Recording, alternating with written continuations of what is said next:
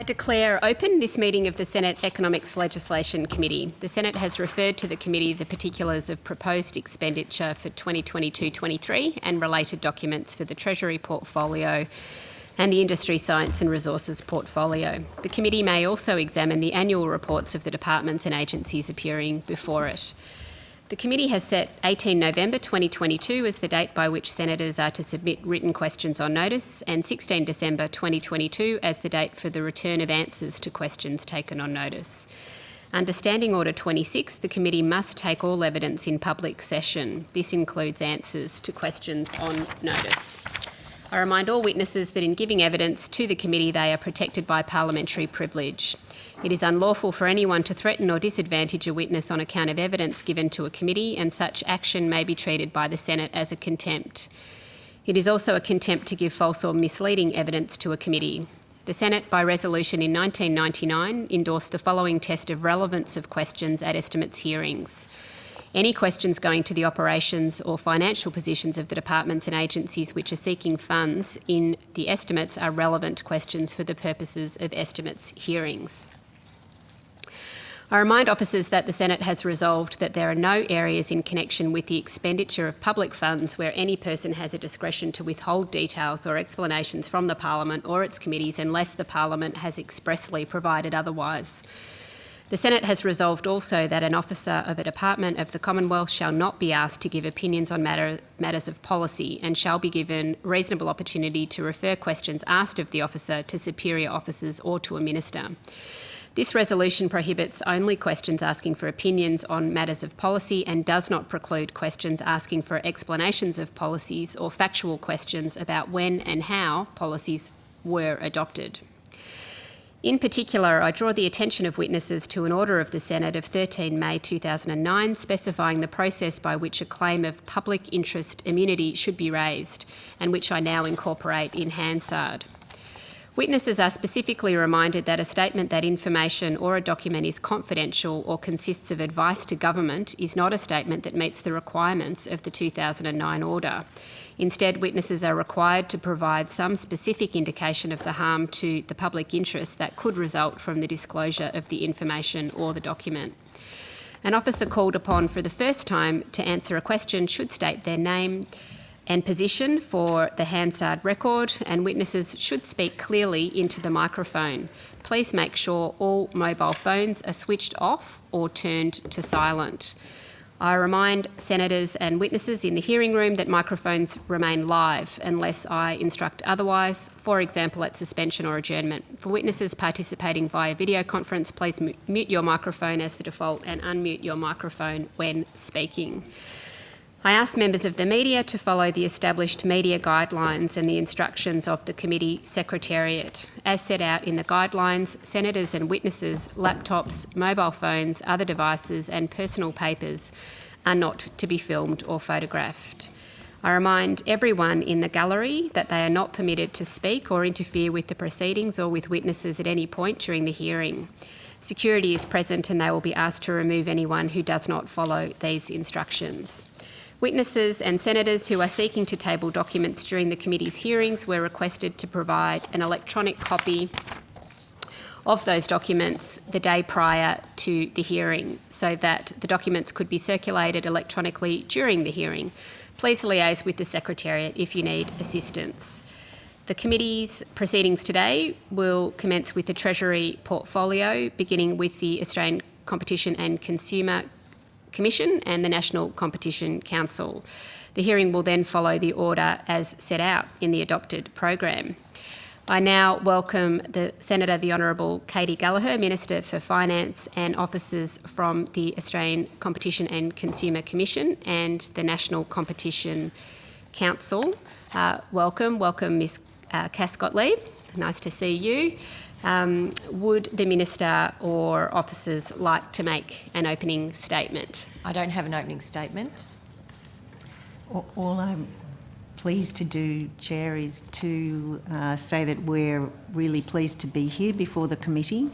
I am joined by our CEO, Scott Gregson, and by the heads of our senior management in each of our branches, and by Julianne Schaefer, the President of the National Competition Council. We are looking forward to the questions, and there, as you would be aware, we have a number of important issues presently in our work: protection from scams, looking at matters in the energy sector and providing advice, the National Broadband Network Special Access Undertaking, the upcoming childcare inquiry, and various matters in agriculture, including water regulation. So a small reference to or summary to a number of the areas that we're particularly focused on, but we're looking forward to the questions. Thank you very much, Ms Cass-Gottlieb. I will advise that I'm going to start today in 5-minute question blocks, and I'm going to start with Senator Rennick.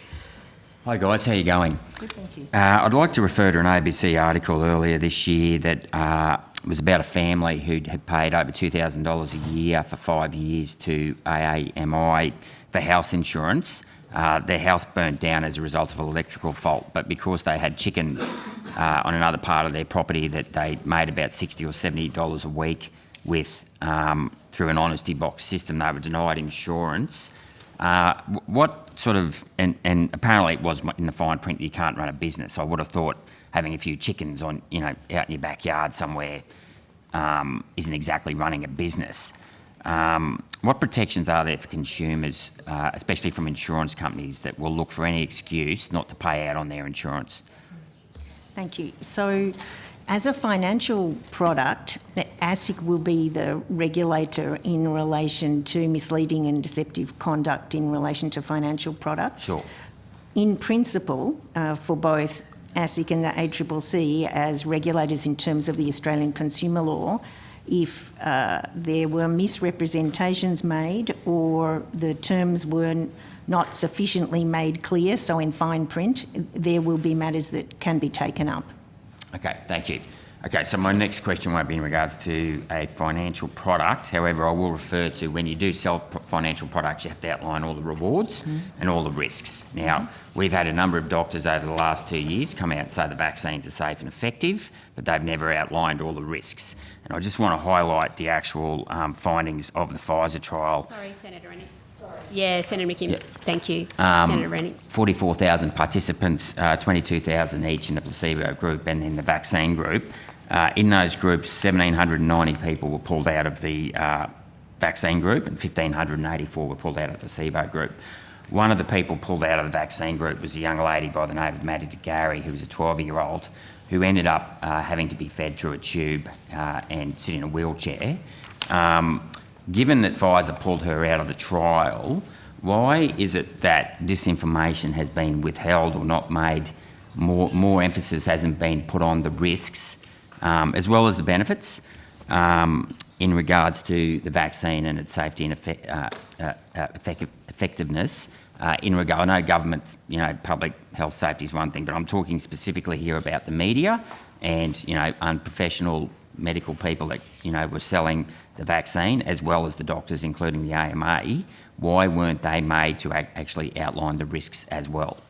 So those would be regulatory matters that would sit in the purview of either the Therapeutic Goods Administration or if there is a problem in media reporting, with the ACMA, not with the ACCC. I'm glad you said that, because I did ask ACMA earlier in the week and they came in to see you, told me to come and see you. So that's why I'm here now. It's a commonly used estimates tactic, I think. Yes, I'm getting used to that, unfortunately, Senator Gallagher. Yeah. I think, I don't know whether there's further information we can provide later this evening or today in Health. The Health Committee's witnesses are appearing there again, but I'm not sure it falls within the responsibilities of the ACCC. And my recollection is at the point that you accept a vaccine or take the vaccine, you do get information about the risks associated or the potential risks and side effects associated with it, that the immunisers are required to give you ahead of time? You're correct in what you say. They are supposed to, but the feedback I'm getting is that a lot of people aren't being told what the risks are. And when you're mandated to take it, you sort of don't really, regardless of the risks, if you choose you don't want the risks. I mean, my son's allergic to penicillin, for example. You know what I mean? And that's a widely accepted drug, safe drug, but for some people it's not safe. But anyway, that's outside your... My issue is in regards to the advertising and the fact that, it's one thing of the regulatory body, but when you've got, as someone that's highly qualified in finance, I still can't sell financial products because I'm not a financial planner. We see unprofessional medical staff, have no training in medicine, selling the vaccines are safe and effective, and that was going right across the media. Plenty of people were selling it, and I just failed to see why they were allowed to, put themselves in a position where they were giving advice when they had no authority or expertise to do so. Senator Rennick, 5 minutes? Yeah, Well, no. Is there a question? And yes, it would be your last question within the block. Yeah, well, I guess who do I go to about what I consider the false and misleading advertising that hasn't highlighted the risks? Because ACMA told me to come and see ACCC. Now you're telling me to see ACMA. I would think the next best place is to come back to the Health Committee and talk to them through the TGA in particular. Okay, cheers. Yeah. Thanks, Scott. Thank you. Senator McKim. Thanks, Chair. Good morning, everyone. On Tuesday, the Treasury Secretary made a comment in his introductory remarks to this committee where he acknowledged the exceptional circumstances that are driving high prices in the energy market. And specifically, he said that interventions that directly address the higher domestic thermal coal and gas prices are likely to be optimal. Does the ACCC agree that government intervention is needed to address high prices in the energy market? The ACCC has been asked by the Treasurer to give advice. The specific request is directed to looking at the voluntary code of conduct in respect to gas purchase negotiations and advising as to whether there are methods and options to supplement that with the intention of it becoming mandatory so that there can be an assurance of supply with reference to reasonable pricing, including options relating to reasonable pricing. We are in the process of preparing that advice, but it's premature to comment on it. All right, thank you. So can I just be clear, you've given, I guess, a broad indication of the scope of the advice that you've been asked to provide. Can I speak to that's to the Treasurer, is it? Yes, it is. Yep. Is that scope, does that have hard boundaries? And I guess I might ask in terms of an example, would capping retail prices be within or outside the scope of that advice? So the initial part of the requested advice is directed to the sale at the wholesale level between producers and their purchasers, who will generally be either gas-powered generation, C&I users, so commercial and industrial users, and retailers. So it wouldn't be at the retail price level. We are also asked a second question more generally to advise if there are any regulatory gaps relevant to the current circumstances facing the East Coast gas market. So there is a possibility that the second more general one would address that. Okay. But you're still formulating that advice, so you We are. haven't landed anywhere in regards to that? Correct. Yeah. Thank you. In regards to the first question, or the first scope of that advice, which is, as I understand your previous answer, directed to the voluntary code of conduct and consideration of whether that or elements of that could be made mandatory. Would that include the possibility, understanding that you haven't landed on your advice yet, but would that understand the possibility of capping or in any other way regulating the wholesale wholesale coal or gas prices in Australia? It is a possible option that we will need to consider in the scale of all possible options. So that's still an open Yes. open question Yes. in the ACCC's mind. Have you been asked in any way to consider the revenue side of the equation, like how you might fund any advice that, or any suggestions that you might provide in the context of this advice? No, we haven't. You haven't. Okay. Senator McKim, this would be your last question in this block. All right, thanks. Does the ACCC have a view on whether, on the revenue side, things like taxing the super profits of gas companies would be an appropriate thing for the government to consider in order to fund any interventions that it might decide on to address high energy prices? The ACCC doesn't have a view on that. Thanks, Senator McKim. Senator McDonald. Good morning. I think this is your second estimates, is that right? Oh, welcome. Yes, exactly. I am following on from some of the questions that Senator McKim has been asking. So, was I right in understanding that you've not yet provided any advice to the government, that this is still advice that you're formulating? That's correct. It's due by the middle of November.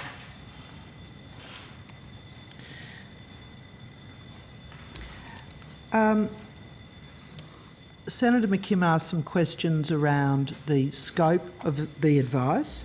Can I specifically ask what interventions you're considering as part of that advice pack? So, at present, we are considering the question really in terms of the scope as framed. We're considering enhancements to what is currently a voluntary code, to which no supplier has yet signed, and enhancements that would, in legal terms, provide greater transparency, certainty and binding outcome. Okay, so it's quite narrowly defined, what you're considering, which is the currently voluntary code of conduct.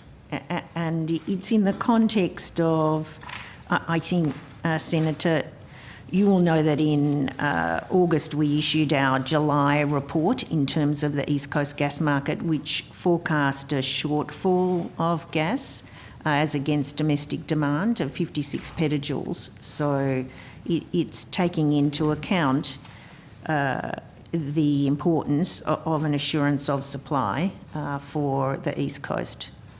There was some concern about the assumptions that were made in that report, one of which being that every additional molecule would go to the export market and none would come to the domestic market. Are you satisfied that all the assumptions of the report were sound?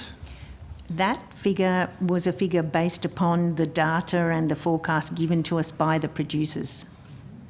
So it was, we did not make assumptions in respect of that figure. So we had the producers' data in terms of what they expected to produce. We had their forecast, and of course forecasts can change with time, and we were very careful to show it was based on their forecast at the time. Their forecast of what were contracted amounts and their forecast of what they had contracted domestically and then what was uncontracted. So, and then the demand forecasts were given by the Australian Energy Market Operator. Can I ask about stakeholder consultation with regard to the Code of Conduct? What stakeholders have been consulted to date? So we have been given a relatively short period in view of the urgency to provide the advice. So we have conducted some rapid fire consultation, and that has included producer bodies, representatives of commercial and industrial users, some retailers, and we have spoken also with the Australian Energy Regulator. So we have sought to make sure that we particularly covered the producer bodies. Could I ask for, on notice, a list of the dates and the stakeholders that you've consulted with in this regard, please? Sure. Thank you. Has their responses been in writing or in person? And if in writing, could any communications, emails, messages from those stakeholders expressing these views or internally conveying these views across the organisation be provided to the committee on notice? My understanding, but I will check it also with our relevant head of the branch, Sarah Proudfoot. My understanding is the meetings have been in person or virtually because there has been very short time to conduct this, and we've been trying to do as many meetings as possible. But I'll check with Sarah. Sarah Proudfoot, Senator, Executive General Manager, Infrastructure Division. The consultation we've taken over the last 2 weeks has all been in person with, as Ms Cascott-Leeb mentioned, the LNG producers, a couple of representatives of user groups. I think in the financial review, the Manufacturer Workers Union also mentioned that we were speaking with them, and also the Industry Association. They've all been done in meetings of around an hour to an hour and a half. I would note also, however, that we were involved as APIA was working through the development of the voluntary code more broadly. So we have an ongoing engagement with user groups and the supply side. Thank you. Could I just finish on this block? I'm going strictly on 5-minute blocks, but we'll have an opportunity to come back. Yes, but it's broken the I know. We're going to come back. We're going to go in and out of Senator these McDonald, questions. unfortunately, this is a consequence of significant delays that we had yesterday, and so I am going to stick to the 5-minute blocks. And I'm just advising senators who've arrived that we're sticking to the 5-minute blocks. We will come back to you, Senator Pocock. Thank you, Chair. Thanks for your time this morning. Your July interim report talked about some of the risks and the gas industry exporters having close to 90% of the 2P reserves, and then went on to say that a well-functioning heads of agreement would make enough gas available at reasonable prices and when needed. I'm interested the detail of if you can detail your involvement in the heads of agreement that was signed in September. So the ACCC did not participate directly in that process. The ACCC was asked to provide the benefit of its experience over multiple years with the heads of agreement, because the ACCC, one of its roles has been, since the entry into of the heads of agreement by the previous government, has been had the role of monitoring compliance with the heads of agreement. So the benefit of that experience was provided in advice to the Department of to DISA.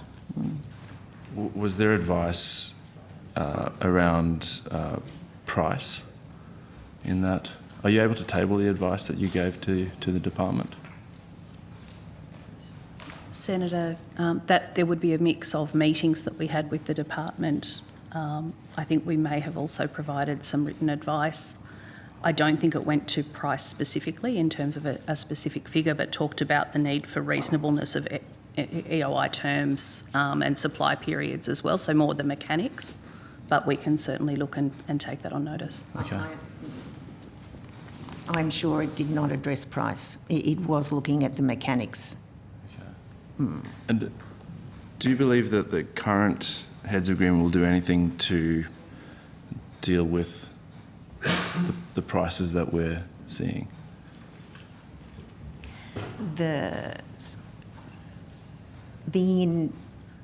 the intent and an achievement of increased supply in a normal market operation will have an impact, depending upon how demand moves, of reducing price.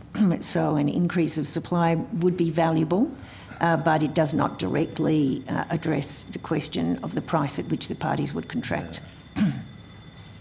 Yeah, I guess it's not a normal market where we're charged export prices for gas. Which is why the government's doing the extra work. I mean, the heads of agreement, Minister King, was around addressing some of the supply shortfalls that have been flagged through the work of the ACCC and others, and so that's the other big piece of work before the government now, is looking at what we can do with the issue of price. And why didn't Minister King try and address price in this heads of agreement? Well, because I think the focus was on the supply shortfall. I mean, and we've gone through this a bit in the last few days, but, you know, it started with the crisis where essentially the power was going to go out, the lights were going to go off. So that was dealt with. Then there was advice around the supply shortfall. That's been addressed. And then we've had these big increases in energy prices foreshadowed, the one that was hidden before the election and then the ones that have been advised after. And so that is the work that's before the government now. Okay. It's sort of a sequential thing. But if we knew that this heads of agreement wasn't going to push down price, why was it entered into? Well, because I think the main motivator and price, you know, if you have enough supply, as Ms. Gottlieb has said, then that is, you know, that will have some link to price. But the issue that Minister King was trying to deal with was the issue of the supply shortage, and that was the main outcome delivered through that heads of agreement, was to deal with that, and she dealt with that. I'm not saying that dealt with every issue we're seeing in the energy markets at the moment, that's clearly not the case, but it dealt with a part of the problem. We have got other issues going on, as foreshadowed, that, you know, as well understood by senators, and that's the work that's currently before us. I mean, the 20% increase that is flowing through now, that is flowing through now. That happened, and that was for, you know, former government made a decision not to publicise that before the election. So this is really about what can we do going forward. Minister, Thanks, Senator. is that 5? I'll be coming back to you. We're Sorry. doing the rounds. Senator McKim?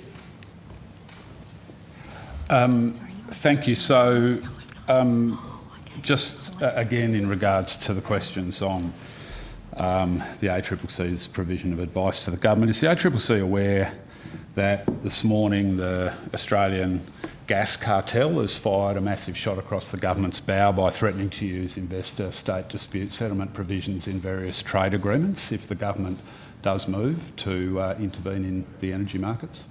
I read it in the newspaper. You've read that? Are ISDS provisions anti-competitive? So they're sitting in international law. Well, they're in trade agreements. I might add, the Minister voted for every one of those. They are in trade agreements, and generally that will, while there is global protection of competition through separate jurisdictional law, the trade agreements and international law operate in a sense around that. So are they anti-competitive? It will actually depend on their provisions. Whether they'll have an anti-competitive effect, it will depend upon the provisions in the trade agreements. Has the ACCC had a look at those trade agreements with a view to determining whether they are anti-competitive? To my knowledge, no. There also would be a somewhat complicated question, which is not really the tenor of what you're asking, but if the parties to them are governments, our our jurisdiction is only in respect of governments that are in the course of business.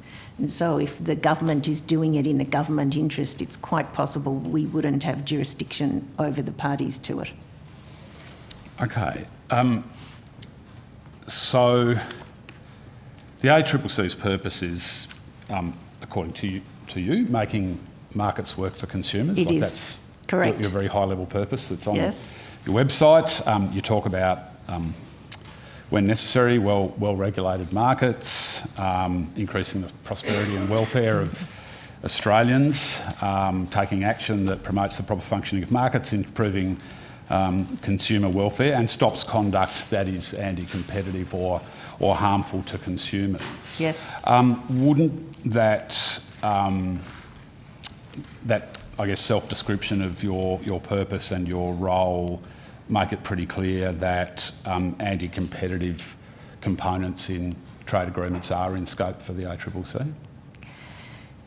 So the statement of purpose is capturing where we direct our work and what we direct it to achieve, and it's spot on, as you've described it, Senator McKim. We must, though, always work within the power that we're given. We do, where governments are in business or where there are actions that are being taken that affect the welfare, the strength of markets and particularly competitive functioning. So we have taken action in relation to provisions in agreements as part of privatisations by state governments, for instance. So where it does fall within, where there are relevant matters falling within our powers, we do take action. We have not, to date, had to ask ourselves the question you're asking here in relation to international trade agreements. Thank you. Are either the ACCC or the Minister aware of which trade agreements are being invoked? I haven't had any advice on that. I mean, I've read the articles too. Okay, thanks. Ms. Cass-Godley. The party who was raising Just got it one more, Jess, and then was an American company, I would assume, and they're talking about their ISDS That's ConocoPhillips. clause. Yeah. But I do not know. I just assumed it would be an American-Australian one, but that's just an assumption. All right, Thanks, Senator McKim. Senator McDonald. If we go back to this consultation piece. Yes, by all means. Thank you. There's been quite a discussion recently about the nature of the supply chain for the gas industry. There is, of course, a significant focus on producers. But I want to understand, have you also been engaging with pipeline operators as well as the retailers? So hitting every point of the supply chain? I understand. So we are very conscious, and our July report, as you were referring to previously, Senator, in looking at questions of supply and availability and the need with different gas reserves and field sitting in different parts of the East Coast, how important transportation and transportation costs is. And in our work, our 6 monthly work towards those reports, we do consult broadly with different parties and organisations through the supply chain. Okay, so you are including all the elements of the supply chain in your consultation. That was my takeaway from that. In consideration of these issues and the body of our work generally, we do. I am not aware as to whether we have spoken with the pipeline owners and operators in relation to this consultation. I'll ask Sarah if she's aware of that. Thank you, Chair. No, Senator, in the past, and this has been, as I mentioned, an extremely compressed consultation, so specifically on the advice that we're looking to provide to government. We've not spoken with pipeline operators directly, as to my knowledge. It's the group that I mentioned earlier. We are anticipating, though this will be a decision for government, that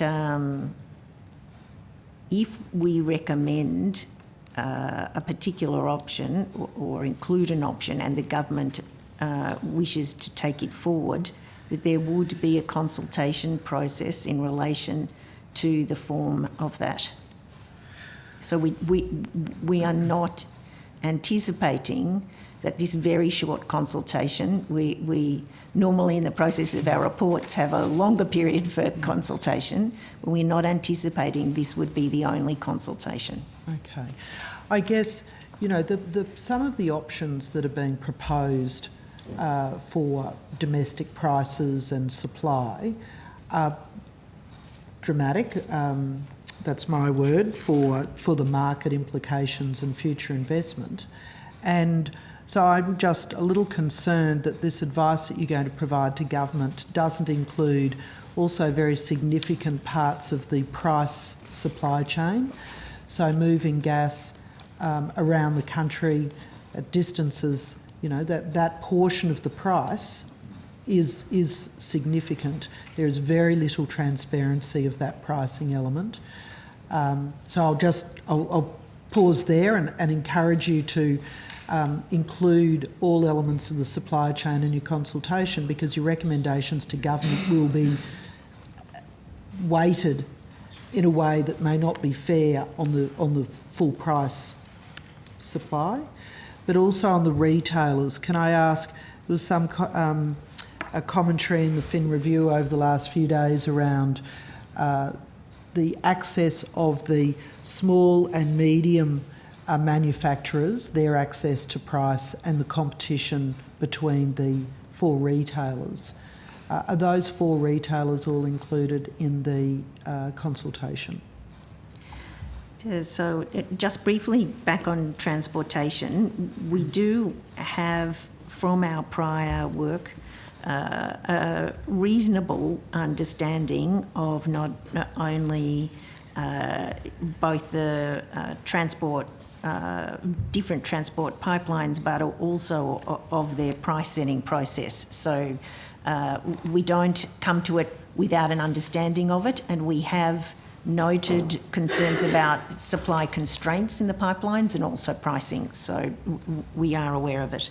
In terms of the retailers, the immediate focus of the urgent advice is at the wholesale level in the supply by the producers, so at the top of the chain.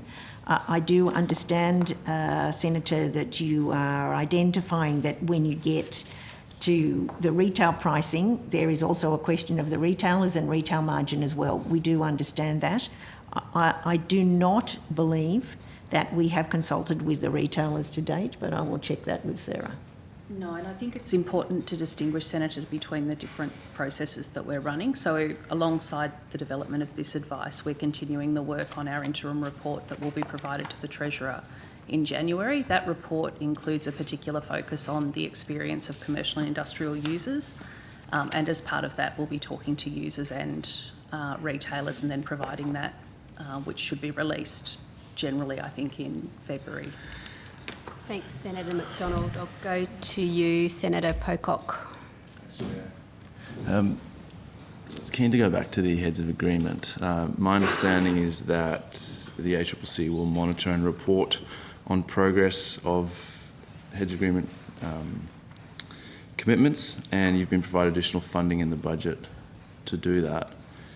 What powers do you have at your disposal if the heads of agreement or the mandatory code of conduct aren't followed? So firstly, we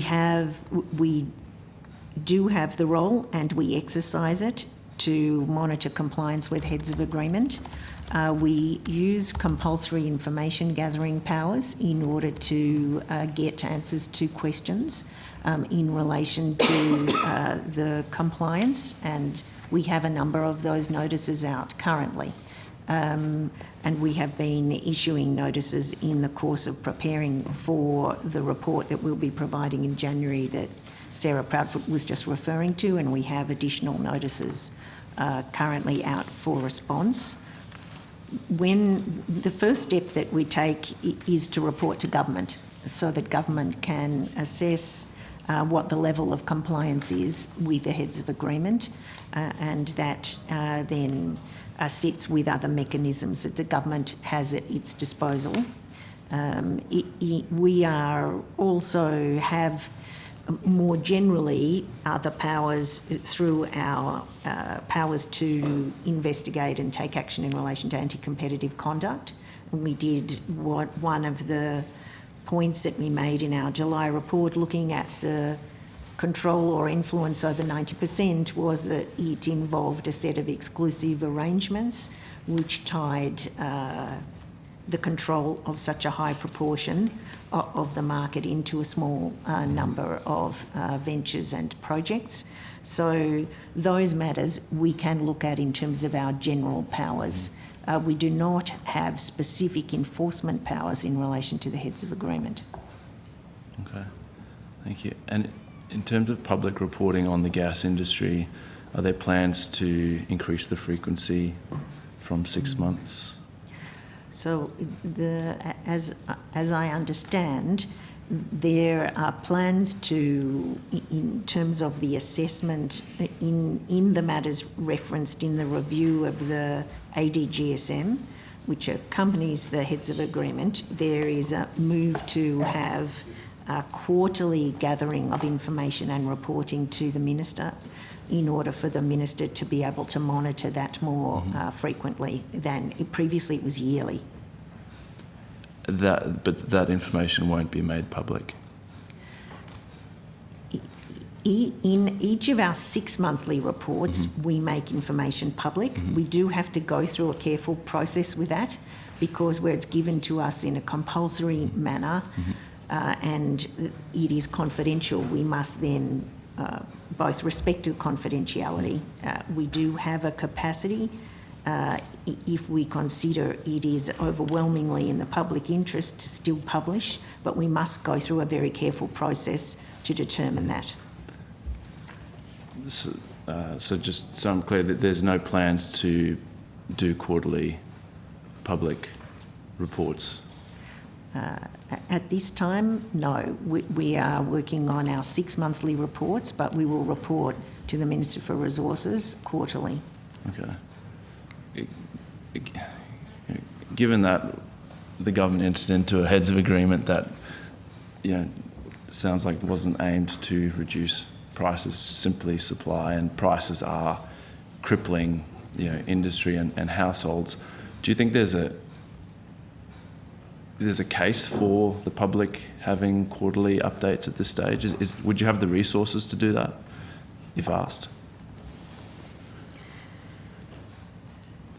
Wouldn't surprise you if I said we would always be keen for more resources. However,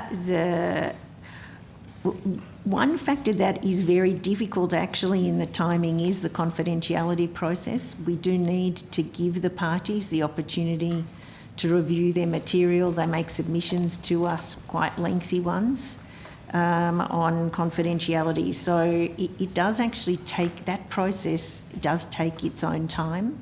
If the government were to wish for more regular reporting, we would need to consider whether we could do that as part of that confidentiality process.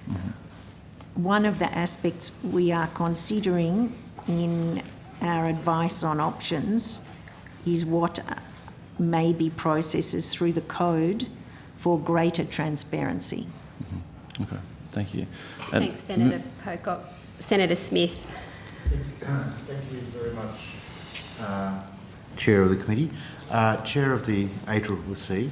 Just to recap in response to your responses to Senator McKimmon, Senator McDonald and others, I'm just keen to get a clear understanding of the time frame in which you're preparing this report to government. You said that the report is, you're required to provide a report to government in mid-November. Yes, that is the advice, yes. And when were you asked by the government for advice? I think it was the 28th of October, but maybe it was the 25th of October. 22nd. It was the 22nd of October. 22nd of October. Thanks, Sarah. What would be a more comfortable, putting aside for one moment, don't mean to diminish it, but putting aside for one moment the severity of the issue that you've been asked to deal with, you, in a previous comment, you mentioned that you thought this was quite a short period of time to provide a report. What would be a more normal period of time to provide a report? So we are in gas and electricity, and we have other market study standing directions by the Treasurer, and most of them, in fact all, are by the previous government's treasurers. They do provide generally 6 monthly reporting, but this is a specific and separate advice, and the advice builds upon the body of work in the various reports, and that there was a very significant amount of work in the report produced in August. And in addition, further consideration we have given in relation to the operation of the code. As my Executive General Manager of the Infrastructure Division referred to, we did give input and work alongside the Industry Association in relation to the voluntary code.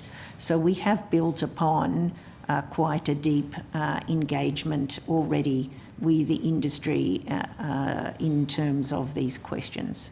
So in regards to the Commission's work on gas and electricity, there are standing directions There are, which have been initiated by the former Treasurer. yes.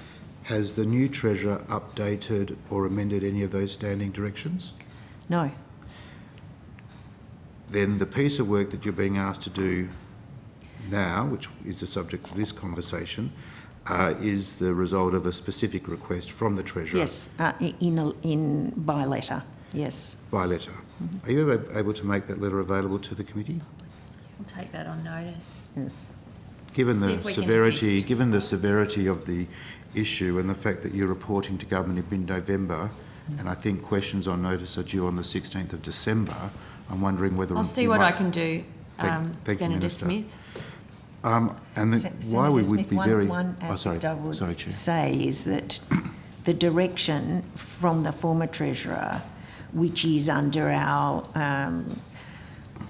in essence, price cost margins power in the Act, that direction does give us sufficient power if we were to choose to. It is broad. It gives us sufficient power to take steps in order to get information if we need it specifically for such an ad hoc advice by the now Treasurer. So just for clarity, could you advise the committee what matters are not in scope as a result of this letter you received from the new Treasurer around the 25th of October? Is it true that pipeline operators and operations are not in scope, or are they in scope? Well, I think, look, and we'll see if we can provide more information in terms of the correspondence, but my understanding is the ACCC has been asked to provide advice in a particular area of what I guess the crisis or the disruption we've been seeing and how to respond to that. But there are, as we've gone through in the last couple of days, a whole range of other agencies with portfolio responsibilities for particular areas that have been commissioned to do other pieces of advice to government, essentially to provide advice to that working group through the Secretaries Group. So, I think the ACCC's advice is in a particular area. Minister, what is that working group that you just referred to? It's the one we've been talking. Well, it's essentially the minister. The We've ministers' been talking group. about it, but not been able to nail it. Well, what is its name? It's a group of ministers. What is its membership?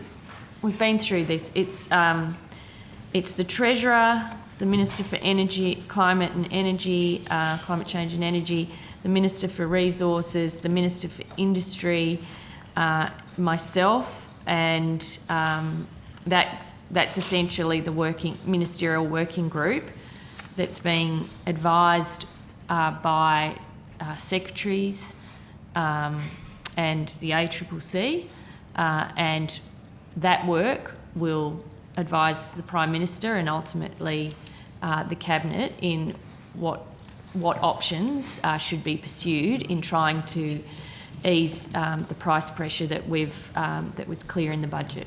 When was it created? Thanks, Senators. Oh, okay. When Well, was look, it's been, to be fair, and I'm trying not to be political here, but it's been meeting on and off since the government was put in place, it was elected to deal with the mess we inherited.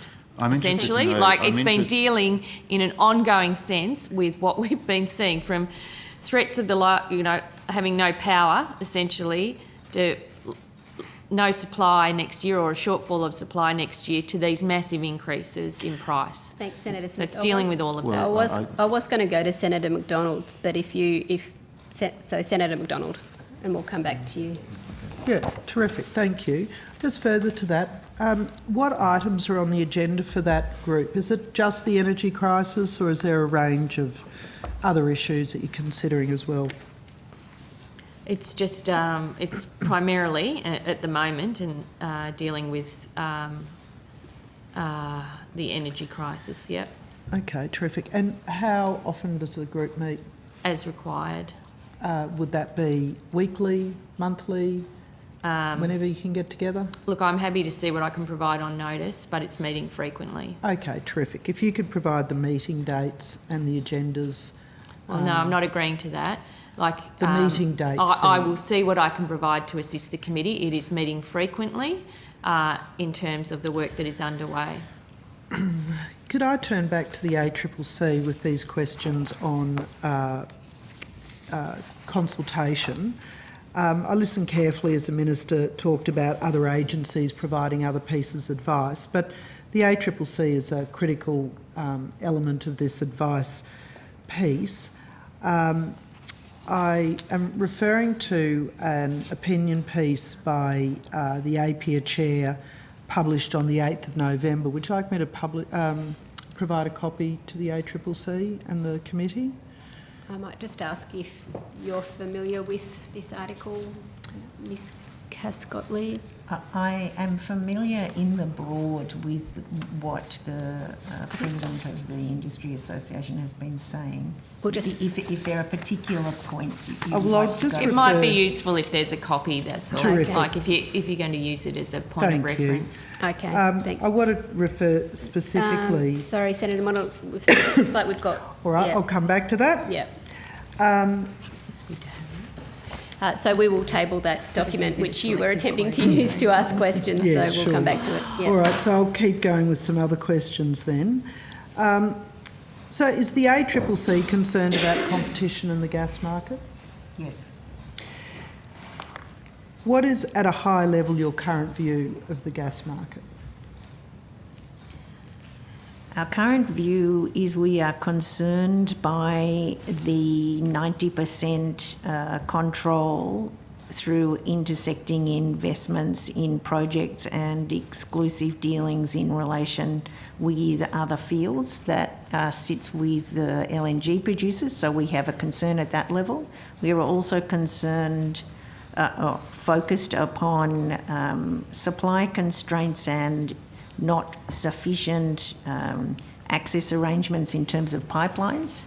We are also concerned and focused upon the question as to challenges to competition at the retail level when the situation with high wholesale prices means that smaller retailers are more challenged in terms of their operations and are not as actively seeking customers because of the increased costs that they're facing. So we are looking at competition at each levels of the supply chain. Terrific. So we probably won't need my article, because that was exactly the point that I was trying to get to, was that these three quite distinct elements of the supply chain that you're looking at, or that you would be thinking about. In the July report, ACCC supply report, you talked about your specific concerns about pipeline pricing and transparency and potentially monopoly practices.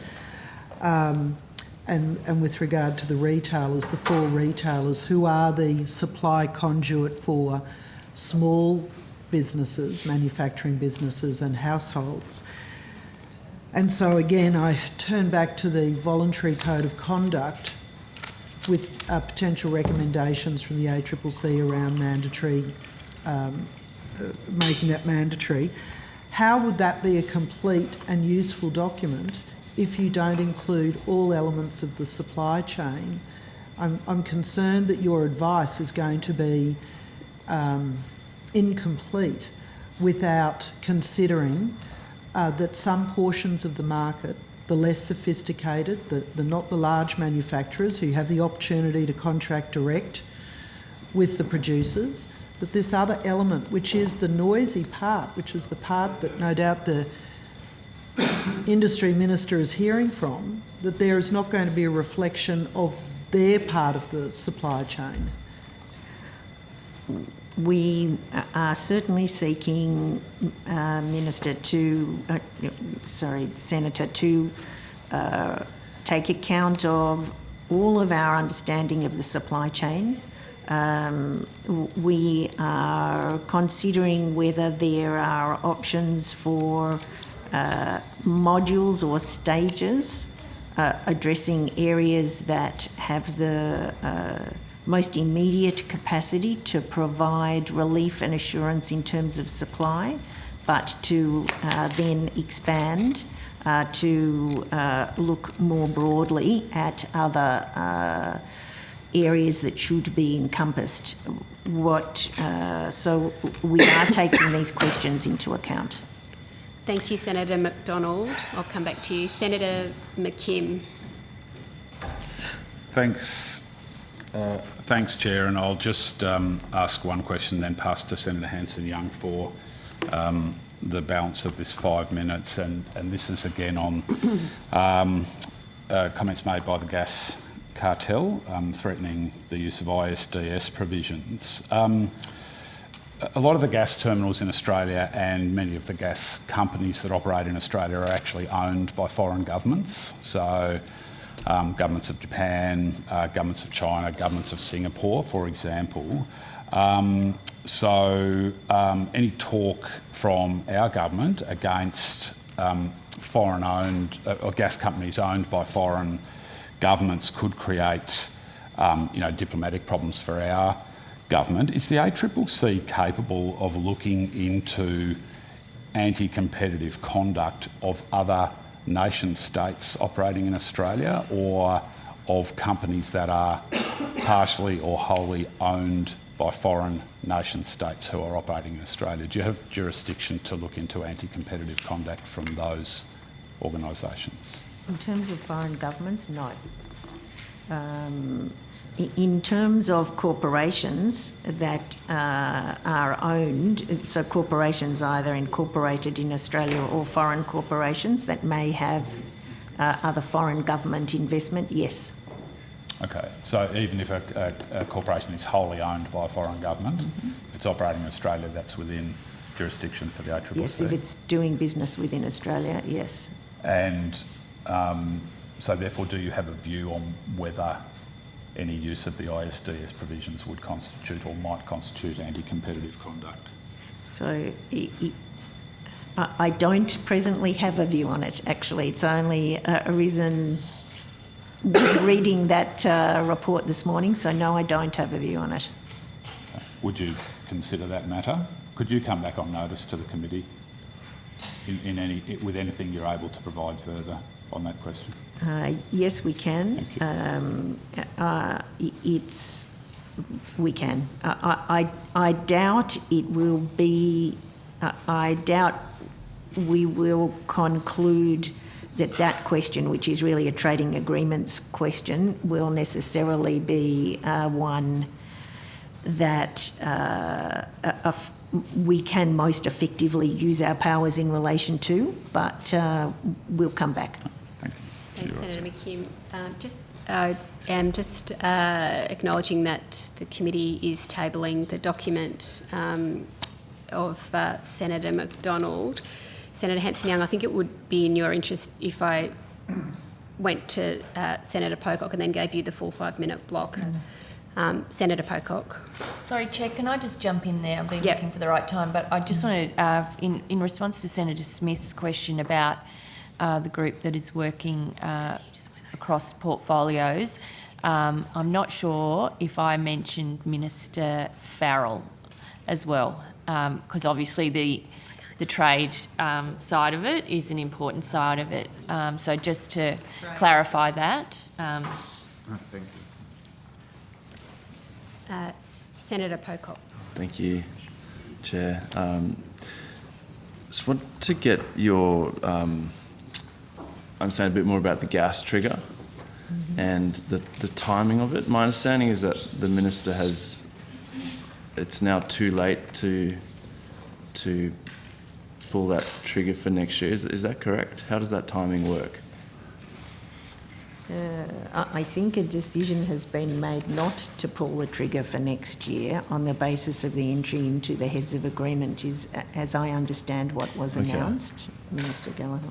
Yeah, there is a period of time. I just don't want to mislead the committee. I think it's 1 October after Yeah, that. I think that sounds correct to me, that there was a deadline and that has passed. But also the heads of agreement was entered into just prior to that. Okay. And Minister, just thinking in terms of the leverage that the Minister had, having that gas trigger there, entering into a heads of agreement instead, why wasn't price dealt with in the heads of agreement? Because I think, well, again, it is linked, but the focus on the heads of agreement was supply and dealing with the supply shortfall. And my understanding, and I'm not an expert in this, it's not my portfolio, is what the trigger relates to too. Is that correct? I'm looking for people, yeah.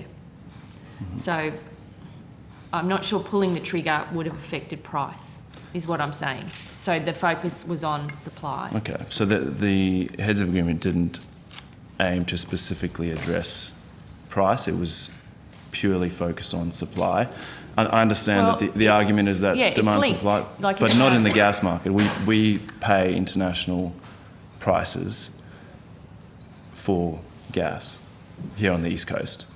So it's in most places supply and demand would be linked, but in gas I think everyone understands it's not. So I'm just trying to understand. The Minister King with the heads of agreement was simply trying to address supply. Well, that was the priority because that was the problem that had been identified. But I would say that, and again, it goes to this point that we have been trying, the war in Ukraine, the 10 years of delay and dysfunction, and some of the weather events we've been seeing have created a big problem in our energy market domestically that we are trying to deal with.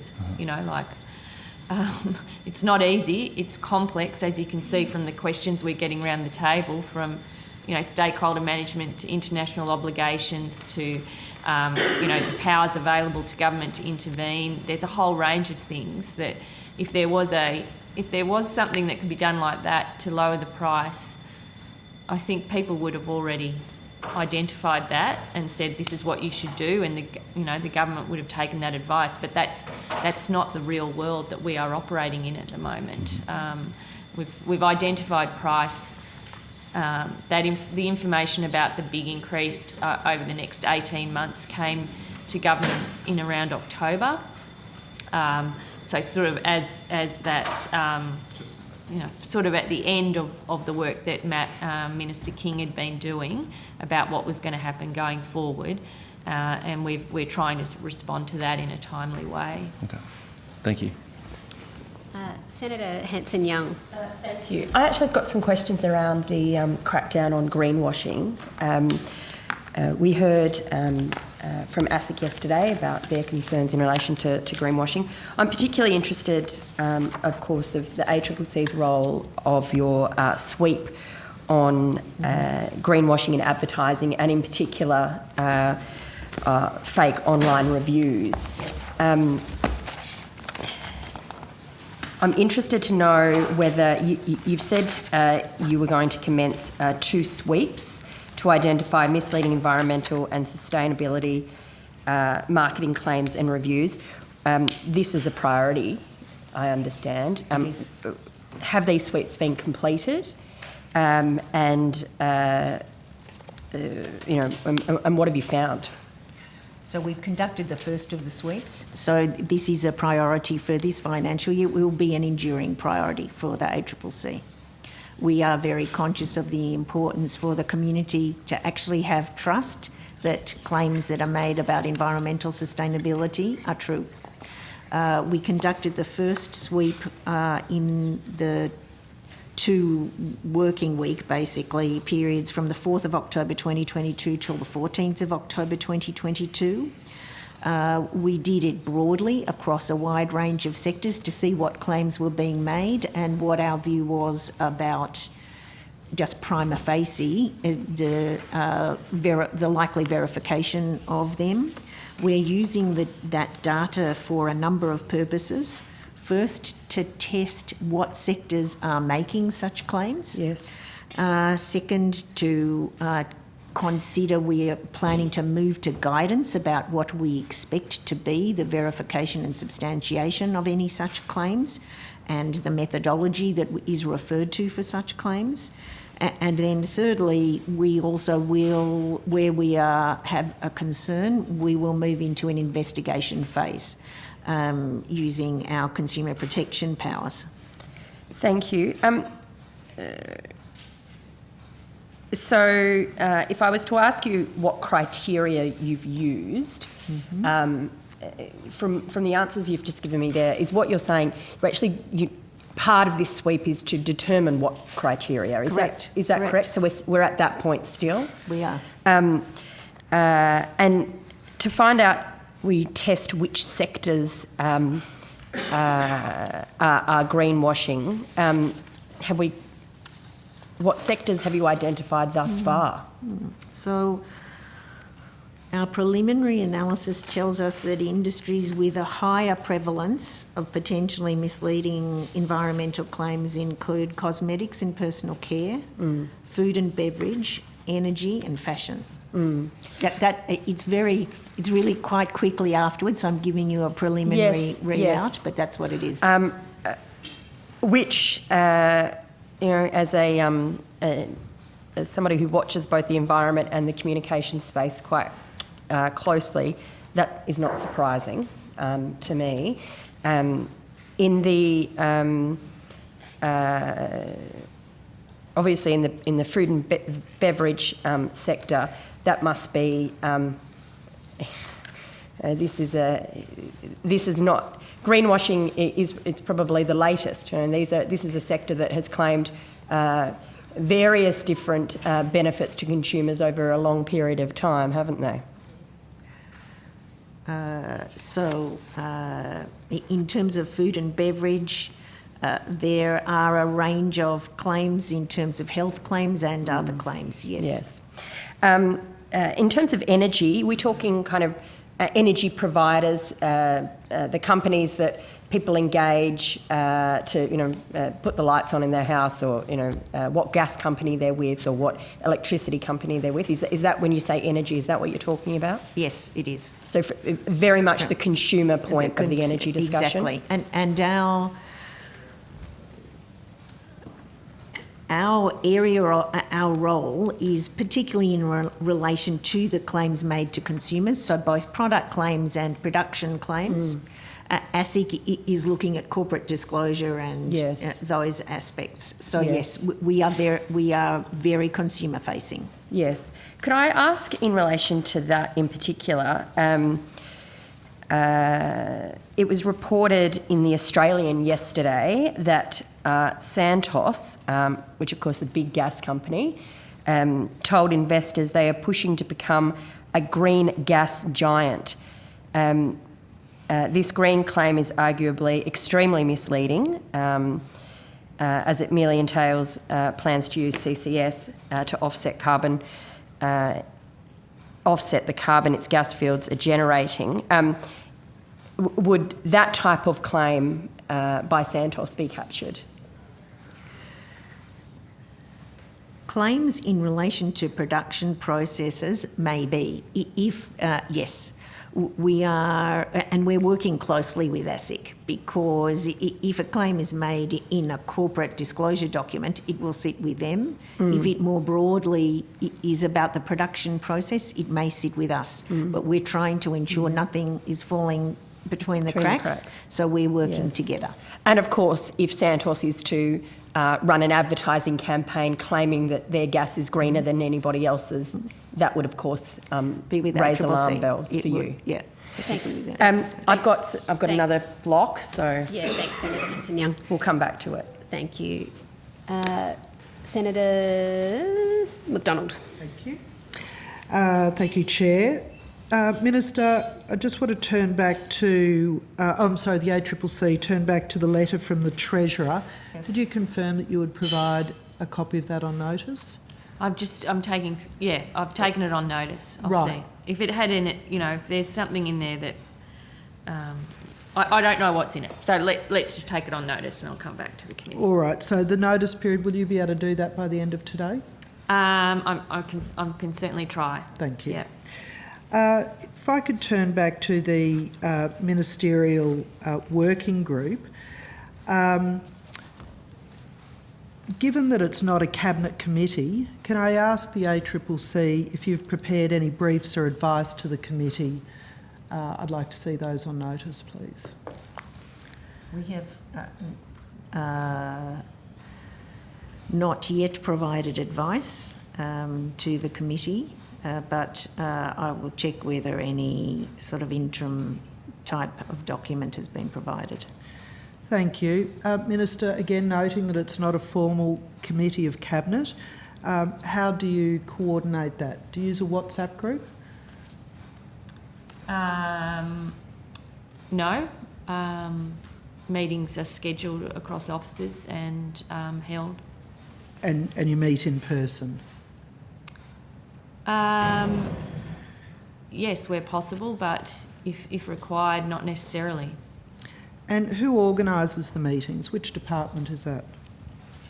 I'll have to take that on notice. It's not me. Thank you. Previously, Senator Pocock made the statement that the East Coast was paying export market prices. Would you confirm that that is your understanding of the East Coast gas market as it stands? That's to me. I'm sorry, yes. McDonald. Yes, no, by all means. So our July report, I believe, had some charts, and our upcoming reports will also, that have shown where the offers put by producers sit between a number of different benchmarks that reflect international prices. And one is an oil-linked benchmark, the other is a gas pricing benchmark for purchases in Asia.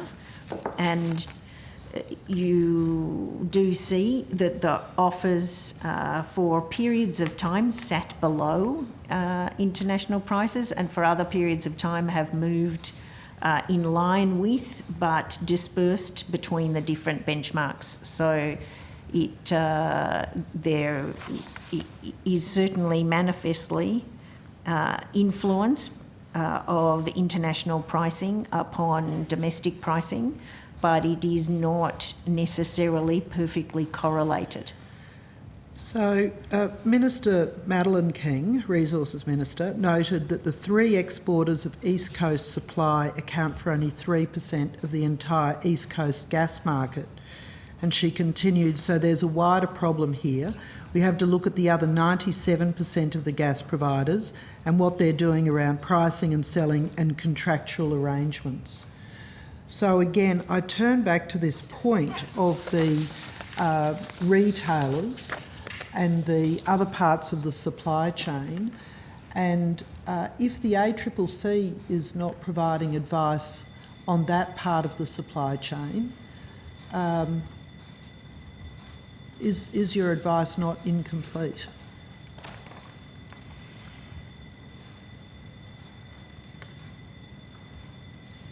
The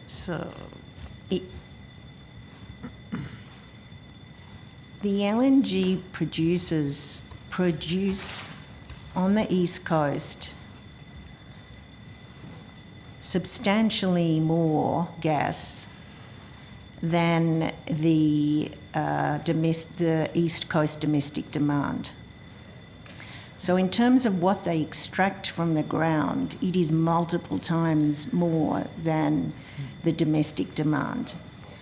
If they were to supply the 157 petajoules that they announced were subject to the heads of agreement, they would be 99 petajoules contributing to the East Coast, because they already are in, as three together, in net deficit, because they take petajoules from domestic producers who otherwise would be supplying to the domestic production. If they were to do all petajoules, which were announced by them as part of the heads of agreement, they would then be contributing 17% of East Coast demand. So I have some trouble with the 3%. Okay. Accepting 17%, given that there's still 83% of the market that is coming from other suppliers, if your advice doesn't reflect that portion of the supply chain, is your advice going to be complete? So our advice will consider the supply chain holistically. There is an immediate problem. The immediate problem is a forecast shortfall, which would cause actual failure to have all of the aspects for which we need our East Coast electricity system to be functional, and otherwise for gas production. The other, currently the LNG producers are not supplying 17%. That would need to be increased. They're actually in net deficit to supply to the East Coast. All other domestic producers on the East Coast are supplying. If we are to look at where we can, when we can't quickly bring on additional supply, where can we find the supply to be comfortable this summer and in winter that we have assurance of supply? The swing to domestic supply of uncontracted export gas is the immediate available gas. So I understand absolutely, Senator, that we need to take a holistic approach, but when we are asking ourselves where would immediate action produce the best assurance for supply on the East Coast, it is that uncontracted gas. But Thank that's you, still... Senator. Thank you, Senator McDonald. Senator Smith. I'm happy to give way to Senator McDonald so as not to sort of interrupt. That's okay. I'll then go to Senator Hanson-Young. Senator McDonald. Sorry, can I just... Mark, it's useful. Senator, finish your line of questioning. Yeah, just going to Senator McDonald. Thank you. And then to Hanson-Young. Thank you very much, Chair. So that is addressing supply, Yes. but given that there would still be no signatory to the voluntary code of conduct or potentially a mandatory code of conduct, there is still no restriction on what price the retailers can charge, particularly to households and small manufacturers who have the least control in the marketplace.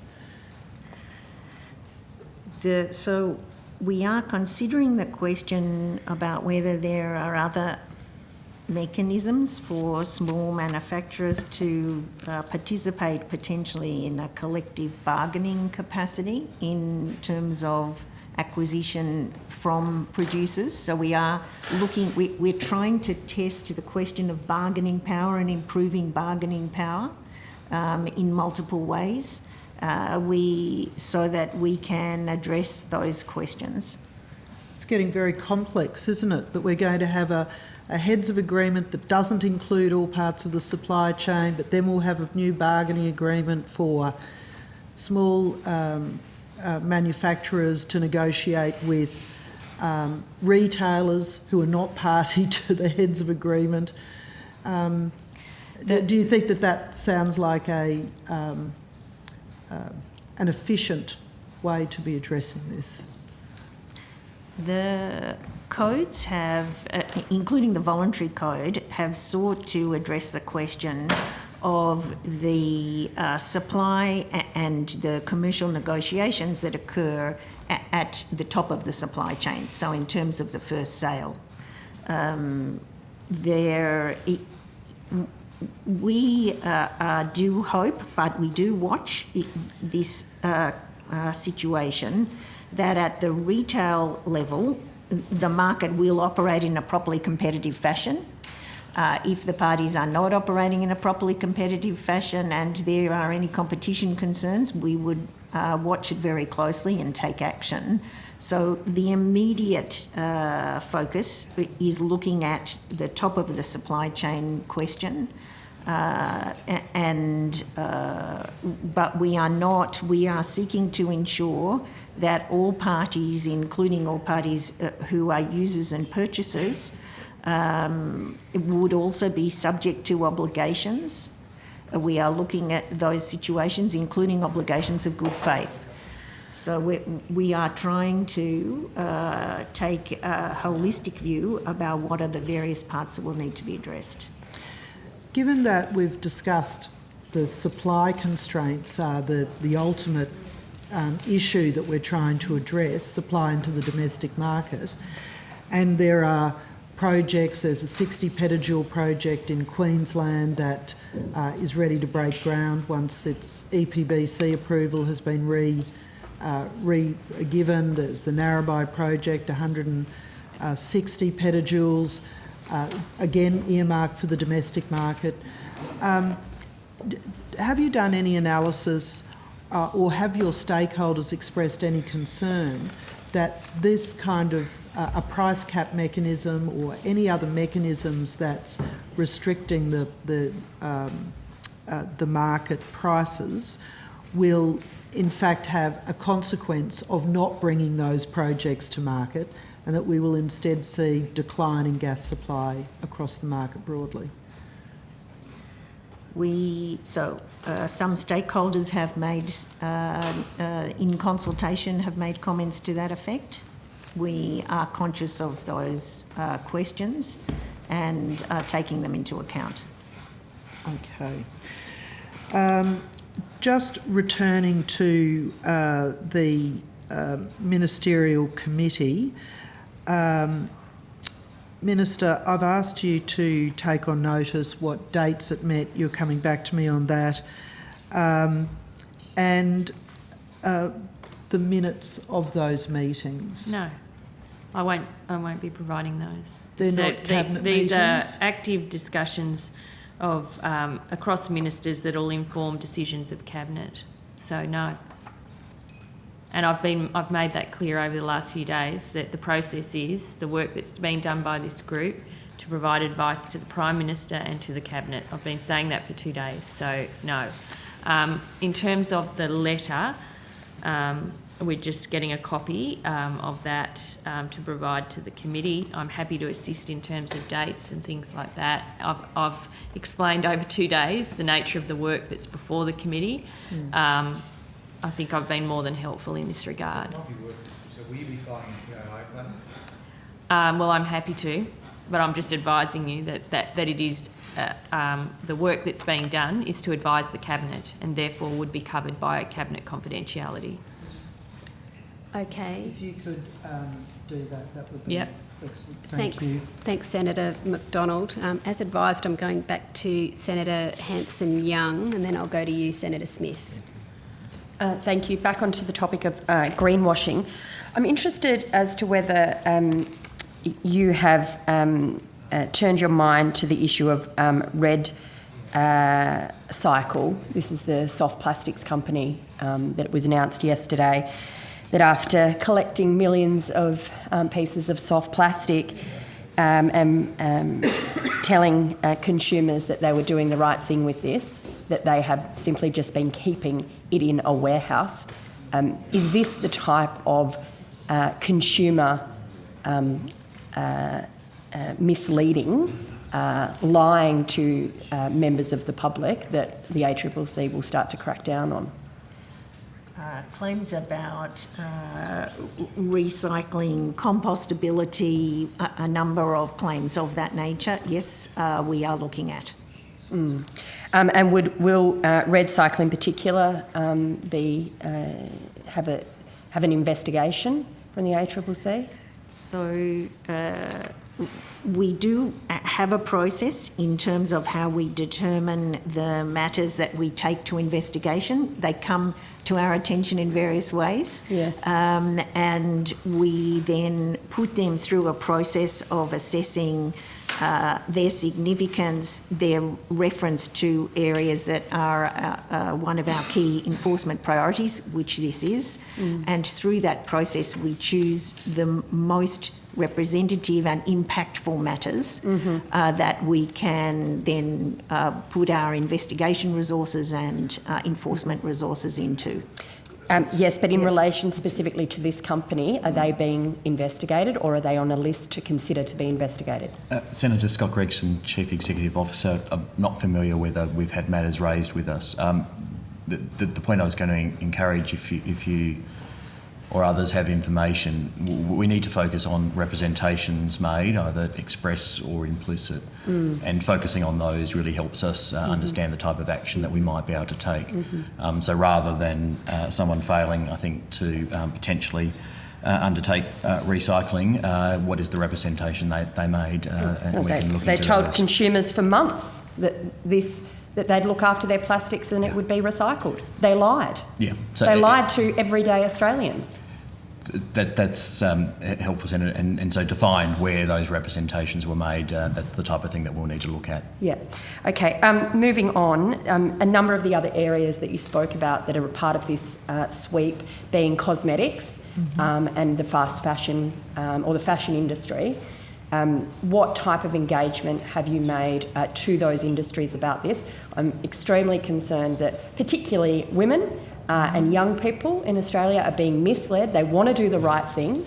They want to be able to use their purchasing power and they're being lied to. They're being ripped off, lied to, and it seems as though anyone can advertise to say they're achieving anything in this green space, and it's absolute rubbish. We're similarly very concerned. We are extremely conscious of the importance to consumers, to the economy and to achievement of the net zero targets, that there must be absolute integrity and trust in such claims.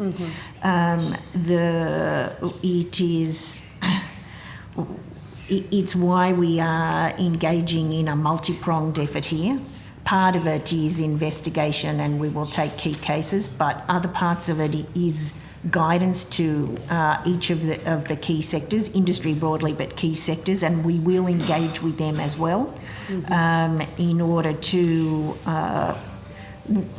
with them understanding the sanction of what our enforcement would entail, that they will put proper compliance processes in place. We are at the start of this work. It's a big program of work for us, and we have a strong commitment to it. Is it fair to say that companies trying to flog their products to to the Australian community should be on notice that if they're greenwashing, there will be a consequence? Correct. That's fair to say. Thank you, Senator Hanson-Young. I think I was going to Senator Smith. Very much. Has the question to the Chair, has the Commission been asked to provide any briefings or advice to the Department of Industry or the Minister for Industry? On the issue of the gas crisis. So the advice that we to provide is to the Treasurer, as I understand, to inform the decision-making process that Minister Gallagher was referring to. No, thanks very much for that. That's my understanding as well. When you're considering regulatory mechanisms, do you envisage that they will be permanent features of the market or temporary features of the market?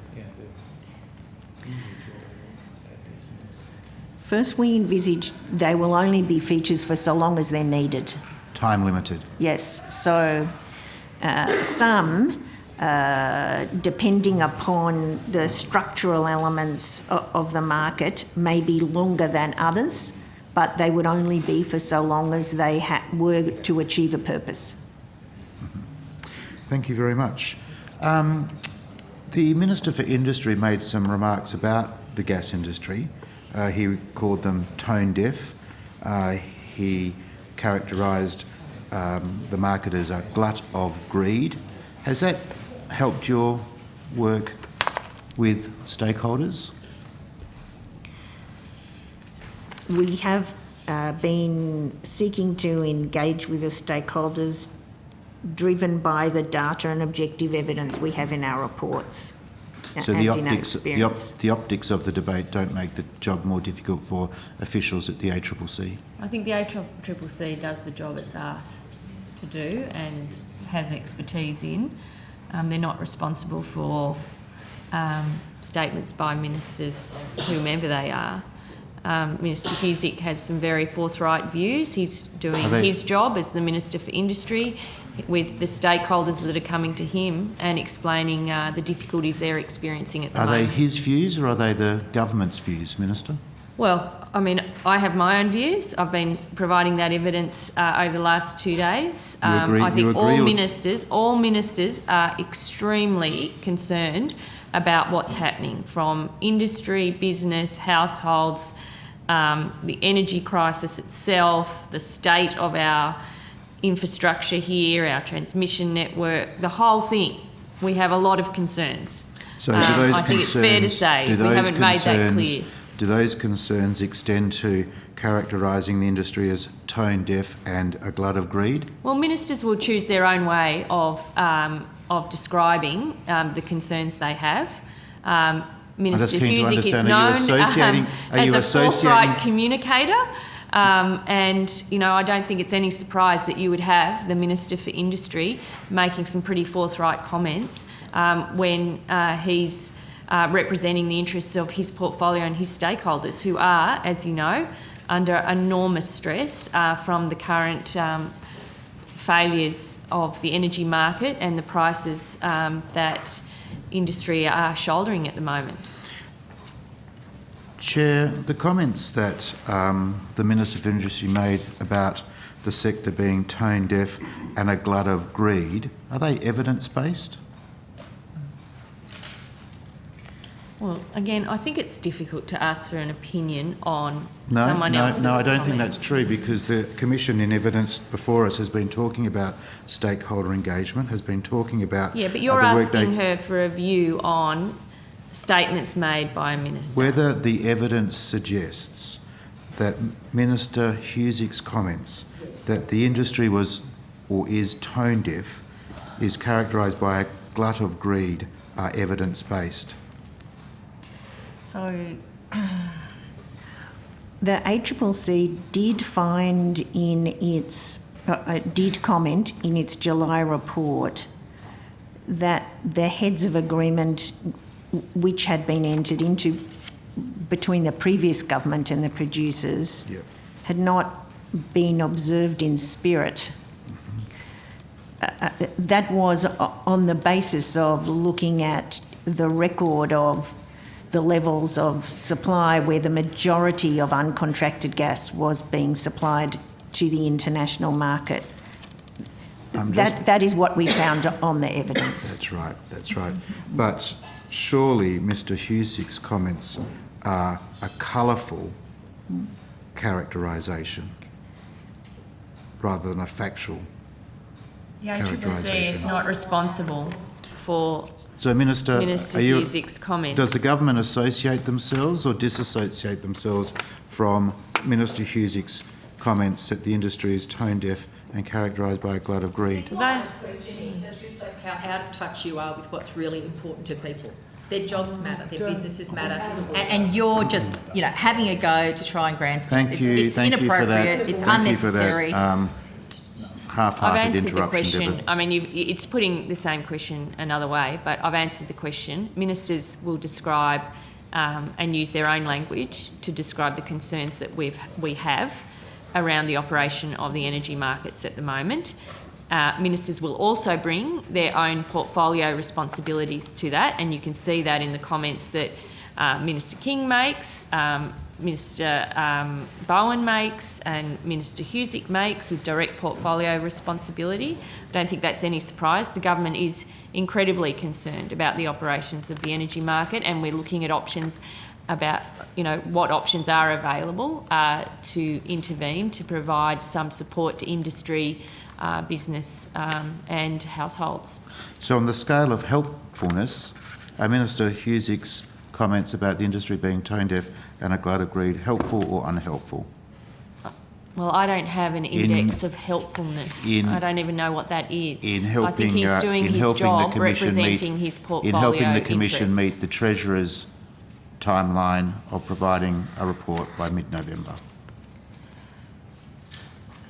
I actually think they're not relevant because we do have to focus on the evidence and the facts and what we learn from consultation. And this is many of the topics we investigate and we do work on have an active debate happening publicly, and part of what we need to do forensically is to be careful and sound. We would agree with that. Yep, not relevant and unhelpful, Not given the relevant importance to of the debate. ACCC's My final job. question. My Just final to be question clear, to the Commission. Senator Smith. My final question for the Senator Commission Smith. is having. Senator Smith, I'll having come. No, provided Senator just Smith, I'll come back to question. you. Having Well, does that mean provided- you don't need? It's a technical No, question. does it mean you don't need another 5-minute block I if you probably ask this need question? 1 minute In total, in total. One last on this gas matter from myself. do you need another 5 minutes after this? On a competition issues more generally, yes. Okay, well, I'm going to share the call, and I just advise the committee and anyone who may be watching. We've had the ACCC answering questions for over 90 minutes, where 10 minutes behind schedule. Ms Cass Gottlieb has answered the bulk of questions. We have the ABS waiting. We need to start to draw this to a close. So I am going to enforce rigorously the 5-minute blocks. I have undertakings from everyone about how many they need, and I trust those undertakings will be respected and that we'll move through this fairly quickly. Senator Henderson, you have the call. Chair, thank you very much. Good morning, Chair. I just wanted to ask you for an update on your work on the Digital Platforms Inquiry, please. So we are partway through our Digital Platforms Inquiry 6 relating to social media, and that is due to report in the first quarter next year, and we have been proceeding through submissions and consultation in relation to that. We are soon to release our 5th report. And so has that 5th report been provided to government? It has. And what date was that provided? It was provided on the 30th of September. So ordinarily that would be released within 28 days, is that correct? That has been the practice in the past, but it's not a strict requirement. We have received approval to release it, and we will be releasing it shortly. What date will you be releasing that, Chair? So we are envisaging it will be soon, possibly tomorrow. Any chance of today so we could ask you questions about it, Chair? No, we have been so busy with multiple aspects this week, and we wish to give it justice, and partly also because of appearing here today in preparation for it, we just wanted to give it justice. So this is a matter for the ACCC, not the government, to release this report? Yes, it is. We received that approval at the beginning of this week, so we are releasing it tomorrow. Thank you. Can I ask you about the SAU and the NBN process and your concerns about broadband pricing? Could you provide the committee with an update on that issue, please? So, very shortly before, earlier in the year, in March, we received the variation from the NBN to the special access undertaking. We did then release a discussion paper identifying the issues that we were wanting to review and areas where we had matters of concern in relation to aspects of that variation. Subsequently, the NBN withdrew its variation, and we have participated with and arranged industry stakeholder meetings, including with the NBN and with the Department of Communications, and we are anticipating that a new variation will be lodged with us. What's the ACCC's objective in so far as broadband pricing is concerned? What are you concerned about? So overall, we are tasked to make a decision as to that access arrangements are in the long-term interest of end users. So we are looking to the interests of end users. We wish to see that there is pricing certainty and not pricing shocks, that we expressed principles in our industry consultation looking to the ability of the NBN to be investment grade, to be in a position that it was investing efficiently, so that it was, and that there would be able to be pricing that provided certainty for all members of the industry, and ultimately so there aren't price shocks for end users. And in terms of the discussions that are underway at the moment, are you confident that you will get that outcome? It is early to say because we need to see the final variation, and we are engaged in consultations to enhance the prospect of that outcome. Thank you, Thank you, Senator. Chair. Have I just got one more question? I think you do have in this 1 minute. block? You do. Thank you, Chair.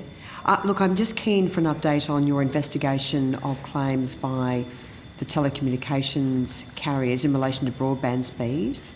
There have been a number of misleading or deceptive claims made in the past, and the ACCC has acted very strongly in relation to those claims, but there are still some outstanding matters. Could you describe what they are and where your investigation is up to? So we have had actions before the court in relation to 3 of the telecommunications carriers and their representations in concern as to broadband speed. We have been working our way through resolution of those through the court. We also produce reports regularly on broadband speed, which indicate the veracity of claims, and we in essence, are monitoring this question actively. Which telecommunications carriers are you investigating? Thank you, Senator Henderson. I'm going to Senator McKim. Senator McKim. Thanks, Chair. Ms Cass Godlib, your predecessor, Mr Sims, said in July this year. When there's high inflation, dominant firms often realise they can increase prices above any cost rises because consumers will be more accepting of this. Has the ACCC observed companies with market power using recent increases in input costs as a cover to excessively increase their margins? We have a number of different possible elements of our powers relevant to this.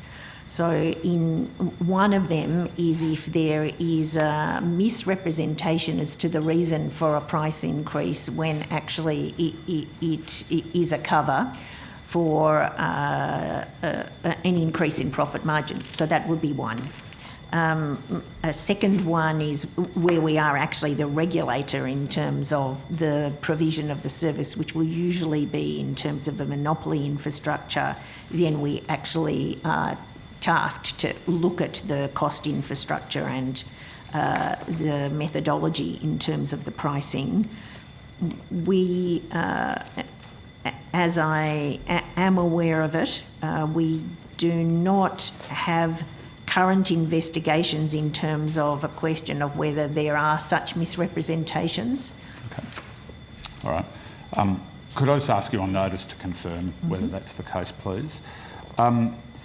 So do you monitor, does the ACCC monitor companies' margins, particularly companies operating in concentrated markets? I mean, Mr Sims has also said there could be a role for exposing high margins to put pressure on companies to reduce them. Does the ACCC monitor companies' margins? Where we have a direction from the Treasurer to look at prices, costs, profits and margins, we do. So we do in petrol, for example, we have a standing direction in that industry. We do wherever we actually have the role to regulate. So, for instance, in relation to the NBN, when we receive the next variation, we will look at those questions as well, as one example. Okay, but we don't have a broad direction across the whole of the economy to look at that. At times, it becomes relevant to what we're looking at. For instance, if there is a transaction in a sector and we're trying to assess what is the level of concentration and how the sector operates. So it can be relevant and we will look at it where it's relevant. All right, but if a company was using like global supply side shocks as cover to profiteer, that would not be in the interests of the prosperity and welfare of all Australians, would it? And it wouldn't improve consumer welfare. So, I mean, it's within the ACCC's mandate. So I'm just wondering why you're not having a broader look at this. So where we do not, while we have monitoring roles, and they're meaningful roles, they produce transparency for the community in terms of pricing, costs and margins, and they enable better informed policy decisions as well. We do not, though, actually have a power to stop price gouging. All right. Do you think you should have that power? It would require the ACCC to be multiple size of it is currently, because it would require an assessment in multiple industries. This is distinct from a misrepresentation about price that we have the power to do. If we were to have that, we would have to be an omni-regulator of an incredible size. Would it require legislative change? It would. Yeah. Thank you. Thank you very much, Senator McKim. Senator Smith. Thank you for your cooperation, Chair. I just want to turn to matters in the grain industry. Australian grain producers are enjoying very, very strong prices, but some issues have been raised by producers in terms of supply chain constraints. There have been calls for ACCC, not market interventions, but market inquiry mechanisms. And I was just wondering if I could get on the record the Commission's attitude to competition in the Australian grains industry and whether concerns about supply chain matters are legitimate? So our particular area of and role here is in relation to the Wheat Port Code and the conduct of port terminal service providers to ensure that exporters of bulk wheat have fair and transparent access, and we monitor compliance with the code, and we publish an annual bulk grains monitoring report. We have noted and seen, we did release a report in September this year, and it revealed that the grower representative groups and some exporters are supporting continued regulation of bulk grain export, but that port terminal operators largely don't. The exporters are concerned about a lack of transparency in the way in which it is occurring. We do think that over the 5 years that we have been had this role, that the industry has evolved significantly. We did have some recommendations that are yet to be implemented, but we consider that progressing the second review of the code will be valuable in order to produce a better targeted and more effective response for industry. Are you able to share with the committee what those recommendations are that have not yet been acted upon? I will need to ask, was it predated me? We'll take that on notice. That's yes. quite okay. Thanks very much. Thank you. Senator Hanson-Young. Thank you. Back onto the topic of greenwashing. Firstly, you did mention that you're going through these stages, testing what sectors, and we've got a broad understanding of what they are, including in the fashion industry, which I'm particularly interested in. So I will put some questions on notice to you about that. Yes. The verification, so and then investigation. What is the time frame for all of this, and when can we expect that there'll be some a crackdown from the ACCC to these companies that think they can rip consumers off? We have to date taken a number of proceedings already. So we did against Momentum Energy, which was a comparison website in relation to energy, against Kimberly-Clark in its representation that its Kleenex wipes were flushable, against Woolworths in representations that picnic wear was biodegradable and compostable, and in relation to Volkswagen, which is probably the most well-known in relation to its misrepresentation and manipulation of test results for emissions. So there is already an enforcement track record. We also use the statement that this is a key enforcement priority for us to set the bar that we are looking, and so that all of industry knows how importantly we are seeing this. We expected that our guidance will be released in the second quarter of 2023. So we are seeking to inform the guidance that we're giving. We are already we're seeking to inform the guidance through our reviews, but we will go through a process of discussing it in advance. And we are proactively reviewing marketing and advertising claims. We're also working through, in addition to the guidance, making consumers aware about their rights and their ability to complain, and also what they should be watching out for. Yes. So a sort of consumer awareness and education campaign as well, which is not a substitute for the key work we have to do, but to just give consumers transparency. Yes. Thank you. Are you, before you came in this morning, did you catch up with the commentary and the discussion at COP27, specifically in relation to greenwashing overnight? I have not. Okay. I apologise. Of course, greenwashing is a particular issue that is being debated at this year's COP. In relation to claims to be net zero while continuing to expand fossil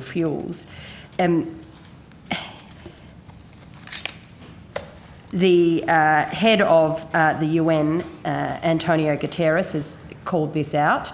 You can't continue to expand fossil fuels and claim to be net zero. At what point does the ACCC consider the rhetoric coming out of the government in relation to these matters? So, we do not have jurisdiction in respect to governments where they are exercising, or in fact anyone in a political sphere, where they are exercising their role in the public interest that they're serving. We only do in relation to where government is actually conducting a business. So the government can continue to spin that they're doing everything they can on climate while opening up and approving new fossil fuel projects, but it's greenwashing, but there's nothing that the regulator can do about it. Government will pursue the policy and governmental steps that are within the scope democratically that they can do, and that is not within the purview of the Competition and Consumer Act. Okay. Obviously, there's many companies, fossil fuel companies in particular, who know that they are losing social licence unless they start to clean themselves up. Is a particular part of your work going to be focused on exposing and holding fossil fuel companies to account over their false claims in relation to net zero? So a number of stakeholders have raised concerns with us that relate to the integrity of claims regarding renewable energy, carbon offsets and broader emissions reduction claims. They include concerns about double counting of renewable energy, manipulation of baseline carbon readings, under-reporting of certain types of emissions, and purchasing of offsets from accreditation schemes which are not reputable. We are very conscious of the impact they have on carbon offsets and carbon neutrality claims. While we're not responsible for the integrity of certain, for instance, the ACCU, and we are working that they're more appropriately resolved by the CER, and we work closely with the CER and ASIC, we are looking at the consumer-facing claims of the nature that you're referring to, Senator. The review, Thank you, Senator. and then I will One last question. and Yeah. then I will I Thanks, concede Senator it. Hanson-Young. In relation to the review of ACCUs that's being run by Professor Chubb, what involvement has the ACCC had in relation to that? And do you expect to have to take action against any companies as a result of the review? So we are briefed in relation to it. The ACCC, CER and ASIC are each considering, and we're talking with each other, how we can address claims in either vague claims or unsubstantiated claims in relation to these matters and the units. Can I ask you to take on notice? I'd like a list of how many complaints you've had in relation to ACCUs in particular. It would be helpful if you could give us the names of the companies that are being complained about and whether you've been able to take any action against them so far. Thank you.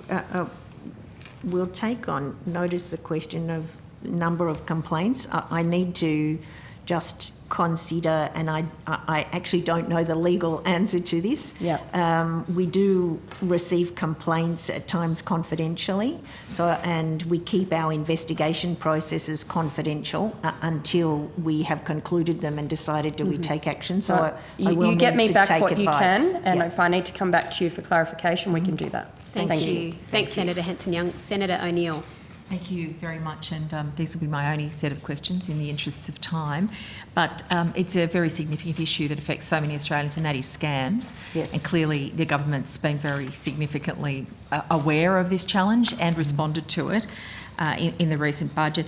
How much are Australians losing every year to scams and fraud and economic and financial crime activity? And who are the most vulnerable cohorts, Chair?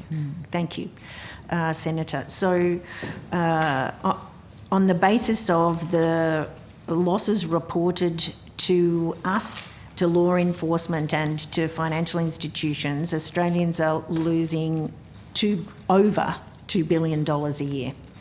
Over $2 billion. Over $2 billion.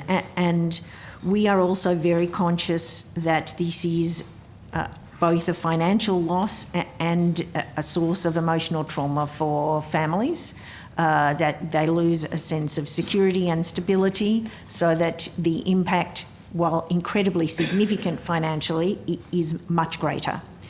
We also have found that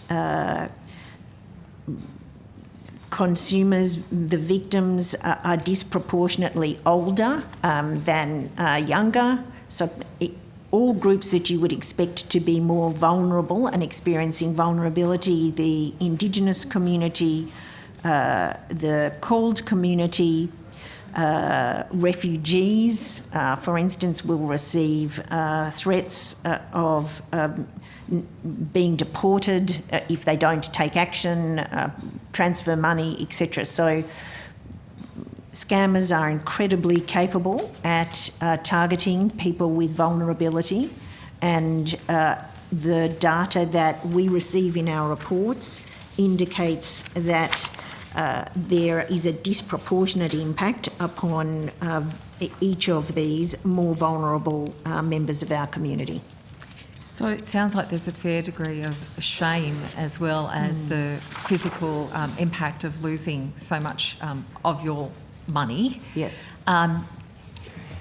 Is there a value in having a sort of centralised place and a point of coordination that would assist the government and private sector efforts to actually stem the flow of money to scammers? And is that $2 billion a conservative estimate, or is it really a pretty accurate number? We believe it's a conservative estimate, and we believe that because we know that not all losses are reported to us. We expect that larger losses are reported to us, to law enforcement or to banks, and we do get this data from banks, but we think it is an underestimate. And I should say that in terms of looking at the reports to the ACCC Scamwatch, which is one input into that $2 billion figure, and that is for last year, the $2 billion figure, so 2021, this year we have received to 16th of October 2022, 177,065 reports with more than 449 million reported loss. And it is a 92% increase in losses reported to us. Now, the reason when you look at that as compared to the $2 billion, that the $2 billion is from reported to multiple parties, particularly banks, where many of the financial losses are reported. But if you took just our source of the data, we are 92% greater year on year this year than last year. So to get a sense of the scale and the trajectory, we're in a scam escalation in Australia, and particularly given recent breaches, the cyber threats that would amplify that really give cause to concern. The government made an announcement of $12.6 million at the budget to combat scams and economic crime. How do you see that best working for Australians, and what can the ACCC help with in terms of stemming the flow of money to those who haven't earned it and don't deserve it? So the ACCC is very pleased to have received the seed funding to work towards the establishment of a National Anti-Scam Centre, and we have commenced that work. More broadly, and the objective of that centre will be, when established, to be able to draw across government and across the private sector, so that all the parties who can come together to help stem these losses, and most importantly, to make Australia a harder target for scammers. Scammers are international crime syndicates in essence, and they will target countries which they think are most vulnerable. We are hoping through this across government and private sector action to send a clear message that Australia is not an easy target.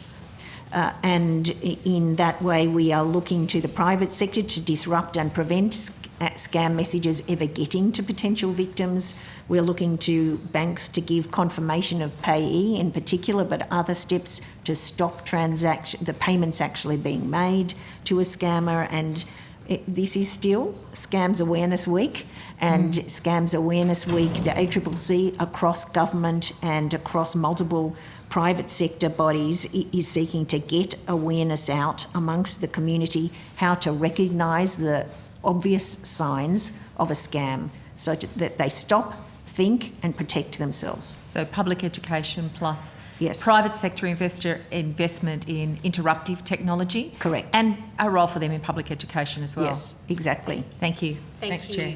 Thank you, Senator O'Neill. Just to give a very quick guidance on the program, we are intending now to bring the break forward to 11:15, at which time we should be able to release the ACCC and bring the ABS after the break at 11:30. So to achieve that, I'm going to go to Senator McDonald and then briefly to Senator Henderson. Senator McDonald. Thanks, Chair. And look, thank you for your time this morning. It has taken me quite a bit longer to get through my questions, having these short blocks, so I apologise for that. I want to turn now to the... I'm sorry, Senator O'Neill, you... No, I've had the call. Thank you. Thank you. I wanted to ask you about the Insurance Monitoring Department. Yes. How many staff are employed in this department? I will turn to my CEO to answer that question. Good. I, in turn, will go to our Executive General Manager of the area who will have those data right in front of her. Good morning again, Senator. At the moment, we have a team of, I think, roughly 6 people.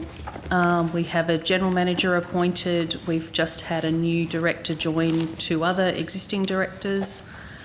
We have 2 assistant directors, and I'm sorry, this is demonstrating my maths is out. I think we have a few more, and I would like to come back to you on notice to confirm, but we have a team established across Melbourne, Brisbane and Perth of about 8 people, and they're currently working on our first report. Terrific, thank you. I'm specifically interested in the work that you're doing to support the Australian reinsurance the reinsurance pool. So you don't have any staff based in Northern Australia to support that work? Not at the moment, no, Senator. But you are We do have an office in Townsville. Yes, and we are in the process still of recruiting for the team. We have 1 staff member currently based in Darwin who may move across and help us with some of that work. She's not based in the insurance team at the moment, but Brisbane is as far north as we go at the moment. Terrific. Would that staff member in Darwin or the one you're advertising for in Townsville have an insurance background and analytical experience in gathering and assessing data? We advertise, Senator, for the role description, and so obviously an insurance background is beneficial, but we don't tend to have that as an essential criteria. So then that person gathers the data but doesn't assess them. Well, how's the data being collected? So we collect data. Our insurance monitoring function is under a direction similar to some of the ones we've been discussing today, so it gives us compulsory information gathering powers. The team issue notices, and that can be seeking documents such as strategy documents or board papers that indicate how insurers might be approaching entering the reinsurance pool. It also looks at data, numerical data around policy, information, costs and things like that, and so our team then analyse that. We have also got a contract with the Australian Government Actuary to provide advice to inform our work ahead of the first report coming out in December.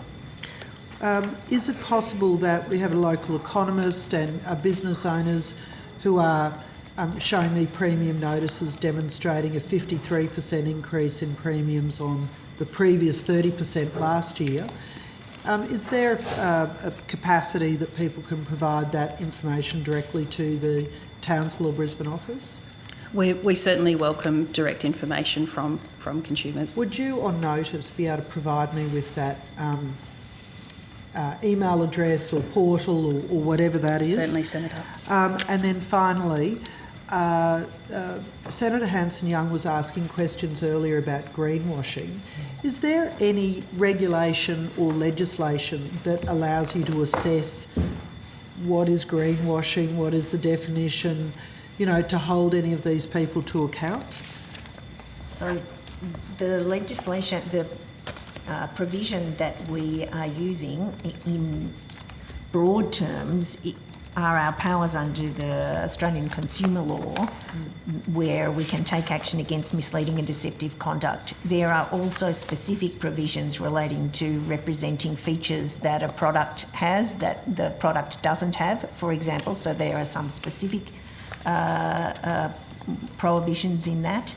There are none that would expressly refer to environmental claims, but the ones that we have are definitely broad enough to cover it, and as represented by the actions that we have taken, we were able to bring actions in relation to claims about sustainability, environmental nature claims under those powers, existing powers.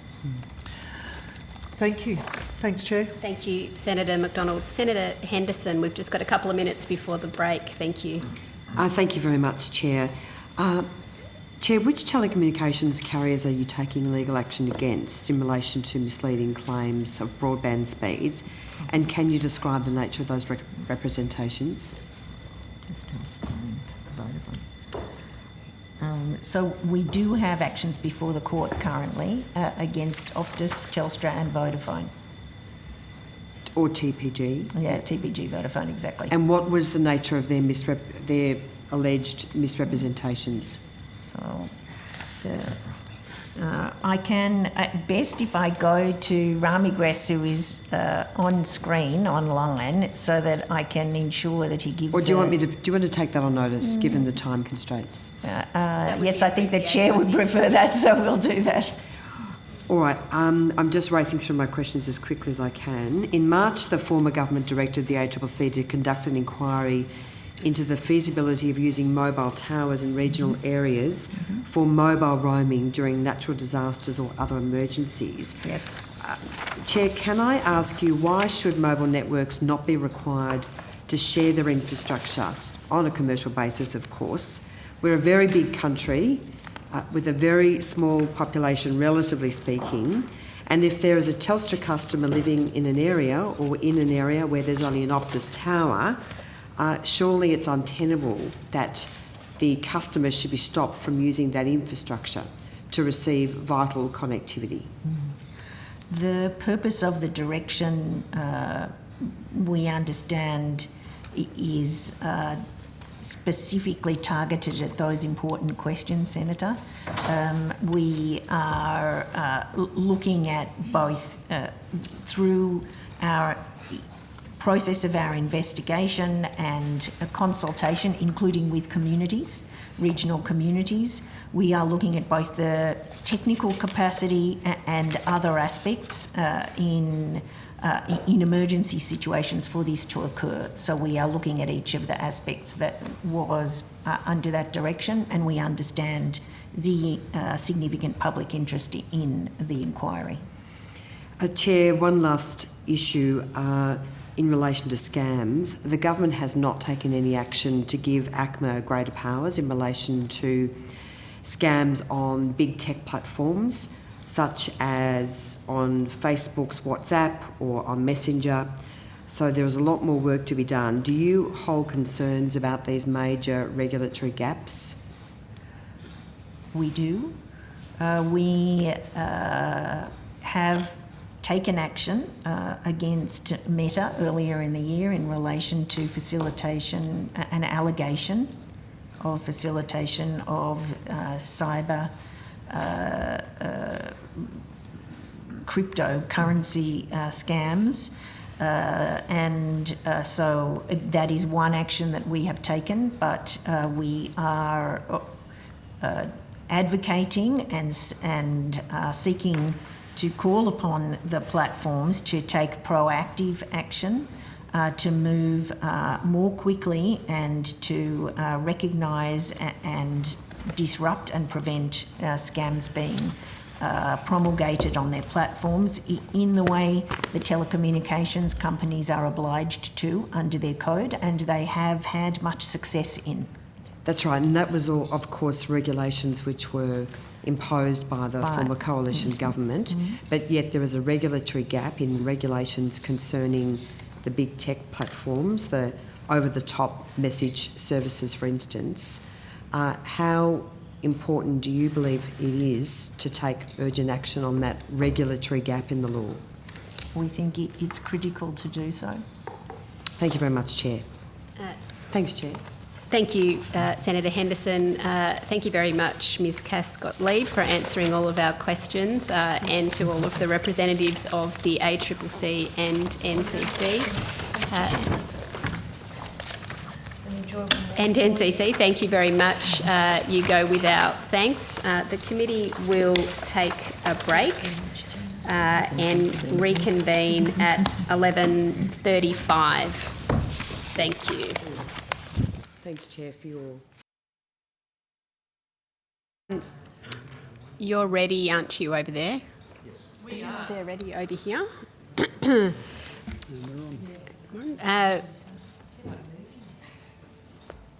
Good morning. We resume this meeting of the Senate Economics Legislation Committee, and we welcome representatives from the Australian Bureau of Statistics. We welcome you, Dr. Gruen. This is one of many appearances at estimates that you've made. Welcome back. Would you like to make an opening statement? No, thank you, Chair.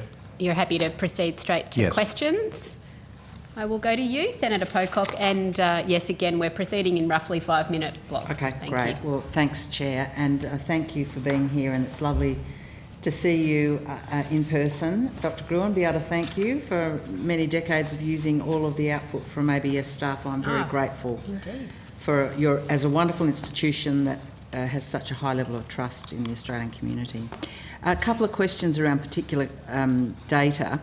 The budget indicates that $4 million over 4 years from 2022-23 will be provided to you to increase the frequency and detail of data measuring the barriers and incentives to participating in the labour market.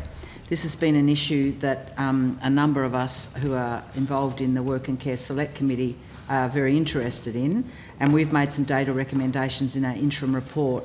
The world is changing, and we're about to see perhaps a tranche of workplace relations changes which will touch on participation, hopefully affected in a positive way. I'm just wondering what you can tell us about your plans for that spend, and who you're consulting with, what items and what your goals are to expand collections in this area. Certainly, Senator. I might just begin and talk briefly and then pass to Bjorn Jarvis, who knows the detail. The money will go towards us being able to provide information more frequently than we did in the past. Previously, we would publish information on barriers and incentives to workforce participation every second year, and we will be able to publish it every year with an update quarterly. And in fact, as a result of the government's interest in this topic, we brought forward a release that we were going to release later, and it was released within the last month. But I might pass to Bjorn, who can tell you more. Bjorn Jarvis, I'm the Program Manager responsible for the Labour Statistics branch. So as Dr. Gruen's noted, the latest barriers and incentives data was released last week on Friday. So that was a reasonably standard release that we've been doing for a very long period of time. So it covered 2020-2021 data. We also included some extra information in that release, particularly around long-term health conditions, which touches on feedback that we've had from a number of stakeholders over the years. And as Dr. Gruen's noted, the funding will also enable us to be able to do that more frequently and to produce quarterly measures for some of those particularly important kind of key indicators from that collection. In the release on Friday, we also noted that we'll be working with the Australian Public Service to explore a range of other data sources that will complement those survey estimates, particularly looking at the power of administrative data that can provide additional insights. Going to your question on consultation, we regularly engage with a long-standing Labour Statistics Advisory Group, which has broad representation from across government, all levels of government, as well as the academic community, in order to provide advice around new topics, new areas of focus for measuring those barriers that people are facing. So that's our main consultation mechanism. We also have a range of other mechanisms where people are able to provide direct feedback to the ABS. So the current bill on workplace relations changes potentially could change quite a lot of various aspects of people's employment experience. Have you got any plans, Dr. Gruen, to undertake any new collections or undertake any particular assessments of change arising from such a significant reform if it makes it through Parliament? So a series of the things we already collect will pick up any changes in the labour market as a consequence of changes to the legislative environment. We obviously run the labour force survey every month, but the barriers to participation, as Mr. Jarvis said, that we will be providing an update quarterly with that data. So we're always open for the possibility of doing having other collections, but we have a pretty comprehensive suite of surveys and administrative data in the labour market. So we during the pandemic we added to our suite of products a publication based on single touch payroll data, which tells you about employment and wages for just over 10 million employees in the country. So there is a lot of information on lots of aspects of the labour market from a range of different things. I'm thinking of past, much more detailed collections which weren't run through the ABS, like the Australian Workplace Industrial Relations surveys of 1990, 1995, which gave us a much more granular analysis from a worker perspective about how, for example, requests for flexibility panned out, how they perceived conditions beyond the basic conditions. Right. I recognise there is a huge suite of data you already collect, but it's not from the worker perspective and doesn't allow you to do that very deep analysis of what the experience of work is like and how it's changing. So we don't have any plans for any other collections, and I would say we're fully occupied. But we're always, obviously, if government wishes us to collect other information, we're always open to that possibility. Is there any more detail you wanted to provide on that?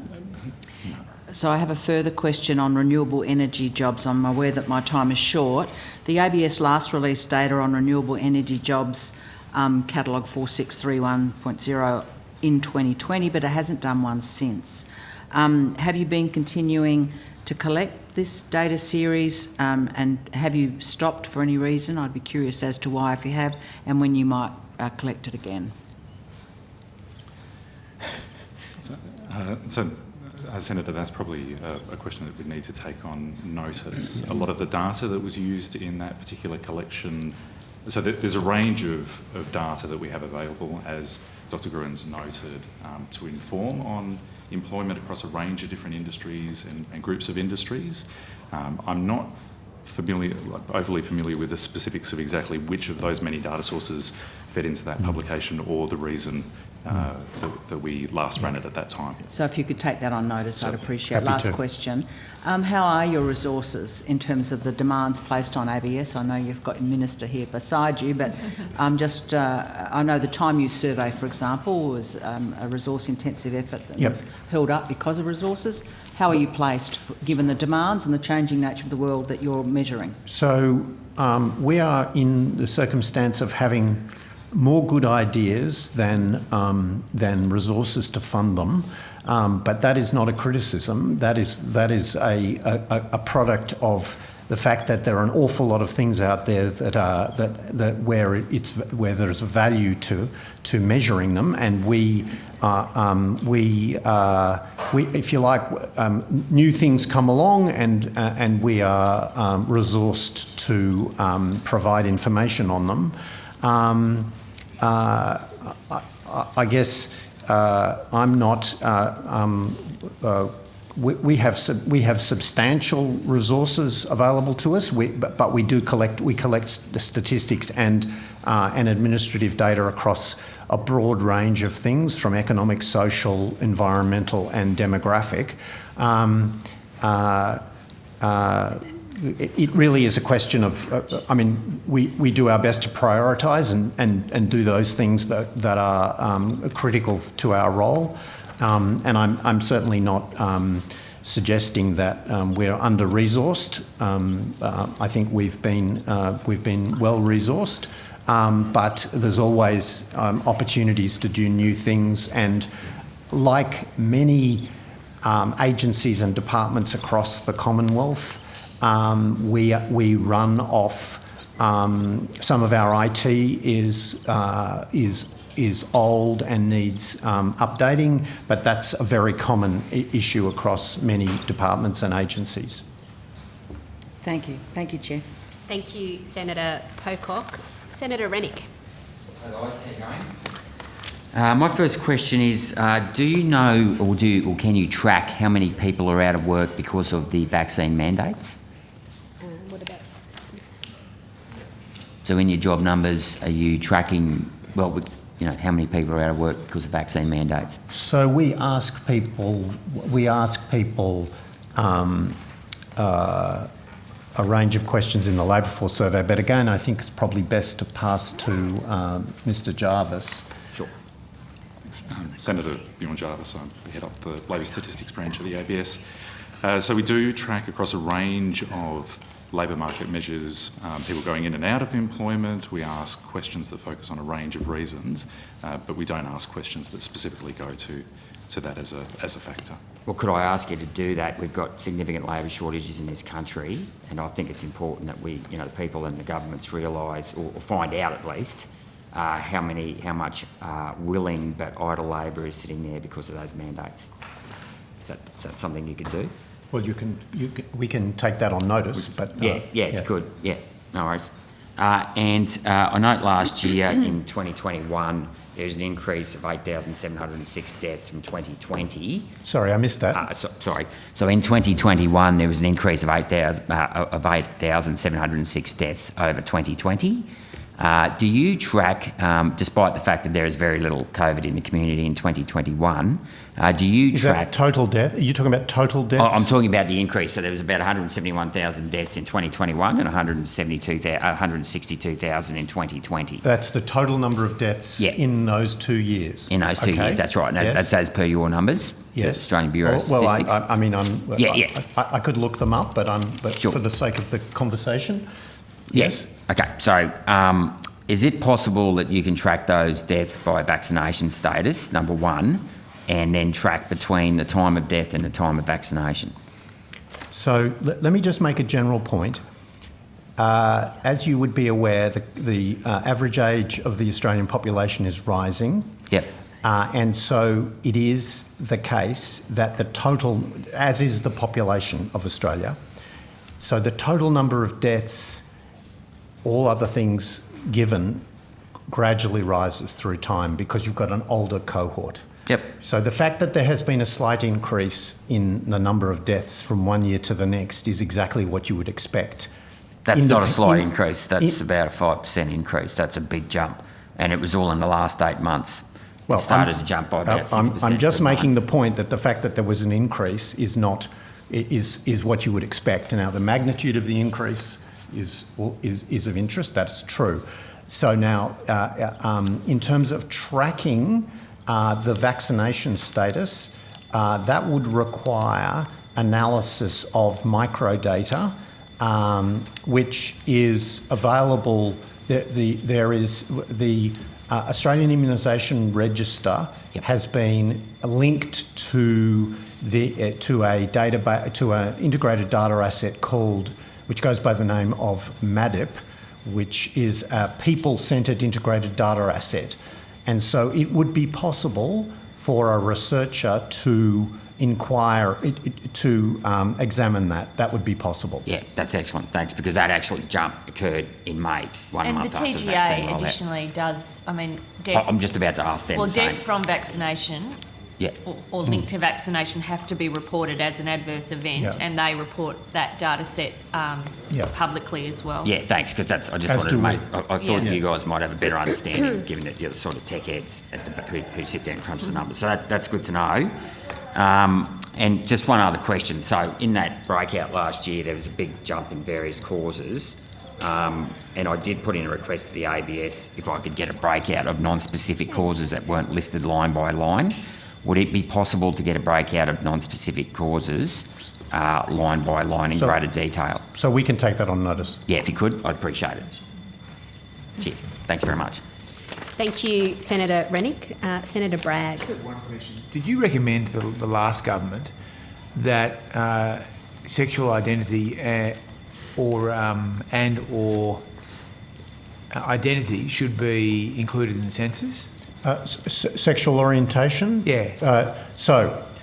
It wasn't me personally, but the ABS,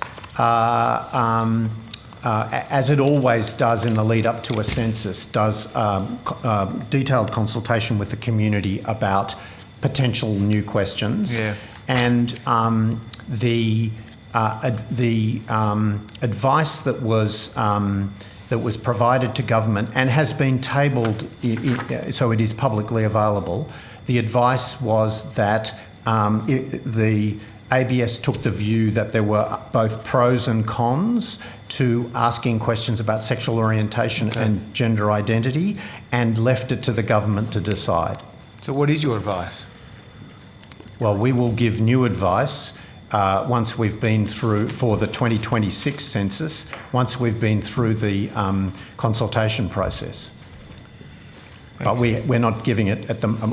We will wait until we go through that process, and we will be providing that advice to the government well in advance of the 2026 census. Senator Smith.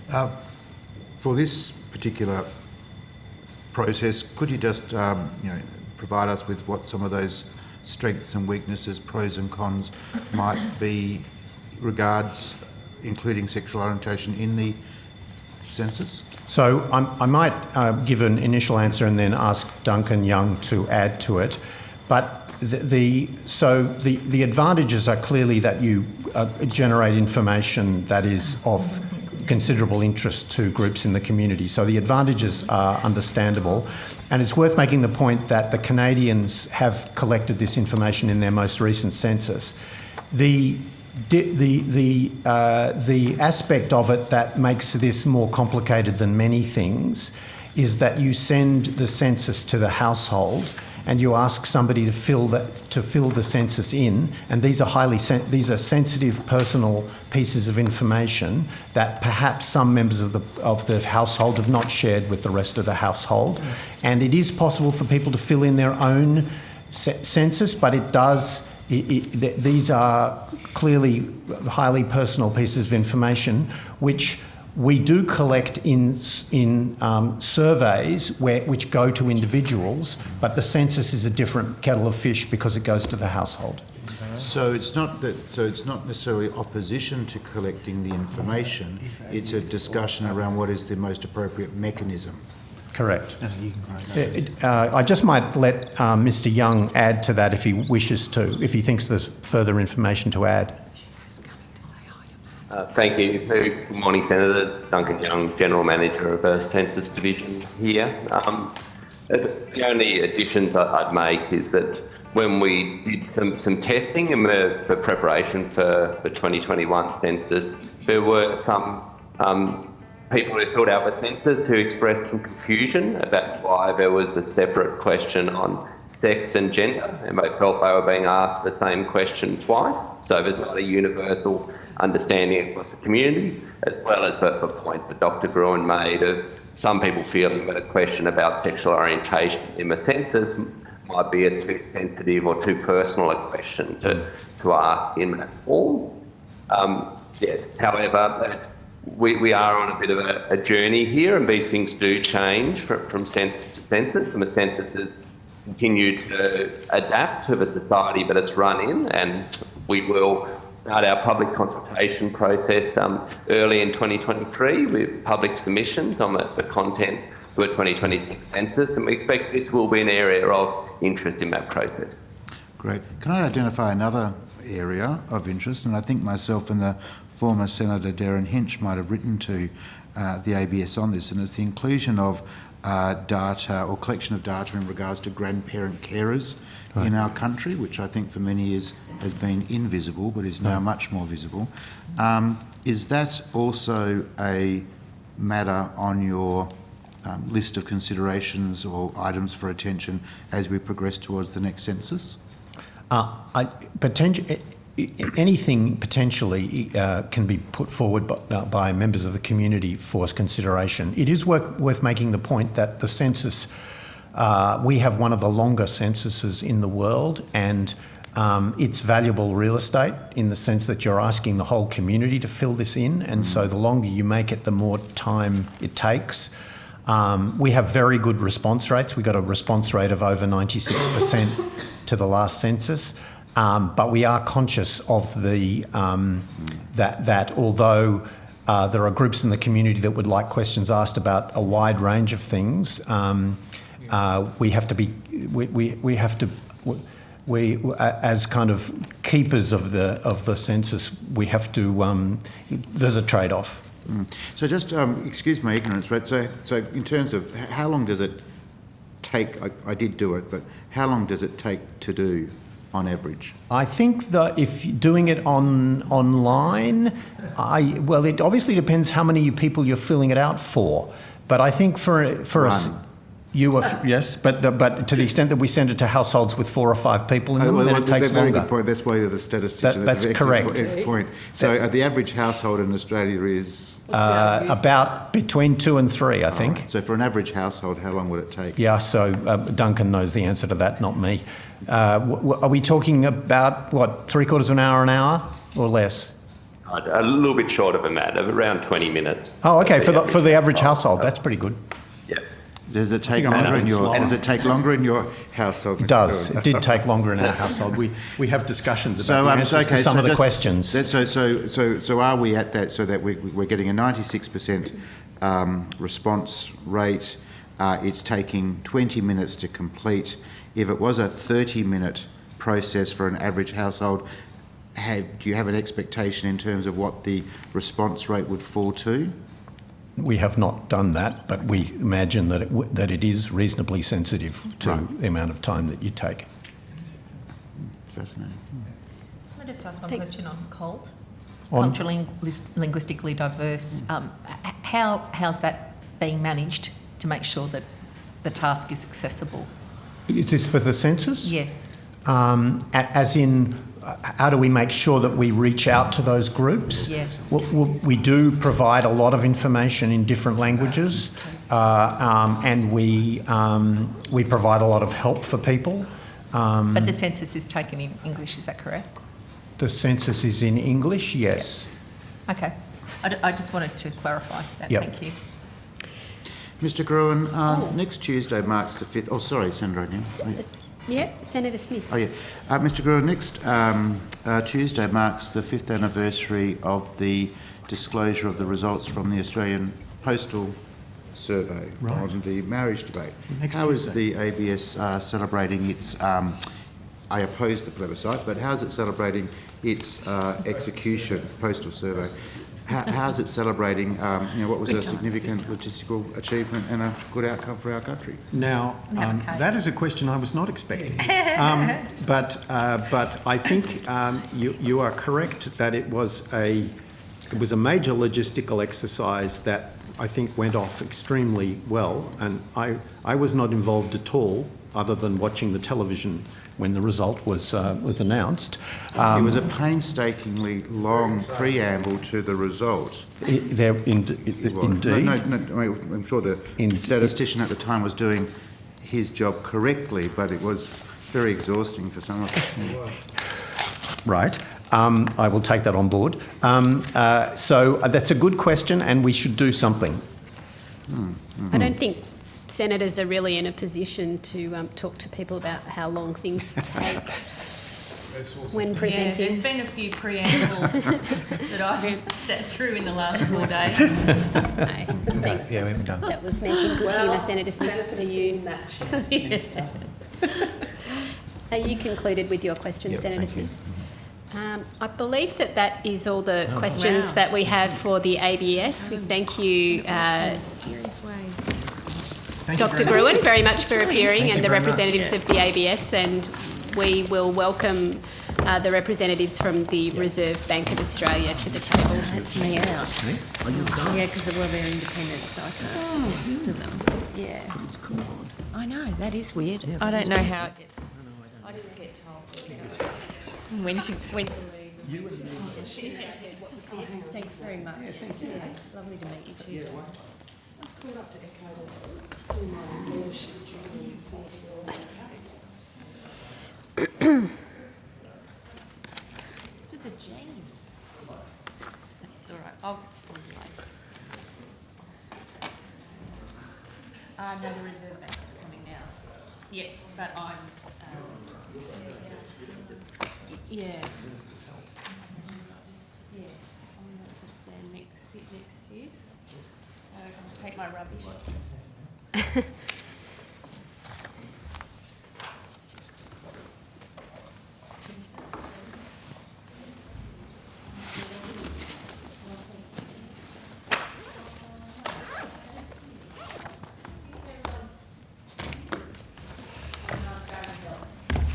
Well, I hope you find health and peace and calm there.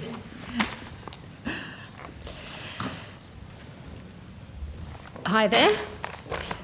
The committee now welcomes the Reserve Bank of Australia and its representatives, Ms Michelle Bullock and Dr Christopher Kent.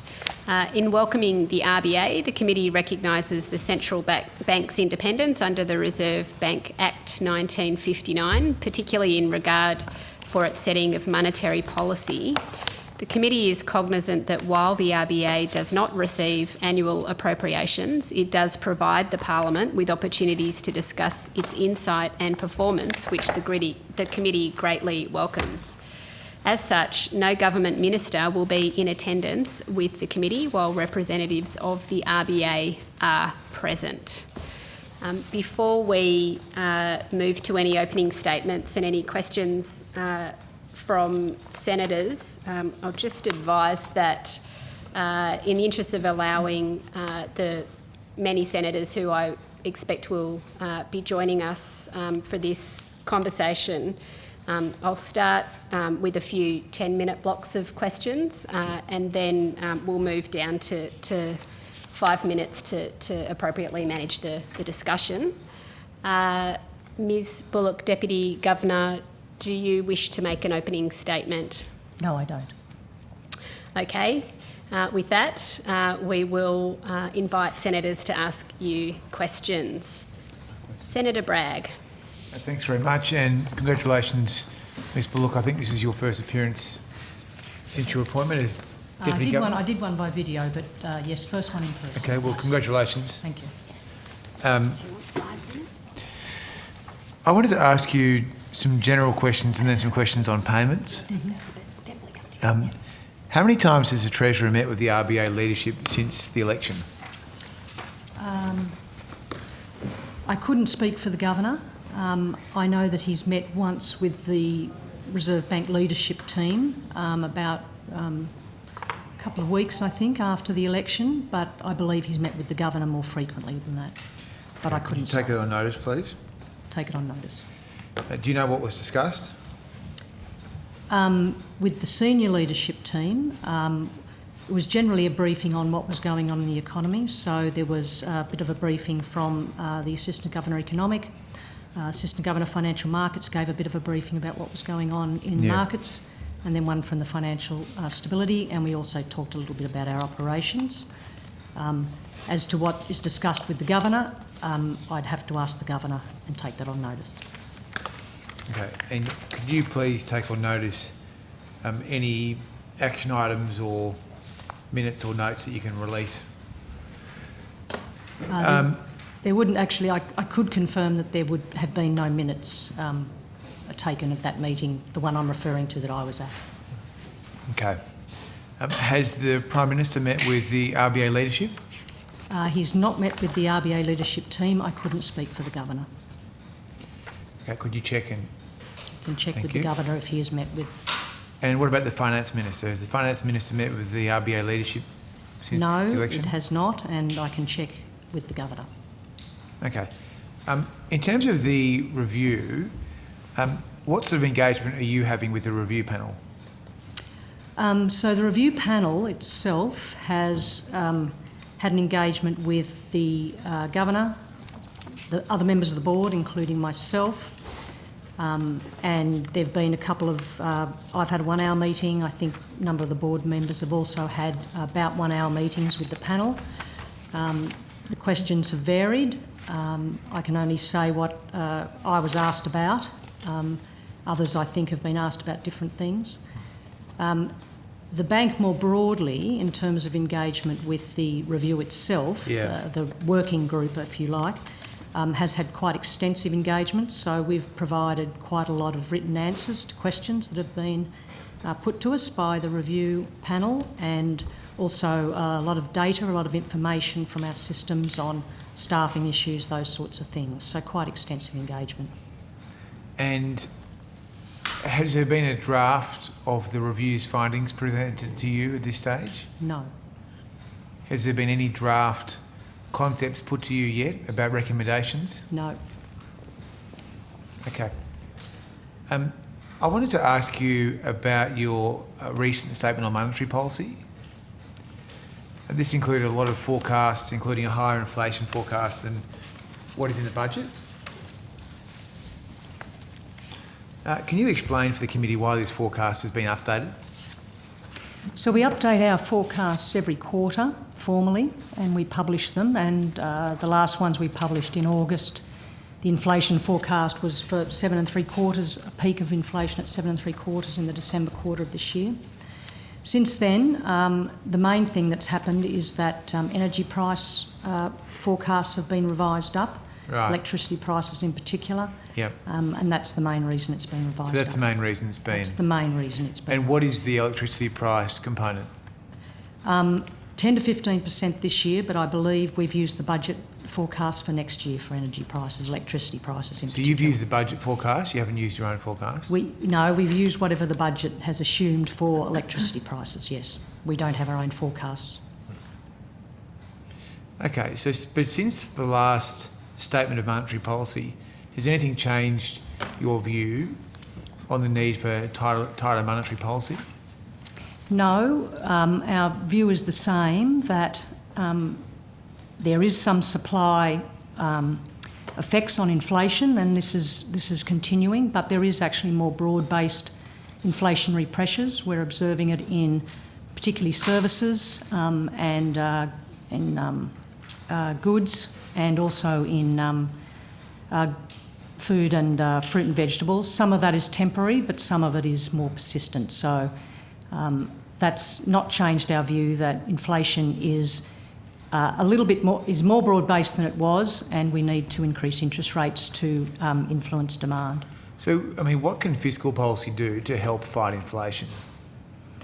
Well, fiscal policy, if fiscal policy is too expansive, then that adds to demand. And at the moment, what we have is a situation where, abstracting from the supply impacts on inflation, there is a sense in which demand is a bit too strong for the supply that we've got forthcoming. So if fiscal policy adds too much to demand, then that can potentially exacerbate inflationary pressures. Okay. I want to ask you about some payments issues. So the CRC process, which is being run with the Digital Finance CRC, who is leading that at the RBA? The person who's sort of working with that is a fellow called Chris Thompson, who is the Deputy Head of Payment System. Okay. And how much money is going into that from the RBA's perspective? Can I take that on notice, because there's a certain cash component, but there's also staff costs, so I'd have to come back to you specifically. How many staff do you think are working on it? On that project? Yeah. The team is probably, the core team is probably 4, and there might be not full-time on it, they do other things as well, and then a couple of others who are not in that team who are also contributing. Again, not full-time on that project. Have you formed a view about possible use cases for a CBDC? No, we haven't, and in the past we've thought that the cases for a wholesale CBDC might be stronger than one for a retail CBDC, but part of the process of this work with the Digital Finance Cooperative Research Centre is in fact to see if there are some good ideas out there, and the best people to think about those good ideas are the innovators which are working in these areas. So in terms of the RBA issuing what you call an EAUD through this process, I mean, that's quite a big development, I would have thought. What sort of digital wallet will you be using? I'd have to come back to you on that. I don't have the technical details on what they're using, but the project itself is a ring-fenced project, and the idea is that the focus is not so much on the technology. Yeah. It's really more on the business cases. But you've decided to use Ethereum for that purpose? Ethereum is being used, is my understanding, yes. And do you know what other digital currencies were considered or platforms were considered? No, I don't believe I know that. I'd have to come back to you on that. Okay, well, could you please provide on notice what process they went through to choose Ethereum? With as much detail as you can provide on the pros and cons of using that platform. Can I finally just ask you about, obviously in this space, it is hard to separate some of the strategic issues from the economic issues. So looking at the prospect of having a digital currency issued by a central bank in some form may have an economic impact, but it's also very likely to have security implications. What sort of feedback and engagement will you be doing with the security agencies as part of your EAUD process? Initially, the project isn't really engaging in the security aspects. This is a pilot. Right. It's a small ring-fenced process. Obviously, we are focused on, in terms of the technology, making sure that it is secure. It's a secure pilot. It's not. But the initial idea of the pilot really, as I said, is about business cases, and if it turns up issues that need to be addressed by security, then that's at the point that we would look at those. So what does success look like from your point of view then? Is it determining that there are business cases within the domestic economy where this is going to have some utility? Quite possibly.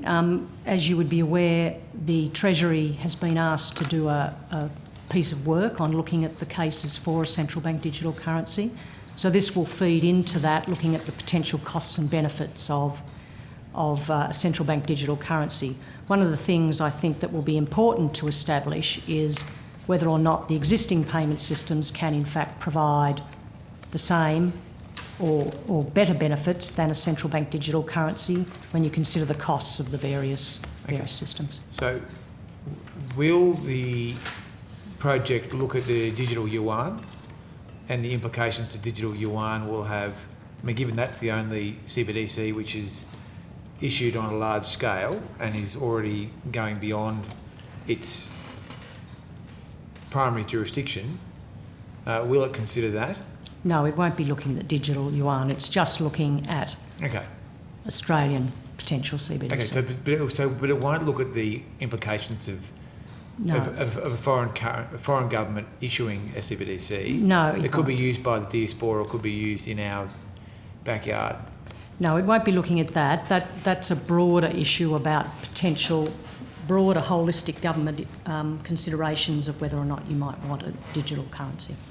So where does that sit then, from your point of view, as an independent That sits Reserve Bank? with the government. Ultimately, a decision on whether or not a central bank digital currency would be issued would be a matter for the government. That sits with the Treasury? That would sit with the Treasury, the government. And the Treasury is doing a piece of work on, my understanding is that they are going to do a piece of work and looking at that. So just to understand exactly what you're saying, they are, or you think they will? One of the recommendations of the review of the Australian payment system was that, I think it was that one, was that Treasury with the bank do a bit of work on looking at the potential costs and benefits of a digital Australian dollar. That piece of work is separate from this piece of work, which is simply looking at what might be the business cases. Thank you, Senator Bragg. For the benefit of senators who've joined us, we're proceeding in 10-minute blocks at the moment, and we'll move to 5-minute blocks as time starts to get the better of us. Senator McKim, you have the call. Thanks, Chair. Good afternoon, Ms Bullock, and congratulations on your appointment to the board. In the first half of last year, Governor Lowe said in a number of consecutive statements following board meetings a version of the following. This is specifically post the May board meeting. The board will not increase the cash rate until actual inflation is sustainably within the 2 to 3% target range. For this to occur, the labour market will need to be tight enough to generate wages growth that is materially higher than it is currently. This is unlikely to be until 2024 at the earliest. What does the board say to people who are struggling to keep their heads above the water because they believed the board when it said that interest rates wouldn't go up until 2024? Well, I think what we were trying to do at the time was give our best guess of where we thought inflation was at, and unfortunately we were surprised. Obviously I have a lot of sympathy for people who undertook particular transactions thinking that that was what was going to happen, but we were caught by surprise.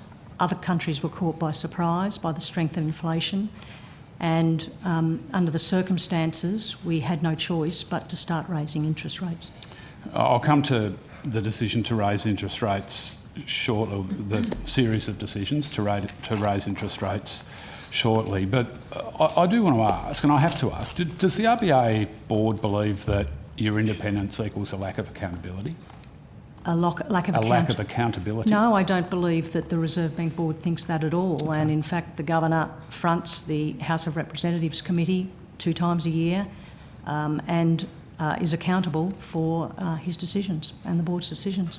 So where then is the accountability for these statements and then the subsequent actions that the board has taken in contravention of those statements? I mean, no one on the board has paid any price for getting it so badly wrong, have they? There's been no resignations. No, that's true. No? So where is the accountability, Ms Bullock? I think the accountability is really rests with the board deciding to do the best it can. I mean, I think the board in an uncertain environment can only do what it thinks is best in the circumstances, and at the time it did. And I think people forget the dire circumstances that we were facing back at the beginning of 2020, how dire the predictions were for health, how dire they were for the economy, and we took out a lot of insurance to try and deliver gains to the economy, and we did. And in many ways, the fact that we had to increase interest rates was a measure of success for the policy. It delivered growth. Well, I'm sure that the people who believed the RBA when it said interest rates wouldn't go up until 2024 and were basically induced into buying property on the basis of that belief. I don't think they would regard it as a success, would they? No, I think they would look at it quite frankly and think that they've made a decision based on information that they felt was misleading. Yeah. So the information was misleading. I don't think the information was misleading. The information was delivered when we had certain information available to us, which was, as I said, a very dire state for the economy. We were taking out insurance against some very bad outcomes, and our best estimates at the time, our best forecasts were that inflation was not going to be rising anytime soon. As I said, we were caught by surprise, as was everyone. It was partly a supply thing initially, but it's become slightly more broadly based now. So it's... Yeah, I heard you say that earlier, and I will come to that. But can I just ask you to be clear here that Dr Lowe's statement, although it was caveated in terms of its 2024 prediction, it wasn't caveated at all in terms of his commitment that interest rates would not go up until wages growth, that is materially higher than it is currently. Now, wages haven't grown materially higher since he made that uncaveated commitment. In fact, real wages have gone backwards since he made that commitment, significantly backwards, so people's purchasing power has declined. Isn't that uncaveated, absolute commitment that has been not met and overturned, delivering significant financial pain to a lot of people, isn't that of itself a reason for some accountability? I mean, do people on the board can just make these statements and then skate away, and it's other people who believe those statements who pay the price? I don't believe that condition was met. I do believe it was met, and I think subsequently we have seen that wages are increasing. Nominal wages are increasing more quickly than they have done for some time. So I think what we do have is a situation where the interest rate rises were absolutely required at the time, and that's been borne out. So you've put a word in there, nominal, which wasn't in Dr Lowe's statement. I mean, surely we can all agree, Ms Bullock, that in the context of inflation, what actually matters is real wages, is it not? Not nominal wages. Yes, and we accept that at the moment real wages are going backwards. That's not quite right, sir. Oh, you think so? No, I mean, what are you suggesting that if there's a nominal wage growth but a real wage decline, are you suggesting then in that case wages will be inflationary? No. So we can all agree about that, right? Right, but the real wages, you're measuring nominal wage growth in the numerator and inflation in the denominator. So if you're trying to think about wages pushing inflation higher, you want to think about nominal wage growth. Are you suggesting that nominal wage growth but real wage decline is contributing to... You're saying that's inflationary? No. Okay, so I think we're all in agreement there. I think what we're trying to say here is that you asked whether or not the conditions were met for a rise in interest rates. He didn't mention nominal. Senator McKim, let's get some clarification from Thanks. Ms Bullock. Sorry, Ms Bullock, carry on. I think he may not have mentioned nominal specifically, but that is what he would have meant. Yeah. That is exactly what he would have meant, not real wages, because real wages is a combination of nominal and inflation, obviously, and what he would have meant when he used that statement was nominal wages. Really? And when he spoke about wages going up even as recently as last week, your submission would be that he was talking about nominal? Yes, he's talking Do about you think it nominal would be wages. helpful if the RBA was clear when it talked about wages, whether it was actually talking about nominal or real wages, rather than just saying wages? I think most people would understand when we talk about wages that we are talking about nominal wages. Okay. So what the RBA did, and you've spoken about, it was a response to dire circumstances. You're talking about the pandemic there, Ms Bullock, in broad terms, are you? Yeah. But what you did was issue forward guidance, and what Dr. Lay did was issue forward guidance. It's a statement designed to be reported so as to encourage people to borrow more money, and in particular in this circumstance to borrow more money to pay for housing. That's true, isn't it? Forward guidance is about trying to provide information not just to households and businesses, but also to financial markets, because the forward guidance also assists to bring down funding costs by bringing down the cost of funding for banks. So it's not just about encouraging individuals, it's also about bringing down the structure of interest rates in the economy. Okay, thanks. But in part it is about encouraging individuals. It's not explicitly about encouraging, it's about trying to bring down the structure of interest rates, and then people can make decisions about borrowing and lending based on that structure of interest rates. And so you would dispute that forward guidance was designed at least in part to encourage people to borrow more money? I would say it wasn't explicitly designed to do that. It was designed to support our other policies, the yield curve target, the term funding facility and the bond purchase program, which was all about trying to bring down the structure of interest rates. Do you accept that it was inevitable that forward guidance would lead more people to borrow more money? I think I would say it was part of the impact of bringing down the interest rate structure is to encourage more people to borrow, because that's the way that sort of process works. So yes, I would say that. Thank you. And how does inducing people to take on higher levels of debt than they otherwise would ensure the economic prosperity and welfare of the nation? Well, people make decisions about whether to borrow and lend, and businesses make the same sorts of decisions. So businesses are making decisions about whether or not to invest. And what we were trying to do through this pandemic in bringing down the structure of interest rates was to provide a cheap funding or funding for households and businesses to increase their demand, to support their demand in a period when, quite frankly, demand was flattened. So this was what the whole purpose of it was. Senator McKim, as you'd be aware, that's the end of your 10-minute block. I've got one more question just on this section, Okay. if that's okay. Yeah. Thank you, Chair. Ms Bullock, does the RBA board accept that that its decision to increase... Does the RBA board accept that its decision to increase interest rates earlier than you broadcast that you would is most affecting people on the lowest incomes with the lowest levels of wealth to fall back on?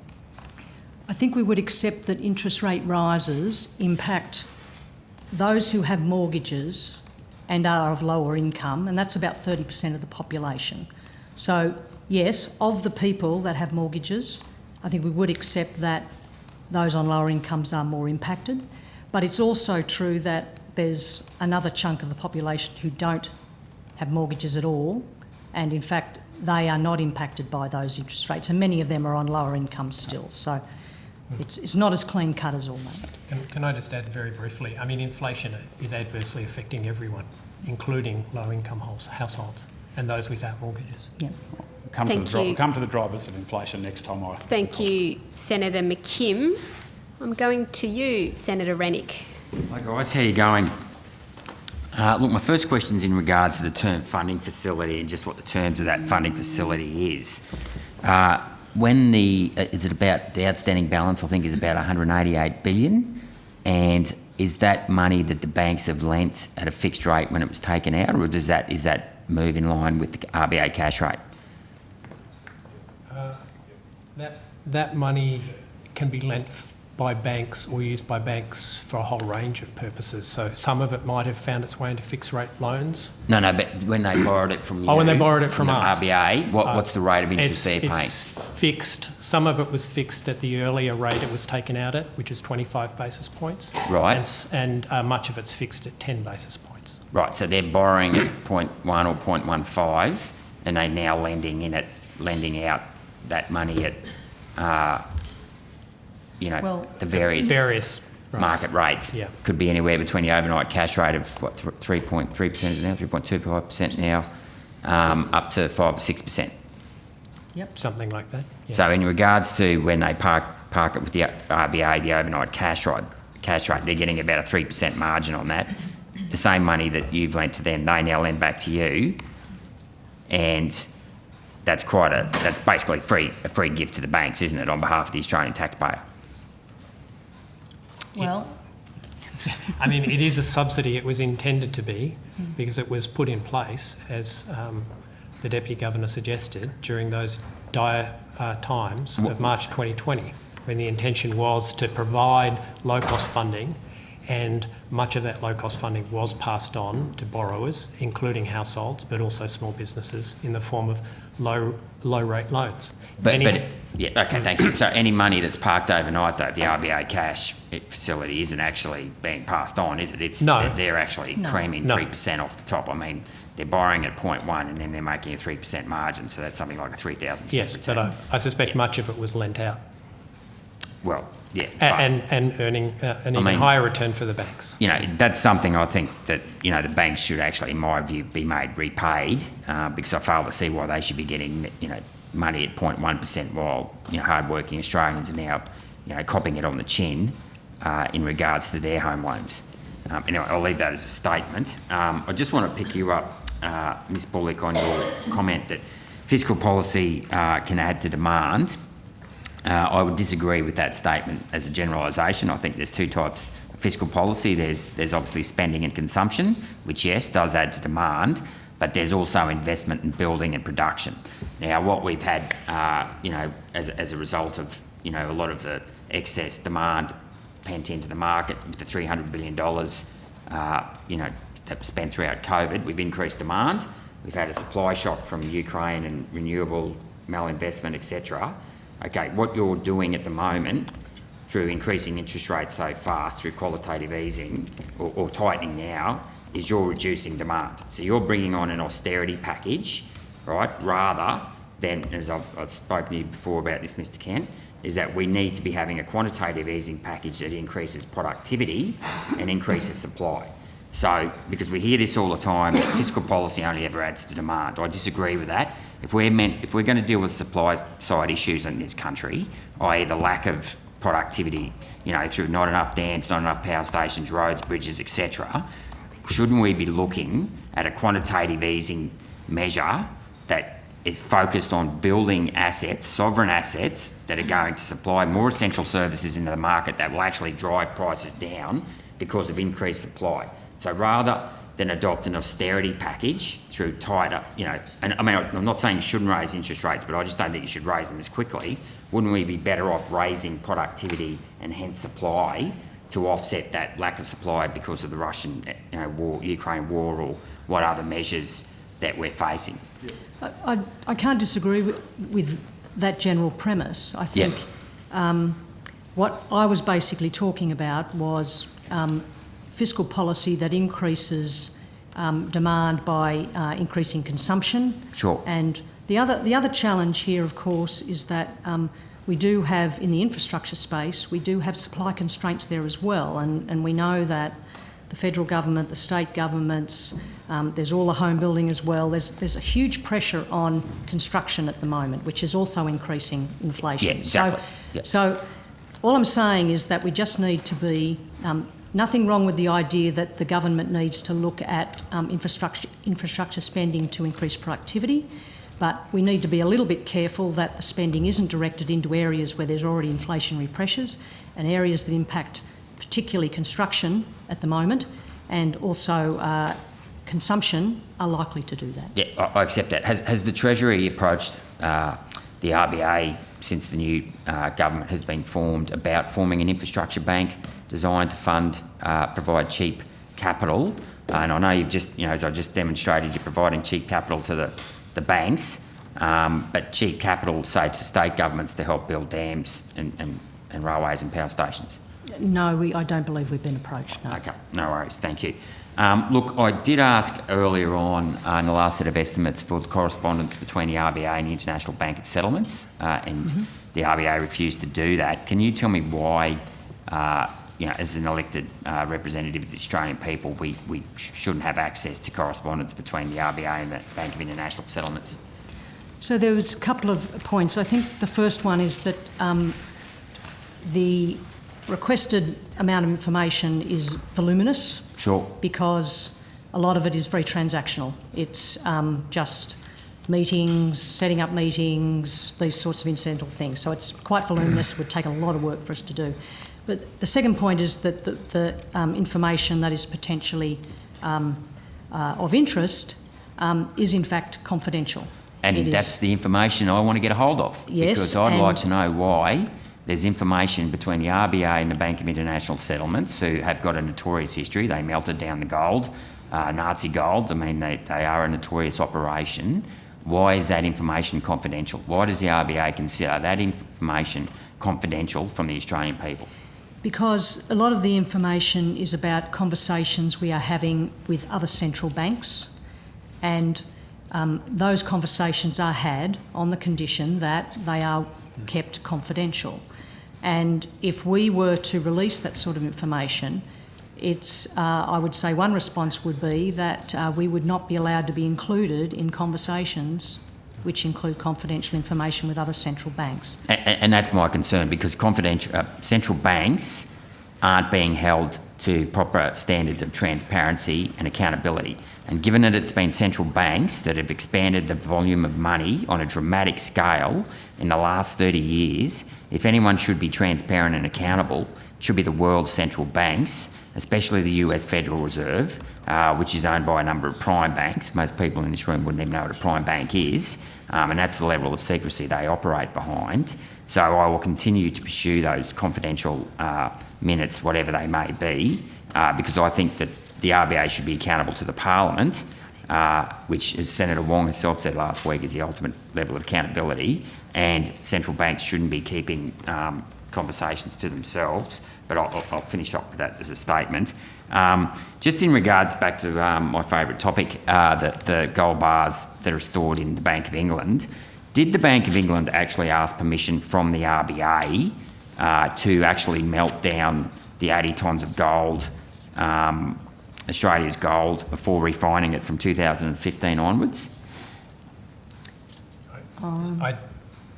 So you're suggesting that the gold bars that we owned had been melted down by I've the been Bank given of the England? serial numbers and the dates of refining, and they've been refined from 2015 onwards, as late as 2020.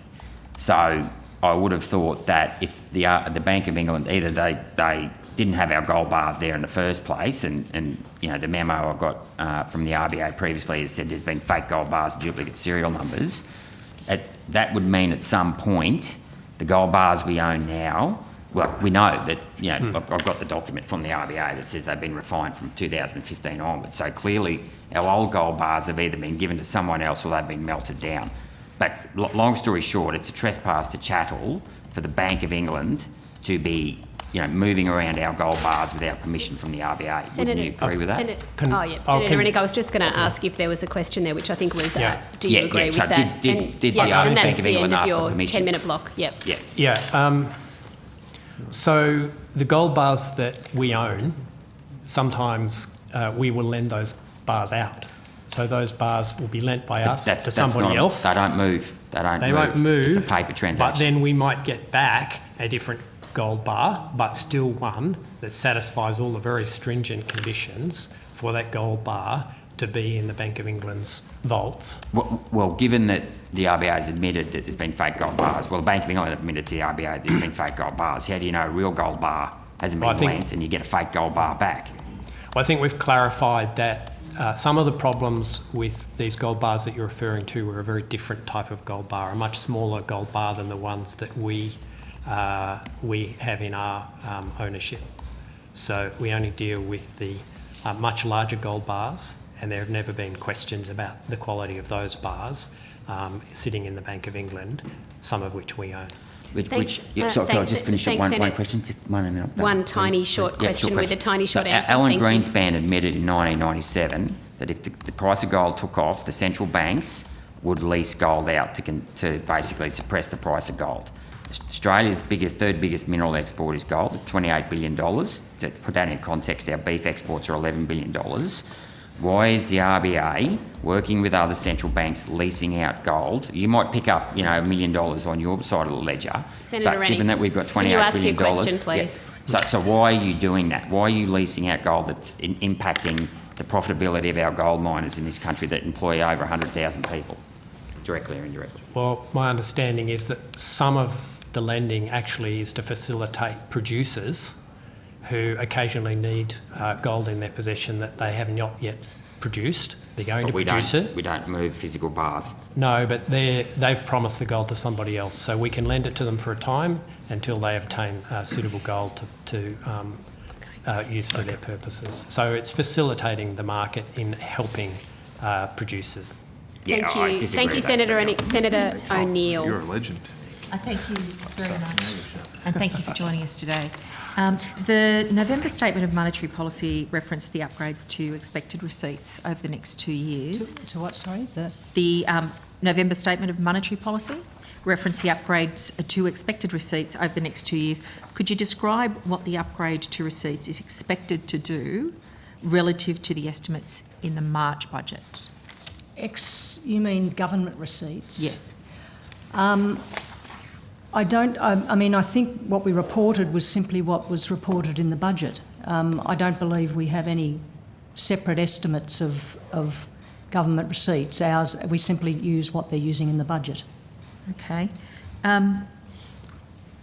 With regard to the government's decisions that are revealed in the budget, what would you have expected would have been the impact on inflation had the government taken a different approach and spent the revenue upgrades on assistance for households? I think what possibly could have happened was that by providing assistance to households, as we discussed earlier, that would provide them more room on their consumption. They wouldn't have to sort of cut back a bit, which is what we're trying to do really, is to tame inflation. What we're trying to do is just reduce demand a bit so that it comes back more into line with supply. And if the government, on the other hand, is giving out lots and lots of money, then that's going to be a harder task for monetary policy. So in essence, that would have had an inflationary impact? It potentially could have had further inflationary impact, and we've seen what happened in England when the government put out a very, very expansive budget in the midst of an inflation problem. And the uncertainty that's followed, followed, yes. not just politically but also in the market. Yes. How would you describe the stance of fiscal policy for this fiscal year? Well, I'm not an expert, but I'd say that it's certainly not contractionary at this point. It's still, but it's moving in a direction which is sensible under the circumstances, which is trying to consolidate now that we have a strong economy, strong employment. It's appropriate that the budget starts to try and consolidate. So sensible is your word. That's an important. It's an important descriptor because, as senators have indicated in their questioning to you, that what the RBA says does impact on people's decision-making and their thoughts about the economy that we're all moving around in, and the society that it underpins. Sure. So, appropriate, I think, is probably... Sensible and appropriate fiscal policy for the times. Appropriate, yep. Okay. How would you describe the impact of new policy decisions on the economy across 2022-23 of and new policy 23-24? decisions on the fiscal front? Yes. You're really moving out of my lane here. We're not fiscal policy experts. We take what we're given with fiscal policy, so I really wouldn't want to opine on particular programs or particular directions here in particular areas. I can think about it as a whole, but not in particular. But I guess it's part of the ecosystem, the fiscal and monetary interplay, to end up with the outcomes that we want for the Australian people and our economy. So, given that, there's been decisions made in this budget, including expenditure savings of $22 billion, that interact with monetary policy. So how does that compare with decisions made in the 2023 budget, in the budget in March? Sorry, the budget in March. Well, again, it's holistically how we think about fiscal policy. We don't think about the individual savings in individual categories. What we're looking at usually is what does the overall budget balance and the overall fiscal stance imply for whether it's expansionary for demand or contractionary for demand. That's really what we're looking at. So what we can say is that the budget now, because of increased revenues, particularly from because the households have got jobs, so there's increased income tax take, and there's also increased profits. Because we've got that, the budget is in a better position than it was, and that's positive in terms of the fiscal balance, and that's helping, if you like, to move in the same direction as monetary policy. And for Australians to understand this, that's kind of like savings that were a little unexpected. They've come in, and the decision of the government has been to use those savings to manage the budget in a way that was able to reduce the size of expenditure by 22 billion. Is that correct, from the March budget? Their budget deficit is lower than it otherwise would have been because their receipts are higher, and they haven't chosen to use some of those receipts to give out. They could have used some. It was entirely, it's up to the government how they want to do that, but they basically are in a better position because their receipts are higher. In a better position. Again, that word sensible seems to come to mind. If I could just go to another line of questioning with regard to the economic outlook. Globally, we are aware, perhaps after COVID, Australians will be very aware of how much everything moves globally. In the sense that the Australian economy sits on its own has now been disrupted forever by recent events. They've come hot on the heels of COVID. So given the interconnectedness of the way the economy works, what were the RBA's expectations of the global economic outlook in May? In May earlier this year? Yeah.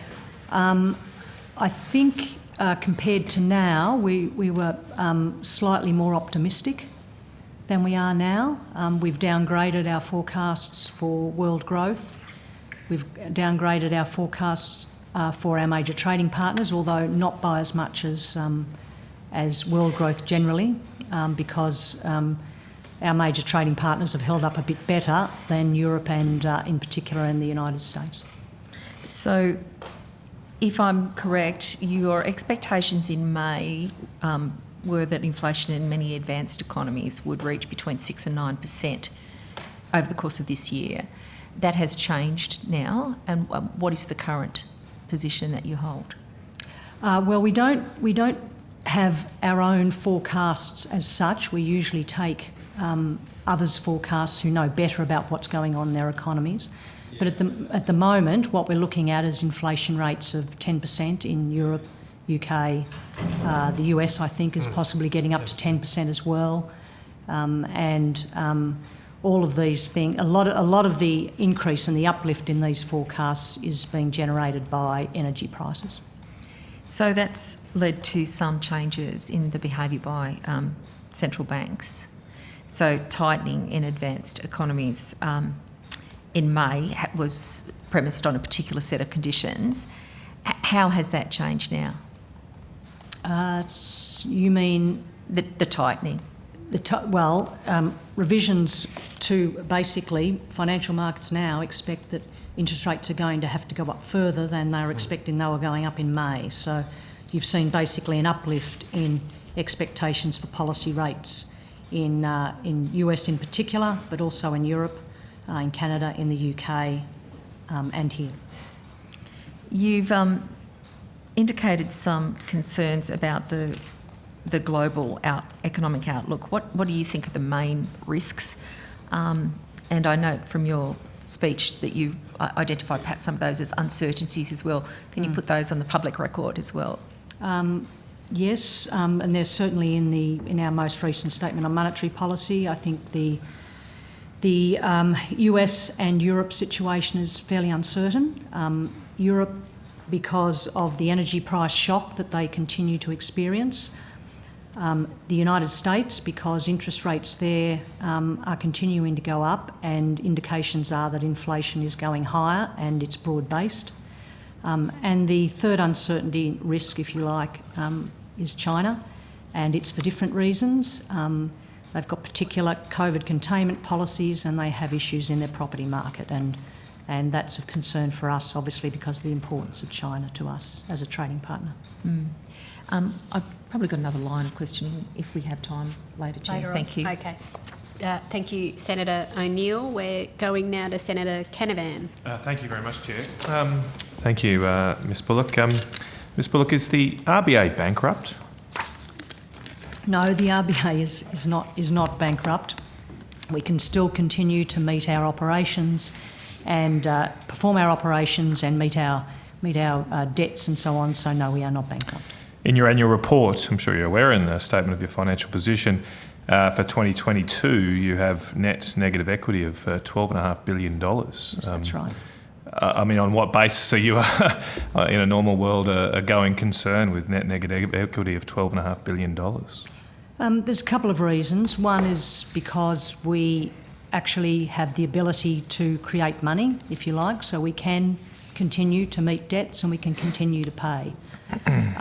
The second reason is that ultimately the Reserve Bank is guaranteed by the government, and if you think about the $12 billion in the context of the government budget and GDP, it's actually very small. I'll come back to that. We're not.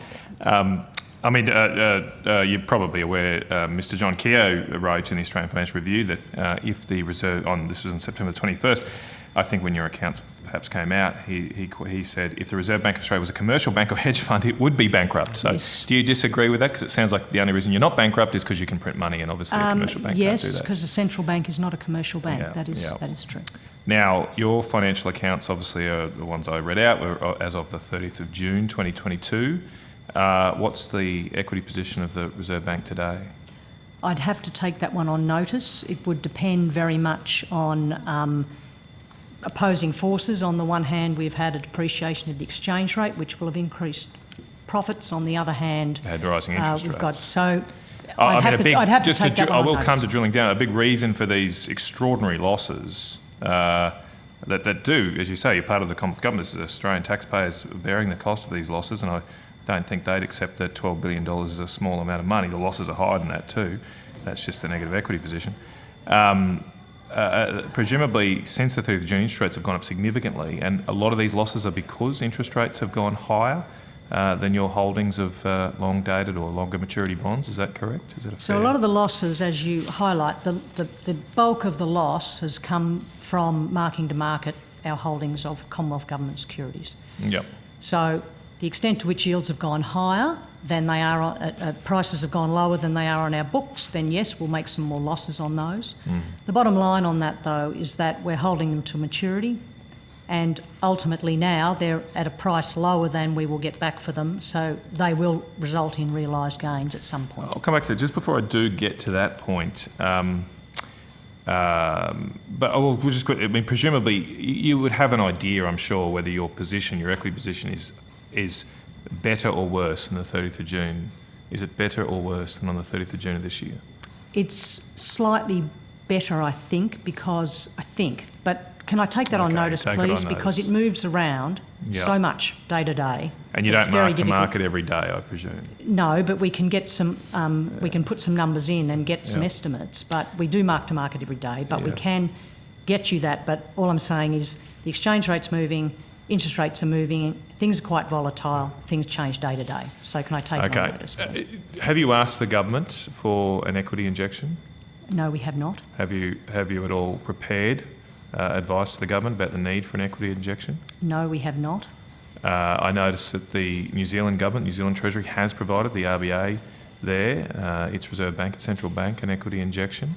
Why haven't you considered doing similar? We have done that in the past, I know.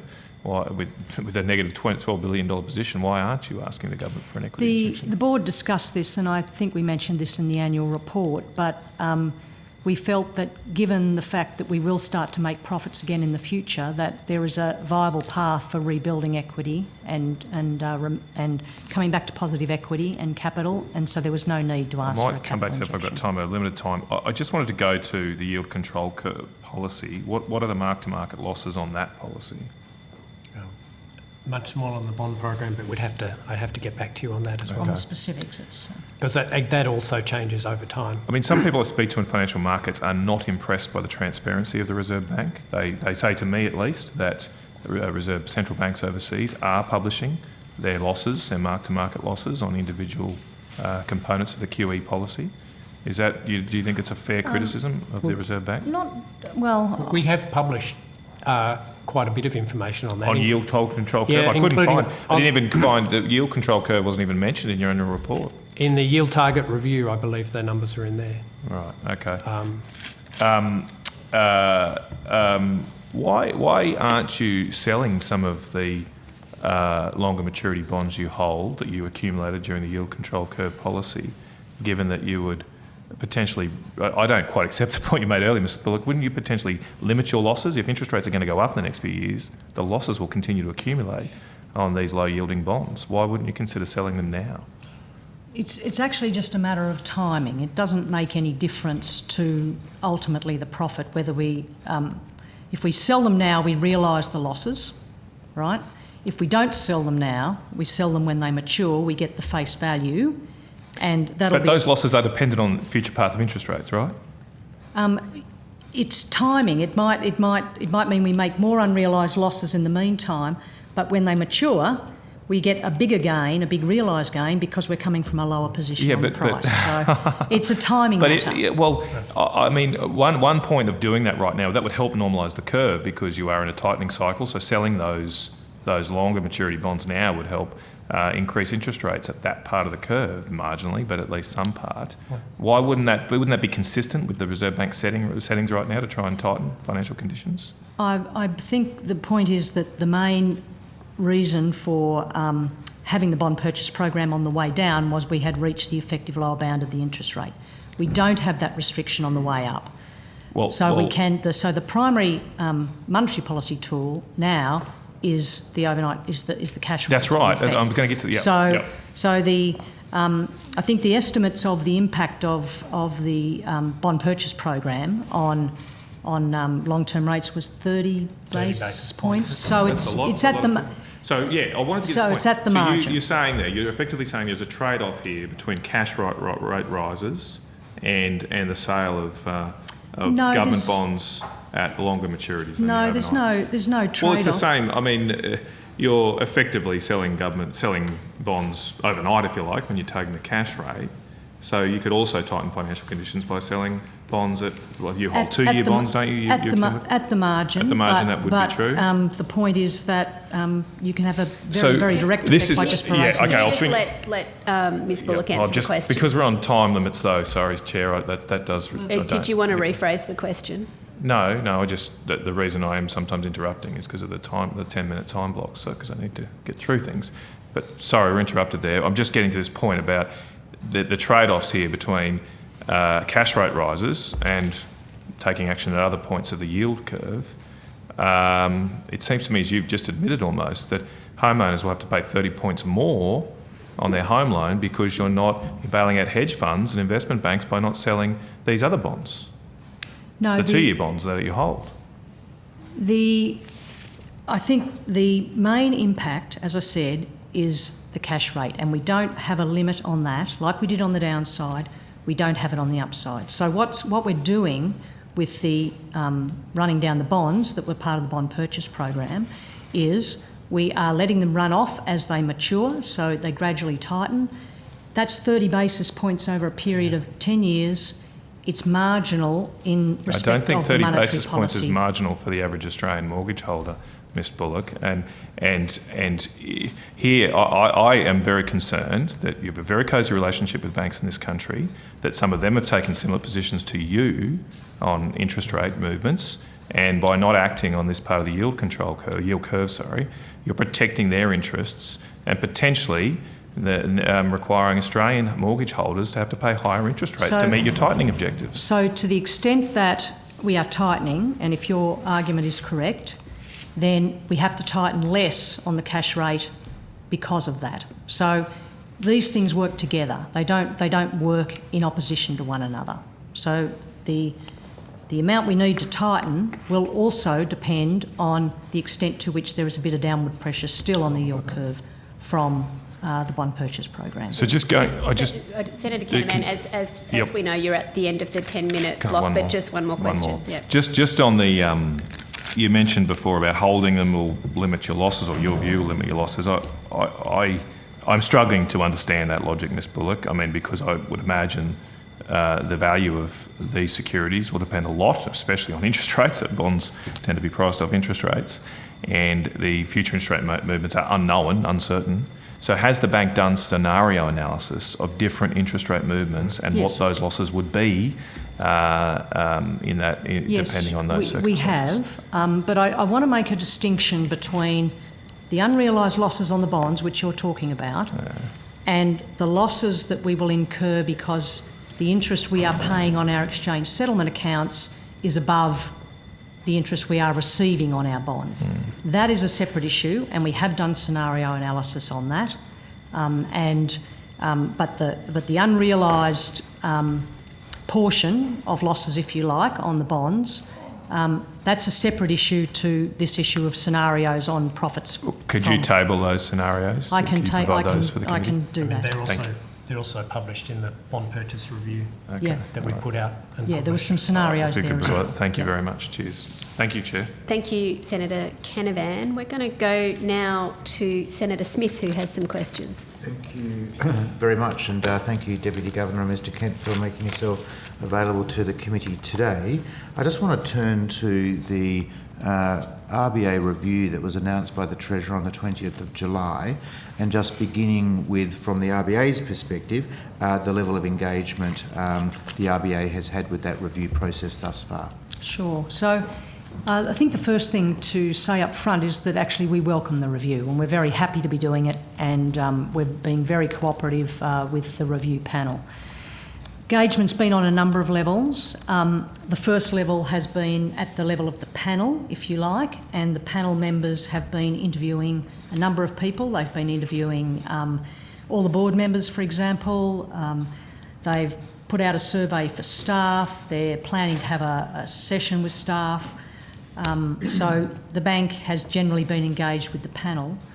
More broadly, the bank has, at a working level, has been very engaged with the working level, with the Secretariat, if you like.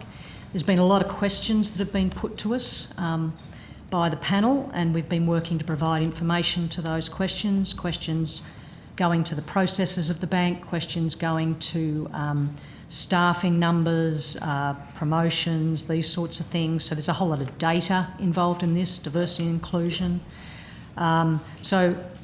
A very high level of engagement, and we're expecting that will continue. Thank you. So turning to the first matter that you identified, and that is the panel's engagement with the board members, senior staff, etc.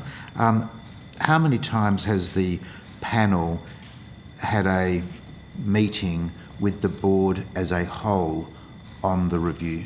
I don't believe they've had a meeting with the board as a whole. I will confirm that, but they've met individually with board members. They have met individually with board members? Individually with board members. Have they found it necessary? How many times have they met with each of the board members? I would have to take that on notice. I don't know. Yes, please. How many times has the Governor himself met with the panel? I'll have to take that on notice as well. And could you also take on notice how many times you have met with the... I can tell you that, one. Thank you very much. And perhaps as part of the Reserve Bank's senior leadership team, you might provide us with some information about their engagement with the panel. Am I right to assume that the panel meets with members as a whole, or does the panel disaggregate into So, 3 members, 2 members? So in my case, it was all 3 panel members, but I understand from talking to others that in some cases it was only 2 panel members. So, and the other thing is that I also understand from talking to others that which of the panel members chairs the session, if you like, varies, so they mix it up. How many times has the Governor or the Deputy Governor met with the Treasurer or the Treasurer's office regarding the review? The review. I personally have not met with the Treasurer or the Treasurer's office on the review. I'll have to check for the Governor, so I'll have to come back to you on that. Are board members or members of the senior leadership team provided with transcripts of their interview by the panel? I can only speak for myself, and the answer is no.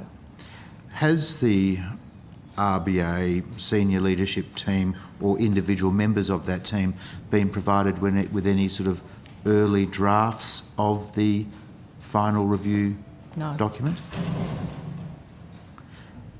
Is the review, from the RBA's perspective, is the review expected to continue to report in March of next year? As far as we're aware, yes. Not been told otherwise? Yep. How does the RBA expect to communicate the review's finding to its staff? We haven't got that far yet, I have to say. It's not our review, it's an independent review, as you know. So when the review is coming out, I don't expect that we will get advance notice. I'm sure we'll know when it's coming out, but I don't think we'll be given in camera. But who knows? Who we'll knows? have to wait who and knows? see. Because who knows? The RBA maybe. It's unknown at this stage. It's How we unknown. communicate it to the staff, we haven't discussed that yet. Right. From the RBA's perspective, are there any concerns about how the review is being conducted at present? No, as I said earlier, we've welcomed the review. We're very happy to cooperate as far as possible with it, and we've told our staff in particular to please feel free to put submissions to the review. We're very welcoming of it.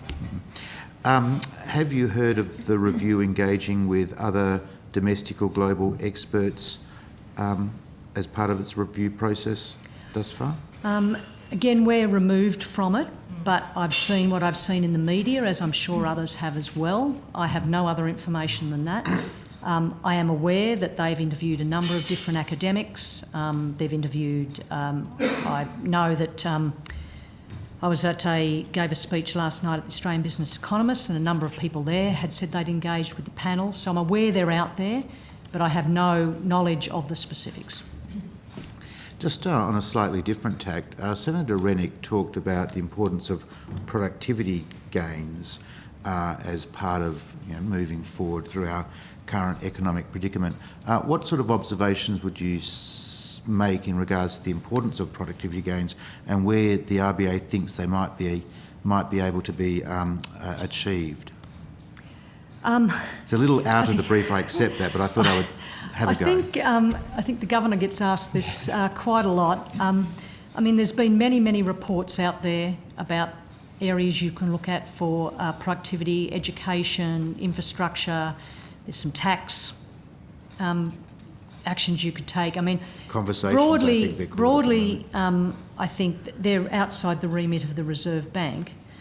But productivity is important, and it's important for the growth of the Australian economy, and it's important for the prosperity, and it's important for jobs. So it is important. It's not something that's within our remit. We can't do anything about it, but it is important, and it's important we continue to have those conversations. You've not been asked to provide. I've seen the Governor's speeches, of course, and he does get asked about it. You're quite right. I do want to turn on to another matter, but if I'm almost at the end of my first set, I might hand over to someone and... Yep, that's a great idea. Okay. Okay.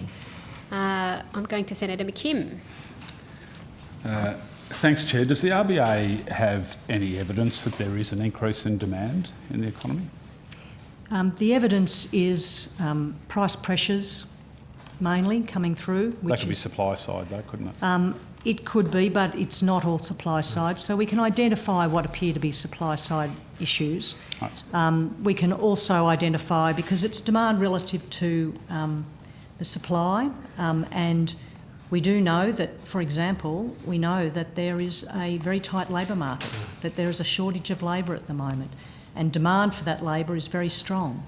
Unemployment going up. Unemployment forecast to go up. It is forecast to go up, and the reason it's forecast to go up is partly because interest rates are rising. That's right. And it needs to go up in order to slow demand.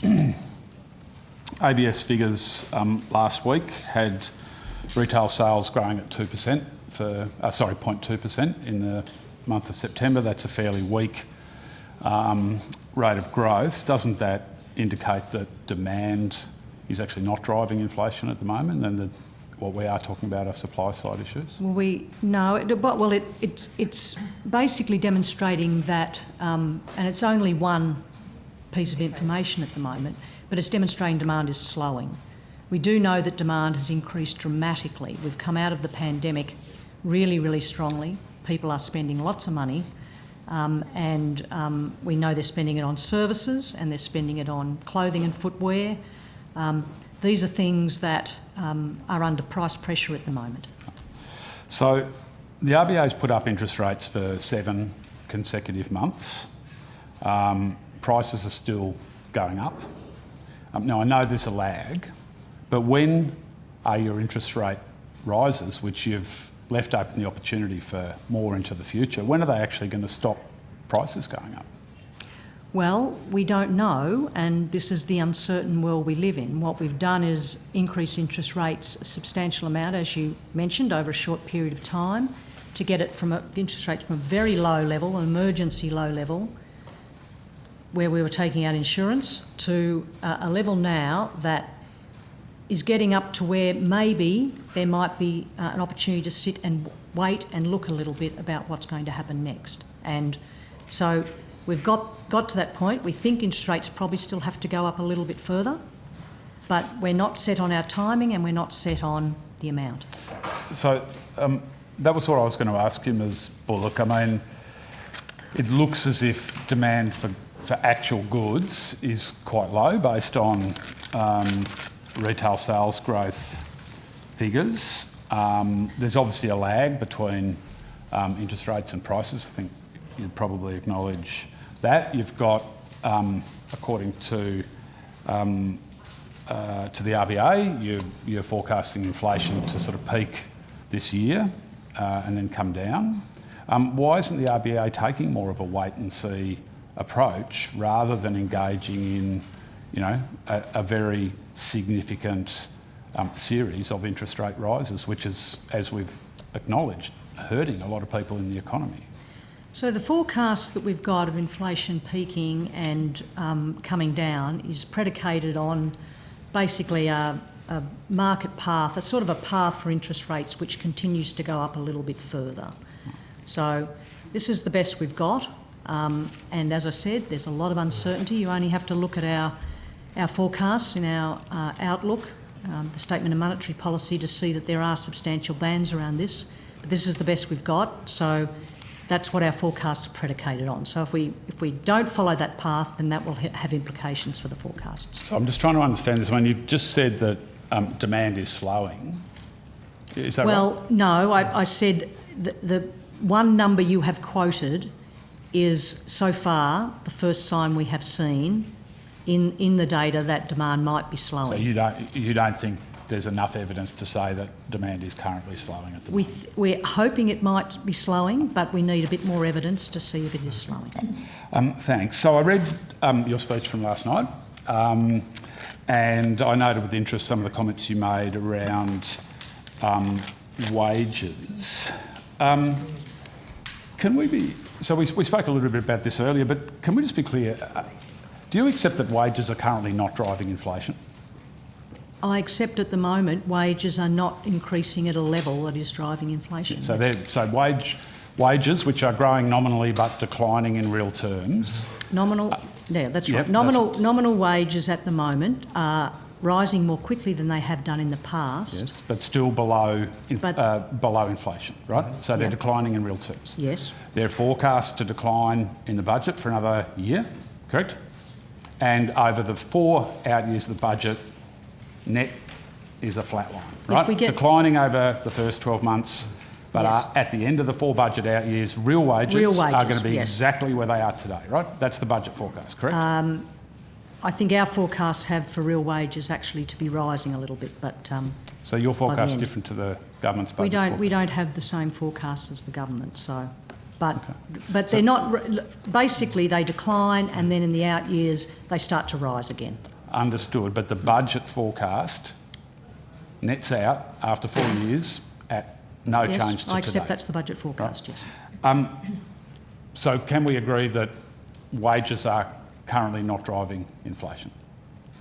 So inflation is a nominal thing. It's not a unit labour costs are what is going to drive inflation. So basically, if nominal wages are rising in a way that means the unit costs for producers are going up, then that's what's going to drive inflation. Look, I was really interested in what Governor Lowe said last week about the importance of avoiding a price-wage spiral. Now, I actually don't take issue with the importance of avoiding a price-wage spiral. Just to be a wage price spiral. I don't take issue with the need to avoid a wage price spiral. But Governor Lowe's basic argument, as I understood, which I found to be incredibly circular, was we've got a high level of inflation, real wages are declining, there's a lot of supply stuff going on. I agree with that, by the way, that there is a lot of supply stuff going on. But he's worried that an increase in prices might lead to workers making more wage claims, and therefore we've got to keep interest rates high in order to respond to that danger of a wage price spiral. Now, that's a pretty circular argument, isn't it? I mean, if you can make the case now that you need to guard against, when real wages have been declining for the last 2 years, forecast to decline, we're in the middle of a 3-year decline in real wages. If the governor's going to make a case now that we have to guard against the wage price spiral, you could say that at any time, couldn't you? So I think the way When would we not be worried about that? If you can make that argument in the middle of a 3-year decline in real wages. This is partly about trying to have wage growth and growth of prices, inflation, all consistent with the inflation target over the longer term. Yeah. So ideally, yes, we'd like to see real wage growth. That's going to come fundamentally from productivity growth over the longer term. But the risk is, if inflation expectations in the short term were to persist and move into longer term high inflation expectations, then workers would seek to have higher nominal wage growth, and that could become inflationary. Of course. We're not saying it is now. No. So let me put it slightly differently. What we want is a rate of inflation and a rate of wage growth that is rewarding workers for productivity improvements. Real wage growth. Real wage growth that is rewarding workers for productivity improvement, but prices and wages growth that basically is low enough that it's in the background and it's not influencing and introducing uncertainty. What we've got at the moment is, as you point out, there's a big supply element in this. We've had a big shock to the price level. That results in inflation. But if we can stop that from winding its way into a more permanent prices and wages, then that is actually the optimal, because that is what will generate a strong economy and strong employment growth. If you move out of that zone and people start worrying about prices and wages, we know that that is not good for business and it's not good for workers. Can I just be clear? What I understand the RBA to actually be arguing, based on Governor Lowe's comments last week, is that price increases, which I think you've acknowledged are caused in part by interest rate rises that the RBA has delivered, that those price increases are going to lead to wage rises, which the RBA then will use as the justification to raise interest rates. Have I got any of that wrong? Yeah, I'm not sure the first bit was quite right. So you don't think the RBA putting up interest rates leads to inflation? You don't think that's inflationary in any way? No. So if you put up so you don't. Okay. So if you put up interest rates, Senator McKim, do you want to just ensure that you ask a question and just Yes. noting that you are at the end of your Thank you. time block? But please, if it assists you to ask one or two more questions, thank you. that's No. fine. That's fine. I Yeah. appreciate that. So Yeah. when you increase interest rates, what happens to the price of food? Well, the price of food actually is probably an example of where supply and demand and, for example, the recent floods and so on, these sorts of things, price of food moves around a lot, particularly fresh food. So it's very volatile. Are you arguing that increasing interest rates does not lead to an increase in the price of food? Not in a sustained point. No, it does not lead. Increasing interest rates does not lead to increased inflation. No, I'm asking about the price of food. No. Doesn't? So anyone in the food chain who has a debt will see their costs increase, right, if you put up interest rates. So how does that not lead to an increase in the price of food? They'll also, businesses, and they tell us through our liaison, they anticipate with rising rates, future demand will be lower than otherwise, which gives them less scope to put their prices up. They have to do their very Their costs best. go. Yeah, but they have to do their very best to absorb those In their margins. by either what if they generating can't? productivity, reducing their margins. So you don't think anyone in the food chain will put their prices up if their costs go up? The main thing I think that affects the interest rates is part of it, if they have debt, but there's other more important factors that will influence the costs of, and workers is one. Sure. So harvesting, all those sorts of things. So there's a whole lot of things that go into the cost base.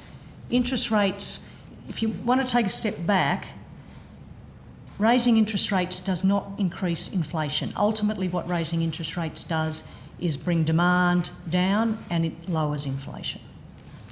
Okay, thank you, Senator McKim. I'm going to go now back to Senator Smith. Thank you very much. I just want to turn to the matter of the effigy on the $5 note, which has attracted some media attention. The Governor has said that, and I'm quoting now, given this tradition and the national significance of the issue, the bank is consulting with the Australian Government regarding whether or not the new $5 banknote should include a portrait of King Charles III. So, two things. Can you share with the committee what is the consultation process, and am I right to assume that there's also a design process due and that these things are happening at the same time? The consultation process so far has been involved a letter from the Governor to the Treasurer, and I believe that's with the Government at the moment. Can you make that letter available to the committee? I'm sure we can. I'll take that on notice. What date was that letter sent by the Governor? I'd have to take that on notice. Of course, yep. I don't recall it. I think it was after the October board meeting, but I'll take that on notice. And obviously you don't have it in front of you, but what was the substance of that? The substance of the letter was that the design of the banknote is typically the Reserve Bank of Australia's responsibility. We issue the banknotes. That the long convention, historical convention, has to have monarch on the notes, and in fact the Queen Elizabeth has been on the $5 note for the last couple of iterations of the $5 note, just making that point, but noting for the Treasurer that there does seem to be some public interest in this and valuing the thoughts of the Government on it. That's the gist of it, I think. So is this statement correct, that the monarch has been on at least one of Australia's banknotes since 1923? I believe that's correct. And was on all of our notes until 1953? I believe that's correct. So the consultation process that the Governor has commented on publicly, that is an internal consultation process that he leads in the RBA? No, he's not talking about a consultation process in the RBA. He's talking about the government consulting with the government on what the bank should do. And that consultation with the government thus far is limited to a letter from the Governor to the Treasurer. I know the letter has been sent. I can't speak for the Governor. I don't know if he's had any conversations on this issue with anyone in the government yet, but I could take that on notice. If you could take on notice whether or not the Governor has had a response to his letter and whether there have been any other letters. Are you aware of any telephone conversations between the Governor and the Treasurer on this matter? You'd really have to ask the Governor. I don't know. Well, you, Deputy Governor, you're free to take that on notice. Yeah. Do you think that the government might have misunderstood its role in any decision about who should appear on the $5 banknote? No, I think there might have been sort of some confusion about how this process would work and who's responsible, but I don't have any specific sort of concerns that there's a misunderstanding. Mm-hmm. Mr. Kent, is there anything that you can add to my line of questioning thus far? Not on the notes, no. Yep. Can you explain to us what is the design process that is gone through? What are the various elements of the design process and how long it is expected to take? Okay, so the design process of a note is actually quite a lengthy process. If you were going to design a brand new note, it could take many years, quite frankly. If you're talking specifically about the design process for this note now, if there was a decision that the King Charles would be on the note, then it would be probably a 12 to 18 month process. You would need a portrait approved by the Palace, and then it would require the banknote designers, which it's a very technical process. There's a lot of security, you wouldn't believe it, embedded in the design process. So they would have to do that. Then you'd have to do testing. You'd have to do trials, all that sort of thing. So it's that sort of process. If you were going to put a completely new design on the banknote, that would be much more involved, because that would you'd have to think up the designs. You'd have to test the designs. You'd have to consult. We do a lot of focus group testing with new designs. We did this all with our note print when we did our new series of banknotes. A lot of consulting on the actual look and feel of the design. So that's a much longer process. So just to be clear, the design process for the design process for the suite of banknotes is very laborious, very, very detailed, will take many, many years. Yes. And to be fair, I mean, they are, a symbol of our country, etc. They carry, important messages. So, but if there was a contemplation about whether or not the new king should appear on the $5 note, that will still take 12 to 18 months, but it's not going to take years. Just to make sure. It's not. It would be a shorter process. It would be dependent upon approval of the portrait, and once the portrait was approved by the Palace, then it would take maybe 12 months from there. Yep. Is there a timetable or a schedule for the renewal or re-evaluation of the suitability of the suite of banknotes, and is that approaching? No, we don't have a fixed timetable for that. As you know, we've only really just completed a new one. We haven't typically had to replace them a lot, because one of the reasons for doing new suite of banknotes typically is counterfeiting. And we haven't had, because our banknotes are very secure, we typically haven't had that issue. And in fact, we only, the most recent banknote suite replacement, that actually was around about 20 years after the previous one, and that's a long time for banknotes. Most central banks find their counterfeiting rates increase and they do have to replace their banknotes. So we've been very fortunate. We've got secure banknotes. There's no particular timetable, and at the moment we've really just finished with the last project. I think I heard the Treasurer say, and it may well have been on Q&A, the ABC program Q&A, that, and I'm quoting now, that the Governor of the Reserve Bank had indicated it's a choice between the King or a design in his view. Does that comment make sense? Yes, I think all he's saying is that it probably wouldn't be a choice between the King and another person. It would be the choice between the King, and if we didn't have the King, then some sort of design, Australian-style design, which might indicate. So you'd have Parliament House on one side and some sort of Australian theme design on the other. So it is going to take some time.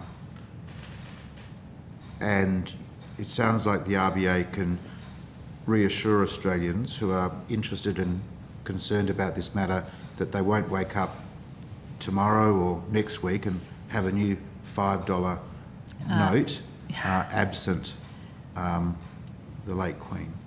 No, it's going to be take longer than that. There's obviously the process with the government first, and then the bank will have to make a decision on how to proceed. And the decision gets made by the board? Yes, the board would be involved. It's quite a heavy burden for the RBA board to get wrong, given the high Well, level. I think get wrong, get right. It depends on which side. I suspect some people think one thing is wrong and others think others are wrong. So, you know. Yeah. But care will be taken, and it will be a decision of the RBA board. The RBA board will be involved in it. Ultimately, it will probably be a decision of the governor. Of the governor. Thank you. Is he contemplating any public consultation process, or?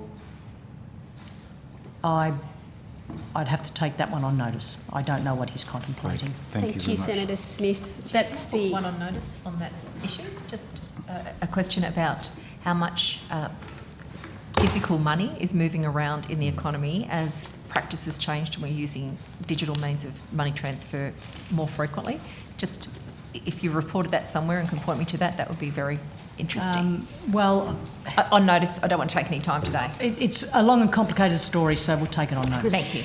Okay, Senators, I'm noting the time. We've been having some discussions about an effort to finish on the scheduled time at 1:45, so I'm now going to move to 5-minute blocks and go to Senator Canavan. Thank you, Chair. Just wanted to follow up briefly on our previous discussion. I've had a look at the bond purchase program review. It still doesn't seem to me. So has the bank looked at options other than holding its bonds under this program to maturity? The review doesn't seem to discuss that. We did consider the issues, and we decided that the board decided that it had no current plans to sell bonds, to actively sell them. As the Deputy Governor suggested, our view was that the best way to tighten monetary policy was to use the cash rate, particularly because it's something that can be calibrated to evolving conditions, whereas typically if you... I'm sorry to cut you off. Yeah. That wasn't actually my question. Have you evaluated options other than holding... yes, we actively considered whether or not we should sell bonds. That options analysis does not seem to be in the review of the bond purchase program. There's some scenarios there about different interest rate paths, but that's just the effect of the strategy. Well, I could provide you on notice. If you could provide on notice some analysis of that. I just want to clarify, because as I've thought about these issues a bit more, Mr. Pollock, you're saying that if you hold the bonds to maturity, your losses will reduce, but you do actually bear a cost every day, effectively, by holding these bonds currently, don't you? Because you're borrowing at the cash rate. But that was the point I was making earlier. The distinction between the unrealised losses on the bonds, which on the valuation of the bonds, and the interest rate differential between what we are paying and receiving. If you sold early, you would no longer bear these losses you're incurring. We would run down. That's right. Yes. We would run down. Well, the taxpayer wouldn't bear them. Yep. Yep. Okay. I just want to quickly turn the limits at the time I've got to the bank's consideration of climate change risk. There was a speech given by Mr. Kearns in August this year about this. I mean, it seems to me the only two scenarios the bank is looking at under this climate vulnerability assessment is a delayed transition. I'm reading here, scenario 1, delayed transition, and the second scenario, current policies, continuation of current global policies. Why isn't the bank looking at a policy scenario of a too fast transition, if you like? Because it seems to me that the only real financial security risk that we've seen in the world so far from climate change is a ridiculously too fast transition in Europe, which nearly bankrupted the UK a few weeks ago. So why wouldn't you look at from a financial perspective? Your remit is to look at this from a financial perspective. Why aren't you looking at a too fast transition away from fossil fuels? So the focus for the Council of Financial Regulators, which is the group that's looking at this, is the banks and the insurance companies. So it's the financial sector. What are the implications for the financial sector? And the focus there is very much on the transition process, according to scenarios that are basically set out by the NGFS, the Network on Greening the Financial System. So we are doing this in a framework that is quite familiar, and a number of others are doing it around the world. That's the scenarios that we're using. But I mean, when I've thought about this and read some of your material, it really does beggar my belief that somehow, even if we were to have more natural disasters, that would cause a financial security risk. Because, you know, even the biggest natural disasters in our country's history, and we're not exactly unfamiliar with them, have not been major events for financial security, notwithstanding their impact locally on people.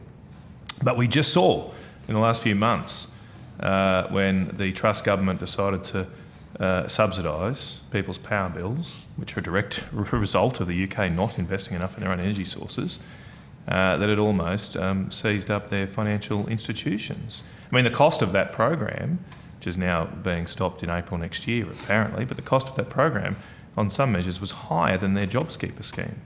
So why isn't the bank looking at this? That if we push up energy prices too high, of course there'll be demands for governments to fund people's energy bills, and we might end up in the same position as the UK. Why aren't you looking at that? Why isn't that part of the climate change assessment? It seems like you're only looking at one aspect of the climate change policy suites. Well, I think what we're looking at is stock standards, some reasonably stock standard scenarios that others are looking at, and I think that's appropriate. Well, I think a lot of people are making a lot of mistakes in this space, aren't they? I mean, Thank you. Maybe we should reflect on it. Thank you very much, Senator Canavan. I'm going to Senator McKim. Thanks. I just want to go back to the issue of food, if I might. Is it your evidence that when the RBA increases interest rates, that has absolutely zero effect on the price of food? No, I'm not saying that. Okay. What I'm saying is that when the RBA increases interest rates, it might have an impact, as you say, on those that have debt, but it's not the only impact on costs of people who are producing food. Understood. And it's quite likely that, in fact, the other cost pressures are much more important than rising interest rates. So it's not rising interest rates that are driving the increases in the cost of food, it's the other factors that are driving it. Do you accept that when the RBA increases interest rates, that puts an upward pressure on food prices?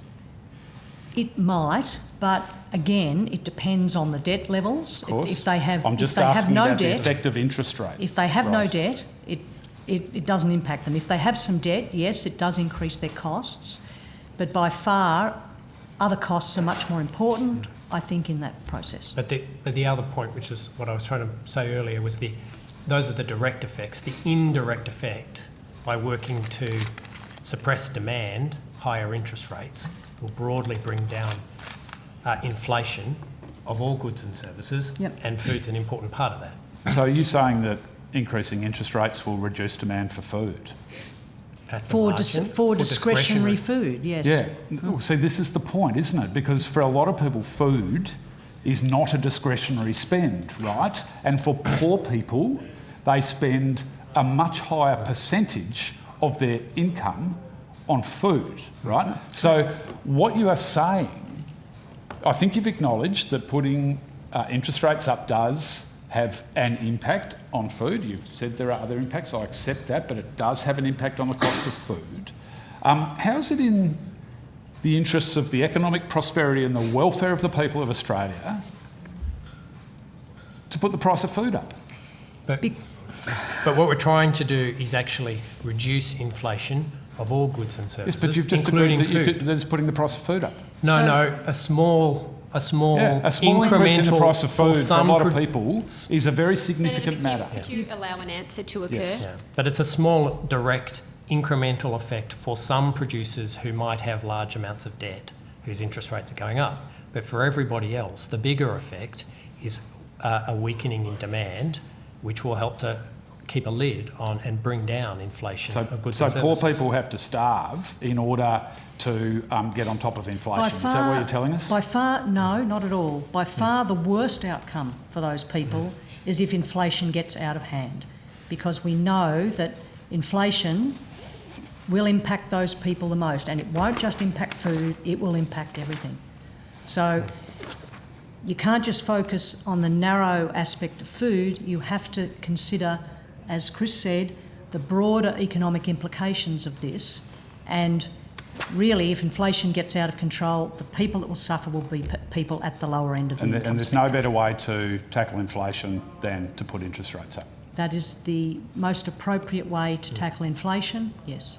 Tax reform wouldn't be a better way? Maybe Well, that walking might away be from able the to- stage 3 tax cuts. that might be They're able to very help. inflationary, aren't they? Or they will be very inflationary when they come in, won't they? I have no You don't think particular spending view on a that.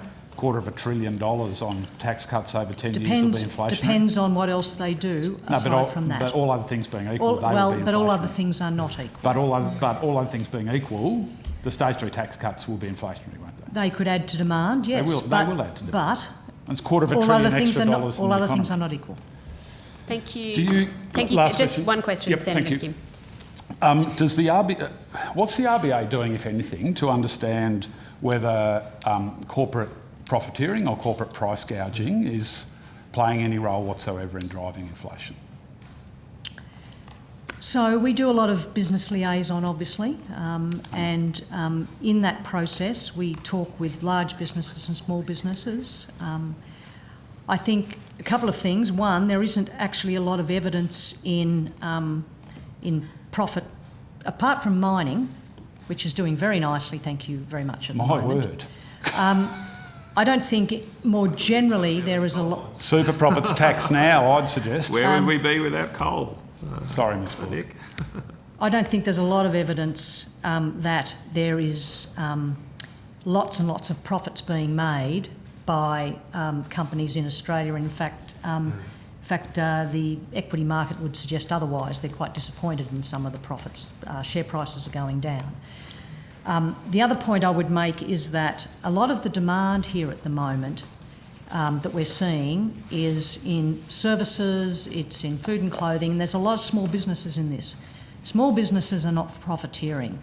They are in a very competitive market, and I don't think there's any evidence at all that we see either from our liaison or from the data that small businesses are profiteering from consumers. Okay, thank you, Senator McKim. I'm going to go to Senator Roberts for 5 minutes. Thank you. Thank you for appearing today. I want to ask questions about inflation. The last time the Reserve Bank of Australia was at Senate estimates, I asked about the roughly $600 billion in money printing or quantitative easing. I said we knew that printing money essentially out of thin air, or as Mr. Dobell said, electronic journal entries, could directly impact inflation, and Ms. Bullock, you agreed from my notes. Most of all, I asked how inflation forecasts could possibly be right. At the time, the RBA's forecasts were that inflation would top out at just 4.25%, and I asked how that could be possible given inflation overseas was racing away. Your response, Ms. Bullock, was that Australia's just different. We're not suffering the energy spikes like Europe, and the wage pressure isn't here. Given inflation is now up to 7.3%, far above your topping out at 4.25% headline CPI, do you accept responsibility for being repeatedly systematically wrong about your inflation forecast so far at the RBA? So in our recent statement on monetary policy, we actually published a box on the reasons why our inflation forecasts were so far out. And a lot of it still is the fact that there were unknown, the Russian war on Ukraine came, massive spike initially in food and energy prices that we did not factor in. So a lot of that miss was in fact the unexpected supply shock that we got. The other thing is that some of the supply chain issues that were evident during the pandemic didn't come off as quickly as we thought. So these were things that we couldn't really forecast. They were well outside our previous experience. And the only other thing I'd add about the bond purchase program and the low interest rate and the expansion is that at the time we were deliberately trying to inflate the economy. The economy was absolutely in the doldrums. There was disastrous predictions for growth and employment. You might recall 15% unemployment was predicted at one point. We were taking out predicted that? we were taking out insurance against a really, really bad outcome, and that's why we did what we did. We're hearing anecdotal evidence now of wage pressures not being detected by the wage price index starting to increase. It's almost certain that Australia's energy prices are going to go up over the next 2 years. In fact, I think 20% increase next year and 30% increase the year after is what the budget predicts, and I believe that's conservative. We've seen electricity companies warn of prices potentially going up 50% next year. If energy prices are going to, and 50% the year after, if energy prices are going to skyrocket and wage pressure is increasing, how can you still be forecasting inflation coming down in the short term? I understand you're saying it's a decline in 2023. Inflation is declining, but it's still not back down to the target, that's true. We have got those energy price rises in that forecast, but there are other prices that we're forecasting to come off, in particular home building costs we're predicting will come up quite a lot. We're expecting goods price inflation to decline as well, so there's other offsetting factors. Okay. The Reserve Bank of Australia said inflation psychology might be the most important factor behind inflation. Do you think being systematically wrong about inflation going down can affect people's expectations of inflation? And if you keep saying inflation is going to go down like you have and it doesn't, at what point do you think people just stop listening to what you're saying and expect it to go down, to go up anyway? Well, I think that's a very good reason why we need to make sure that we're keeping interest rates high and possibly increasing them, to make sure that people understand that we will do what it takes. If we're slightly wrong on our forecast, then we'll be looking at that, we'll be learning from that, and we'll be taking action on that. Second last question. Do you accept that inflation is the worst possible theft of everyday Australians' wealth?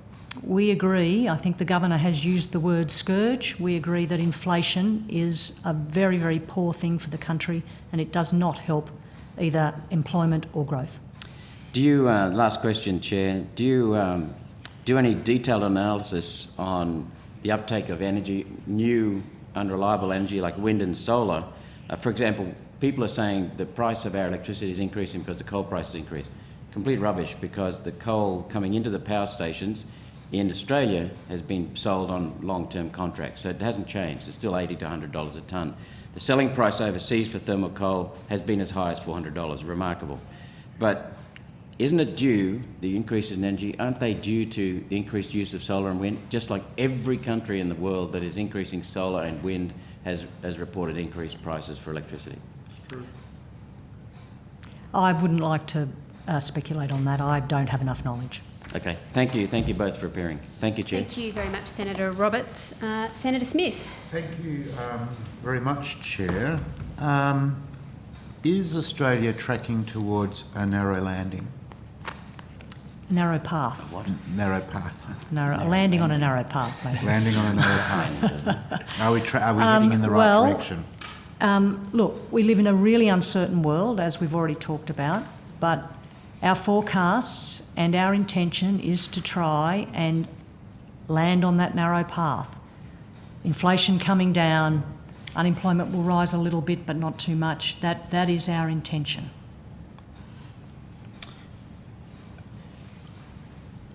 And the probability, could you put a No. I mean, if you wanted to go to the Statement on Monetary Policy, you'll see that we do put some confidence intervals around our forecasts, and you'll see they're wide. Forecasting is a difficult business, but we have to do it because, as we've discussed, there are lags in the effect of monetary policy, so we need to at least have some views on where we might end up. How do Australia's prospects differ from some of the other major economies? I think that we've got a couple of things going in our favour. The first is that we've got much lower unemployment than pre-pandemic. Now, other countries have that as well, but what we've got is much higher participation. So some countries have had a withdrawal of participation from their workforce, and they've got people have just packed up their bags and gone home. They're not working anymore. We've got much higher participation, so that's really positive because the best thing for people is to have a job. So that's number one. The second thing is that wages aren't growing really quickly yet, which means we have a better possibility of being able to keep inflation expectations down and bring inflation back down to the target.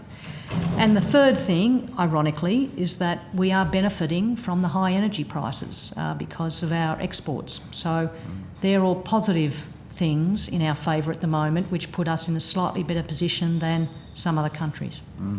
Can you just, we talk about the Australian economy, but of course it's a large continent, the population is dispersed, areas of very high population density. And so can you give us a bit of an insight into how the economic story is different in a state like Western Australia, where I'm from, a state like Queensland, where Senator Canavan is from? Can you give us some insights into, what is actually sitting beneath this Australian economic story at the moment? Because am I right to assume that the experience is not the same for everyone, irrespective of where they might live? Well, I think that's most definitely true. The challenge for monetary policy, though, is that it's just one single interest rate, and it is a blunt tool, and it has an impact wherever it will have an impact. It can't distinguish between different areas or regions of Australia. To your point about Queensland and Western Australia, obviously resource exporting states are doing quite nicely out of this. But it's also true, if you look at recent data, that New South Wales and Victoria have come back very strongly after experiencing quite strong lockdowns. So there's a whole range of things going on here at the moment. And part of the problem of the pandemic and coming out of the pandemic is that the data, everything's all over the place a little bit, and I think we're still getting back into some more normal outcomes here. You've had a big spring back for New South Wales and Victoria. Western Australia wasn't as badly impacted to begin with. You've got the energy price spikes going on overseas, which is assisting resource exporting states. So there's a whole range of things going on, and obviously that's impacting different areas differently. Finally, and thank you very much for your time today and your sort of responsiveness to my questions. Inflation psychology. Could you just share with the committee what is inflation psychology and what is the risk or the challenge that it presents? So, as I said earlier when I was answering Senator McKim, what we really want with inflation is that it's just in the background and people aren't worrying about it. And that's really why we have an inflation target, as do other central banks, of around about 2 to 3%. It's a level of inflation which people don't worry about. It's not affecting their businesses. It's not introducing uncertainties. The concept of inflation psychology is that if inflation rises above a certain level, that it starts to influence people's decisions. They start thinking, well, my prices, I'm facing these increases in prices, I might have to go and put in increased wage demand. Or the businesses might say, well, all the other prices are going up around me, I'm just going to have to put my prices up too. So it's this sort of more general sense that rather than sitting in the background, inflation starts to move to the front of people's thinking. And the reason that's important is because that's when it starts to impact economic decisions. And we know that low and stable inflation, because it sits in the background, is actually much, much better for stable growth and good employment outcomes. So are we in a good inflation state of mind at the moment as a country, or are we getting closer to a unsafe Well, I state think of that's mind? the challenge at the moment, and that's why we're raising interest rates, because yes, people are expecting inflation at the moment to be quite high, and it is quite high. But if you look at expectations a couple of years out, most expectations are that inflation is back round the band, and that's the important thing. If we can keep that and people understand it's temporary, then we can get back to low and stable inflation. Thanks. Thank you again. Thanks, Thank you. Ms. Chair, Bullock. can I just point Senator Smith to the speech that Ms Bullock gave last night? There's a section in there where you refer to inflation forecasts having been revised up, but good reasons to think that approaching is the peak of that inflation cycle, and you cite a number of reasons there. Importantly, I think one thing that hasn't been mentioned today, and you just might want to make a comment on that, is the decline in shipping costs. Yes, on the supply side, yes, that's one of the things that was a result of the pandemic was that shipping costs were rose dramatically. Supply chains were quite affected by that. So what we've noticed is that they're starting to come off quite dramatically, and that's good for. That will take time to work its way through to the general level of prices, but to the extent that it has been a factor, and it has been a factor in goods price inflation, that's starting to unwind now. Thank you, Chair. Okay, thank you, Senator O'Neill. Thank you, Senator Smith. Thank you very much, Ms Bullock and Dr Kent. That's all the questions the committee has for you today, so we are happily in a position to release the Reserve Bank of Australia. We always welcome your attendance at our committee, and we always appreciate the time that you take to answer our questions. Thank you very much. You go with our thanks. Thank you. Thank you. Cheers. The committee will now suspend for 1 hour and reconvene at 2:55.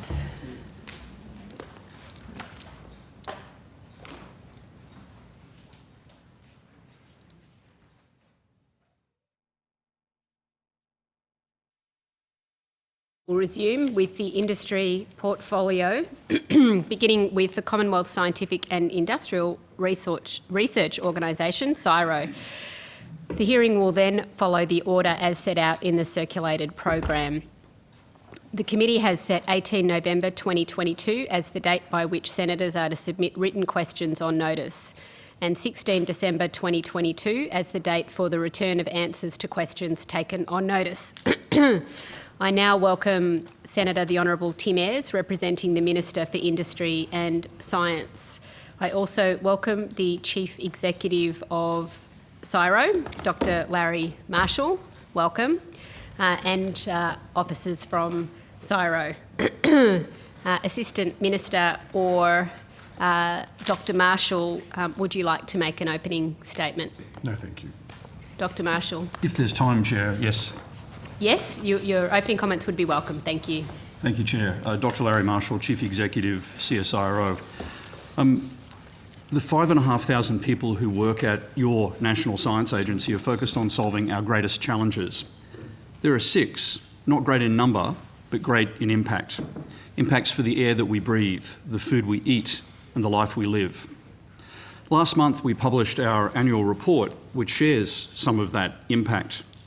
This year, CSIRO invested $83 million in pure science through our future science platforms.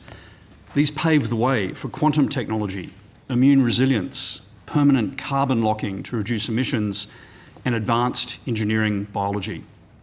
Since creating the future science platforms in 2016, we've invested $425 million across 20 areas of new science and engineering to solve tomorrow's problems before they hit us.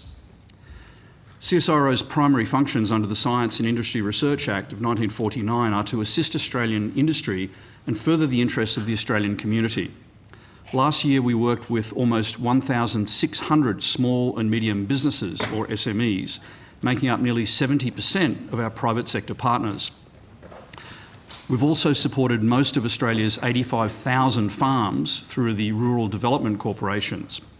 We make our IP and research and development capabilities available to early stage companies that have limited resources, often assigning our IP to the new company in exchange for equity, backing the startup's success and helping them preserve their precious cash resources. As well as partnerships with SMEs, our SME Connect program is designed to support companies through funding, expertise and resources. Last year we facilitated 351 research projects nationally for 319 companies, which injected more than 33 million into the R&D of these projects. Companies like Australium Vanadium Limited in Western Australia, an emerging producer of the metal element vanadium, which is particularly valuable in the manufacturing industry due to its malleable, ductile and corrosion-resistant properties. This year we welcome back our world-leading ON Accelerator program, available to all Australian universities to help their researchers turn their breakthroughs into real-world solutions. Since its creation in 2015, graduates of the ON program have gone on to create 66 new companies, raising more than 110 million in investment capital and created 510 jobs of the future. A number of these were funded by Main Sequence, Australia's first venture fund dedicated to science, which is growing towards being a $1 billion Australian fund. By catalysing greater innovation in industry, CSIRO has helped create billions of dollars of value, which support thousands of new jobs for Australians. The front cover of this year's annual report is a solar panel representing one of those 6 challenges, our work to support Australia's energy transition. Work like our national hydrogen mission to produce green hydrogen, like our annual GenCost report with AEMO, providing the Australian public with the best available techno-economic modelling on available electricity generation technologies. Or our Towards Net Zero mission to reduce the emissions of some of Australia's hardest to abate industries like agriculture, steel and aviation by 50% by 2035. The transformation of these industries is critical to our nation's future prosperity, and Australian science will ensure that no one gets left behind in this enormous transition. As a large enterprise itself, CSIRO is proud to walk the talk when it comes to the environment.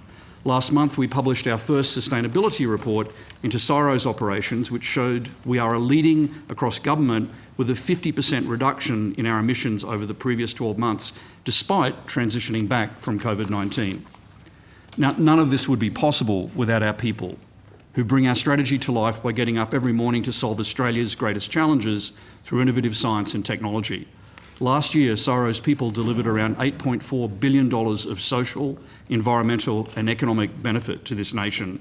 And so I will close by thanking every single member of Team CSIRO for their ongoing hard work and dedication to making life better for all Australians. Thank you. Thank you very much, Dr. Marshall, for your opening statement. I would like to just start by advising senators that we have a lot of interest in questions being asked of CSIRO. So I'm going to start with a few 10-minute blocks and then I'm going to go to 5-minute blocks to enable every senator who wants to ask questions to do so in the time. Senator Fawcett. Before I start, there are some packs over there. Can I ask the Secretariat to distribute those packs, which I'd like to table? And Dr. Marshall, thank you for your opening remarks. Could I get any of your staff who do have some expertise on the GenCost report to come to the table? Certainly, Senator. What would you like to ask? Okay. Well, when you get the pack, you'll see some of it, but I'd like to start off by talking about some of the references. In your opening comments, you talked about GenCost and said it was providing the best available information to the Australian public. When you get the packs on page 2 of the pack, or page 3, sorry, it's looking at the references that were used in the 2021 GenCost report, and it references the International Energy Agency 2015 Projected Costs of Generating Electricity report. Since your report has come out, the IEA has issued the 2020 edition of that paper, and I'd just be interested in CSIRO's analysis. Well, first off, have you seen the report? Have you studied it? First question. Senator, so Peter Mayfield, Executive Director for Energy, Environment and Resources. So in terms of that report, our team will be well aware of it. We're just starting the next, GenCost comes out as an annual Yeah, I'm sort of aware of representation. that. But my question is, and I'm limited for time, so have you seen the report? I personally haven't read it, but the team will have read it. Okay. Are you aware if they believe that the changes in that report will change the conclusions and recommendations of the next GenCost report? In terms of the process that we go through, they're just preparing the current consultation draft that will go out next month, and that will start the process of looking at what's the right information that goes into the next report. Okay. Do you have that any will of have your an industry team consultation here? on it? Do you have any of your team here, Dr. Mayfield? No, the actual team don't attend estimates. Okay, that's going to make it a little problematic. Could I ask you to turn to page 5 of the pack that's just been distributed?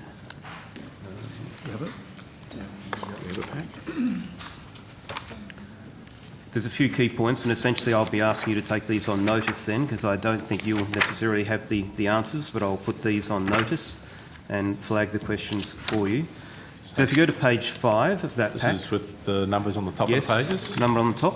Yep. These are a range of publicly available documents. These are publicly available documents, yes. So this is the 2020 IEA report. And then there's a range of other ones, also all public documents? Okay, and Senator Fawcett, I just advise that the document is accepted and tabled. Thank you. Thank you very much.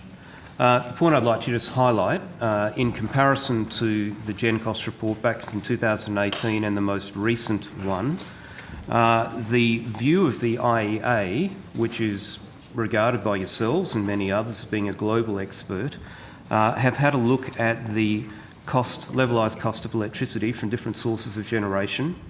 And in this table, figure 3.4, they highlight that long-term operation of nuclear power is the cheapest form of generating electricity, and that new build nuclear power is within the error bars of onshore wind, and it is comparable with solar.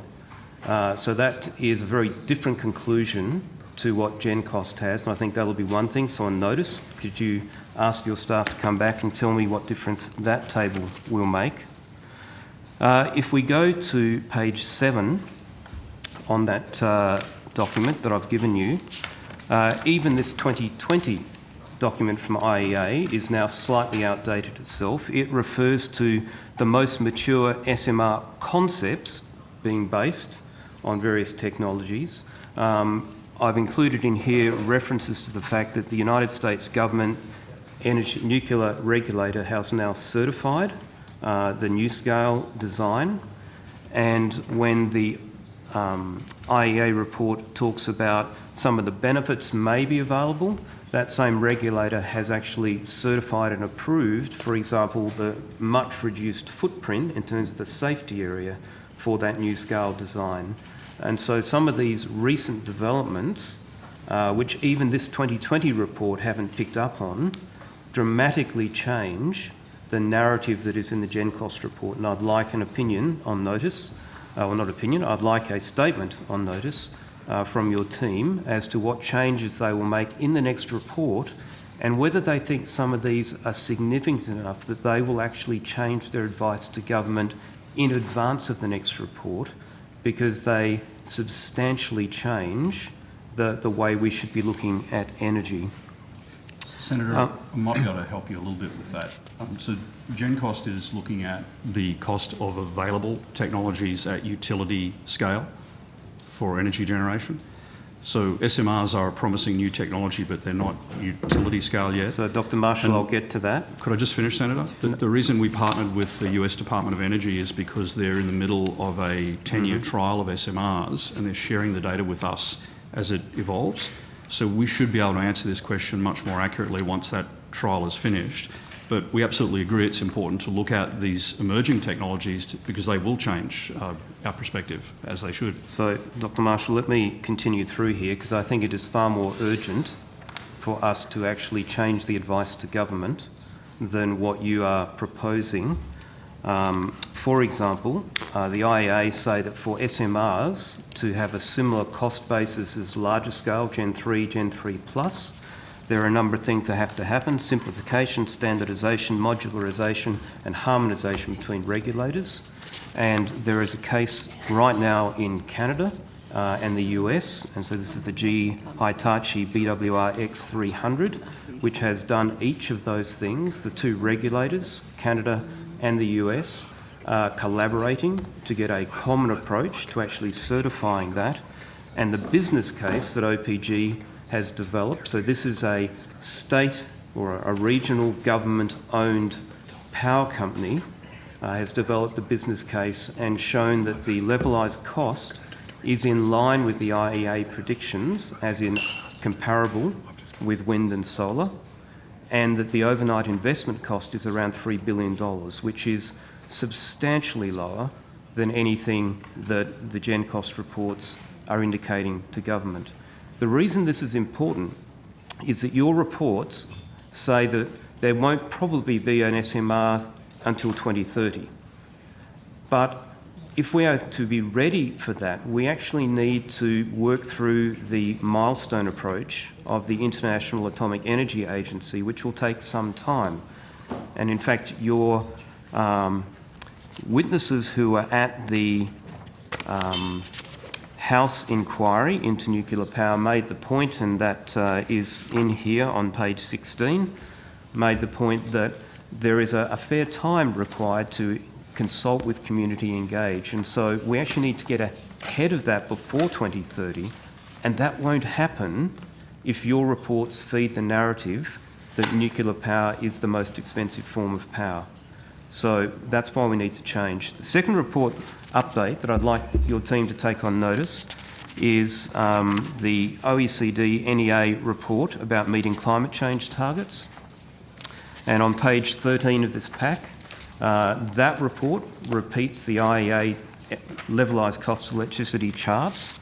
But on page 15, what it does is it looks at the cost of power as we constrain emissions and as we increase the penetration of variable renewables.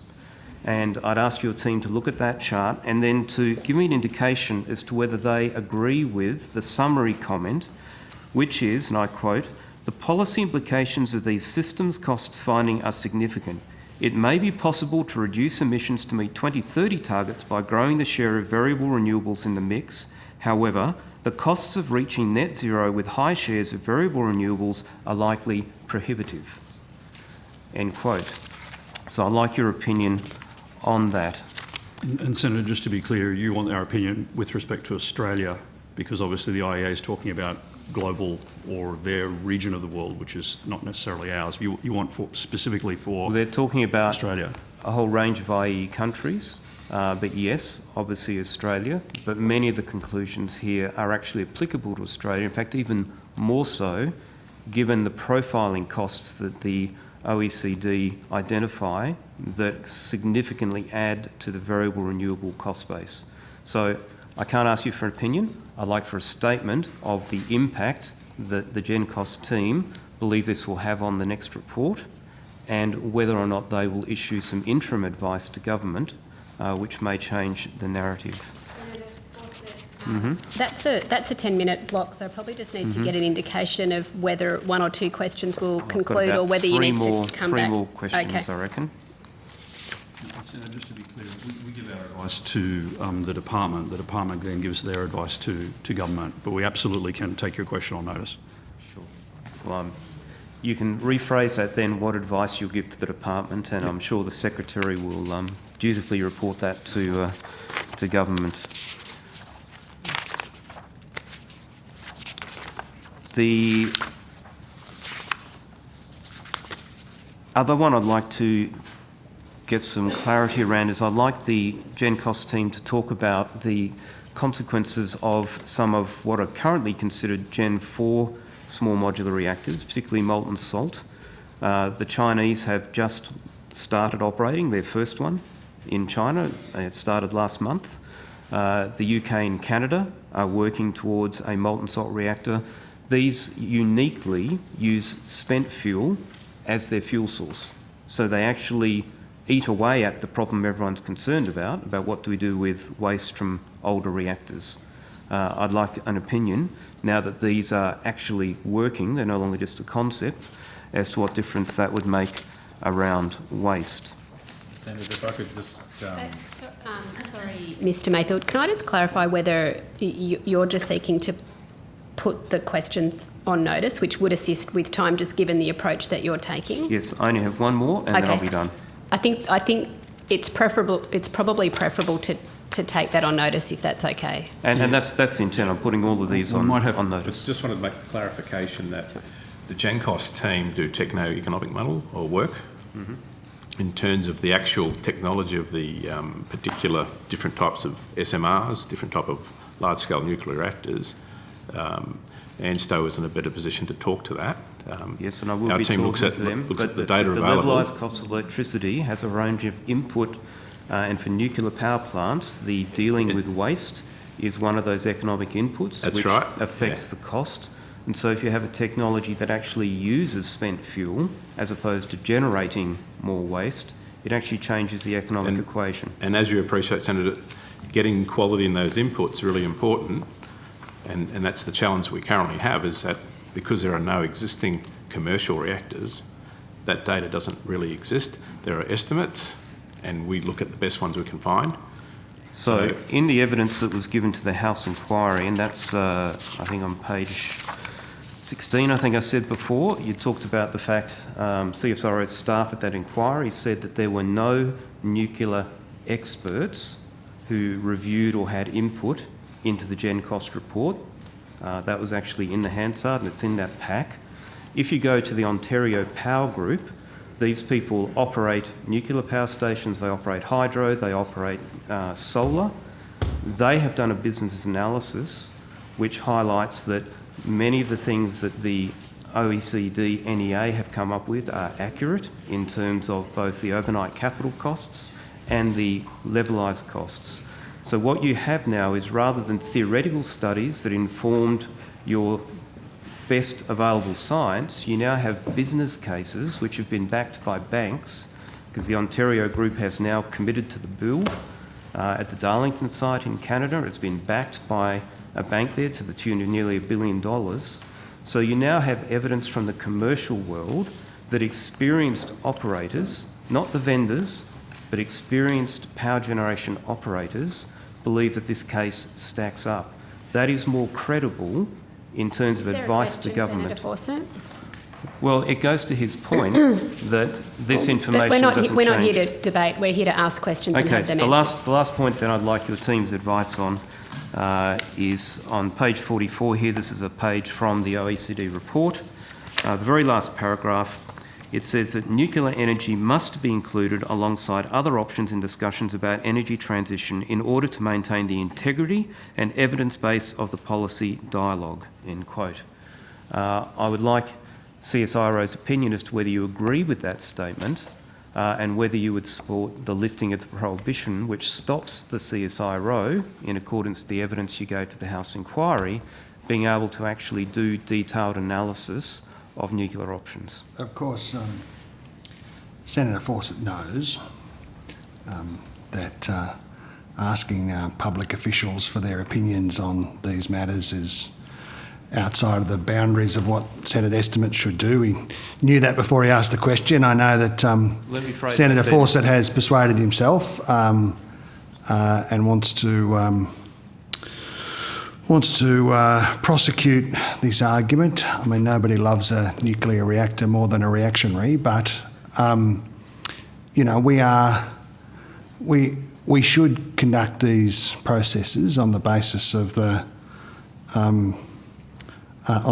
standing orders. I don't understand why the current position of so many Liberals and Nationals is to try and make electricity more expensive for ordinary Australians. I don't know whether Senator Fawcett has identified the future sites for these imaginary nuclear reactors in South Australia, or whether Senator McDonald in Queensland, I think LNP stands now for local nuclear power plant, whether Senator McDonald has identified sites for future power nuclear reactors up and down the Queensland coast. But you're entitled to pursue this.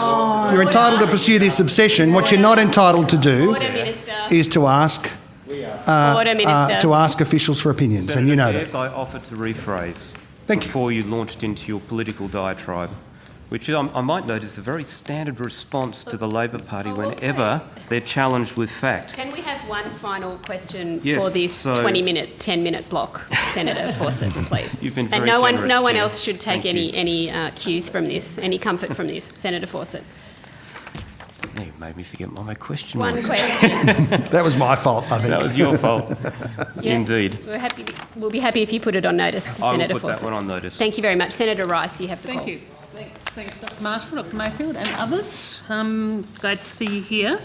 Look, I want to start with the merger of your divisions of ocean and atmosphere and land and water and ask what the rationale was and why that wasn't announced publicly. So, Senator, I can talk to that. So we've obviously got two business units that work in the broad environmental sector. What we find is that there's a lot of opportunity in the current sort of environment, no pun there, but in the current environment around doing work together. So we're bringing together all the capability on the same problems. So what we've been trying to do is get a more integrated approach to how we do our research. And by having them as part of the same business unit, we work under one strategy and we can plan together, we can engage with the customers together, and we can deliver together. So that's the rationale. And we've been thinking about this for quite some time. Yeah. Why wasn't it publicly announced? In terms of, we announced it to staff, we announced it to a range of stakeholders. There was no media release about it, was there? But I don't know that it warrants a media release. It's an operational issue. I think it's pretty significant. I mean, you don't have that many divisions to merge two of them. Anyway, But there's look, no I losses. want to move on because I know Yeah. I haven't got a lot of time. Okay. Is there likely to be any reduction in staff and capacity because of that merger? No. In fact, our expectations is that we'll be able to identify ways to actually grow our impact in this area. So we see it as a very positive move. I now want to go to some of the work that's done within what was the Oceans and Atmosphere Division within the Climate Science Centre and the cancellation of the decadal forecasting program and why that was undertaken, particularly given your former CSIRO climate head David Caroli was quoted in the paper, quoted in the media as saying that it was doing excellent scientific research, said David Caroli, who was on the unit's advisory board. It's bloody stupid. They had made a commitment to the government minister. A month before the project's demise, the board found it was making good progress and had an excellent team of senior and early career researchers. So, Senator, if I can just clarify up front that Dr. Caroli is not the head of the climate science area. No. He was the lead for the NESP hub that we ran in the first version of NESP, and he subsequently retired in January. In terms of what we're doing there, we haven't stopped doing decadal work per se. What we've done is evolve it to what we think is more impactful sort of approach, because we've had quite good success on how we've progressed with the CAFE modelling.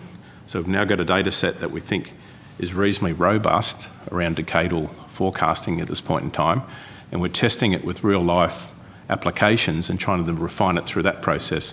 So that plays into what we do with Australian Climate Services. It plays into our other customers around aquaculture, around the NESP work again. So we're actually continuing to use this and develop it, but we're not doing it as a discrete decadal forecasting team or project. We're actually using it in our broader portfolio. So again, that's an evolution we think is really positive. And have all of the researchers that were employed on the decadal forecasting project continued to be employed? The researchers are employed. We did have the loss of one staff member, but they were a support staff member around knowledge brokering, sort of communicating.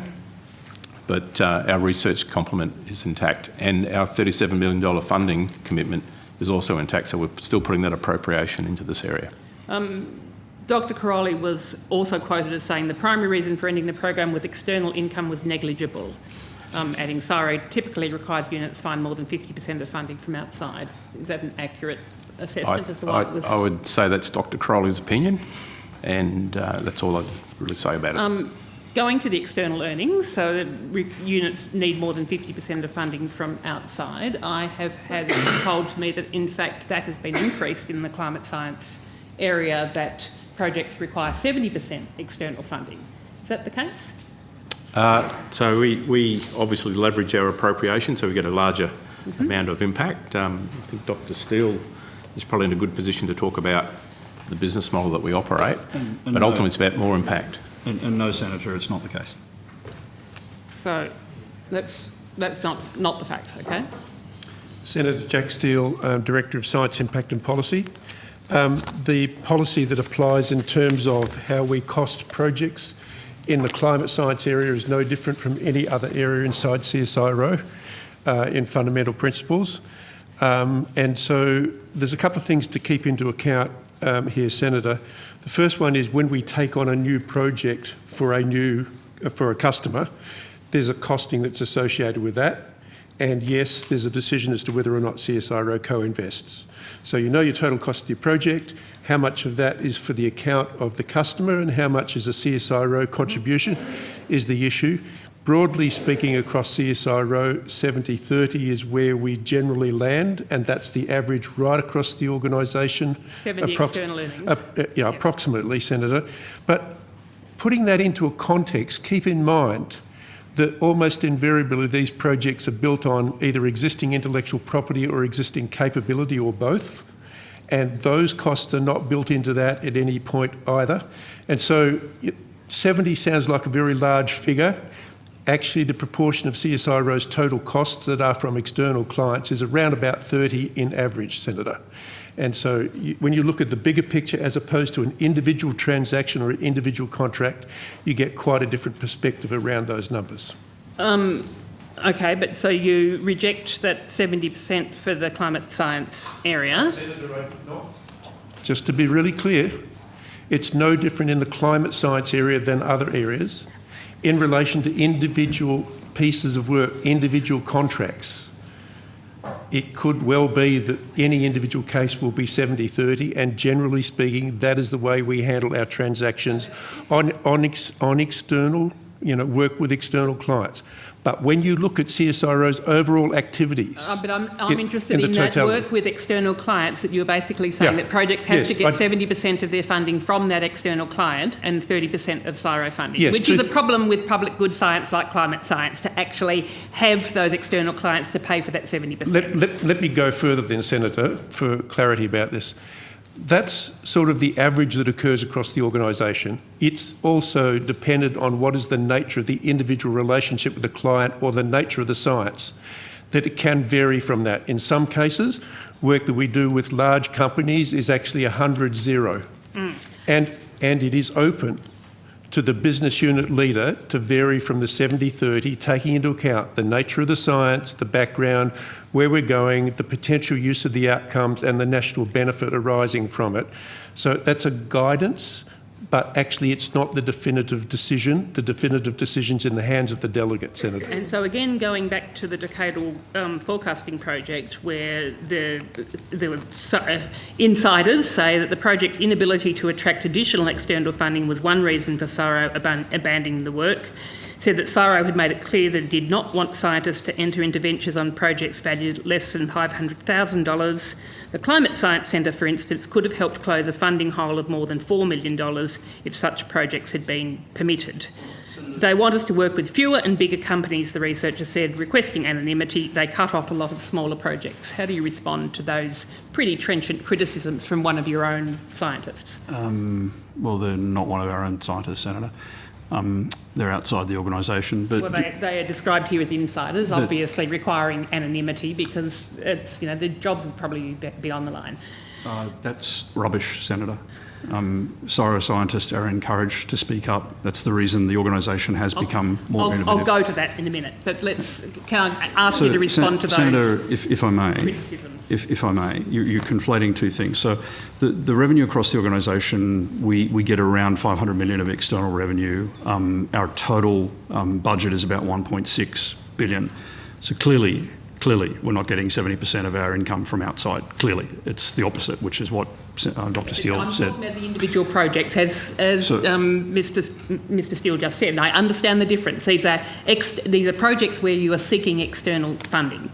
And the issue is that you are not doing projects because the external funding is not available, even though they are good public good science that CSIRO has done for many decades. Senator Rice, I might suggest that you let Dr. Marshall answer the question, also just because we're about at the end of your 10-minute block. So perhaps if Dr. Marshall answers this question, then you get one more. Is that okay? Dr. Marshall. So Dr. Steele explained the spread of external, which is the opposite of what was in the article, which I just gave you the big numbers for, which hopefully is clear.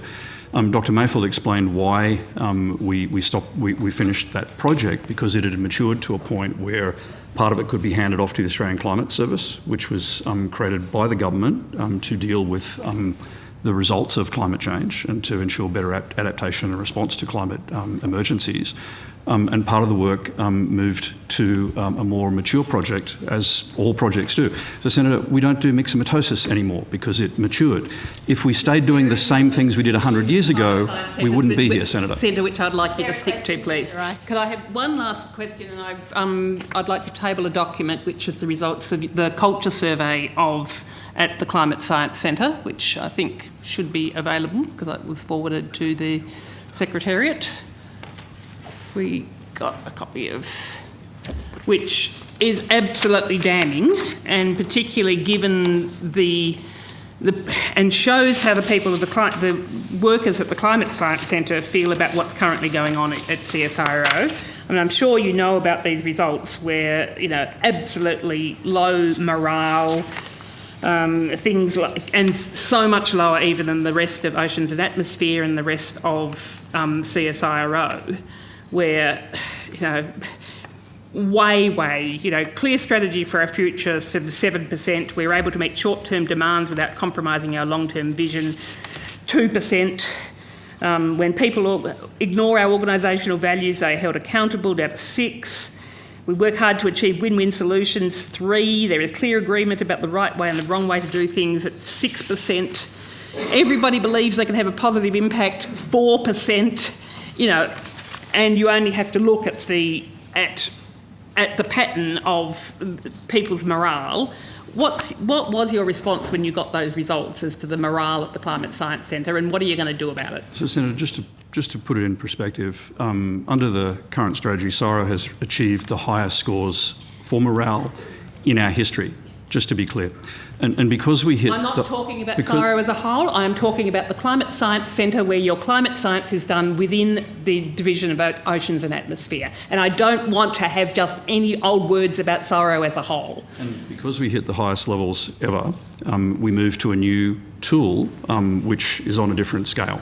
And on the scale of the tool that you showed with the concentric circles, the APS fills in the first ring, but nothing beyond that. The university sector fills in the second ring, but nothing beyond that. And CSIRO starts to fill in the third ring. So we've advanced our culture dramatically from where it was, which was very much like the rest of the APS. So just to put that into context, on this scale, everybody measures low, Senator. The difference between the Climate Science Centre and the rest of CSIRO. Senator Rice, we really are out of time. Can I just ask, how do you respond to that? Don't you even acknowledge you've got a problem? I think it clearly shows that everyone in CSIRO is encouraged to speak up, and I'm repercussions, as you alluded to, Senator. Okay, Senator Rice, if you're not going to acknowledge you've got Senator a problem. Rice, you're not even letting Dr. Marshall answer the question. You're not letting him answer the question. The question is the Climate Science Centre versus the rest of CSIRO. Absolutely rock bottom. Please let Dr. Marshall answer the question, Senator Rice. Senator, we are a learning organisation. Everyone in the organisation is encouraged to speak up and rewarded for doing so. You may not like the answer, but the question is being answered. And we work with the groups to ensure that we can improve their morale. But again, rock bottom on that on that chart is the APS, Senator. The APS is that. I'm not having this debate. I'm reallocating the call. I'm going to Senator Pocock. Thank you, Chair. And firstly, thank you to the CSIRO for being here and for the fantastic work that you do. I've got a few questions regarding Jazeera. I don't know who the best... Great. Thank you. I mean, to start, you're obviously aware of the Pepper report in the NT? Yes. Yes. Recommendation 11.6 calls for an independent third party to produce the Aboriginal Information Program. I'm guessing the CSIRO agrees with this recommendation, but keen to know if that you're aware that one of the information, at least one of these information sheets was branded CSIRO, but was actually created by Jazeera. So, Senator, yeah, we're aware of the fact sheet you talk about. So Jazeera, which CSIRO provides the scientific expertise primarily into, it's produced over 70 of these sort of fact sheets. We are aware of one where there was a drafting error. So there was a word that was incorrect. That has been corrected. And then on our website, we've also put in the byline around the fact that it comes from Jazeera. It doesn't change the integrity of the work that's been done. And as you're aware, Jazeera it's a governance model. Mm-hmm. It's about how do you get independent research done around these problems and getting the community a large voice to actually have the control over what research gets done. So we think it's a very good model, and the work that gets done through that is independent, high quality, but there was a drafting error there which we acknowledged and have corrected. And so, thank you. I accept the drafting error. It may have been a drafting error, but why was it on a CSIRO letterhead with no mention of Jazeera, given that the research was done by Jazeera? I think a lot of the work, there's a Jazeera website where a lot of this appears.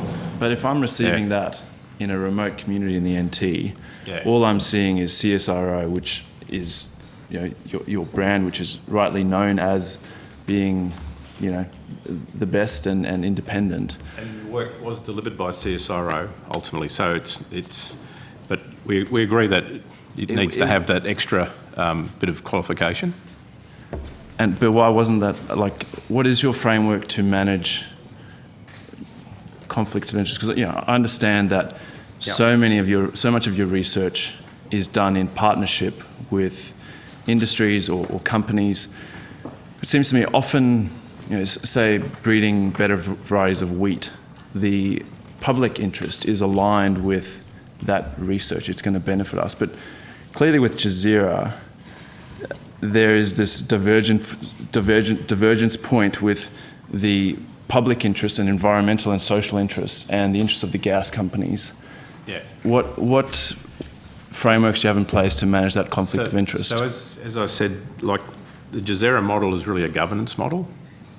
So what it puts in place, there's a range of different funders for Jazeera work. So there's federal government, state governments, CSIRO puts in a contribution, and industry also makes a contribution. Which industry companies? So it's the gas industry.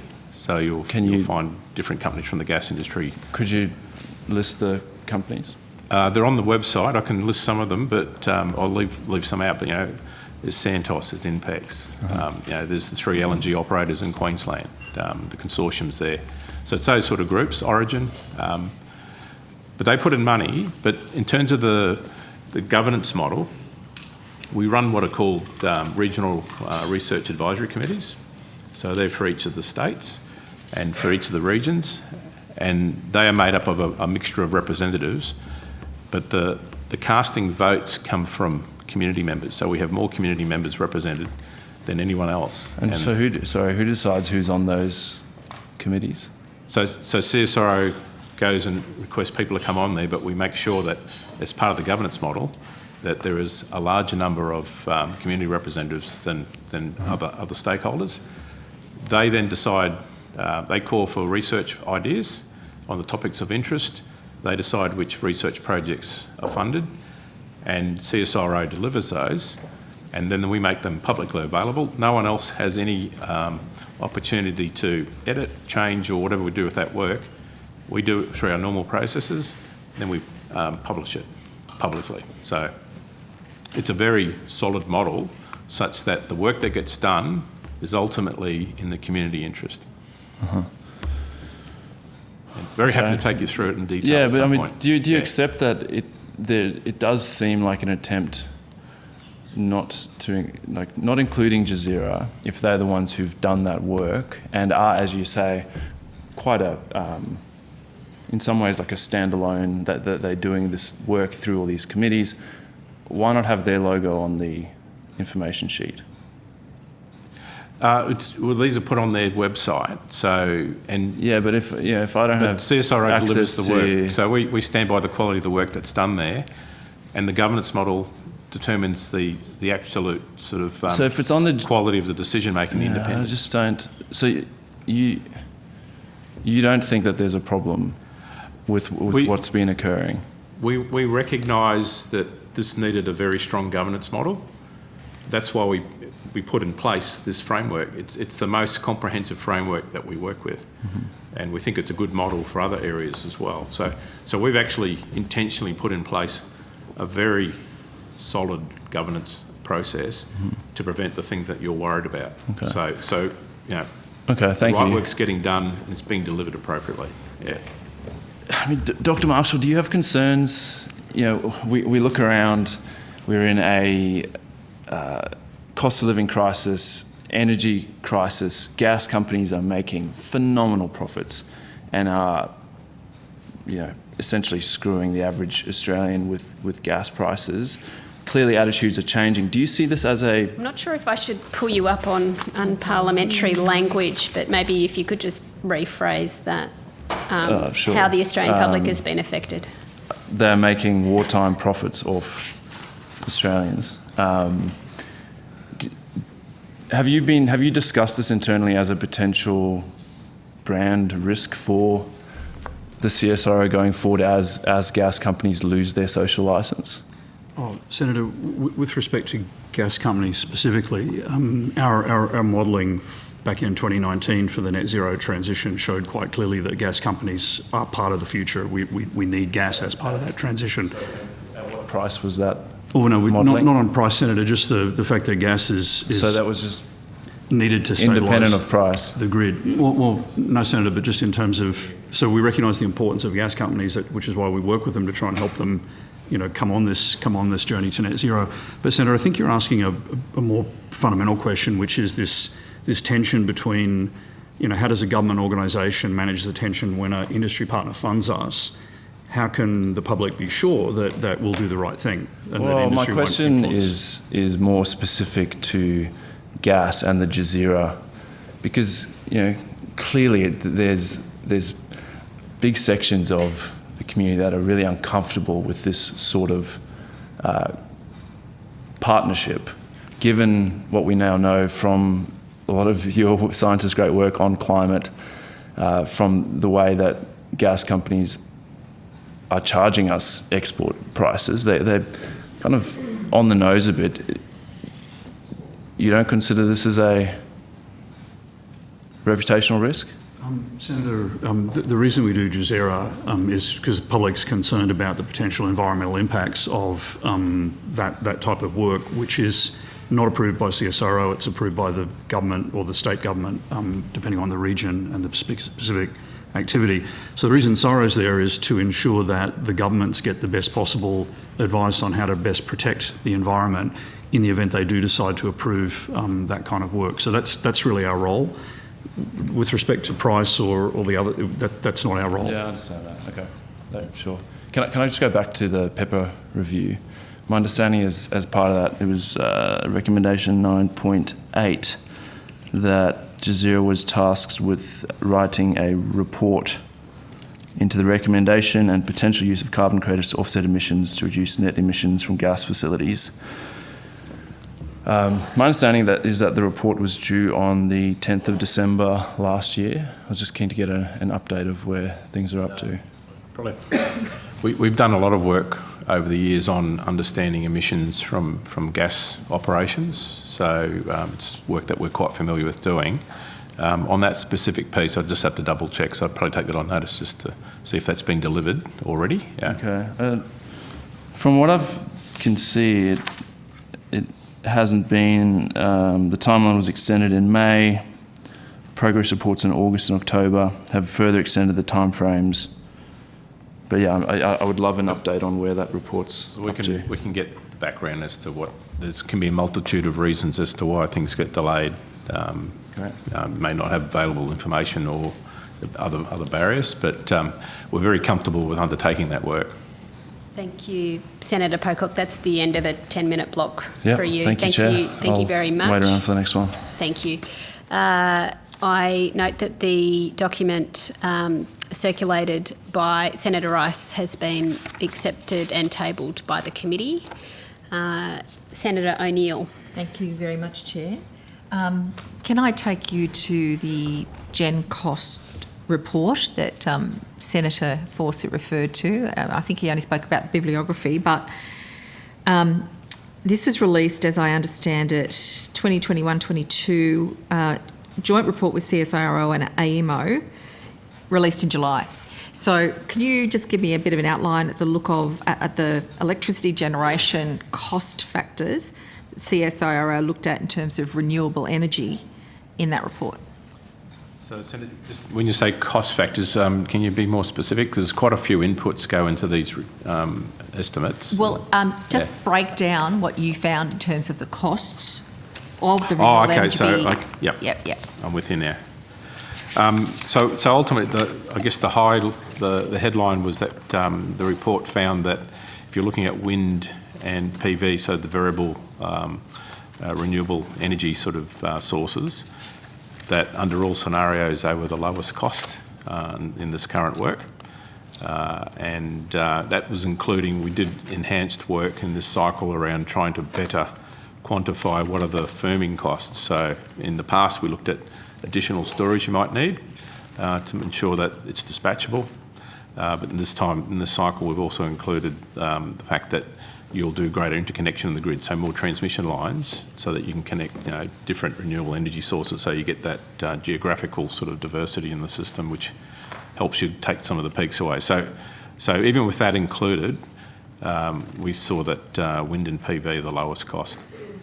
And when you say PV, I'm just mindful, a lot of people listen to this and the degree of literacy that people have about renewable energy is increasing. But when you say PV, you actually mean photovoltaics. Which is what people would call solar generally in common parlance, isn't it?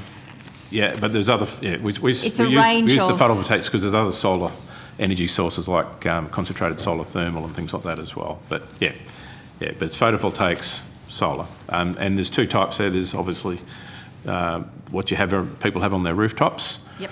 And then there's also utility scale deployments around the country these days where you've got 300-400 megawatt facilities. And the critical take home from this is, as you looked at that, that's clearly come out as the best value for money in terms of investment. Based on the information that we get as the inputs to these, and we work with engineering companies like Oricon to get their best estimates, which we then put into our work, and then part of the Gen Cost work is to try and project forward from the current costs which are sort of based on current builds or recent builds. We then project those forward into 2030, 2050 using the best methodologies that we can apply, given that it is a forecast. And for people who are interested in this and who trust the CSIRO and want to see the facts, this is a report. It's not too long. It's about, 80-odd pages. And the part that you've just been referring to back up the arguments you made is on what pages? Can you put that on the report? So in terms of when we talk about how we set up the models and the estimates, so in section 3, there's a large amount of information, and then the appendices document a lot of the actual input data there. And there's some pretty readable tables in some section large 4 tables as there. well. So a lot of the input. So it's all traceable, so we understand what the inputs were. And when we do the process of generating a Gen Cost report, we start with, we get the updated information, we do a consultation draft, we take that out to the community and industry, and we get expert opinion from Australian industry, and we then update the analysis based on those inputs and I guess their materiality, and then we produce a final report around mid-year. Okay, so it's a trustworthy methodology that you employ, so people should find consistent. The facts well documented within this document. Yep. Now, you've mentioned in your report, in addition to providing that data, that Australia has the potential to be a global leader in renewable energy. Can you expand on what makes you assert that in your report? Just by the nature of Australia's situation, we have large land mass. A lot of countries don't have that luxury. We have good insulation, so good input sun, and we also have a lot of locations for wind generation as well. So we've got the ability to install a lot of this. That's notwithstanding saying that we still have to get social licence for any of these deployments. I think every new build requires that. But Australia has a lot of potential. We're already sort of pushing very hard on rooftop PV, so we're out in front. And we've got work to do to catch up around having large-scale, utility-scale PV. But we've got that potential. And so that can go from just meeting our own domestic needs, and there's potential for us to potentially have surplus energy that we can use for export purposes. So we're talking about the development of another export market for Australia and the wealth generation for the country that flows, if we can find the technology that meets this at scale. If we can continue to develop the technologies and get the social licence right, get the costs right, and also get the ways to actually transmit that energy. So obviously, if you take it offshore, you can't really do that easily with a grid. So you're looking for other forms of energy to move it. But anyway, it's along those lines. It's up to us to see if we can make that happen. So there's still some science challenges ahead for you. We've had some debate already about competing forms of technology, and you refer to all of them in your report. Senator Fawcett opened up our conversation this afternoon with some discussions about elements of the nuclear energy, and that's generated some response here as well. So what is the current position in the report about the cost of nuclear energy? Okay, and so Senator, you'd appreciate that in Australia there is no regulatory or legislative framework for nuclear, so we do this as a watching brief. And I think Mr Marshall referred to a partnership with the US with regard to new technologies in the nuclear field. And we also talk with ANSTO regularly on these topics as well. And the challenge with it at the moment is to try and get to a point where there are deployed reactors, so you get a much more solid cost. Vendors will always have their projections, but in terms of the gen cost work, we go from having numbers where sometimes it's sort of it's an engineering cost estimate, all the way through to where you've got multiple deployments of that technology and you've got a very solid cost base. So we're trying to get it to that end. With SMRs, we don't have that yet, so we're dependent on other sources.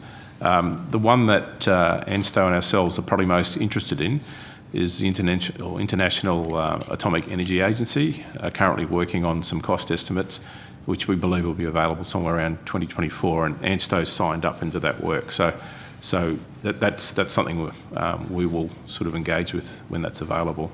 Okay, so your answer's really given me a sense of the complexity of the knowledge in that area, and that much of this is still quite novel in terms of innovation.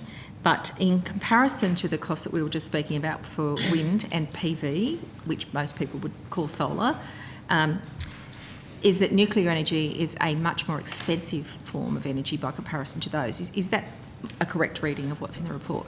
Based on the current numbers that we have available, and you'd appreciate that when technologies are immature, first of a kind, there is always a much higher cost because there's so much uncertainty. And you'll see in the Gen Cost report that there's quite a large band of uncertainty around what that estimate is for SMRs at this point in time, which reflects just the state of where it's up to. So it needs a lot more input over time. And if that were to happen, the Gen Cost process will pick that up in due course in each cycle.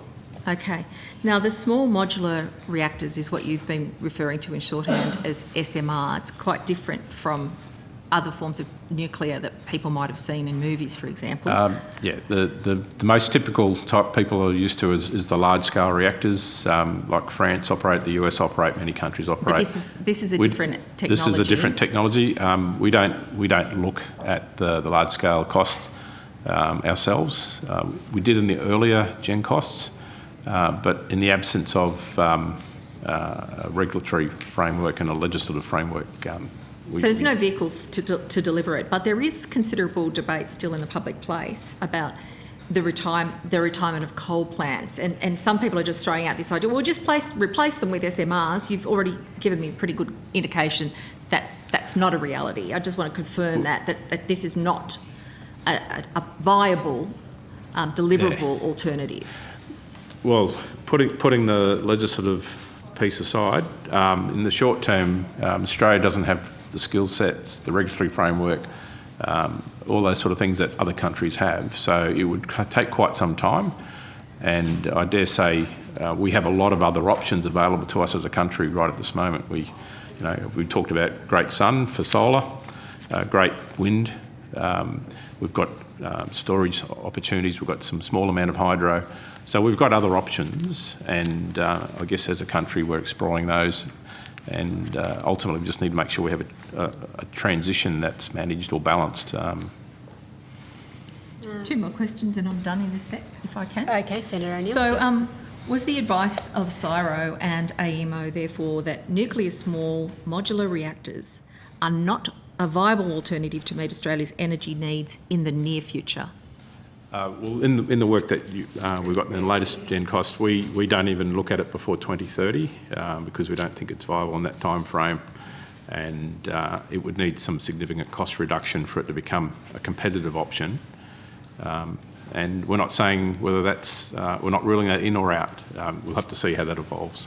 Okay. And finally, in your report, what is the position that you land on with yourselves and AEMO in terms of a recommendation to the Australian people, based on the best science that you have, about the best way forward for Australia to get a reliable and affordable source of electricity supply into our country for all the purposes that we use electricity for, and also to decarbonise the economy, which are twin aims that we really are striving towards?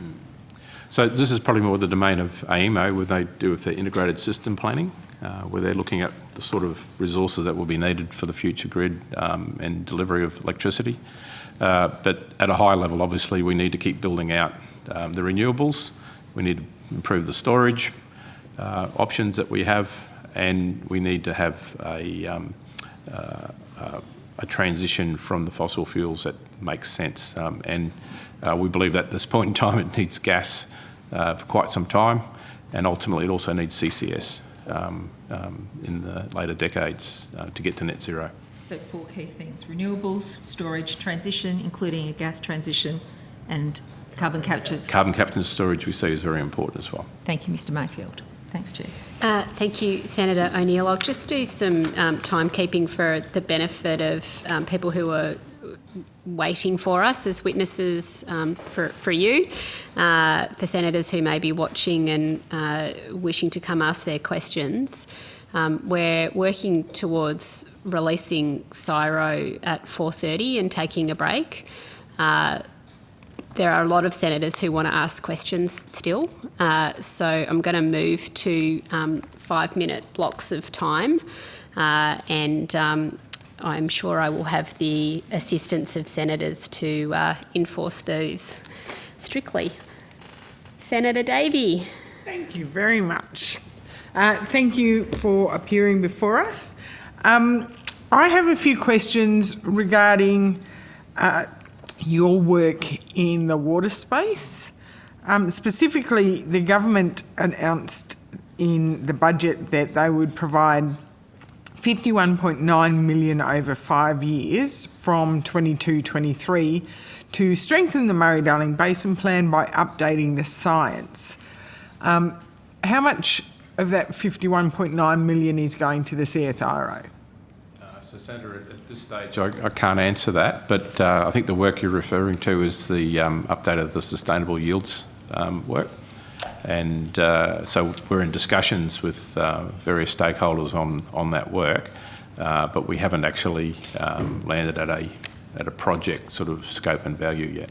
So you haven't been given a budget for you to undertake the sustainable yields audit? It's probably, at this point in time, I think it's more a question for the department.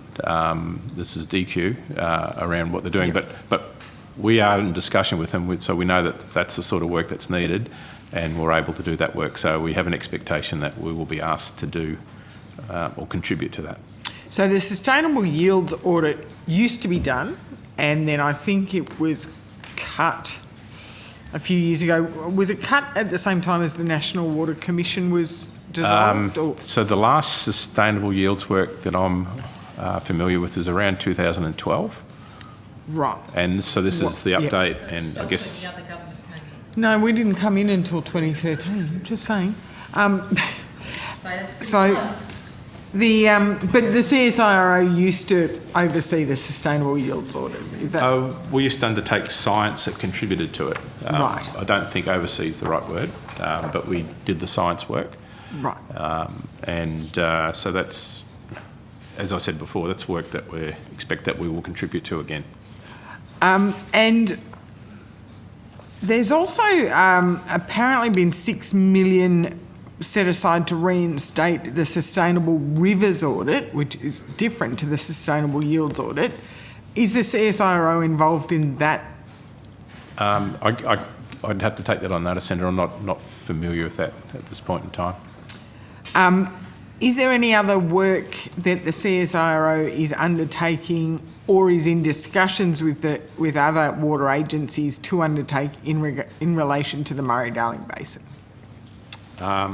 So in terms of the Murray-Darling Basin, I think the sustainable yields work is probably the primary piece that I'm aware of. There could be others, but that's the one I'm most aware of.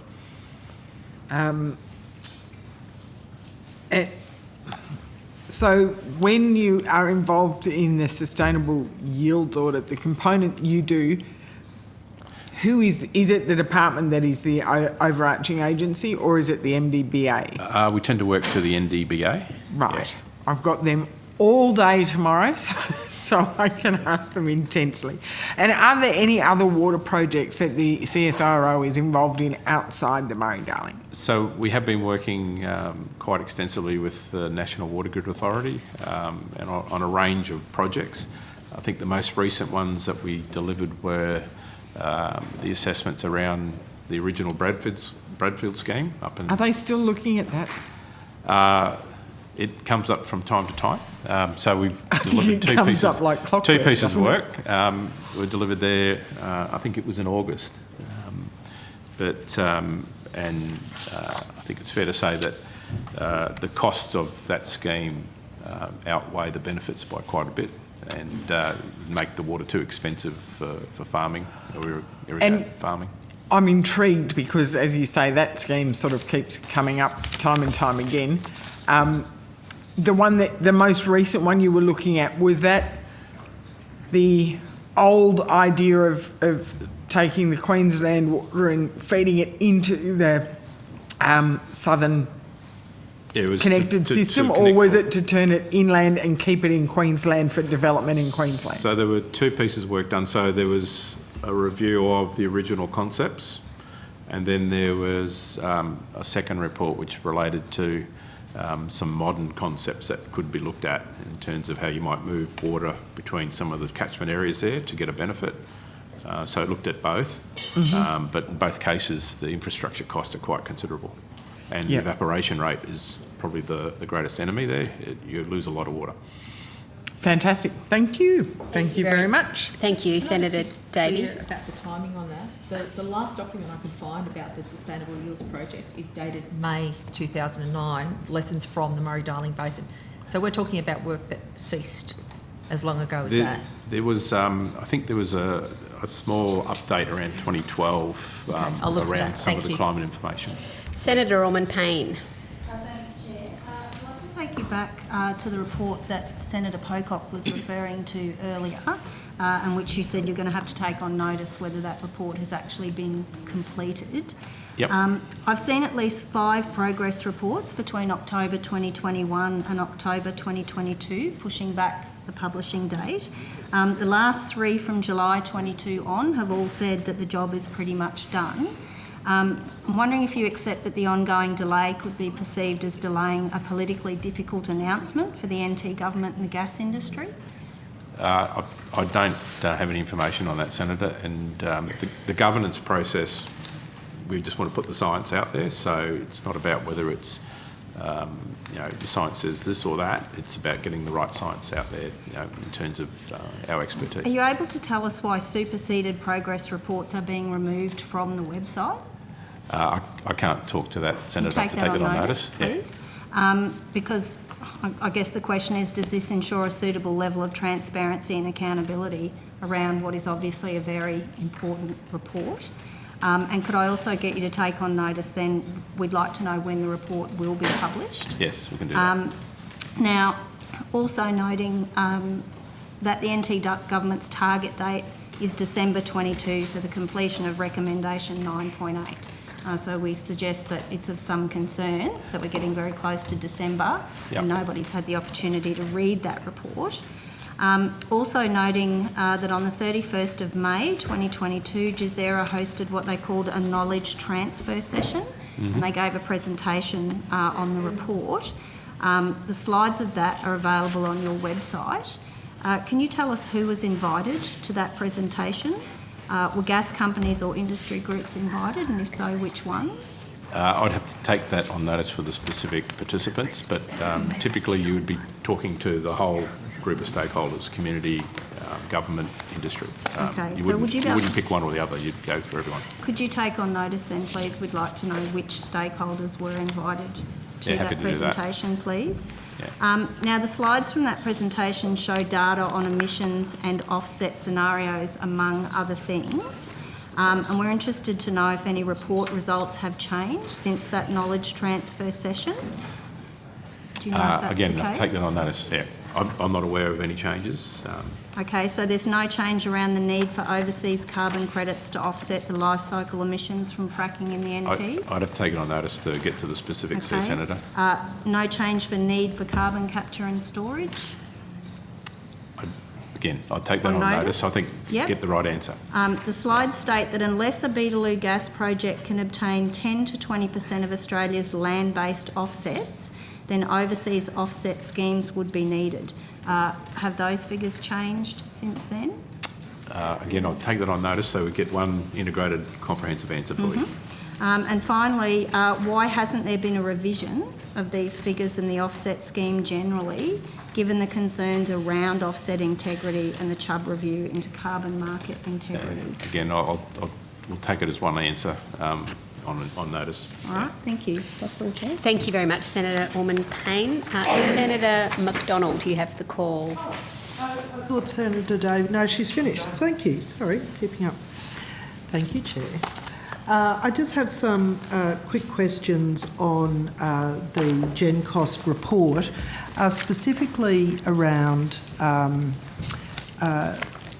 you said that under the solar and wind share in the summary, once they reach around 50% of generation, variable renewables like solar and wind will need additional investment in storage and transmission. Yep. In North Queensland, my part of the world, we've had a number of renewable projects that have not been able to be connected to the grid. So the Kennedy Wind and Solar Farm at Hughenden, the Mount Emerald Wind Farm outside Mareeba. These have been because the transmission lines have not been suitable. And so I just wondered how you reached that conclusion when the lived experience, certainly in the north of Queensland, does not reflect that. Yeah. So you're very correct there, Senator, in that as you get to higher levels of renewable penetration, you start to need more storage and more interconnection to sort of make that a robust These were system. the very first connection, very first projects. Yeah, but the work's done trying to look at it at a system level. So when you get down to specific connections, obviously you'll get a much clearer definition of what's required for those individual installations. But we're trying to estimate that for the whole of system as to what's the average level of storage you might need and what might be the level of interconnection. Obviously, if you put some of these things more to the centre of the grid, you need less interconnection. But the reality is a lot of the PV, the best locations are going to be more on fringe of grid. So the work that we've done, we've tried to estimate that as best we can. So and that does lead me to my next point, is that most of the locations for these significant sized solar and wind projects are in regional areas, Yes. which have lower transmission lines. And so I'm again just wondering how you're making that link that there's not actually billions of dollars of investment in transmission lines required in order to support the development. So obviously this is work that we do in conjunction with AEMO, and this is probably their day job in trying to understand where do you need to strengthen the grid so you can get connections. And that's the sort of, I guess, the partnership that we're running with to try and get the right insights. We also then, as I said earlier, the consultation process with industry is about trying to get their best available knowledge around what do they think is required. So it's that combination of inputs and then trying to make the best estimate we can at this stage. And there'll be more learning goes on in this area as we go forward. Well, everybody's looking to CSIRO to provide recommendations on energy types, and today, the takeaway has been that SMRs are not something that should be considered, and yet the renewables, we're now saying, well, no, we actually don't have all the available data and understanding of where on the grids and the transmission requirements. So I'm just wanting to make sure we're comparing apples with apples as we look at. Yeah, and that's been the focus of the work that we've been doing about trying to estimate what are the right firming costs and trying to make sure that it is a balanced comparison. So we'll keep working on that with the best available information we can get. It's an interesting problem to resolve. In the past, we've overestimated, we believe. One of the things we've seen to address the issue that you're concerned about, for example, if you go central Queensland out past Biloela, there's a number of companies that have run additional transmission, but first they go and talk to the farming or the cattle community there, and they try to aggregate 6 or 8 or 10 farms, 10 properties to allow larger scale wind, and then they can all feed that energy into the new line, and there's kind of a critical mass for that. But we are seeing, we're being approached by a lot of those farming communities to kind of look at the proposals and sort of help them understand how to best deploy. And the challenge there is, how many wind turbines can you put on a cattle property? Will the cattle still graze normally? Will the grass still grow normally? What are the other impacts? And we try to work through that with those 87,000 farming communities across the country. I see that Ergon is doing some work, Powerlink is doing some work on exactly that, the social licence and compensation per turbine and so forth. A lot of work to do. I'm also interested that you've not spoken about the fact that we don't manufacture solar panels or wind turbines in Australia at all, and we also have no stewardship plan. So at the moment, our only option is to dig big holes. In Queensland, we've had no new landfill projects approved in the last 30 years. So I'm just wondering again if that informs any of your thinking around what's the next step as these projects come to the end of their life. So that's one of the reasons for our strategy back in 2015 called the Innovation Catalyst Strategy is exactly that problem. Australia actually invented the solar cell design that's used in the panels that are shipped all around the world, mainly from China to the rest of the world. And it's a crying shame that we weren't able to back that ourselves because we could have built our own solar industry. But that's a lesson too. So our focus has been on finding these amazing technologies. And we just actually invested in one from University of New South Wales where the original solar cell design came from that we're really excited about for the potential for manufacture domestically. And energy transition's different because most markets are too small domestically in Australia, but energy is so massive that it is completely possible that we could justify making our own batteries, making our own solar panels. Not sure about wind turbines yet, but batteries and solar panels, the scale is big enough that we could do that. So it's a huge opportunity to create a new industry for Australia and kind of make up for the mistakes of the past, if you like.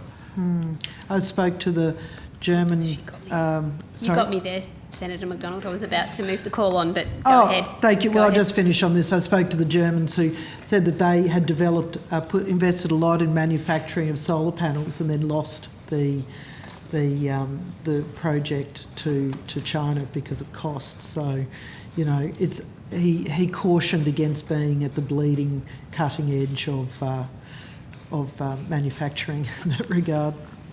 Thank you. Thank you, Senator McDonald. I'm going now to you, Senator Rennick. Hi guys, how are you? Good, thanks, Senator. And you? Yeah, good, thanks. I want to talk about the Gen Cost report. Last time, I think we caught up last time, Peter. We had a discussion about that, and there was an assumption in there that transmission costs weren't going to kick in until renewables hit 50% of the grid.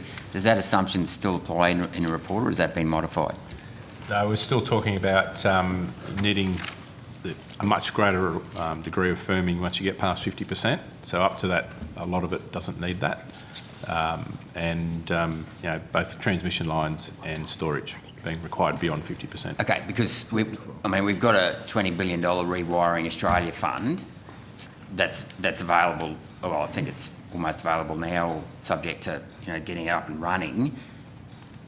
That doesn't make sense. I mean, how can you assume that there's no more transmission costs until you hit 50% of the grid if you're not going to actually include the Rewiring Australia fund of $20 billion?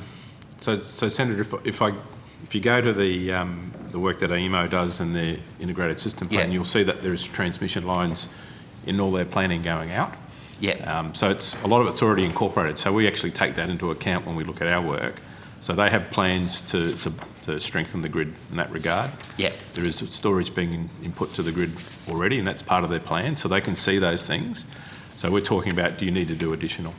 Okay, so you have included the costs of transmission and recycling in the Gen Cost report? It's in the ISP work that AEMO do. We're just looking purely at the technology costs for each individual technology, and then doing that for different scenarios in time, and the level of renewable penetration. So okay, because I'm trying to put some figures around. So we're not trying to do the full solution to Australia's grid. That's what we're not trying to do. The Rewiring Australia funding is more about addressing the issue that Senator McDonald was concerned about, to actually connect up these remote regional sites to the backbone, but also to give more interconnection, because with a distributed power generation like renewables, it's a huge advantage in being able to share energy between different sites. I understand that. So, but when people say renewables are cheaper, I want to know that that's based on, if they're using the Gen Cost report as their assumption, as their basis, are those costs included in the Gen Cost report? So when we look at the tables, we factored in the context in which I've provided to you already, and we see those costs increasing quite a bit as you go into the higher penetration levels, because that's where you'll start finding limitations in the grid. Okay, and then how are recycling costs treated? So I know this has been stated before as well, that in regards to lithium batteries, for example, the cost of recycling lithium batteries is 3 times the cost of metal going into it. Have those recycling costs come down, number one, and are they included in the Gen Cost report as a whole of life? So some of these costs aren't there yet, and we're trying to understand them better. So if you can identify a very large lump sum cost at end of life of something, then we try to incorporate that where we can. But some of them at this point in time, they're smaller or they're harder to define. So again, as we evolve the work that we do, we'll take those into account more and more. Okay, thank you. So to get to 43% reduction in CO2 by 2030, my understanding is you've got to get to 82% renewables on the energy grid. Is that correct? The Gen Cost work doesn't really address that directly, but it's looking at global scenarios. Well, outside the Gen Cost report, you're in a position to confirm that's true? We'd have to do some modelling work on that to sort of get you an answer. But at this stage, we're just looking at the technology costs for each individual technology. Right. Okay. Because I guess that was my question. Is to get to the 43% reduction in CO2 by 2030, how many batteries, how many kilometres of transmission lines, how many solar panels, etc. These are the sort of things, there's a range of scenarios that AEMO look at in the integrated system plan where they're trying to project forward to sort of say, they've got 5 scenarios, I think it is, that they look at. And depending on which one of them it is, they'll determine how much more PV they need, how much storage, all those sort of parameters. So that's the best guidance they can give you at this stage. Okay, so I need to go to AEMO to get their... Are you Their aware if they've ISP got... is available on their website. Right, so it's an ISP, right. Okay, so have they sort of got a roadmap to 2030 in terms of costs and all that sort of stuff? Are you aware? Sorry, I know it may not their be ISP work, I guess they do every couple of years and look forward. And I think they're looking all the way out to 2050. I don't know that they've done a specific piece of work for 2030, but it'd be incorporated in the 2050 outlook. So I think I'd start there, Senator. Right, okay. Thank you. Well, yeah, thanks. Yeah, thank you very much, Thanks, guys. Senator Rennick. Senator Wish-Wilson. Yeah, thanks, Chair. I've just got a couple of questions about the government's new, very exciting methane pledge to reduce methane emissions. Has CSIRO been asked its advice to help provide like a plan or a blueprint or a pathway for us to reduce our national methane footprint? So at this stage, Senator, I haven't been party to any discussion on that as yet, but you'd appreciate that we already do work around bringing down methane emissions in a range of other areas. Yeah. Okay. In terms of your other work that you do, I know my colleagues have asked about GESERA. How are you going to balance, developing the gas industry at the same time we're looking to reduce methane in other areas? Is that going to be a potential conflict for you guys? So with GESERA, it's about making sure we've got the right science that informs the community and decision makers on what the scientific issues they need to take into account are. But we do accept methane as a greenhouse gas. We do. Is definitely a greenhouse you'll find gas. many All over our locations. website, Senator. Yeah, but we launched our net zero mission for that reason, because there are really hard to abate parts of the industry, and gas is one of them. In order to try and deal with those, steel generation, cement manufacture, agriculture, trying to deal with those really wickedly hard areas. Okay, well, I'll certainly look forward to that. It's a new pledge. Just in relation to the, I don't know how many questions you've been asked today about it already, in relation to the First Nations community information sheet that was corrected. What did CSIRO learn from the words that actually said may cause may cause climate change or may be a greenhouse gas? Senator, just to be clear, the information that was translated for the First Nations people did not contain the error. The error was in the English version that had the drafting error. So it was just a drafting error? Absolutely, yes. Senator. Yeah, and you could see if you saw the media article as I did, if you clicked on the link they had, it went to our website and it had a dozen things that told you methane is a greenhouse gas. So it was really clear. But I think the thing we learned is, we're not perfect. We're all human. Indeed, we are. Was there other things on the sheet about the risks for fracking, for example, to make it, clear for First Nations community like a holistic picture of fracking, for example? I'd have to take that on notice, Senator. I'm not familiar. All right. Well, I'll put some more detailed questions to you on notice on that, because I don't have a lot of time. Another thing I wanted to ask about today, you probably heard Twiggy Forrest has joined the chorus of people, I suppose, around the world calling for a moratorium on deep sea mining. I wanted to ask you about the announcement that was made in July this year by a company called, the Australian subsidiary of the Metals Company, which is listed on NASDAQ. They said they'd entered into a research funding agreement with a consortium of institutions led by CSIRO. Who approached you about leading that consortium or taking on that business? Not aware specifically who approached us, but I know that we are doing the work, and it's work that's sponsored by the Nauru government, and we're doing it on that. Yeah. But I'm interested in you obviously would know it was controversial, or people within CSIRO would know it's a matter of international controversy. There's a big consortium of big businesses and celebrities and environmental groups opposing or calling for a moratorium at least until more research is done. Now, I understand that, most of the aspects of it, but I just want to know about your processes.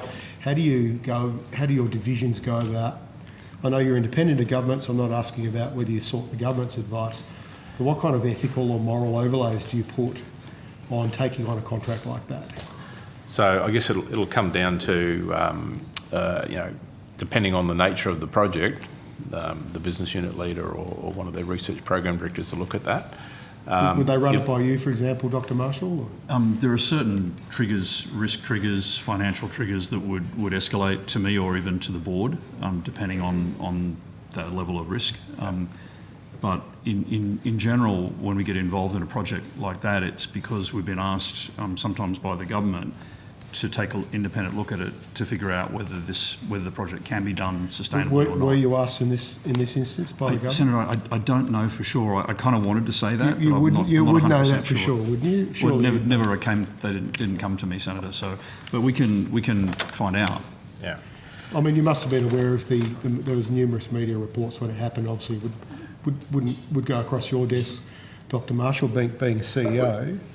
Without getting into the substantive arguments for or against, I'm just interested in how you manage the risk, because you didn't write this and you didn't say this, but the company, of course, when they announced this, and they're listed on the stock market, so they'd be pretty keen to talk up the prospectivity of their deep sea mining.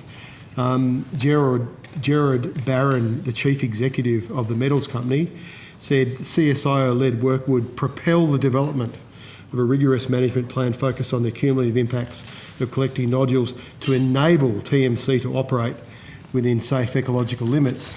And then he went on to say, I'm thrilled that these trusted and independent institutions have agreed to undertake this research, setting a high bar for the future work of this industry. He's using your good name of CSIRO to promote his own project. Senator Whish-Wilson, can I just ask you to turn that into your last question, because we're just at the end of your block. Thank you. Sure. Yep. So, I mean, how do you feel about, given it's a very controversial area, that CSIRO's name is going to be now associated with this controversy?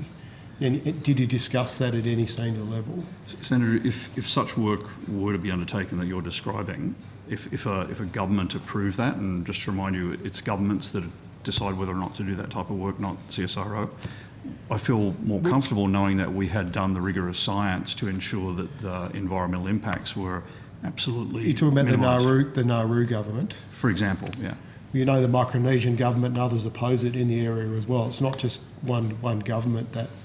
everyone's not on board with this. It's very controversial. No, Senator, I understand, but I would feel far less comfortable if someone hadn't done the rigorous scientific work to make sure that the proper information was... But this is really important. The international debate at the moment is calling for a moratorium until that work is done.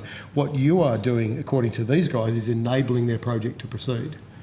They're clearly saying that in their statements to the stock exchange. So, Senator, the work we're doing providing that operating capability for them to go and do this.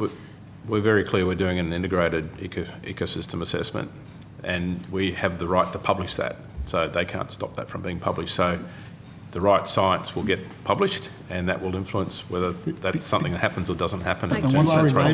You are enabling this project. Okay. Senator, we may not be enabling it, given the fact that the science the data is going to show what the data shows, and then our concern is to make sure that those governments have There's the not best even information. any international regulation to look at stopping this based on what you We're produce. getting into a debate There is now. no regulator of the We're getting oceans into a at the debate now. Thank you very much, Senator Whish-Wilson. I'll put some other questions. Thank you, Chair. Thank you. Senator Roberts. Thank you. Thank you for being here today.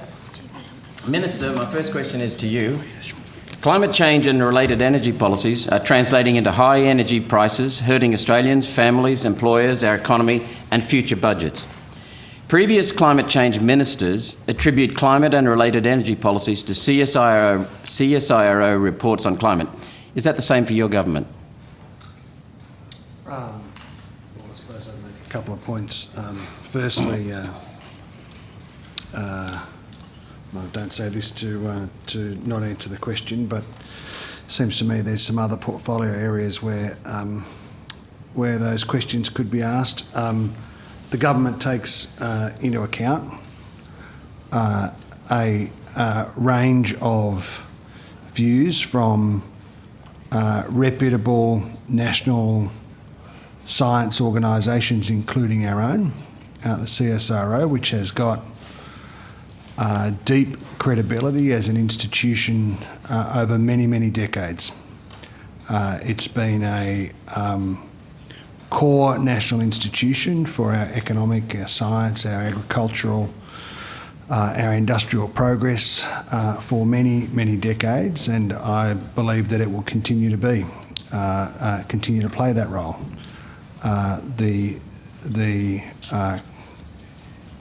central pillar of the science around climate change is not credibly contested anywhere, and it's very clear to the government. We've just had a decade of failure on energy policy, where 4 gigawatts of power went out of the system and only 1 gigawatt went in. A sort of frozen, a previous government that was frozen in time and refused to engage with the challenge of climate and energy. I've listened to some debate today already, or questions from senators who are determined you're confirming, Senator, senators who are determined. Your government you've asked me a question. I'm going to answer. You've given me the answer. You've given me the answer that CSIRO a series of questions that demonstrate. No, I only asked one question. That some senators are determined to remain frozen in time. You do. Freedom of information requests and parliamentary library searches show no members of parliament or ministers have been sent CSIRO reports with specific scientific data proving the need to cut carbon dioxide from human activity. On notice, please provide the reports from CSIRO on which you rely for your climate change policy and legislation, and specifically identify the specific location, being page numbers, of the logical scientific points proving that carbon dioxide from human activity needs to be cut. By logical scientific points, I mean the empirical data within a logical scientific framework proving carbon dioxide from human activity needs to be cut. People deserve to know the basis and justification for policy, and I need to fulfil my responsibilities to our constituents. I just want to get that on notice. Thanks. I'm sure that somebody, when they review that, will understand what it was that was taken on notice, yes. I'm not sure that I do, but... Yeah, I'm not surprised, given the policies. So my next question is for Dr. Marshall. You said in September that 40% of the technologies needed to get to net zero are yet to be invented. You described it as a monumental task. So can I just unpack that a little bit? Are you saying we can't achieve net zero with the current technology we have? Senator, there's about a 40% gap out as we get towards 2040, according to our modelling. And that's consistent with the modelling of France, Germany, the United States, most other Western countries at least, where we're relying on negative emissions technology, things like CCSU, carbon sequestration, and other types of technologies. So to go to your 40% that hasn't been invented yet, what is it that hasn't been invented? Well, I think I just answered that, Senator. So what specifically hasn't been invented? The things I just listed, Senator. The things you don't know that will be invented, okay. So 40% of what we need to get to net zero, literally in your opinion, as Chief Executive of CSIRO, hasn't been invented, yet the government has pledged to net zero. It sounds to me like we're jumping off a cliff and hoping we invent a parachute on the way down. What happens if we don't invent the 40% that isn't invented yet? Senator, regardless... Do we not meet the targets? Senator, regardless, we know that reducing emissions is the absolutely necessary step to mitigate the impacts of climate change. So even if we reduce the world's emissions, and it is the world's emissions, Senator, not just Australia's. Australia's actually in pretty good shape, actually. We're a net carbon absorber, carbon dioxide absorber. Because we have such amazing solar and wind assets and so much land. Well, because we have huge areas of land and very few people. Correct. That's why. And a massive ocean all around us. So Senator, if the world's able to, and so far the world has failed to reduce emissions as a world, if the world is able to reduce 60%, that would be a phenomenal outcome for the future. But 40% unknown. So let's have a look at your statement today. Last question. Senator, I wouldn't say, last question. say unknown. I think I gave you the technologies that need to be. Well, you haven't specified the technologies. You said today in your opening statement, you need a 50% cut, your words, Australia's hardest to abate industries like agriculture, steel and aviation by 50% by 2035. That's our mission, Senator. We launched a national mission to address Thank that you. issue. Thank you, Senator Roberts. I did mention, just some timekeeping, I did mention words about a break at 4:30, which we've just gone past. I think we'll just continue briefly and then release Syro and go to a break. Senator Canavan will have 5 minutes. We've just got a couple of follow-ups from Senator Pocock's block. Senator Canavan. Thank you, Chair. Thank you, Dr. Marshall. Good to see you all. My questions go to a report that the NHMRC released. I think they finished it in March this year, but it looks like it was released in July. It is about gain-of-function research. And in that report, they identified 17 projects that the Australian government or other agencies had funded over the past 10 years that involved gain-of-function research. I believe, I'm just trying to find it, I think it was 8. Yes, there were 8 that were conducted by the CSIRO of those 17 and 1 that was jointly funded by the NHMRC and the CSIRO. I was a little bit surprised to read that, Dr. Marshall or others, because I asked in budget estimates last year whether you had conducted gain-of-function research, and I got an answer back. There was a lot of vague answers on the day, and then I noticed I got an answer back when I asked, has the Australian government funded any gain-of-function research? The answer was, the Department of Industry has no role under its AAOs to monitor gain-of-function research, rah, rah, rah. There was never a direct answer to it. Now, I feel very much like you've misled the Senate here, because it was a very clear question about whether you'd conducted gain-of-function research, and you did not provide an answer. And you haven't, to my knowledge, clarified that answer subsequently since the NHMRC report came out. Why not? Jack Steele, Director of Science Impact Policy, Senator. Yes, I have a recollection of the exchanges. I don't have it word perfect in my mind, so my answer will be a little bit general in that regard. My recollection is that the conversation around gain-of-function research at that point in time was using what was that phraseology meant that was in the media debate at that point in time. So there was NHMRC has defined it as any work involving infectious agents. Go with me for a moment, Senator. I'm trying to answer. I've just got limited time. Yeah, too. Sorry to be abrupt. And so there's a couple. There's the technical use of the phrase, which you've just alluded to, which is absolutely right. And it is the case, as the NHMRC report has indicated, that we have conducted a number of projects in that particular area, one of which was still live at the time that the report came out, the rest of which had been completed previously. None of those were of a nature that was the sort of thing that was being talked about in the media around gain-of-function research that was being used in the media. You were quite clear about the exchange. Could you go back and review that? Because I am very frustrated, because when I first asked questions about this, the CSIRO said they hadn't done any work with the Wuhan Institute of Virology, and then that night someone texted me a paper which you had, and when I brought that to the Senate's attention the next day, you had to come, or you wrote a letter saying, sorry Senator, we missed that. So it seems to me you're being a pattern of shiftiness here on this issue, which concerns me greatly. Sorry, I think it is right for Senate committees to demand that answers are full and frank and do not hide behind bureaucraties, which has clearly happened here. There's a report that's come out subsequent to my question saying you did do 9 studies on gain-of-function research, yet there's an answer to the Senate saying that didn't answer that question. Chair, can you give me a moment? Yes. So I'm sorry you feel that, Senator. That's obviously not what we attempt to achieve in this process. Well, first point. Second point, I've just explained that there were different connections or connotations to that phrase at different points in the debate, and we were being clear that the gain-of-function research we were doing was not of the noxious nature that was in the debate in the media at that point in time. Yes, I concede that there was an answer given at the very end of a Senate estimate session, as I remember it, and was an incomplete answer, and it was corrected the next day, as my recollection, Senator. Oh, that one, yes, you're right. I can absolutely confirm that we have not conducted gain-of-function research that contains the adverse intentional outcomes. That was what was in the media debate at that point in time. That remains correct now as it was correct then. You'll have to take this on notice, I'm sure, but specifically can I ask you, have you done any of those 9 reports, including the joint one, any of those 9 research reports, did they include or did they cover off on the use of infectious agents with pandemic potential?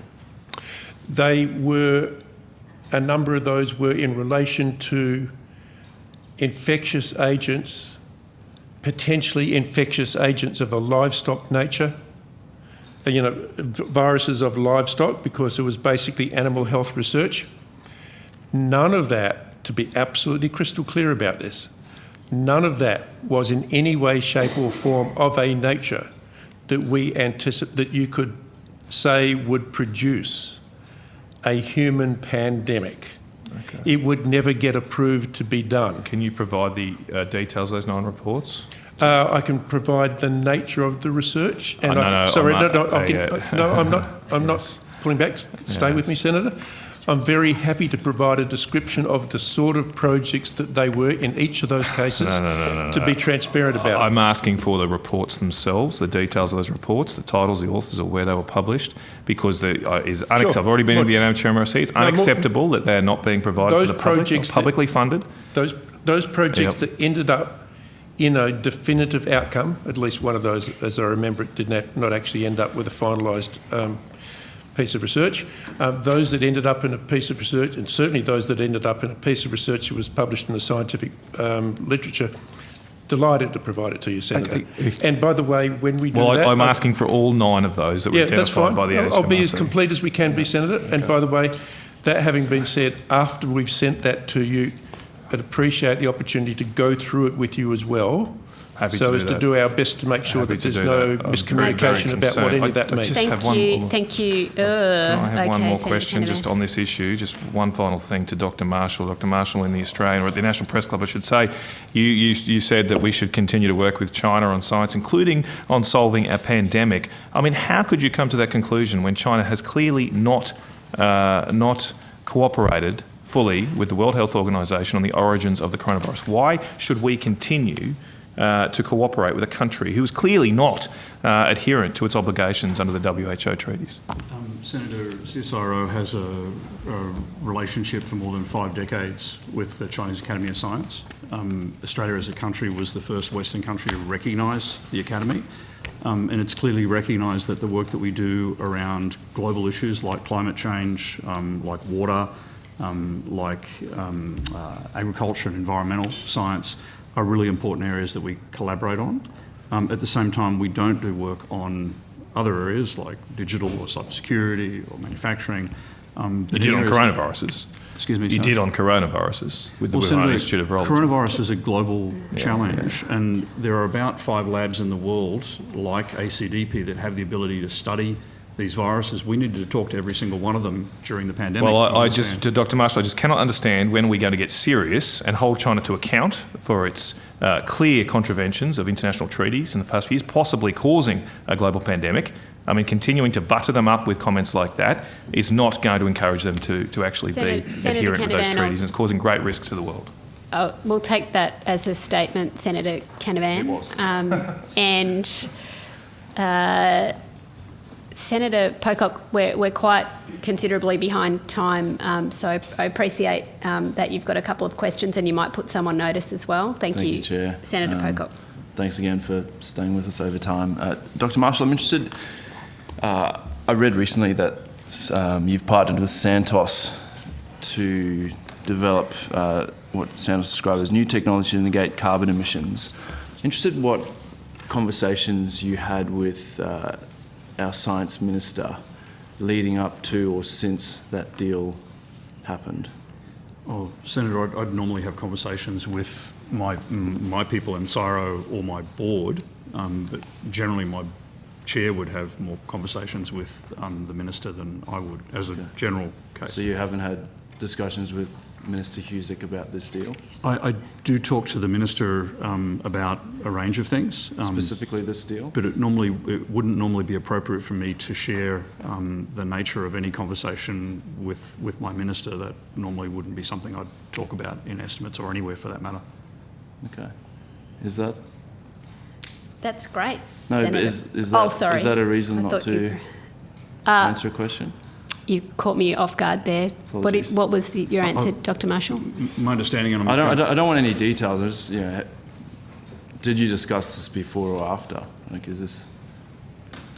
So I do discuss a range of things. Okay. No, can I just move on to my second question? Yes. I'm really interested in I understand you recently did a big culture survey at CSIRO. And my understanding is that you moved to a new way of doing that, where you engage a company to, my understanding is that a whole range of questions, you have all the different things, and they rank you against, I think it's 1,000 global companies. Is that correct? Yeah, so Senator, we've had a company do a culture survey for a long time, an external provider, just that we kind of maxed out on the scale by kind of hitting the highest numbers we'd ever measured. So we decided to go to a new scale, which measures us against kind of the best companies in the world for particular aspects of culture. And we quite naturally scored lower on that much harder scale, but actually surprisingly higher than we thought we would.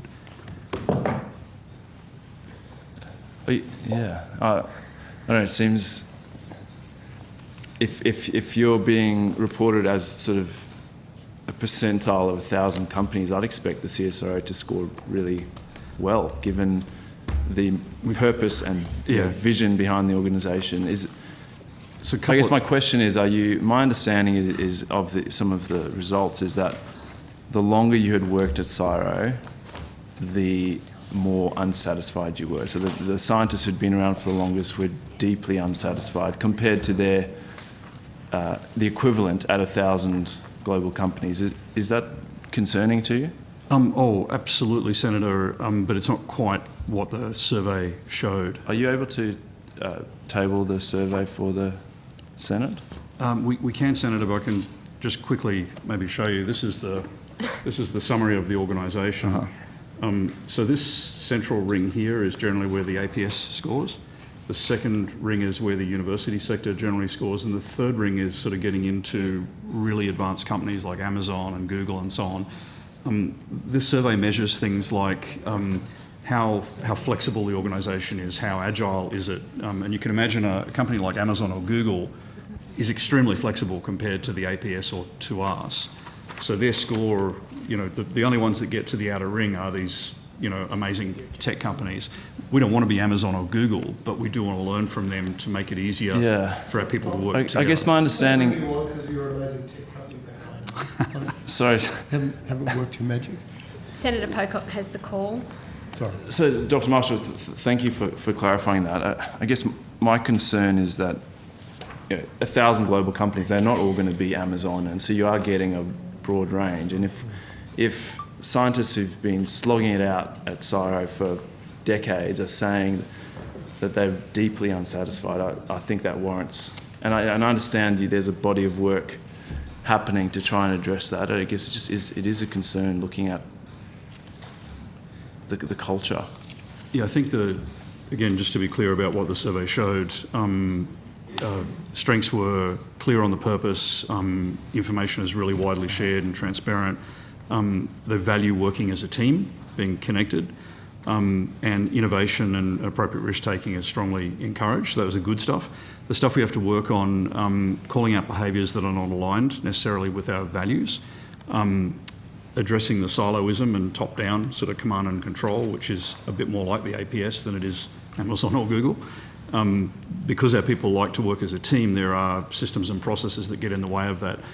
One of those examples is, we have a pretty strict risk filter on projects, and sometimes our scientists feel like we're getting in the way of what they want to do because we see risk in that work. And then other issues are around sort of short-term reactionary behaviours at different levels of leadership. So if you look at the organisation in a whole, it's moved very significantly. But when you compare us to global leaders, those 1,000 global companies who are leaders in some aspect of that culture, we have a long way to go. Thank you. And then just finally, Chair, there's been a lot of commentary and I understand the sort of push towards pulling in external money for research projects at the CSIRO, which I think makes sense for a number of projects. But I'm interested in whether there are employees or levels of management who have a bonus structure that's tied to bringing in external funds for projects that they oversee. No, Senator, there used to be a long time ago such a thing, but we KPI our leaders on balancing their budget.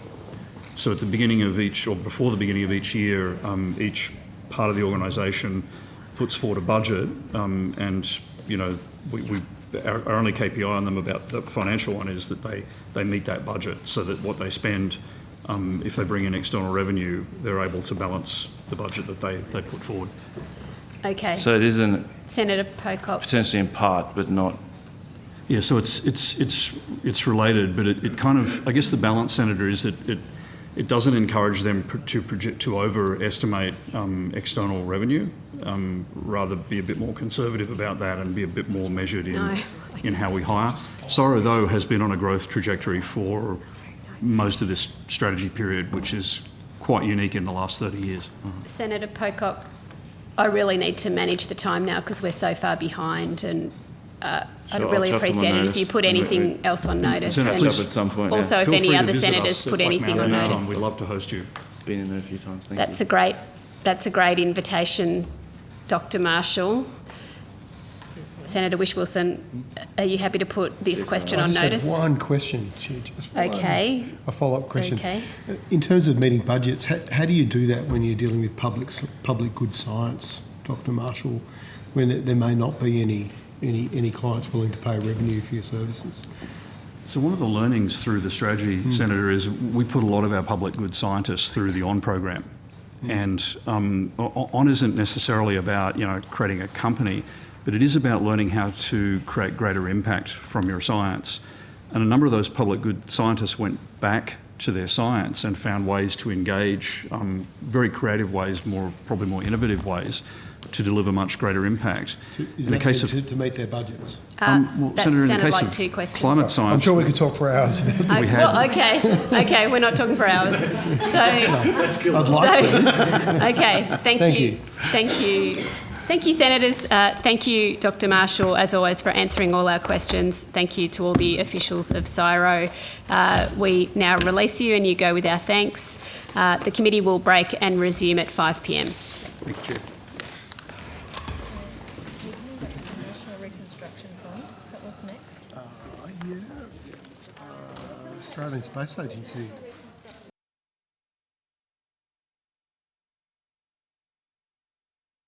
We now welcome representatives from Program 1.2 from the Department of Industry, Science and Resources. You've been there all along, but welcome back, Ms. Quinn. Would anyone like to make an opening statement, or should we proceed straight to questions?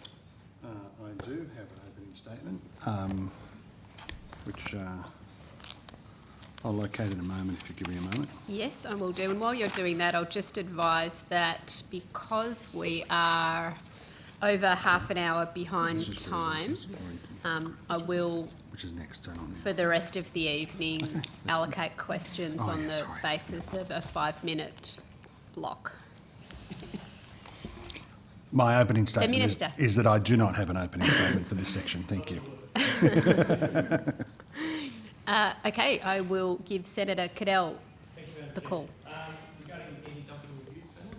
We'll hear from them. We do. Thank you, ma'am.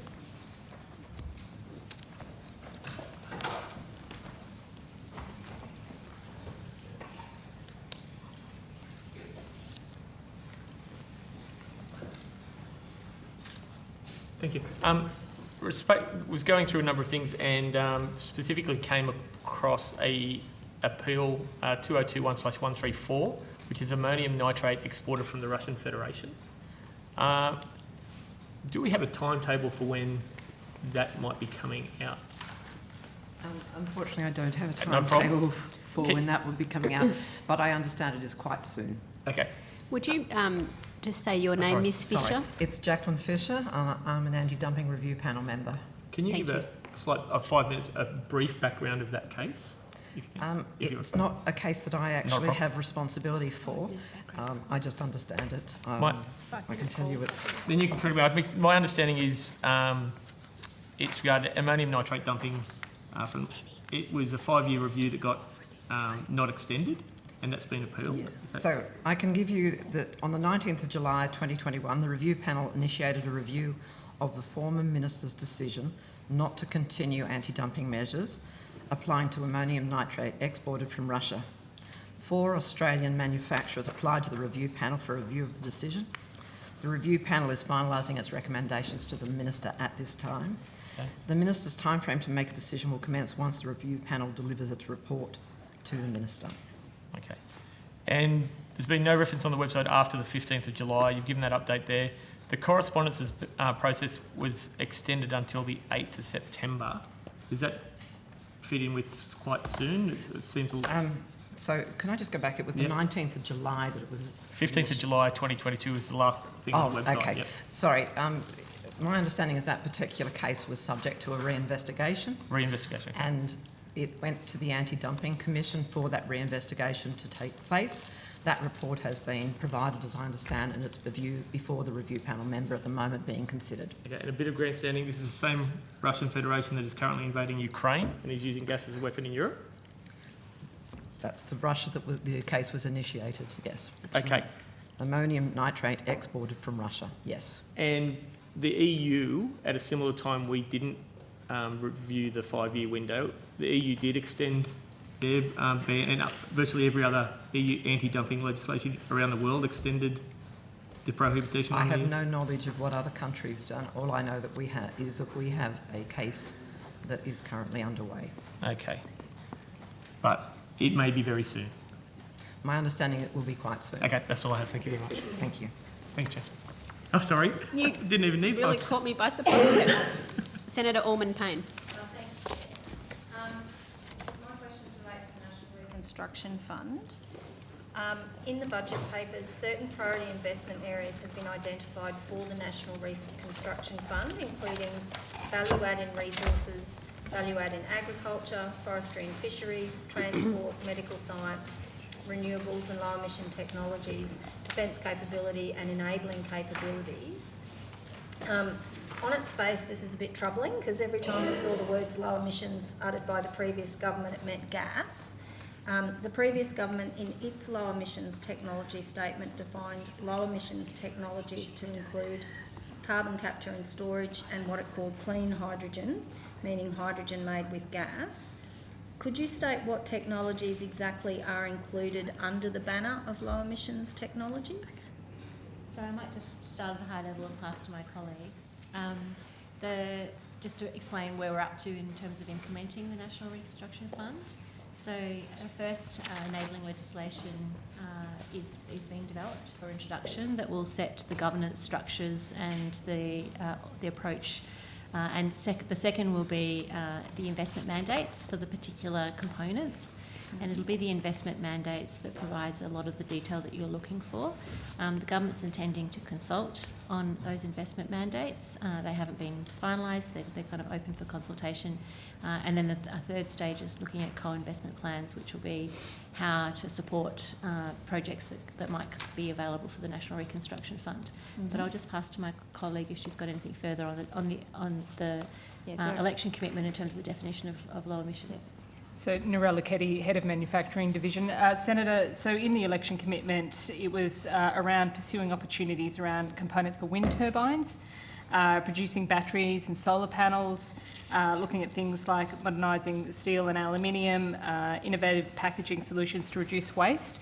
And as Ms Quinn has said, we're in the consultation phase. We'll be commencing that shortly. So there's the investment mandate, which will inform investment decisions for the NRF, but there's also, we'll be doing co-investment plans for each of those 7 priority areas and thinking about both the monetary and non-monetary barriers and opportunities. And we really want to hear from industry where they think those opportunities might might be for each of those 7 priority areas. So that work's about to commence. So is there any possibility that one of the fund's priorities, as defined by the government, could be to fund an expansion of gas production or gas use? Or that's not possible? So, Senator, we'll go through the consultation phase, as I've already stated. Okay, so that's not ruled out at this point. That fund could be used to expand gas production or gas use potentially. So, Senator, I've read through sort of what the election commitment has said, so until we go through the consultation phase. Okay, so no one can rule out at this point in time that it won't be used for gas? I think the reason that the officials are being circumspect is that what is out there in the public domain about the National Reconstruction Fund and that section that you're referring to in particular is exactly as Ms. Lucchetti has just outlined. But we are in a design process that will go to a range of questions, including the legislation, but not just limited to the legislation. And that is a process that there will, we have to balance the consultation with industry more broadly, engaging with and not just industry. Like there are some public interest and public good sort of questions here, and so the officials are a bit constrained because some questions have not yet been determined, and they are subject to a cabinet process at the moment. All right, so but what I can say to you is that, because I'm conscious of time. Yeah. So there is. The intention very much sits alongside what Ms. Lucchetti said. There are some questions about the interaction of that with, the other funds like the CFC and other things that perform other functions. I guess what I'm hearing at this point in time is no one can rule out that it won't be used to fund gas. Because no one at this point in time can rule that out. So I might move on. Yeah, it's not something. All I can say is that is not something that has been considered at this stage. I can be as encouraging as possible on that question. Moving forward, the government in its budget statements and communications has identified $8 billion of the NRF's $15 billion for the following areas. So the Powering Australia plan, medical manufacturing, $1 billion for value adding in resources, $1 billion for critical technologies, $1 billion for advanced manufacturing and $500 million for value adding in ag, forestry, fisheries, food and fibre. And I'm happy for you to take this question on notice, but can you provide a timeline and strategy for when and how you expect those funds to be used? Now, I note too that you've also spoken about the fact there's some significant consultation that's happening. You've said that you're keen to hear from industry, unions, communities and state and territory governments in other communication that we've seen so far. Will you be consulting with First Nations communities as well as a particular stakeholder group? Absolutely, Senator. Okay. And what safeguards will the government implement regarding the NRF to ensure that financing is not being provided to projects on country where they don't have the informed and prior consent of First Nations people? So, Senator, I think it's probably best to start at first principles. So, as already Ms Quinn has said, so we're in the process of the design phase at the moment for the National Reconstruction Fund. As the election commitment, the states the legislation is being based on the CFC legislation, which is we're using as our framework legislation. It will be an independent board, so it will be a statutory authority independent board who will make those investment decisions. It is early days for us, so you're referring to those dollar amounts so far. So we know that it will be a $15 billion fund. The government has already earmarked certain dollars across each of those priority areas, and the board will go through and make those investments based on the investment mandate once we go through that process. I think that probably relates to my other question, which I said I'm happy to take on notice. I guess what we're concerned about is, are there going to be safeguards put in place to make sure that there's not going to be any financing for projects where First Nations people haven't given informed prior consent? So, Senator, we'll go through that investment mandate consultation and we'll be consulting with First Nations people. And That's the first question. My second question is around safeguards. So, as I've stated, it's an independent board. They will be making those investment decisions, but we will be making sure that we go out and do that consultation. Could I maybe rephrase the question? Is it the intention to put in place safeguards so that there are not projects where they're being financed in places where First Nations people have not given prior and informed consent? Or you don't know yet, that's subject to consultation? Subject to consultation Okay. as we go through this next phase. Okay. I have another series of questions which I'm happy for you to take on notice. Sure. Yep. So if I can maybe just quickly run through them, but they can be... That's okay. We're going okay for time, so... Yep, okay. So, because this is going to probably come out of some of that other stuff you've said you still need to deal with. What outcomes does the department and the government want to see for the money that's spent or loaned in each case? What factors will determine whether a project, facility, grant program and the like will receive funding? Will there be employment goals either at the macro level for the NRF or for each project that is funded? And what evaluation will be done to determine local workforce capabilities and whether there is an opportunity to kickstart an industry that can employ workers in need of a new job? And I guess we're particularly thinking about some of those industries that are going to be shutting down and ceasing to exist. So happy to take all of those on notice. So we're happy to take those all on notice. I might just make one sort of meta point, is that the Reconstruction Fund is intended to co-invest and provide other financial supports for projects. It'll operate within the regulatory environment of all state, local, federal government regulatory environments. So in and of itself, it won't need to do all the regulatory heavy lifting because, as is the case under the Clean Energy Finance Corporation and others, projects have to meet all the regulatory obligations that are placed on them by those other jurisdictions. So at a minimum, that will be the case. The question is more about the government's instructions to the independent board about what factors to take into consideration over and above those considerations is what will be in the investment mandate. Okay, thanks, Chair. I'm done. Thank you, Senator Orman-Payne. I'm going to Senator Bragg. Yeah, thanks very much for that. I just wanted to ask you some questions about space. Tried to do this the other day, so it's nice to, I guess this is one of the benefits of hanging around for a long time. Now, do you know about the Lunar Trailblazer? I have our space experts at the table, so I will pass to them for the details of the Lunar Trailblazer. Hello. Hi, Senator. How are you? Good. Enrico Palomo, head of the Australian Space Agency. Great, thanks for coming. So, tender closed for Lunar Trailblazer in February, I understand. Is that right? That's correct, February 22. Okay. So what's happening with this? I'm told that NASA has given a launch opportunity for 2026. What are we proposing to do now? So the Lunar Trailblazer, you're right, is an agreement with NASA for an Australian consortium to develop, design, build a lunar rover that will go to the moon as early as 2026. The actual launch date is not firm and will be aligned with our partners at NASA. And so since the program is closed, I think the government's been very forthright that they've been reviewing programs, and that includes the space agency programs, including Moon to Mars.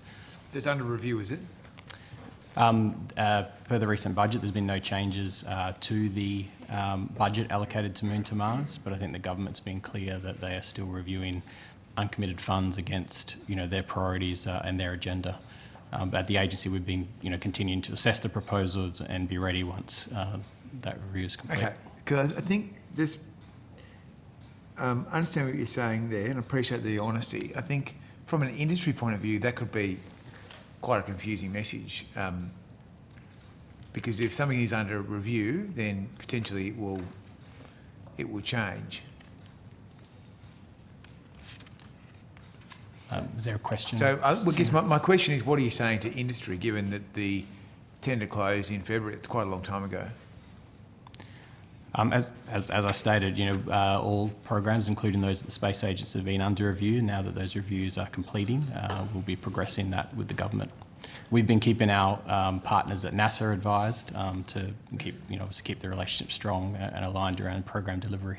Okay, but I guess, so what are you saying to industry?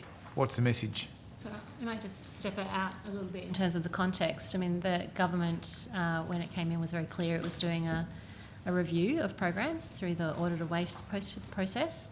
It had a process looking at reviews and programs between an election and the October budget. The October budget a few weeks ago released decisions that the government had taken at that point. There were no decisions around space, so those programs that are available are released, and the processes will continue. There were a large number of programs that were sort of paused or reevaluated or reframed. And so most of our industry knows that is what was happening, because the government was very clear in its election campaign material, and then upon coming to government that it was going to have an October budget. And the October budget's completed. We're now on the other side of it, and we'll move forward as we would expect, implementing the programs of government. Okay, so just to be clear, so is that tender closing completed? So the tender closed in February. Yeah. Correct. So what's happening? Is the assessment completed? So the agency has an assessment committee. The decision maker for the Trailblazer proposal is actually the minister in the case of that specific element of the Moon to Mars program. Okay, and have you given that advice to the minister? No, as the Secretary Quinn just covered. Now that the audit is done, these processes are restarting, so we're getting close to that position. Okay, so just to step that out. So the tender closed in February. The body of work was done and completed before the election? No, these are very complex applications. We had many applications for the Moon to Mars Trailblazer program. We brought in an external technical assessment committee in coordination with our committee to do a very thorough review. So it's not a program, quite a complex program that you can review on a very short time frame. Okay, so when was it completed? Well, as I said before, Senator, the decision maker is the minister, so the process isn't complete from that perspective. No, and I understand that, and I understand that you've had an election and you've had to restart, as you just said. I'm not trying to be difficult. I'm just trying to understand. So when did the process of assessment that you do, the department, finish? Certainly, I've got some of the dates here, Senator.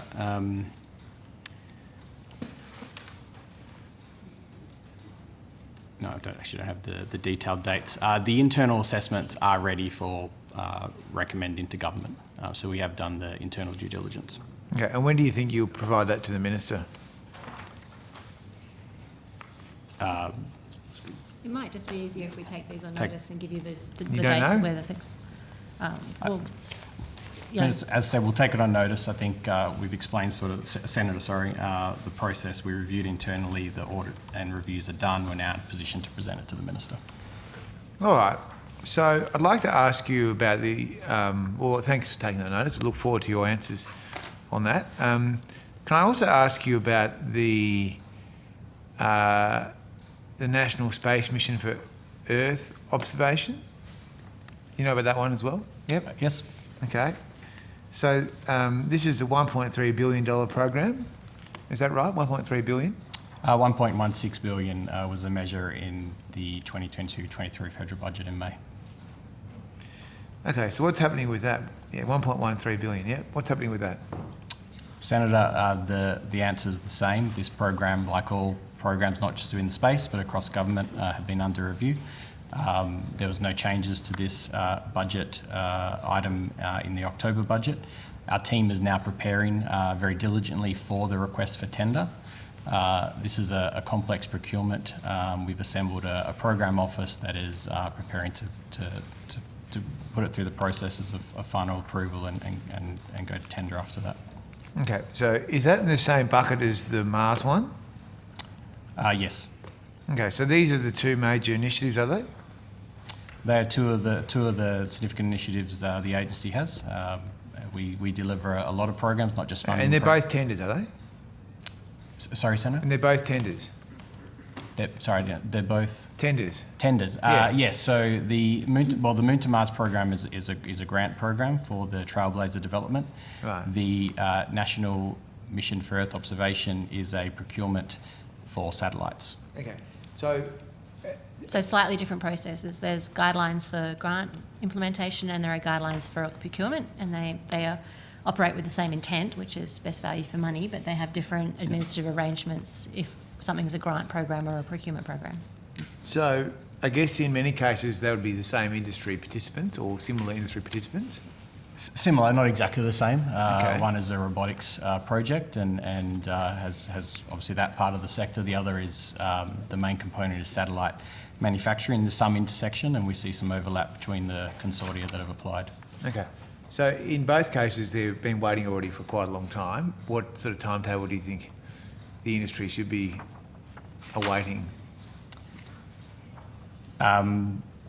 As I said, we need, now that the audit is done, it's on the agency now to present these programs to the government for taken to the next stage. We are, as I said, preparing the RFT for the satellites for Earth observation. It's really important we get that tender right. We're at that phase of the program where, small elements can really impact the affordability and the feasibility of that program. So, that hasn't been impacted. We are preparing for that right now. Senator Bragg, I've got the guardrail of the 5-minute block in mind. We've been going for 10 minutes. Is another question helpful, or should I go to Senator McDonald and come back to you for another block? Why don't you go to Senator McDonald? Yeah, thanks. Senator McDonald. Thank you, Chair. I want to ask about cyber workforce grants. When the Labor government... Have you got the right people there? Sorry. I'll actually get organised.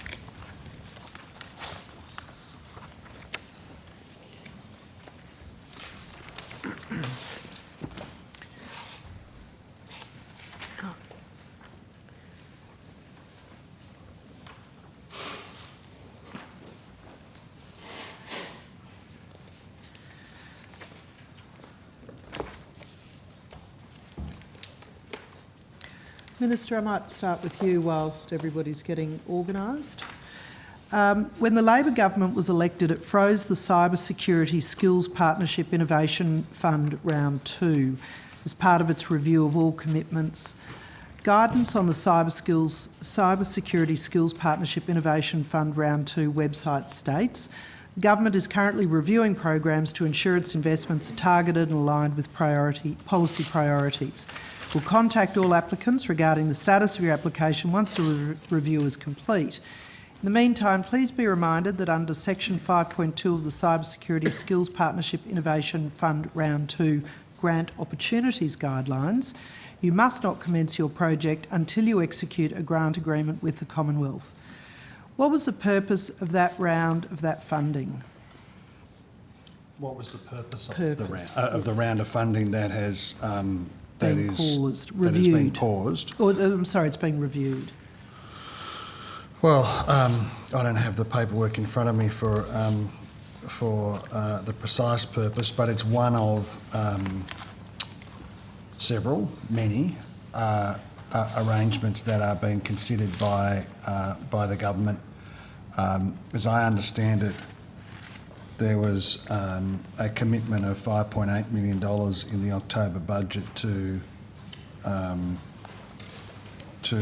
support a more diverse STEM workforce. But as you know, and as industry participants have been advised, we are carefully working our way through uncommitted funds making an assessment of how we're going to proceed. The Secretary may be in a position to provide more detailed information, but as headline, that's the approach that the government's taken. Thank you. Well, perhaps Secretary or Mr Morfett, if I speak to you, excuse me, how advanced was funding allocations under that fund before it was paused? Senator Sir Anthony Murfitt, Head of Division for Technology and National Security. For the program you're referring to, it had gone through a grant assessment process.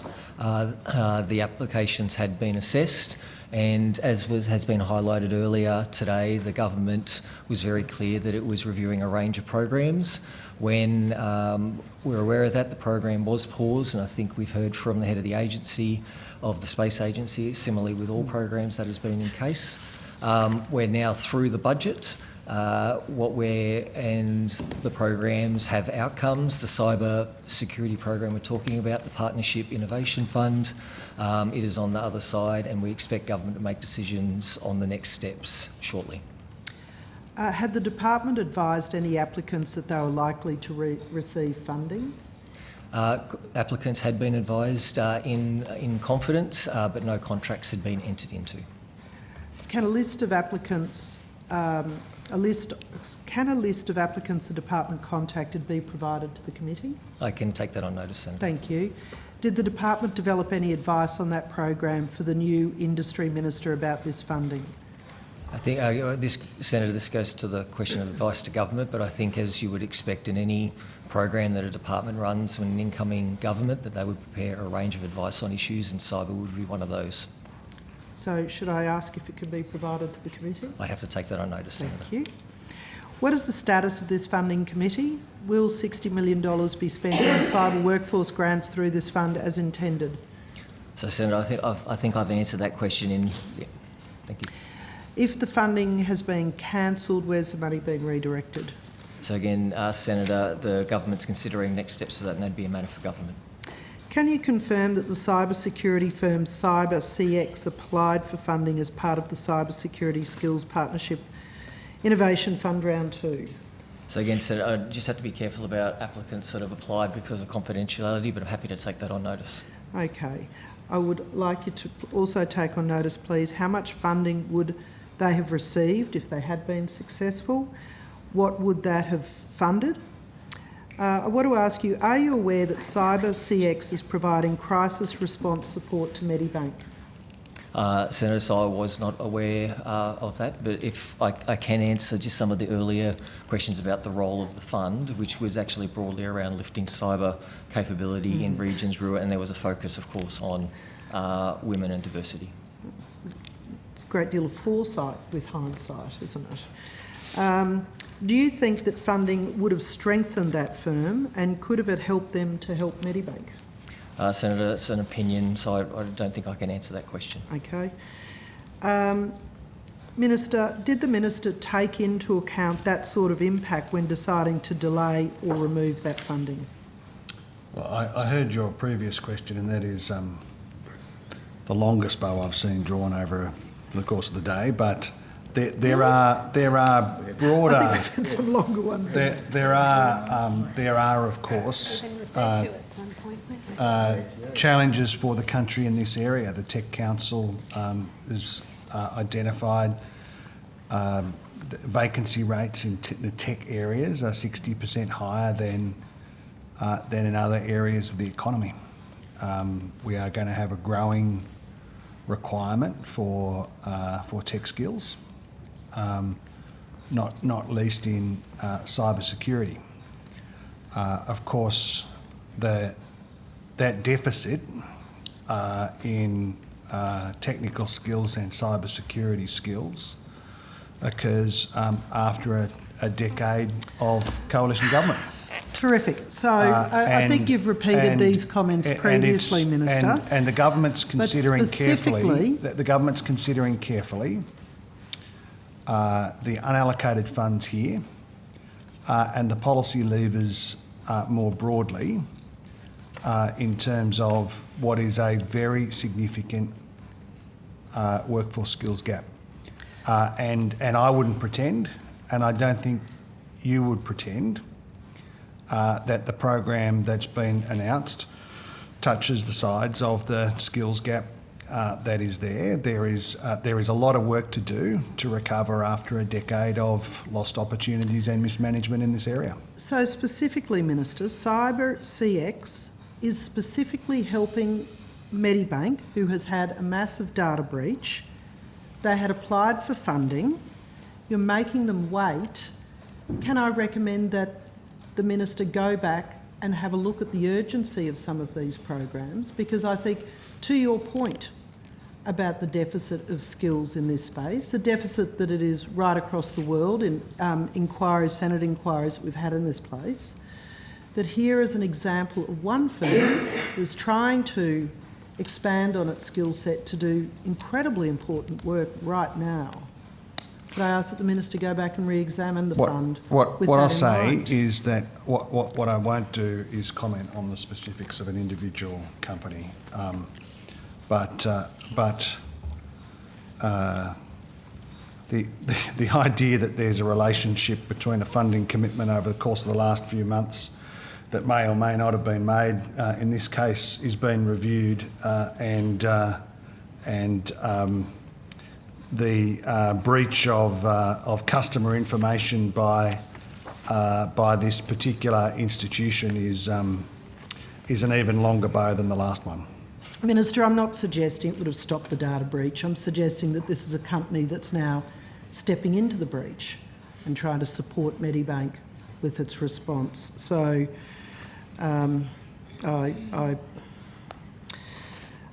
Chair, that's my last line of questions in that block, but I have another block. Could I continue, or do you want to go to somebody else? As to whether Senator Bragg wants the call, and then we'll come back to you.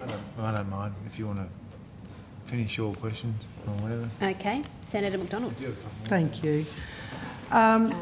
Minister, yesterday we learnt that manufacturer Saputo has announced it will close its Maffra factory in the Gippsland region.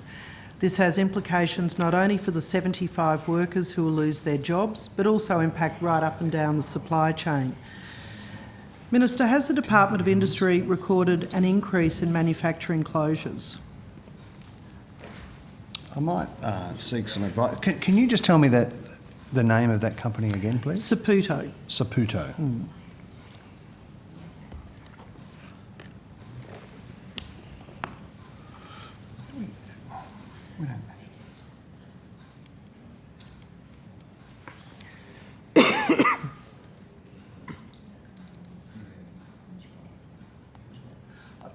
So certainly I'm concerned to hear about that closure. The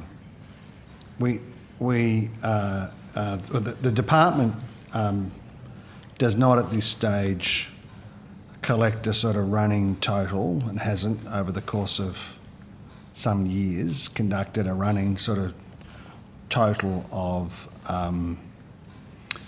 manufacturing or other firms within the sort of portfolio area that are closing or opening or downsizing or outsourcing in the Australian economy. However, as I understand it, this company is a dairy operation, and there has been, of course, some real pressure in the dairy sector since dairy deregulation in the early 2000s, of course. What I can say is that manufacturing as a share of the economy sits well below 7% of GDP. The offshoring of small and large manufacturing firms has happened apace over the course of the last 3 decades, and that's had a particular impact in our outer suburbs and in our regional towns. That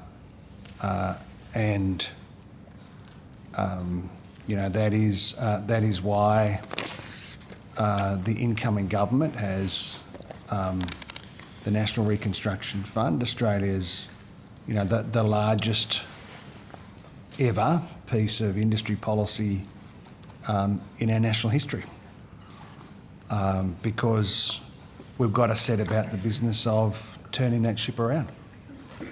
And that is a long-term piece of work. I think you heard one of the other senators asking questions about the design process for that fund, and we're working our way through it. So you thought I was going to go on for I longer? did. I was just I would you're never do winding that. up, I would you know. never do that. No. Chair, that's the end of my questions on that particular question. But I have some other questions in another block. Would you like to share the call? Yeah, I and think come back to I'll me? just indicate that we're very keen to get back on track in terms Yes. of time for 6 o'clock. I think we're all committed to doing that, Yes. aren't we? And so, Senator Bragg, did you want the call, or should we continue with Senator McDonald? Mine off or what? Sure. Well, okay. I'll answer my own question. It sounds like Senator Bragg No, might put actually, your do you wanna- questions on do you wanna notice. do your- Keep going and then I'll you get the finish reconstruction. You get the reconstruction. Let me know when you decide who your nominated never gets to go. person is. I'm ready to. Yeah, no, we're ready to go. We're all just conferring. Senator Bragg? Yep. It's great. Bragg. Thanks Yes. very much. Good guess. So, just on the space issues, you might want to come back.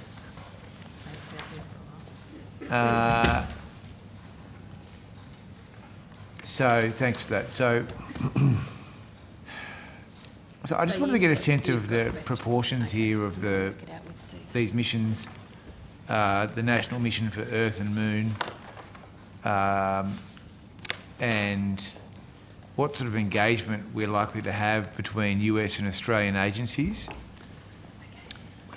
Which agencies will be involved with these missions to the Moon and Mars?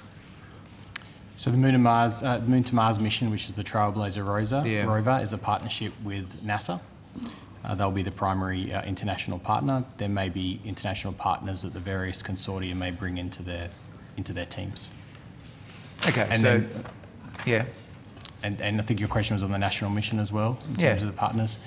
So that is a collaboration with NASA. We signed a statement of collaboration with Earth Sciences and also collaboration with the USGS, the United States Geological Service. Okay, and so would you regard these as important relationships? Yes, Senator, they're important relationships. Okay. I mean, there is also interest in the region in engaging with us in the space, to use a terrible kind of phrasing. But so, as Ms. Palermo said, the focus has been on NASA, which has clearly got expertise in this area. There are others in the international area that we've got open discussions with, and for example, I know that India, there's been discussions, and others in the Southeast Asian area. But it's going to come down to what capability and what expertise and how we can work with partners for common outcomes. Okay, well, it sounds like they're important initiatives. Can I also ask you about the $30 million in funding to explore opportunities to get more Australian tech into space? And I think there was a $35 million component in March to help develop Australian spaceports. Where are these up to?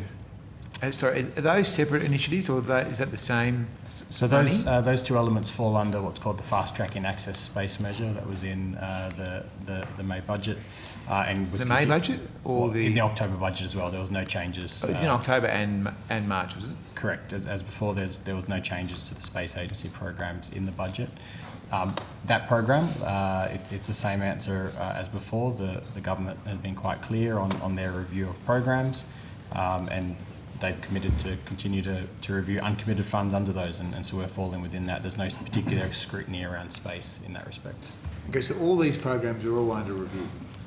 All programs in the whole portfolio were under review. There was a process where we went through an audit of waste. Every program was considered as part of that review, some to more intensity than others, depending on election commitments and the like. And the outcomes decisions are in the budget and the October budget.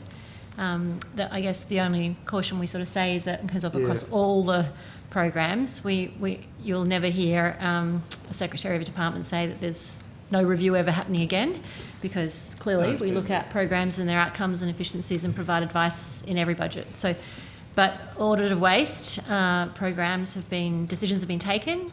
Yeah. All those grants that were paused in that program across the portfolio, we're working through with government for them to come off pause in terms of implementing them through our grants hub. and we'll go through the implementation process as you would expect us to going forward. So I imagine having spaceports would be strategically important, would it not? Access to space is one of the priority areas in civil space strategy. That includes launch. We are seeing a number of proponents around the country looking to develop spaceports as a way to obviously develop the launch sector locally here. It's one of the things that can open up the full value chain of space activities in Australia. We're seeing private enterprises invest in these commercial entities to operate spaceports. Okay, I just want to ask this last question about, just because of the references to waste. Do you think that these public investments into space is wasteful? The government across many portfolios invests in space, not just through this department. Most recently, you can look, for example, the Bureau of Meteorology just invested in a space monitoring centre to look at hazards to the critical infrastructure we rely on space. The fact is, the Australian economy relies on space activities. We see investments across all portfolios, quite significant investments. Okay, so final question. So building these satellites and building this capacity in the spaceports is not wasteful? So all government funding has to go through a process of cost-benefit analysis, and the type of government funding, the type of support the industry needs, it depends on a great deal of information. As you would know, we go through a process always of advising where scarce public funds need to be allocated to most effectively support Australian industry.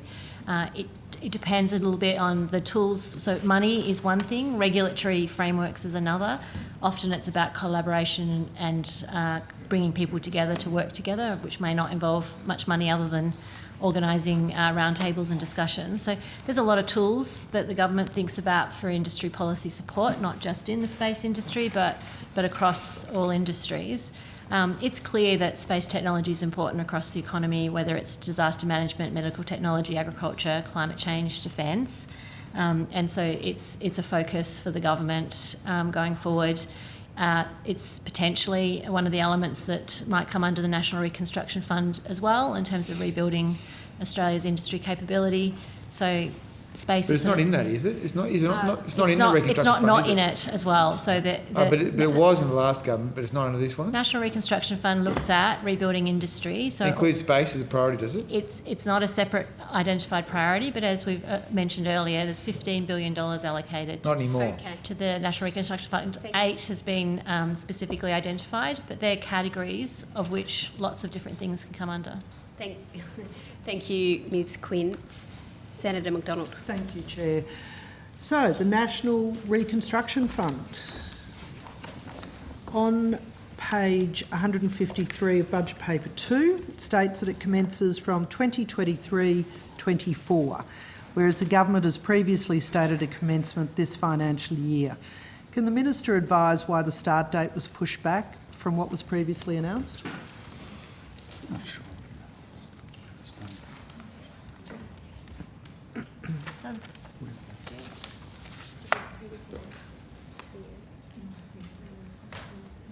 Yeah, I think it was a question to me, but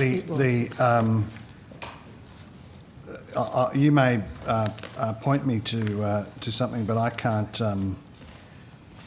That start date that you referred to is consistent with my understanding of the timeframes that we've set out for establishment of the fund. Of course, it requires legislation. It requires some administrative and mandate work. It requires some other design. We're working through those issues pretty carefully now, and the subject to the legislative process, the fund will be stood up in the timeframe that I think you just outlined. I think it was the parliamentary. The PBO election report stated that it commenced on the 1st of July 2022. 1st of July 2022. I heard what the you government, said. The government was elected in May. I think even the most ambitious timetable, we've been working hard, but It just aligns with the government's fiscal plan that you announced. That's all. I'm just trying to make it all. So all of those, so issues like appropriations into the fund will be determined in the process that the Secretary and I and Ms. Lucchetti have been outlining for people. That is, we're going through that design process. When legislation is approved through the cabinet process, it'll be scheduled in the Parliament, and those kinds of questions, like how the appropriations fit in with the government's fiscal plan, will be there for all to see, and no doubt in future estimates we'll be able to traverse those in a lot more detail. Can you please confirm the full equity funding of $15 billion is in the contingency reserve? Can you outline the equity profile per year of the reconstruction fund? Yeah, do you want to just... So Narelle Keddy, Head of Division Manufacturing. The profile, at the moment we're working that through as we go through this design process at the moment. That breakdown hasn't been, we're sort of going through that process at the moment. So the government's previously publicly stated $10 billion over 5 years from 22-23, $2 billion a year, and an additional $5 billion over the next 2 years from 27-28, $2.5 billion a year. Does that sound in line with what the design phase is looking at currently? It does, but Senator, like I said, we're working that through at the moment through those details. Can you please confirm the fund's initial investments remain unchanged from what the government has previously advised? So $3 billion for Powering Australia, 1.5 for Medical Manufacturing Fund, $1 billion for Value Adding and Resources, $1 billion for a Critical Technologies Fund, $500 million for Agricultural, Fisheries, Food and Fibre.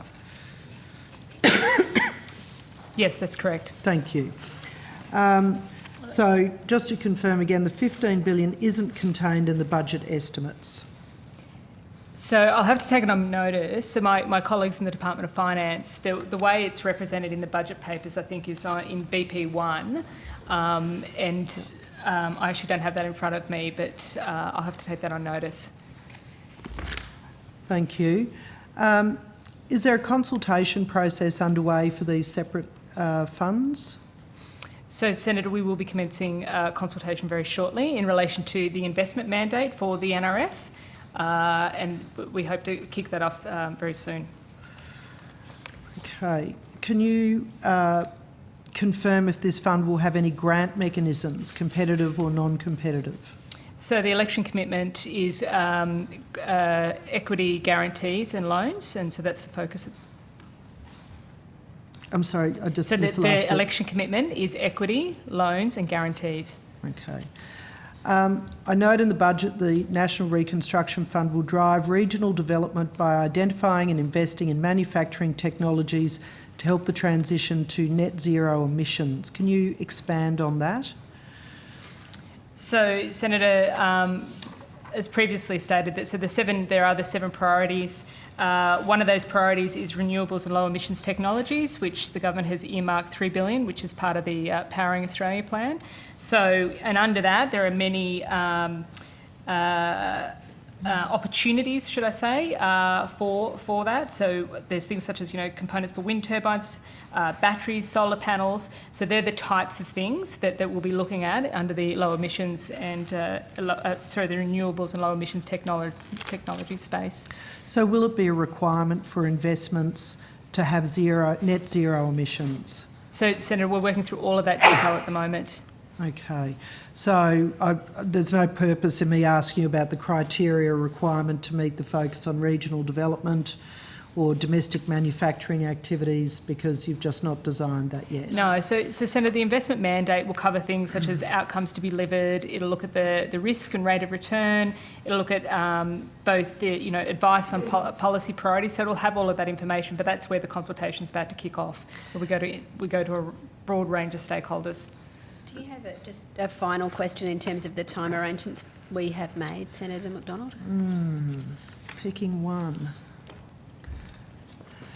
Before the election, the Now government, in accordance with Labor's Secure Australian Jobs Plan, the fund will only enter into financial arrangements with businesses and organisations that are providers of secure jobs. What does this mean, and how will this criteria be assessed? So just at a high level, we've got the 3 layers to the introduction of the National Reconstruction Fund, some in legislation, which will be clear about which entities are in scope.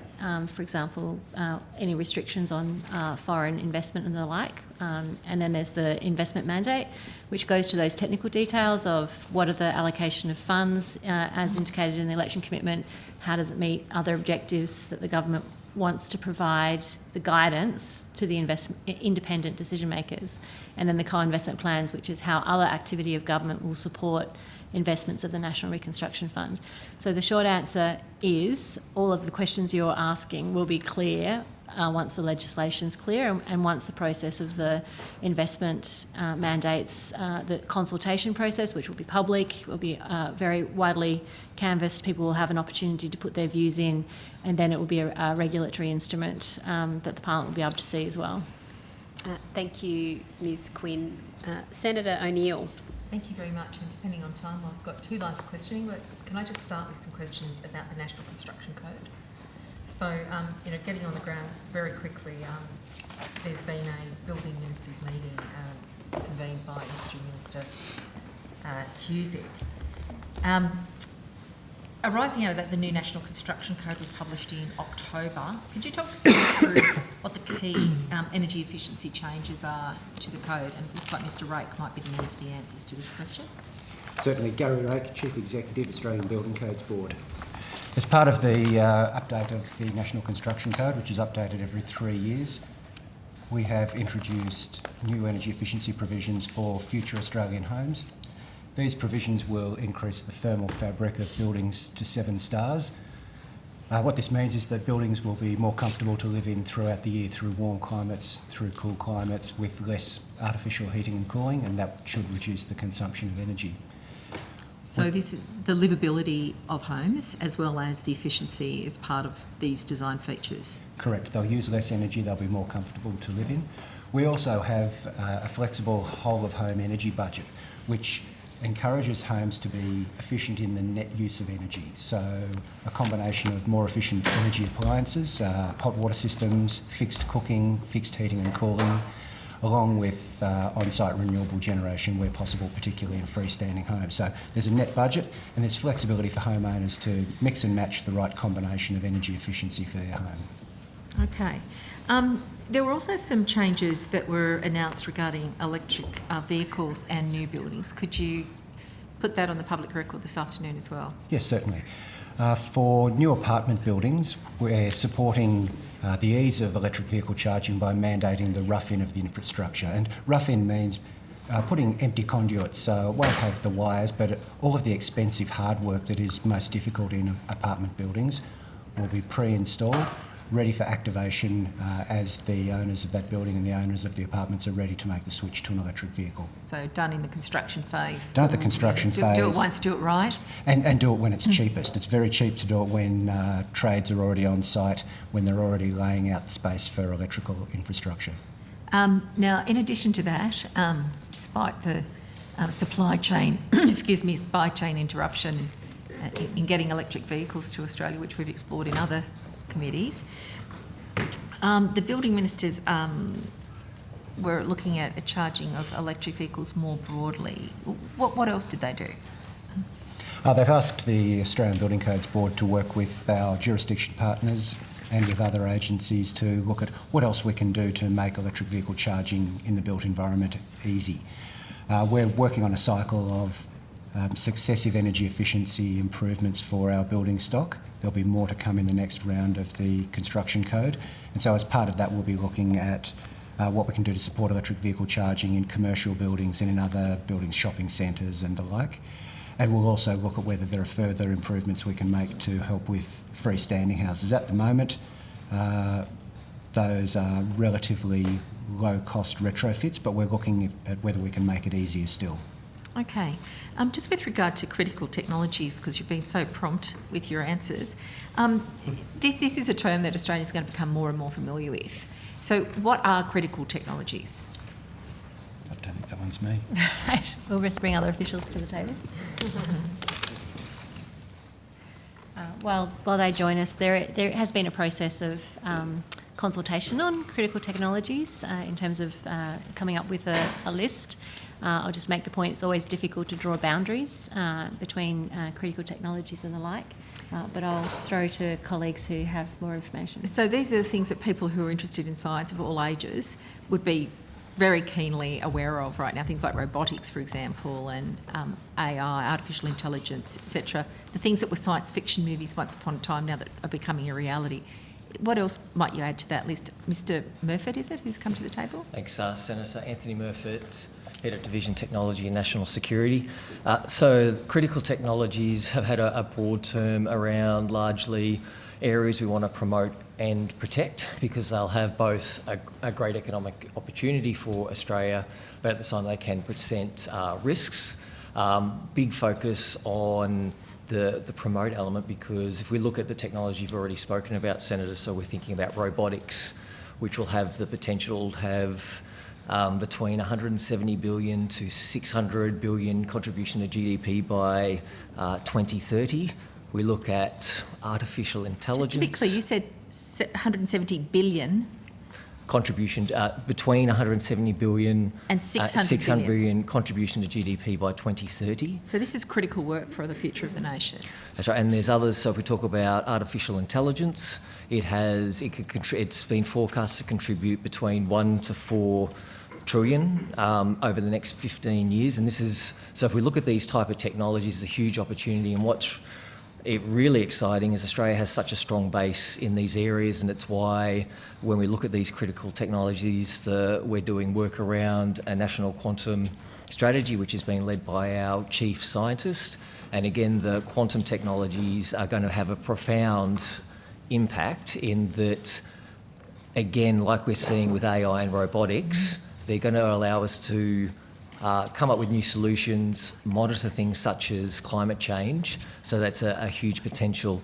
Importantly, while we think about that opportunity, we also need to be mindful of protecting to ensure, one, we protect our IP so we don't lose the opportunities we have in front of us, and that we're working with like-minded partners to ensure we're ensuring our way of life.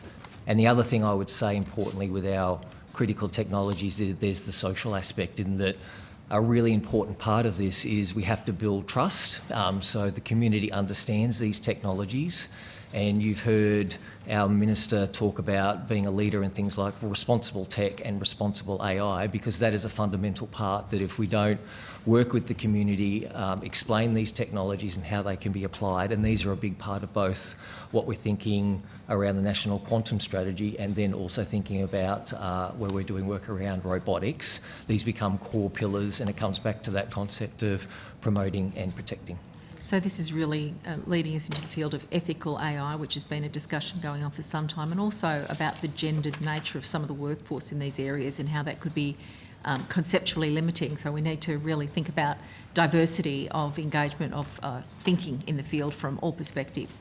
I guess you might want to put on record a comparison for us with other countries, what they're doing, where we are in terms of what might be a bit of a race to get to the capacity to unleash that kind of development for Australia's economy. Yeah, so thank you, Senator. So I think I think we might get that on notice, because I can see the chair saying it's time. Oh, it's on notice. Thank you, Mr. Murfitt. Thank you, Mr. Murfitt. I think that was a good segue into the Chief Scientist, and I think we're in a position to release outcome program 1.2. You go with our thanks. Thank you very much for answering our questions. And we will now invite the Office of the Chief Scientist and Dr. Foley to the table.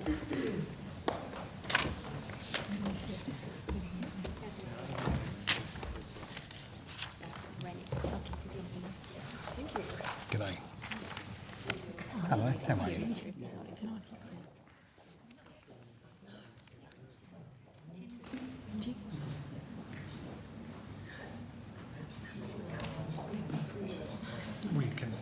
do it properly. Absolutely. Welcome back to estimates, Dr. Foley. Is there any opening remarks that you'd like to give? Or? I don't think there's any need for that. Okay, thank you. We'll go straight to a couple of questions from Senator O'Neill. Hello, Dr. Foley. It's a pleasure to meet you. And science is such a vital part of Australia's management of our environment, and the ingenuity that's been shown, and scientific thinking matters so much. Clearly, it's something that you've had a passion for all your life. So I might just ask you to put on the record, because I actually haven't met you before, and I'm keen to understand, what's your journey? Tell me, if you can, a little bit about yourself and your own science background. All right. Well, thank you, Senator. We actually did meet once about women in science some time ago. It was actually quite a few years ago. About 5 years ago, I think that's it might correct. be. Yeah. Yes. But I had. I'm a physicist in superconducting electronics and solid state materials. So started off in semiconductors, then magnetics, and then superconductors, which are materials that can be used for either power generation or low emissions technologies for taking electricity from one place to another without loss of energy. So very efficient, through to making devices that are able to detect small magnetic fields that can be used in lots of ways. So that was my main focus of research for 36 years at CSIRO, where I had 20 different roles.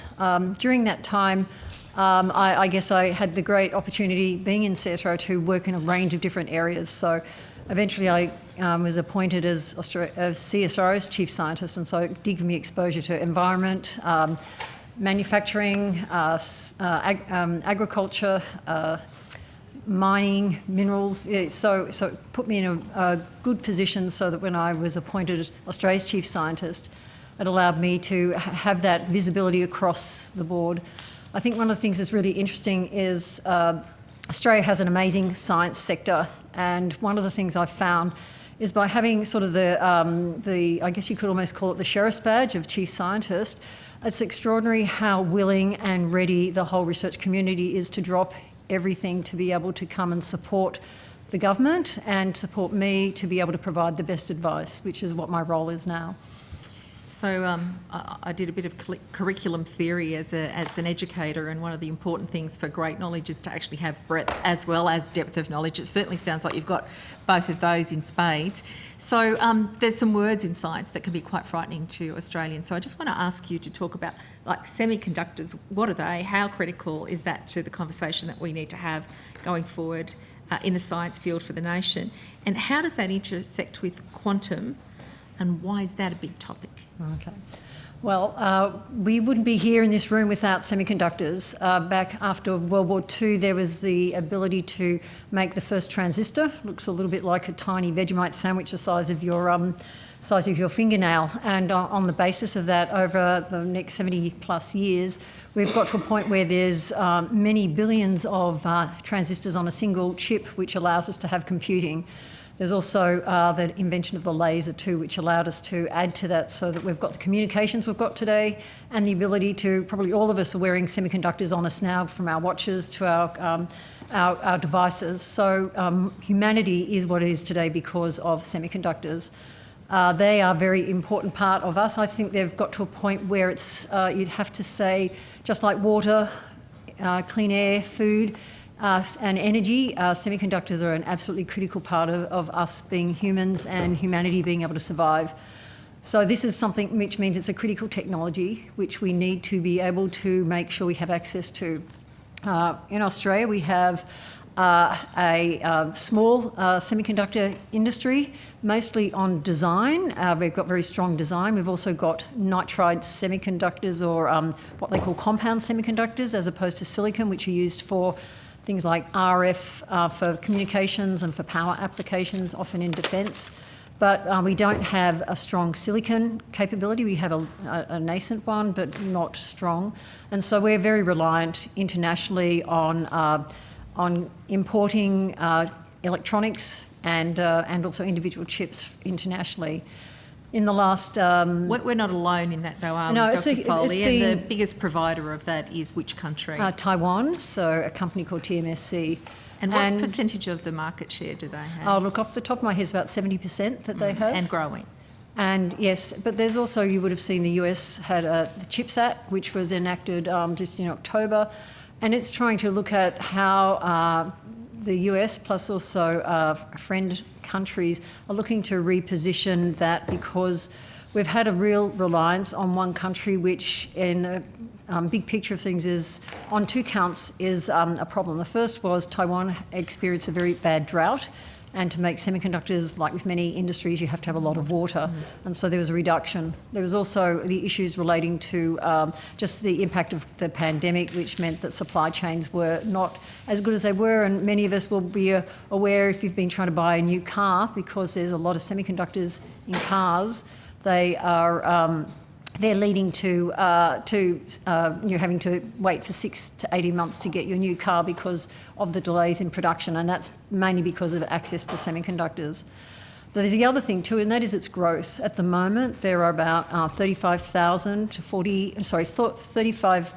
billion to 40 billion devices connected to the internet. By 2030, not that far away, there's expected to be 350 billion. That's a 10-time increase. So from a perspective of Australia, there's a real opportunity for us to be able to consider how we might be able to enter into the supply chains. We also have many of the critical materials, but we don't necessarily process them to the degree that we need to. So there's an opportunity there that's worth considering, and I know that the government is considering that at the moment.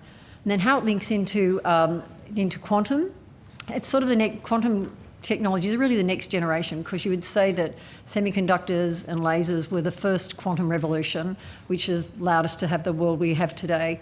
And we're expecting, and there's every indication that the next generation of quantum technologies, which is able to happen because since around 2000 we've been able to get to very small levels through nanotechnology to be able to control individual quantum particles that allow us to do things which we couldn't do previously.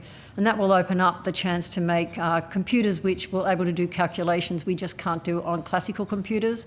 We'll be able to have sensors that will allow us to sense things better, from whether it's in our bodies, whether it's underground, looking for water, minerals, or whether it's looking at better communications, which are absolutely secure and not able to be accessed unless they've got permission to do so, which at the moment is very interesting, with cybersecurity being foremost in our minds. And I guess the final thing, which is a really interesting development, is something which Australia is actually one of the leaders in, is on quantum batteries. And we all know that as we're looking to move to, say, electric vehicles, one of the issues is it takes a hell of a long time to charge them up. And what we're finding, what a quantum battery will do is use a particular property, which I'll tell you what it's called, entanglement, which is one of these new not a new property, but a newly accessible property of materials that will allow them to be, for batteries to be recharged in seconds. So it'll be even faster than filling your car up with petrol. So if we're able to achieve that, and I never underestimate the amazing ability of the human mind, that will be a major revolution. Could I just ask for some clarification about entanglement? It sounds like a good title for a It does, a doesn't it? stressful movie, a tense movie. But a newly accessible property of, what did you say? So when you go down to in nanotechnology, it means you can control the behaviours of like electrons and photons, Yes. so light and the basis of electricity. And so with that, entanglement means that you're able to have a particular quantum particle here and another one somewhere else, and they're able to talk to each other, so that even though they're at a distance. And so this entanglement it allows you to control things in a way which enables the ability for different objects or quantum devices to talk to each other. And so therefore, in the case of computing, being able to do calculations in massive parallel ways, and then in batteries it's actually able to transfer the energy very easily. There's more questions, Chair, but I might just take a break there and come back if there's time. We've only got Dr. Foley for 15 minutes, and there is so much that we could canvass, and Senator Rennick has some questions. So we've just got a few minutes left. Senator Cheers. Rennick. Thanks, that's all good. How are you, Dr. Foley? Good to see you again. Yeah, likewise. Look, I'd just like to raise my concerns and get your opinion on a submission by the Australian Academy of Science in regards to science disinformation on, I think it was on social media. And effectively they've basically want to lobby the tech giants Meta, Facebook, Twitter, Google, Microsoft and Apple to censor and harass any Australians who circulate what the Academy insultingly labels climate denialism misinformation. I just don't like the use of that word misinformation and the way they've used this, because as you know, I've picked up their energy budgets. They've given me an energy budget with a downwelling radiation of 343 versus the CSIRO of 333, a 400% difference between the 2% that the IPPC has said is in the increase of wattage from CO2. What's your view on this, social media, many of whom aren't scientists, running around censoring, differing views, especially, why do scientists get to say what science is when mathematicians, which most science is underpinned by, can't have a say back? So, Senator, it's really important that you raise the ability to get access to the basic science information. And one of the things which I'm working on and I'm hoping we'll be able to present advice to government is looking at open access of research literature. At the moment, much of research literature, as you probably will be frustrated by, is behind a paywall. So you want to access information, and it's fantastic that you are so interested in this, and be able to really dig in to really get an understanding. And you're not the only one. Just about everyone I have spoken to sees this as something critical, just because of historical reasons and the way the publication and peer review process has evolved over the years. When we transitioned from a library, which was solid, in reality, you go into a library, pull down a book, and transition to it being all online, there wasn't really a change in the business model, and what it ended up with was less access. So I'm hoping that we'll be getting to a point where we're putting forward a range of options, but one of them actually includes an option where we have a central approach to engaging with publishers so that all research literature will be open access to people residing in Australia. Now that's a pretty ambitious desire, but I think that will be part of the way of what you're talking about, is getting to a point where people can read the actual papers that they go to, and then seeking advice from people if they can't understand it to get that instruction as to how to interpret it. Sure. So I'm hoping that will help you in your endeavours, which I think are very important. Yeah, cheers, thank you. And would you agree, and you can take this as a statement, that science should be contestable? Science should always be in fact, scientists are the best skeptics because you really are evidence-based, and it makes my job really easy, because if the evidence is there, it's easy saying this is what we know, but it's also what we don't know, and also where we haven't quite got to a point where there's a full and agreed understanding, and that's when you've then got to keep on doing more research until we get to a point where it is evidence that you can trust. I'm glad you said that. I actually moved a motion in the Senate a couple of years ago where I said the three major schools of epistemology were empiricalism, rationalism and scepticism. Unfortunately, Labor didn't vote for it, but I'm glad you've acknowledged the important role of skeptics in science. Thank you. Thank you, Senator Rennick. I think Senator O'Neill, in the interest of time, was... I've got many more. I think we'll put them on notice, and hopefully we'll get a longer session next time that we're here for estimates. My pleasure. Thank you. Thank you very much for appearing, Dr. Foley. Thanks for answering our questions. You go with our thanks. Thank you. And we welcome to the table Geoscience Australia.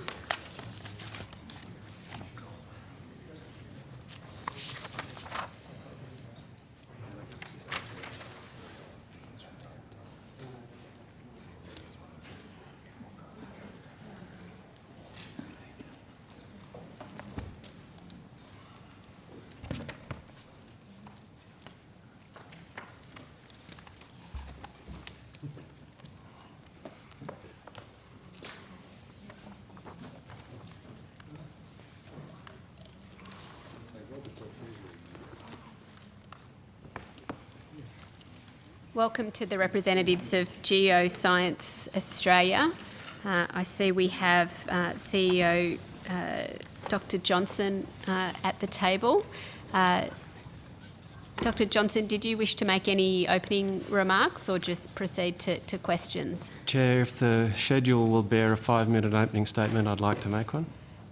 If not, I will I think move. experience is that it would be useful if you were willing to table It has that. been tabled, so Okay. I'm happy to launch straight in perhaps, if you prefer. Yeah, just a briefer opening statement, if you would be most welcome. Certainly. Thank you. Thank you, Chair, and good evening, Senators. Thank you for your interest in Geoscience Australia. I just wanted to provide a brief skate across the top of the domains that we cover, because many people think that the only work that Geoscience Australia does is in the geological realm. We are in fact advisors on the geology and geography of the nation.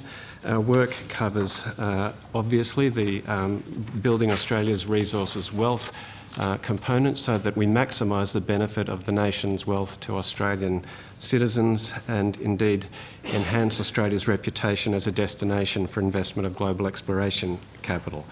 What many people are unaware of is that we also work across community safety with a 24/7 earthquake alert centre, near real-time bushfire and flood monitoring, and we parlay these activities into keeping Australians safe through the Australian Climate Service and other means.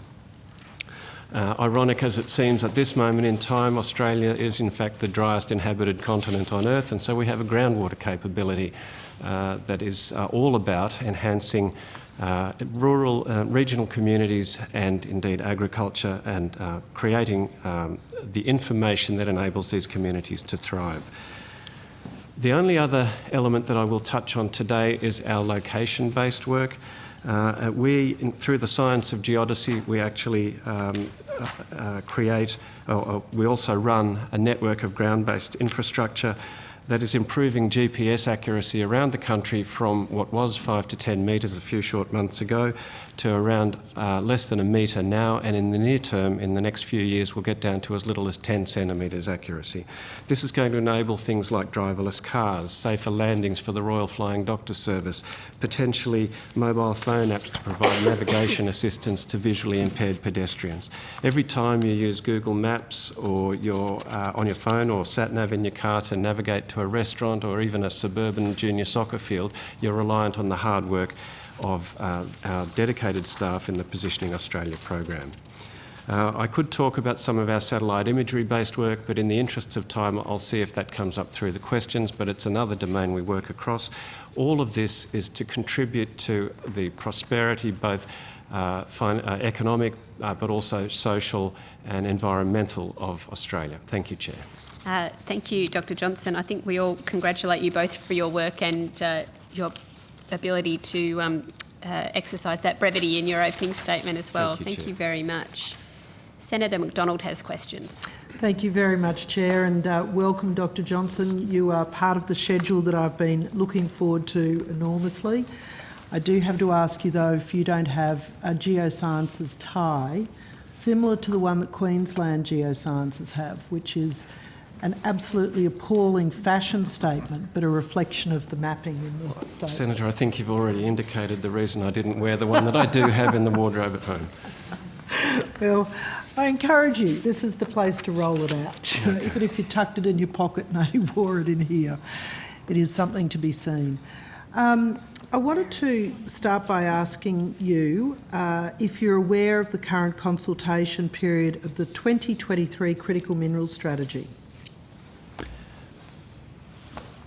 I'll refer to my colleague here. We're certainly involved in the critical mineral strategy. As to the details of the consultation period, I'll defer to my colleague, Dr. Heap. So I might just intervene actually and say it's actually a matter of government policy, and our critical minerals peeps will be here quite soon. So I'm happy for them they'll be back I will ask after them dinner. of those questions too. Yeah, thank you.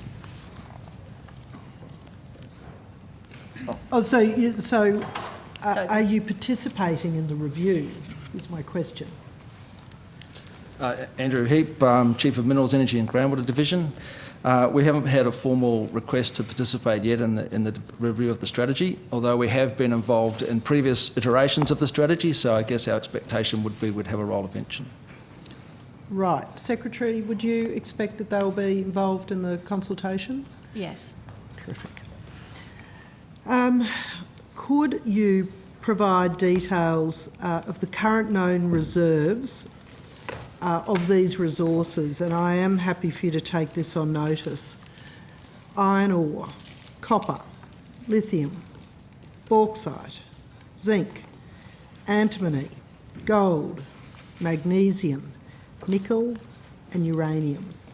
Senator, we will have all of those already published in our Australian Inventory of Mineral Resources, but we're happy to provide them on notice as well. And what is Australia's current productive capacity for these resources? Separating the reserves from the resources part. Okay, so in terms of the productive capacity, I'm not sure I quite understand the question, Senator. Are you trying to well, you know that you can have a reserve, but what is available to extract and is actually a resource? Yeah, so in this document that Dr Johnson referred to, Australia's identified mineral resources, we calculate both, which is the reserves, which is the bookable reserves that the companies report to the ASX if they're a publicly listed company, and those that we feel that they've reported that are potentially there but are not necessarily commercial yet. Again, I'd have to take that on notice in terms of the actual numbers for each of those commodities, but we can provide that as part of the document that will provide to the answer to the previous question. Thank you. Does Geoscience Australia have information on Australia's gas reserves? Yes, at a basin scale, yes. So can you tell me what is the remaining capacity of gas reserves in the following basins? Yes. Beetaloo, Cooper, Adavale, Gunnedah, Bowen, Galilee. Yes, I can. Again, we can have that on notice, but I can tell you now. So, in terms of the remaining resources, again, this is the reserves, which is the companies have said that they're commercial, plus also what we call contingent resources, which is known to be there but not necessarily proven to be commercial, and we get the best estimates of those and putting those together in terms of gas resources. Could you want it in petajoules or trillions of cubic feet? Petajoules. Okay, all right, no problems. So for the Beetaloo, it's 7,469. 2C. Which is 2P and 2C, yep. And Cooper Eromanga is 4,921 petajoules. Adavale, there are no reserves or resources currently booked. And Bowen Surat was 50,503. Galilee was 2,789. 2,789. Did you skip Gunnedah there? No, Gunnedah is 1,699. And what was it? I think that was all of them. That was it, yes. Yeah. Are those reserves calculated by, in Queensland, they were calculated by a Texas-based firm. Who calculates the reserves and stores that information federally? Yeah, so the information is published every year in our annual report called the Australian Energy Commodity Resources. It's essentially an annual snapshot of the reserves and resources across all the known producing and prospective basins in Australia. The information that we gather to produce this report is from publicly available sources. As I said earlier, it's either companies providing those information to the ASX. It's also from government sources, so we also source information from the Resources Energy Quarterly, Resources Energy Statistics, and also from the National Offshore Petroleum Titles Administrator, usually annually for offshore resources and reserves, and that's done at a basin scale. All right. Can you please confirm the Exploring for the Future program is still being funded? Yes, it is, Senator. Yep. What's the current program of work? Okay, overall, the Exploring for the Future program has and continues on its progress. It's a 4-year funded program. They're into phase 2. It's due to be completed on the 30th of June 2024. And its current program, we're in the major phase of data acquisition at the moment. We have several activities across most of southern Australia, and it's designed to understand our energy resources, our mineral resources and our groundwater resources. And so we're deep in the phase of data acquisition and data analysis. Terrific. Is that publicly available, the data as it's acquired? How are you reflecting that? Yes, it is, Senator. As soon as the data is collected, it goes through a peer review process internally, or QC process internally, and then as soon as we're satisfied that the data is fit for publicly delivery, we deliver that through a dedicated online portal that we've designed for the Exploring for the Future program, so people know it's badged under that program. Yeah, terrific. And Thank Senator, you. there's a subsequent phase after that where our interpretations are done on that data, so there's a sort of an intellectual value add as well, but we do get the data out the door as soon as possible. I was fascinated to attend a site the other day where the reserve was identified using this data and the placement of the aquifers around some of the other known ore bodies, and I thought it was a great bit of science. Thank you. Has there been any change in directional focus in the last 6 months to this program? No, Senator. It's always been a program that's looked holistically at the, like I said, mineral, energy and groundwater resources of the country. It's a program designed to provide a prospectus, if you like, of what those resources are.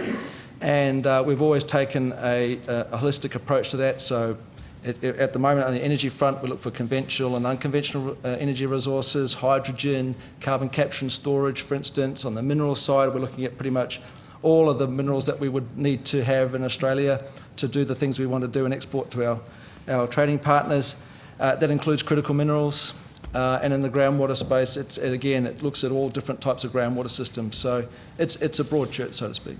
Do you map potash reserves? Yes, it is. That is part of the program, and we've done that work in the past. And in fact, there's a new industry in Australia that submerges on the results of the work that we've done previously to the program, particularly in Lake Wells in Western Australia. And so we're helping, obviously, the fertiliser industry in Australia less reliant on imports, I guess. Yes, it'd be great to commercialise our own reserves, wouldn't it? Particularly given it's sulphate potash rather than That's right. alternate. Senator McDonald, can I just get a... So exciting, stop. Yeah. That's been a 10-minute block. I just wanted to get an indication of how much time you think you need. Should we go to Senator Canavan, come back to you? Yeah, why don't you do that and come back to me.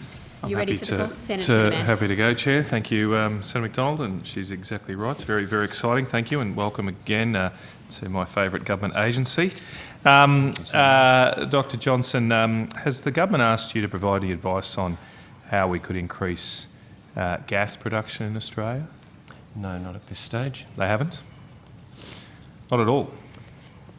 That surprises me, because last time we did have a gas shortage, I distinctly remember having a conversation with you about where would be the best place to drill for gas. So I may as well ask you that in the public forum. If the government's not going to seek that advice, given the gas shortages we face, where is the best place in Australia to explore or produce more gas to help alleviate the shortages we have at the moment? I think it's well established, Senator, that Australia has an abundance of gas resources, and it's then a matter for decisions made by industry as to where they choose to explore and whether they have success, and the rest of it is a matter for government policy. Yes, but given the advice you're giving, I suppose, and you do map the resources, etc., do you think there are particularly prospective basins or areas of the country where gas supplies could be increased relatively quickly? Yes, Senator. As you know, there's a variety of different basins at a variety of stages of development and production. So I think in terms of additional supply in the near term, you're really looking at those mature, already producing basins, so the ones like the Cooper, the Surat, the Bowen, the Otway, the offshore Gippsland. And then if you go down the development pathway from there, you're probably looking at the Beetaloo, the Gunnedah, and then Further down from there, you're probably looking at the Bowen or the Galilee and the Amadeus basins. I think it's important to note that our major focus for our program is on that medium to long-term supply, because obviously the work that we do is in those frontier areas. De-risking and Yeah. Great. I noticed that you mentioned both Beetaloo and Cooper basins. Did the government consult with you at all on their decision to cut funding to the Beetaloo Cooperative Drilling Program or the Cooper and Addervale Strategic Basins Plan? Not I'm aware of. No. Oh, that again surprises me, given you have excellent information about those two regions. It's no reflection on yourselves there. But Minister, I mean, is there any reason the government's not seeking the advice of Geoscience Australia to solve the gas shortages that are crushing Australian families today? Well, as you know, Senator Canavan, the gas price question and the gas supply question that is currently confronting Australian households and Australian businesses is a question of supply and price tomorrow. The day after that, the beginning of January, it is an immediate term question. And the government's efforts, including securing sufficient supply for the East Coast gas market some 5 weeks ago, and now the deliberations that ministers are working through on the best policy approach are focused on those questions. There is a substantial amount of public resources, including the resources of Geoscience Australia that provide a public good research in these areas and provide a platform for companies to make exploration and investment decisions from there. Well, look, Minister, I realise this is not your direct area, and I'm not trying to make a political point here, but I mean, for the good of the country, I would respectfully ask the government does engage Geoscience Australia on this very important issue.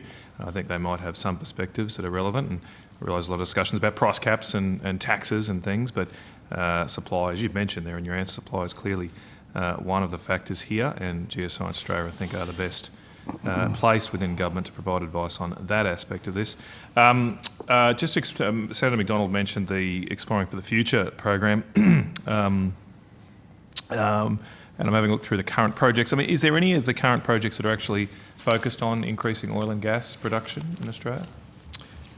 In the long term, yes, Senator. I mean, that's the part of the goal of the program. Is I suppose I'm specifically asking about oil and gas. I realise mapping out groundwater and the generic seismic testing, etc., may provide some insights, but is there a specific program that's focused on delivering more oil and gas? Only in the long term, Senator, not short term. There is one here that says there's a project on your website, the current projects under the Exploring for the Future program. There's one that's titled Australia's Future Energy Resources. Is that potentially focusing on oil and gas? Yeah. And if so, what is it actually? So that project is again focused on a holistic understanding of our energy potential. So it does include oil and gas, but again, it's really looking at those frontier regions in Central Australia. So the Paderca, the Warburton, Simpson basins, those sorts of areas that have yet to find resources in them. And I guess there are, hopefully as part of that process, we might find that those basins could come on quickly if the infrastructure and that is there. Are you actually drilling any wells at the moment, or any? Is any of the program funding the drilling of a well to do? Yes, the program does have money to drill stratigraphic wells. Stratigraphic, that's what I was looking for. Thank you. So yeah, we don't. It's been a while. Yeah, that's okay. We certainly don't drill for exploration or production or anything like that. So we're not a company that does that sort of thing. But we definitely drill stratigraphic wells to understand the basin. Where are they being drilled at the moment? At the moment, they haven't been decided because we have to complete the geophysical data acquisition first. Okay. And so that phase has yet to be completed, and then we will target. That'll be in those basins you mentioned likely earlier in Central Australia? Quite possibly, yes. What about the Canning Basin? Is any, sorry. Yes, so we did any work going on there? Yes, so we've done some, we did a big seismic line in the Canning Basin, the North Canning Basin. It is a frontier region. Is that the one that was funded a few years ago, or is it an additional? Right. Okay. The Kidston Sub-Basin. All the results have been published for that particular. Yeah, I'd have to take all the details on notice, but yes, I think most of that has been published now. Certainly the data are available. And then on the back of that seismic work that we did, we drilled a stratigraphic well to 1,700 metres depth. And the samples from that well are now being analysed. Okay, and will so be still... So yeah, but the digital data is available for people to use. Yeah. I mean, in that area, like you still. Last time I looked, you had the oil in place there at sort of 1.7 billion barrels. Is that right? Am I getting yeah, that would be a billions? prospective. Yeah, not oil in place, so not recoverable. Yeah. Is that sort of still? Has that been revised at all as a result of this work? We will do that after we've Okay. done all the work on the seismic data and the well data. Very prospective area. Yeah. But I do note that the Western Australian government has effectively banned fracking on almost all of that area. There was a small area that a commercial entity was exploring. Is that at all limiting commercial interest? I mean, presumably, I know you're not involved in the commercial space, but I presume you are communicating at times with different companies because you are seeking to de-risk these elements. Are you picking up any lack of interest in these areas because of the red tape and restrictions that are there on the gas industry? I personally am not aware of anything. Okay. Yeah. And what about offshore? Are you doing any drilling in offshore areas at the moment? No, we're not doing any drilling, Senator. That's another scale of investment to do that sort of thing. But we are doing work. We're continuing our work on the Northwest Shelf because it's a very complicated area for oil and gas. So we're trying to understand the different petroleum systems out there and the different elements that produce, transport and trap the petroleum, whether it's gas or oil. So we're still doing work around that. And we're also doing work in the Deepwater Otway Basin, which is bordering South Australia, Victoria and Tasmania, to try, because we know that the Otway Basin is prospective, and what we're trying to do is push that prospectivity. This is offshore, or the Otway Basin offshore? Yeah, sorry, offshore. Yeah, try to push that prospectivity further offshore into the deep water. Just finally, the state and territory governments, are they funding any activities through the exploring, or jointly funding anything through the exploring? Yes, they are. I suppose I'm particularly interested in this oil and gas space, and then I'll hand over the call. Yes, they are. Again, the contributions they're making are both in kind and cash, and it's really around additions to our geophysical work programs, and so far they've put in about $1.9 million. That's the total. We're putting in, well, the original program was 100 million. What's it at? 124.5. Is that that's on top of the original 100? Yes. Although the 1.9 is only for the second phase, is That's it? right, yes. Okay, so we're putting in 125? 124.5. 124.5, and the states are kicking in 1.9. Right, okay, thank you. Senator What's Canavan. their resources do? 24.5 billion. That's correct. Thank you, Senator Canavan. Just a bit of timekeeping. We've got 20 minutes till the sort of hard marker of dinner. Can I just get a sense whether that might conclude your questions, or if you'd be happy to put things on notice? I'm not, probably you don't have to, so... Sorry? I'm not intending to ask more questions, but I think Senator McDonald No, is. I know Senator McDonald is. Okay. Thank you, Senator Canavan. Senator McDonald. Ask a question so intriguing that he will jump in. Can I just indicate, I just spoke to the chair about this, but I have a hard deadline at 7 o'clock. It'd make an enormous difference if I could get out at 2 minutes to 7, but I've got a international engagement that I need to make at 7 o'clock. I think we're on track for that. Senator McDonald. Could I turn back to the junior minerals exploration incentive? Is that still being funded in the latest budget? Senator, that's not a program that we're involved in. Oh, I'm sorry, it's a Treasury fund. Yes, I'll talk to the department about that later. Thank you. Thanks, Senator Canavan. That's excellent. In the March budget, Geoscience Australia was provided $9.2 million over 3 years for the Critical Minerals Research and Development Centre. But in the October budget, Geoscience Australia was provided $9.4 million over 4 years for the Critical Minerals Research and Development Hub. Can you explain why this program funding has been stretched over 4 years instead of over 3? I think that might be a matter for government. That might be later in the program. Is it Ms Quinn? It is, yes, when we come back to the resources team after the dinner break. So we've Right, but it's funding for Geosciences Australia, so would Questions about changes to the program funding would go to us in terms of decisions by government and advice from the department. Do you have a funding profile for your funding over the next 4 years? I do, yes, Senator. So the total allocation to Geoscience Australia of that Critical Minerals Research and Development Hub is 0.86 million for this financial year. For the 23-24 financial year, it's 3.39 million.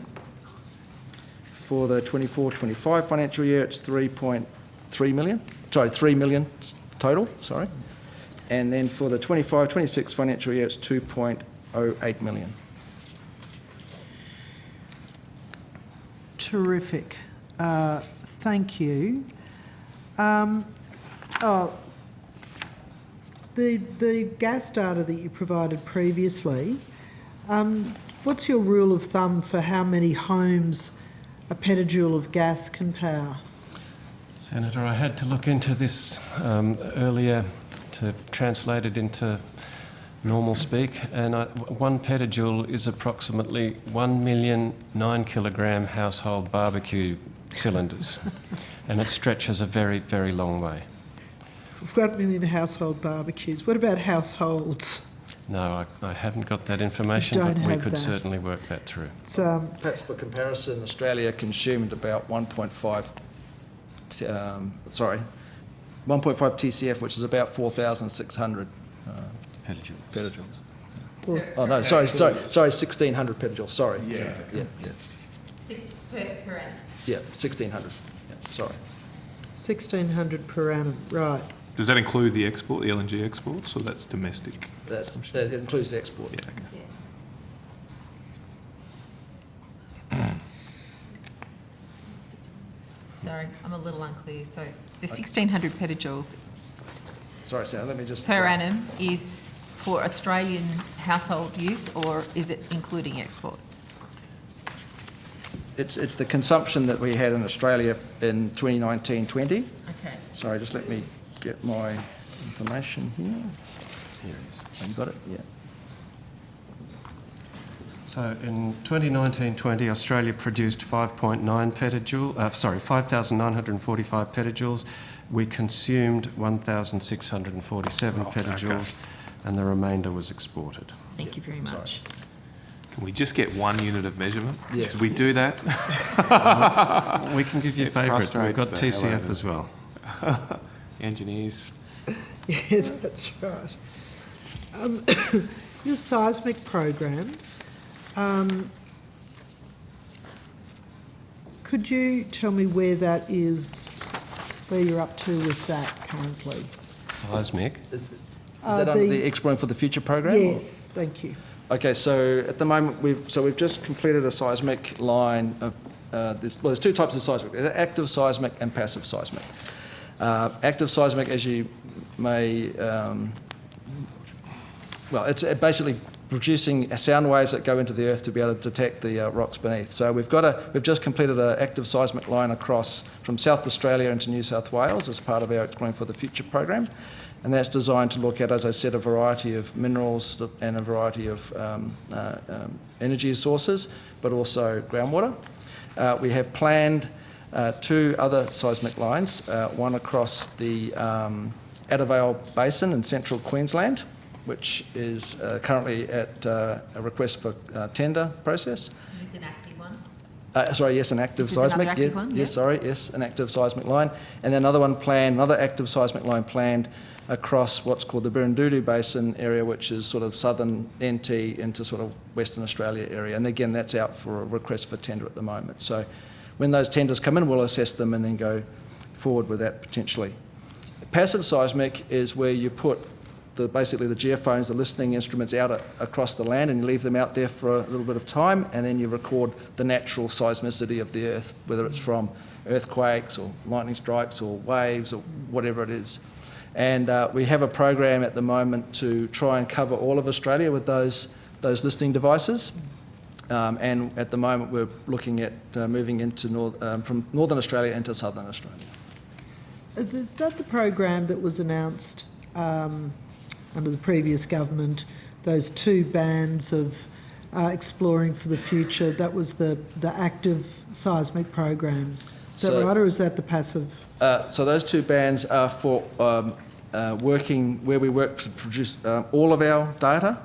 So they're not necessarily active or passive seismic focused. They're actually areas that we will do further, more in-depth work. So it could be that we do seismic, drilling, geochemistry, a whole range of analytical techniques to really hone in on those areas to really understand the geological characteristics and thereby the prospectivity of either minerals, energy and groundwater.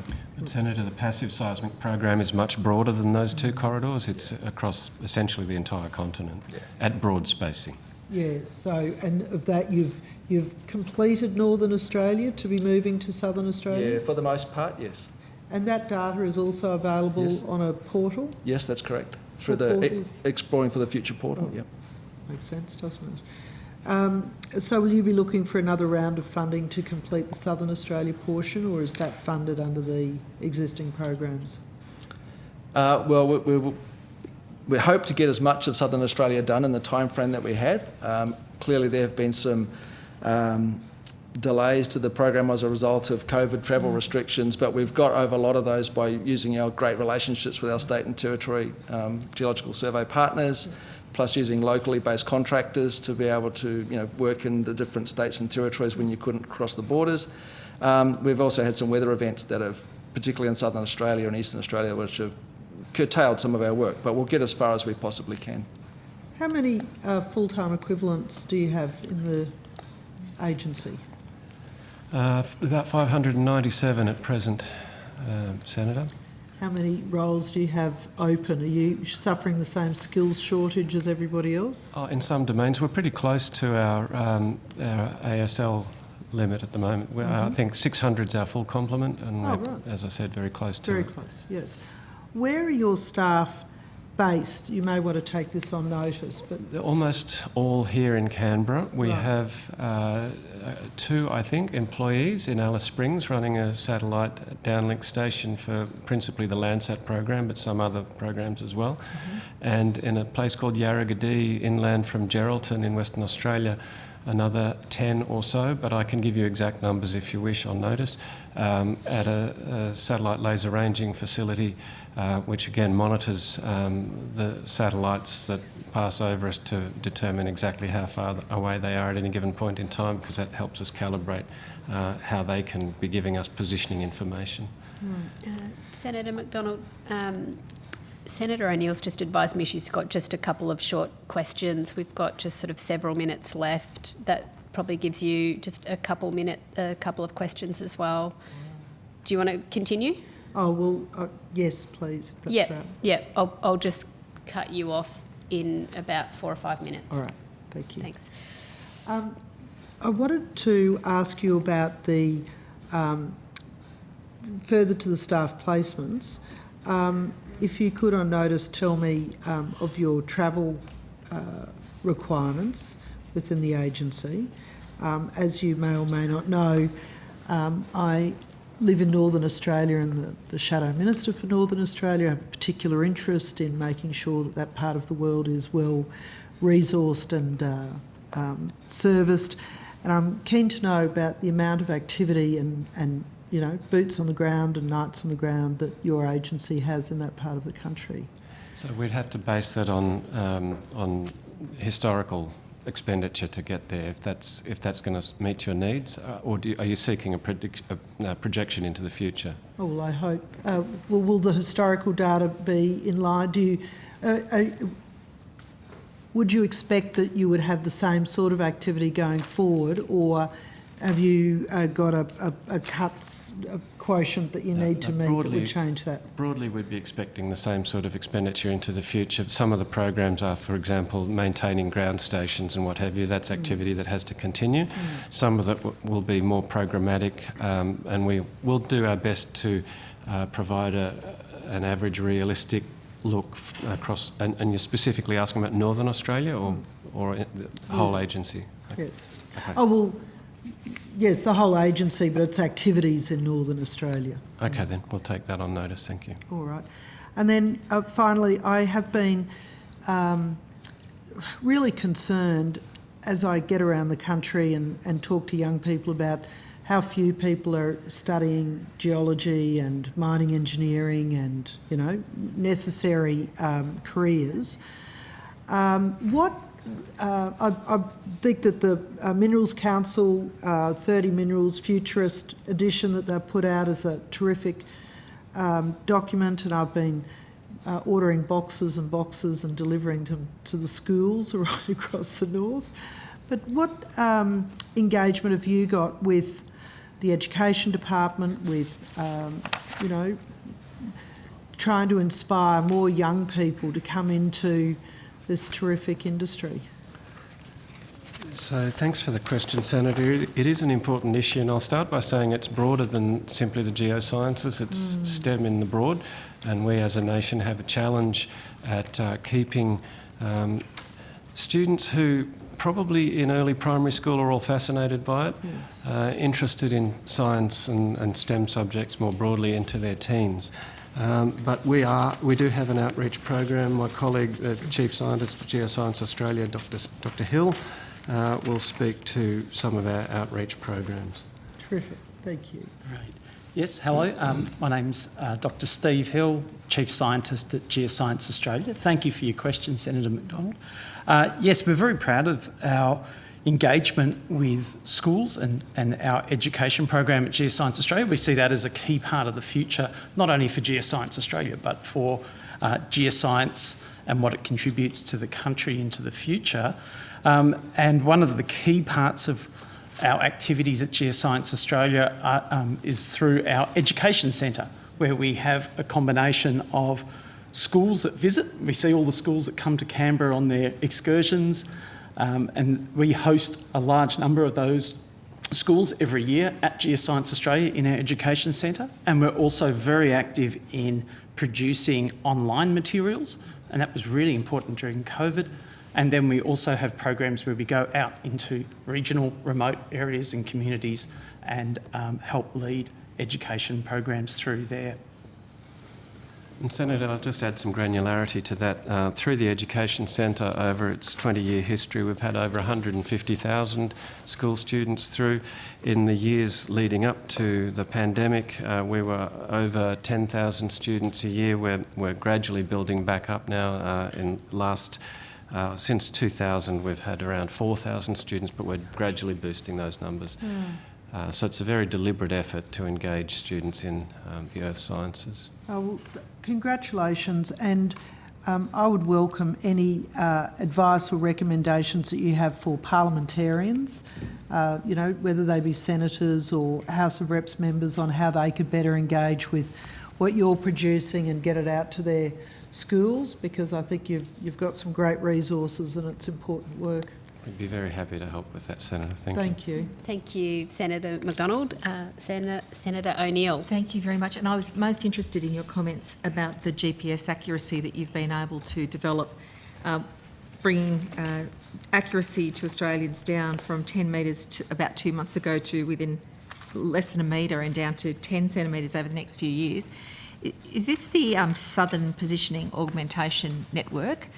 Could you speak to how that's going to actually change things for Australians, especially in the area of emergency management, rural and remote areas, mindful that the Minister has to leave us in about 2 minutes?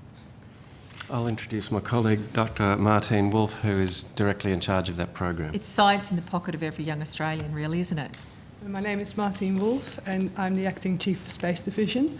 Yes, so that program is going to be enabling a lot of transformations in different industries and applications because of the improved access to precise positioning, and that will, over the next few years, go down to less than, well below a metre, down to as little as 10 centimetres accuracy.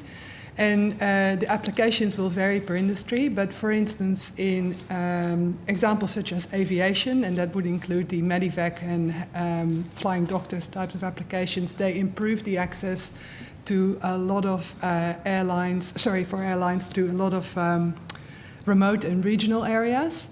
And it will also really massively improve the kind of conditions in which they can land, so it will improve their ability to actually service those areas much more often and much better, much more efficiently. There's also a lot of applications around what we call geofencing, and that will really improve safety in a range of circumstances.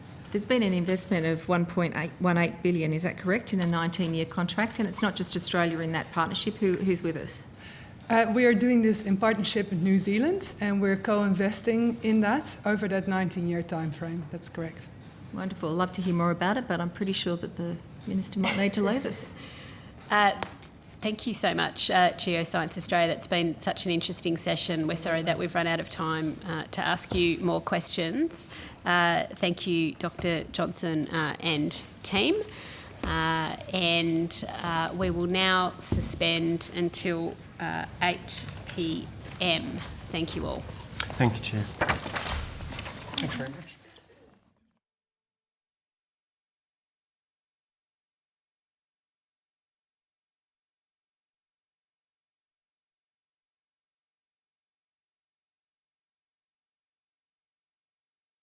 Adjust the whole room. Okay. Yep. You've got to be good at something. Just lost them again. Where are they? There.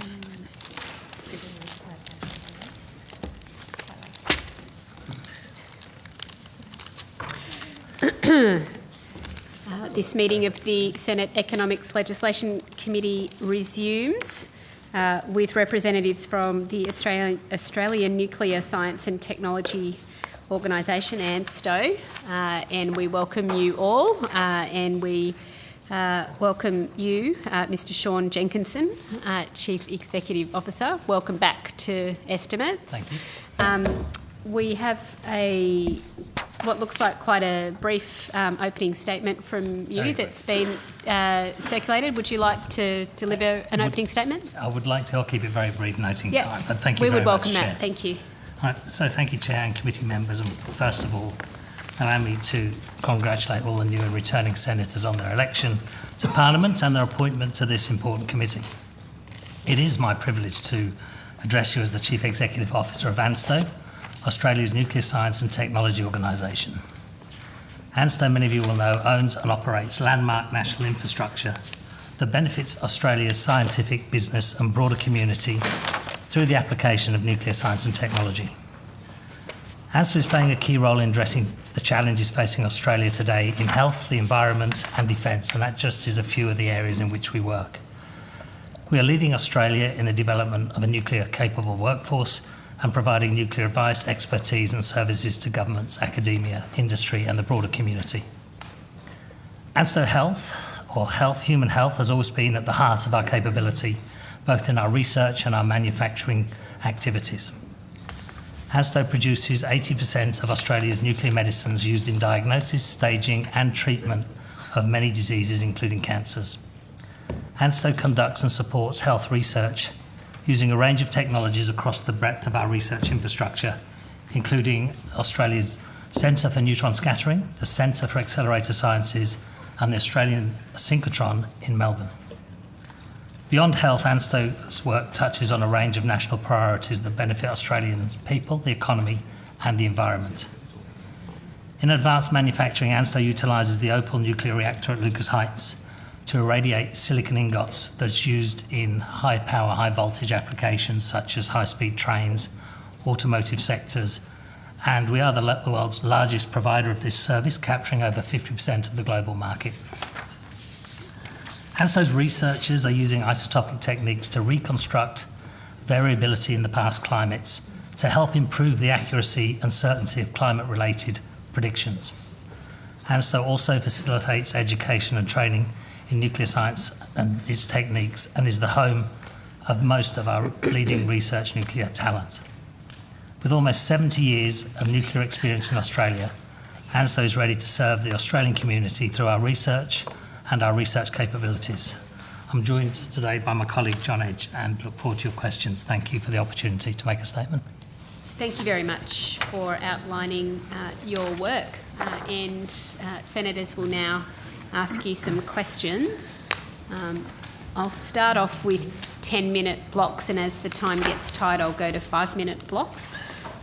Senator Pocock, you have the call. Thank you, Chair, and thank you for being here at this late hour.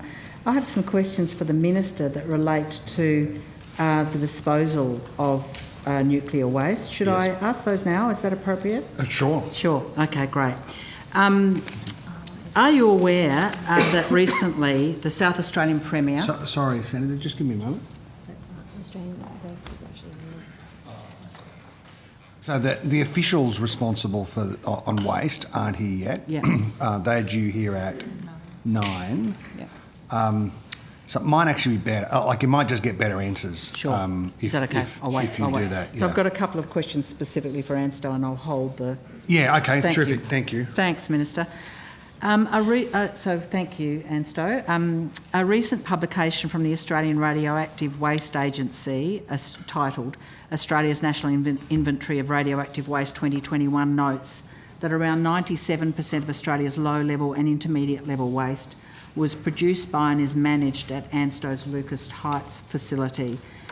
Given that ANSTO produces the vast majority of Australia's nuclear waste, doesn't this support the view that the primary beneficiary of a new waste facility for the disposal of nuclear waste should be at ANSTO? Thank you for the question.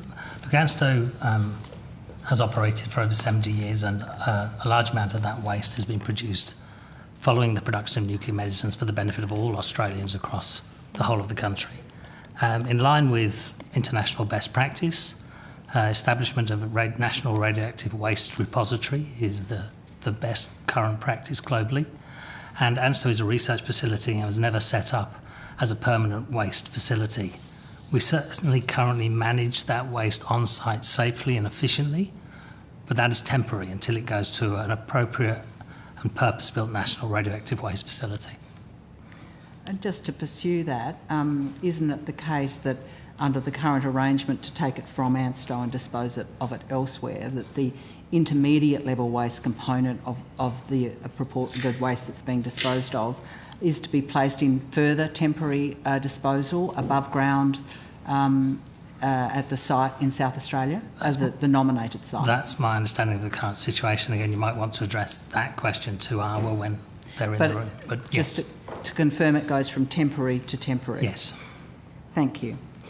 At Senate estimates in 2020, Dr Larson, the CEO of the Australian Radiation Protection and Nuclear Safety Agency, the federal nuclear regulator, confirmed that, and I quote, "Waste can be safely stored at Lucas Heights for decades to come," end quote, and indicated that he believes that, quote, "the storage that we currently have of radioactive waste at the Lucas Heights site is fully aligned with international best practice," end of quote.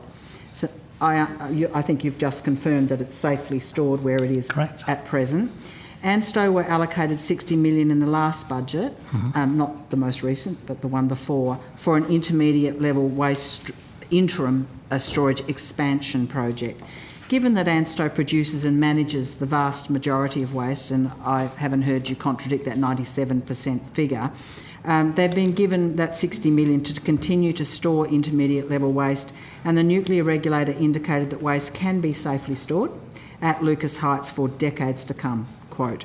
Are these not compelling reasons to continue to store that waste at the ANSTO site and not proceed with another alternative, for example, the Kimber site?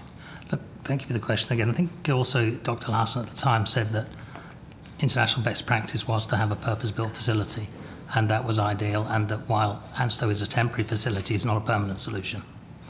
It may be temporary, but it is a purpose-built facility because it's a safe facility. Is that correct? As would a national radioactive waste facility be. Yeah. Thank you, Chair. Thank you. Thank you. Thank you very much. Senator Fawcett. Chairman, thank you for being here. Minister? I'm not going to call you a reaction meeting. I was going to say, it's a very, very rough title for someone who's a Conservative to call me a reaction. I know. Look, the moment the words left my lips, I thought that. Mr Jenkinson, could you talk to us a little bit about the work that ANSTO does on behalf of Australia with international organisations to do with nuclear power, whether it's research, the power, fuel cycle, generation of power, etc.? So, ANSTO, as you will probably know and others may not know, represents Australia at the IAEA, and we have a part of a permanent seat on the IAEA. We participate in a number of committees that are relating to research into future capability, whether that be generation 4 reactors or small modular reactors, and we participate in that in line with our Act to keep our knowledge up to date. So we have a number of experts at ANSTO participating in those international fora to make sure that Australia maintains its knowledge at the highest possible level to understand the availability of all technologies relating to nuclear power. So you've mentioned the IAEA. Also the OECD and the NEA. OECD, NEA and the IEA? Yes.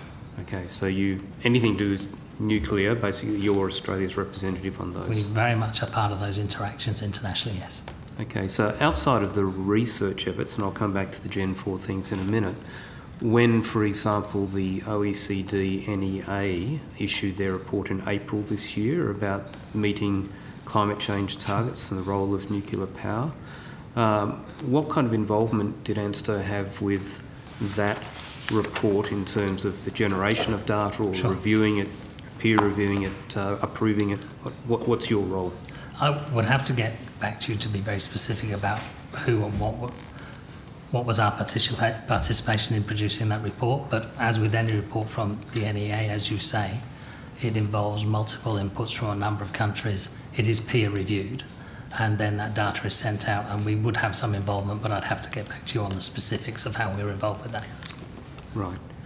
Is it fair to say that if it's peer reviewed and you're part of the process, to the extent you'll tell us, that you would agree with the conclusions, recommendations of that report? I think what we'd say about the NEA is that we feel that the data and the information they produce is very good. It is accurate data that they have based on the best information available and is peer reviewed. So we recognise the quality of the work they produce. So when we look at the NEA or the IEA for that matter, often there are a series of reports, and I know just from reading and seeing the amount of cross-referencing, they obviously work very closely together. So if the IEA, for example, updates its, they have a report that came out in 2015 about the generation of power and the costs associated with that, and they updated it in 2020. In that kind of time frame, 5 years in this field, would it be a reasonable assumption that significant technology would have developed and that assumptions that may have been present in 2015 would no longer be valid by 2020? I think with any model and any technology, you do see iterations as time passes, and 5 years is a reasonable amount of time for some of those assumptions to change. So I think that would be a reasonable assumption to make as well. Okay. So one of the assumptions that the IEA had back in 2015 was that small modular reactors were immature, and that to estimate a cost we would have to take the upper end of a large-scale reactor and add 50 to 100% to it. That was their recommendation back in 2015. In 2020, they no longer have that recommendation about adding the cost, and in fact they say that the cost of large-scale reactors, given the learning of recent events, could decrease that cost by 20 to 30%. Is that a position, given it's in their report, that ANSTO would agree with? Look, I think, if we're going to maybe make a general comment first and then come back to your specific question, I think the thing that I get asked all the time when people are talking about nuclear power is what will it cost and how long will it take? And that is very much specific to the jurisdiction in which you're doing it. So it's very difficult to answer that question and be specific on any particular implementation. In terms of whether or not the content of that report moved on and we feel are accurate, I would support the information that's in there based on the assumptions they have. And it's very much an assumption-led report because, as we heard earlier in the day, it's not yet a deployed technology. And with any deployed technology, once it becomes available, it tends to go down the cost curve eventually. So we're making assumptions as to what that will be like in the future, but that's a reasonable place to start. So if all of these are assumption-based, then the assumptions in the 2020 report would be a more accurate and valid set of assumptions than the ones in the 2015 report. Would tend to be the way with all iterative models, they tend to improve. Sure, thank you. So the one of the startling things that I found, anyway, reading this report, was that the NEA, citing the IEA's report, there are so many acronyms here, it's like the yeah, military, no, just say a few letters, we'll agree. highlighted that the long-term operation of nuclear power plants was actually the cheapest form of generating electricity, and that's in their report in figure 19 on page 35. But they also said that new build nuclear is actually on a par with grid-scale solar and onshore wind. They've got error bars on them all, but they're roughly lined up. Does that surprise ANSTO, or given the work you've done, do you see that development of technology is actually driving down those cost points? So I think, to my earlier point, as technology develops, it tends to go down the cost curve. That doesn't surprise us at ANSTO, but at the same time, that's not modelling it for implementation in our jurisdiction. It's based on the implementation of some 440 reactors installed around the world, I'm sure, and the evidence from that. And with regarding small modular reactors, it's looking to the future and what that implementation will bring. And again, that's probably a lot more assumption-led in the future ones than the established reactors that we would know as the larger scale ones. So one of the things the IEA report highlights, this is the 2020 report, and I think this is the reason they've removed that loading of 50 to 100%, is that if a small modular reactor has essentially the same design concepts but is simplified, downscaled, modularised and standardised in a fleet, then its cost base will be similar. Is that a contention that you support? I support that contention, but that doesn't take into account, obviously, regulatory factors and a whole bunch of other things, but certainly around the technology, yes. Sure.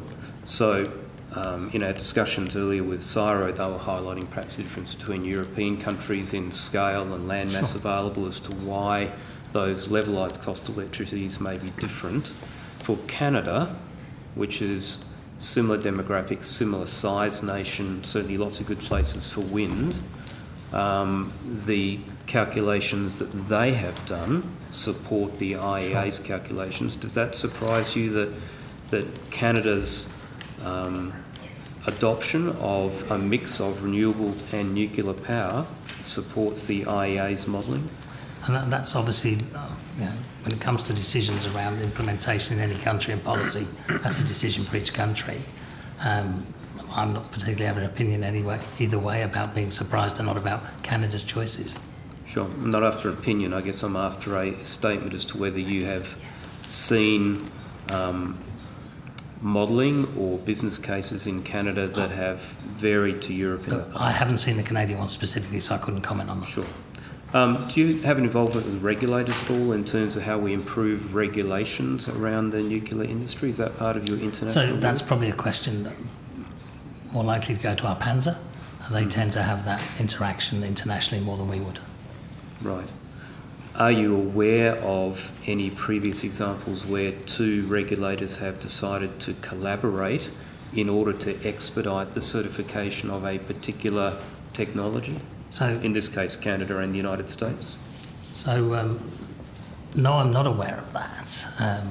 Having said that, I mean, whether it's in this market or in other markets such as radiopharmaceuticals, there's always talk of harmonisation in regulatory circles. It doesn't always work easily, and I think nuclear is a very challenging one because you have to deal with the jurisdiction you're operating in and the social licence and the people you're dealing with.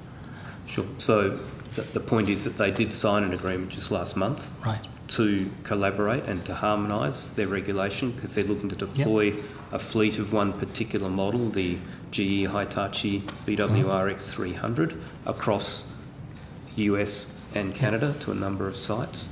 So I'm just looking to see whether that's a standout development or whether that's commonplace. I think that's fairly rare.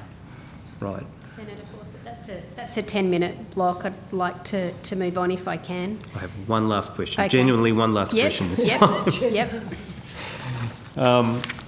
I'm happy for you to take this on notice, but I would be interested in ANSTO's view of figure 21 in the OECD NEA report that came out in April this year.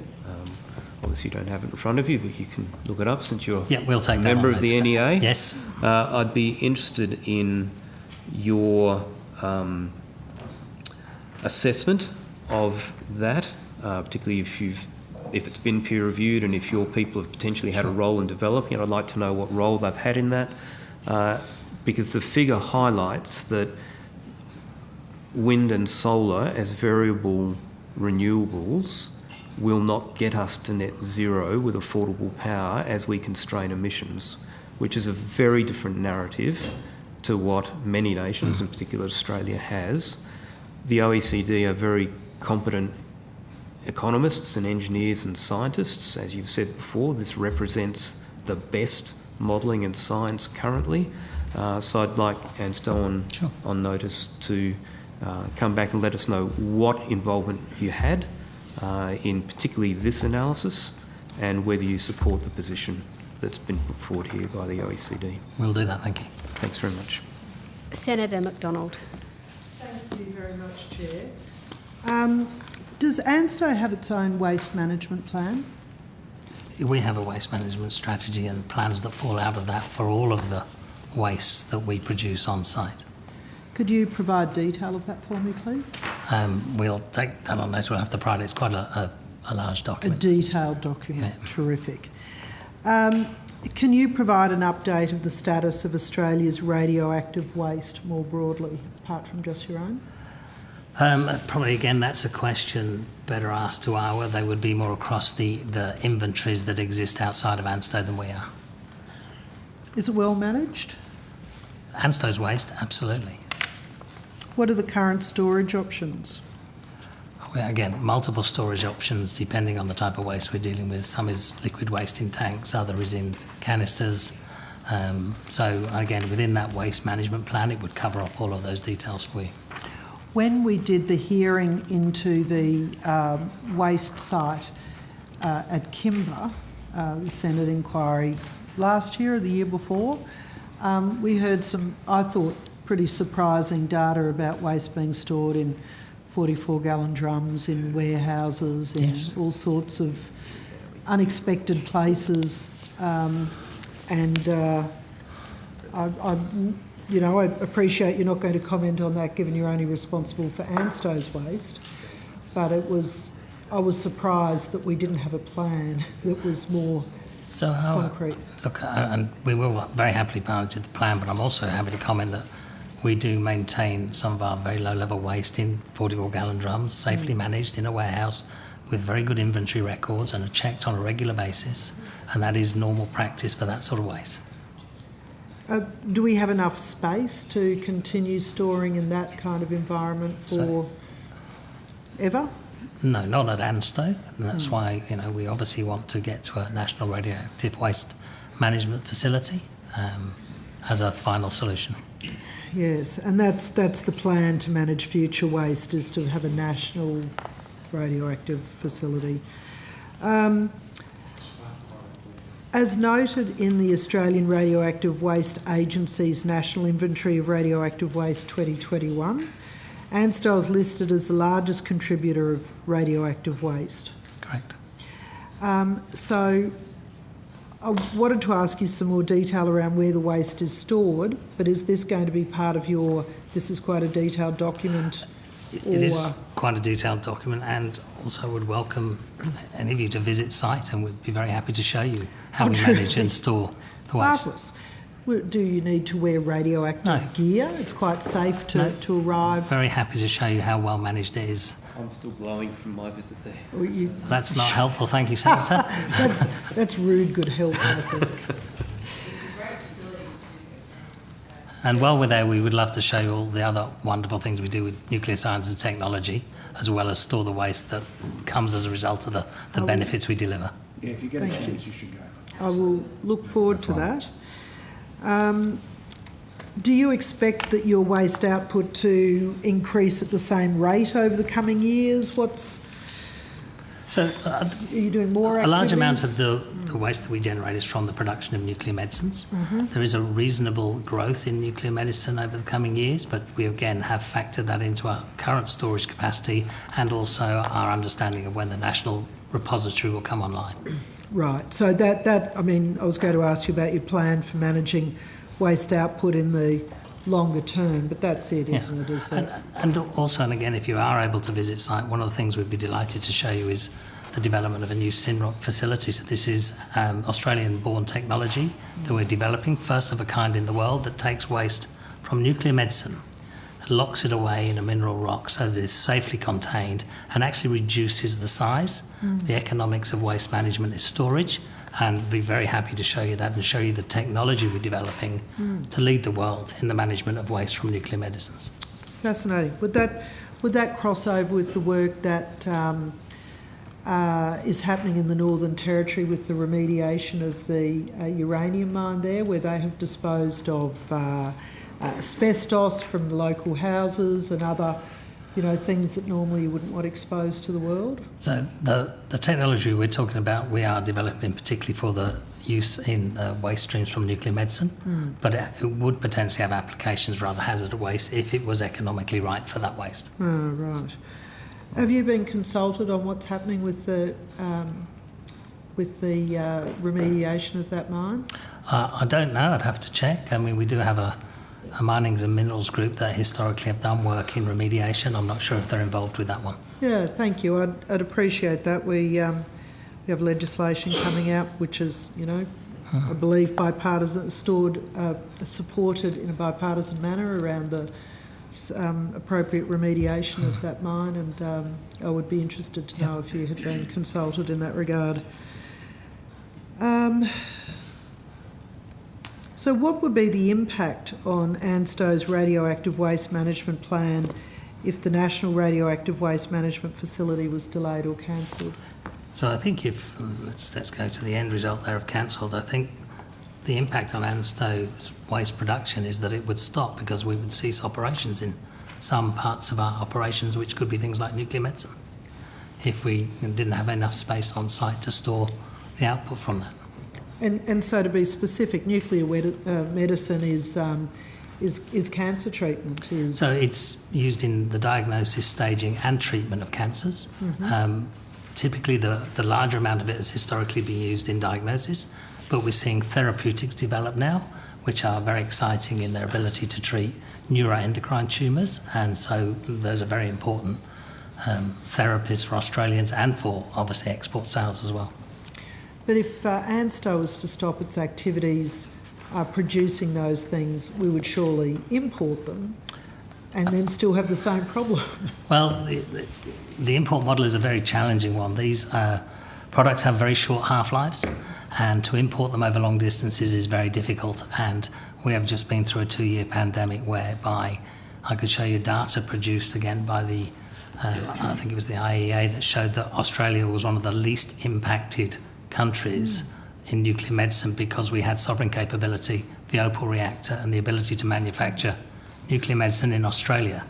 If we relied on imports, we need aeroplanes coming to Australia at all sorts of hours, and that's been a pretty tough 2 years for that. So sovereign capability is a key thing for short half-life products like nuclear medicines.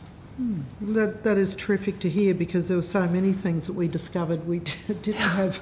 We'd not considered how important sovereign capability was until we didn't have it. So that is terrific. So, all right. Well, that's a very serious future to contemplate. Are you aware that the National Radioactive Waste Management Facility is now expected to be delayed for at least 2 years due to further studies? We are in contact with our colleagues at ARWA, and they keep us up to date with the latest information so that we can adjust and manage our plans accordingly. So we're across the latest timescales.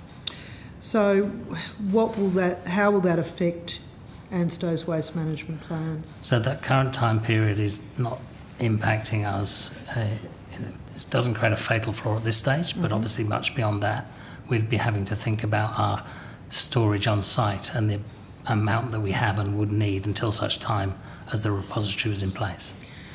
Would you be able to be more specific in how much longer you would have? Would it be 3 again, years? within that 4 waste years? plan, it depends on which waste it is, but within that waste plan we have those inventories for each particular waste, and we can be very clear about that. Oh, within that waste plan? Yeah. Okay, thank you. Senator McDonald, that's a 10-minute block and there's a few more senators with I'll questions. draw a line and return to that point when you come back to me. Senator Bragg. Thanks very much, Chair. How long has the facility been there at Lucas Heights? The Australian Atomic Energy Agency was established in 1953 and the site was identified, and we started operating a reactor in the late 50s. So we've been effectively around 70 years, coming up to 70 years next year on site. Yeah, and how old is ANSTO? ANSTO 1987, I think, was the ANSTO Act, where the Atomic Energy Commission converted to ANSTO. Okay, and when did the prohibition come in for Testing one. energy generation? Was it in the late 90s? Is that right? I'd have to get the exact date. But the point is that you were doing your business for some time before the prohibition. Yes, and part of that was the reactor was used as a materials test reactor and was to be used as potentially the establishment of a civil nuclear program. But we converted into nuclear science and technology, beamlines, neutron science, and many other activities we now carry on site. Yeah.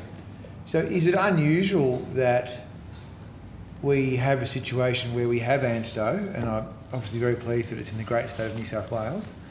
I'm sure Senator O'Neill would share the sentiment. Of course. Best state in the country. We're very pleased that you're in the Premier State, Mr Jenkinson, but that there is this prohibition, which means that there are other things that we can't do with the technology. Sure. How unusual is that when you represent Australia and you engage with other colleagues? If I think about the IEA and they put out something like 11, 12 safety standards for operations related to nuclear science and technology, of those, then production of power, enrichment and reprocessing is prohibited in Australia. Of the others, the remaining 8 or 9, ANSTO does them all. So we are a complex nuclear organisation. In most other countries, it's segmented. So someone may produce power, someone may do some isotope production, someone may do some neutron science. At ANSTO, we do the full range with the exception of those 3 I mentioned through prohibition. So we are small in scale, but sophisticated in our operations. And there probably isn't a similar organisation globally that operates all of those different capabilities on one site.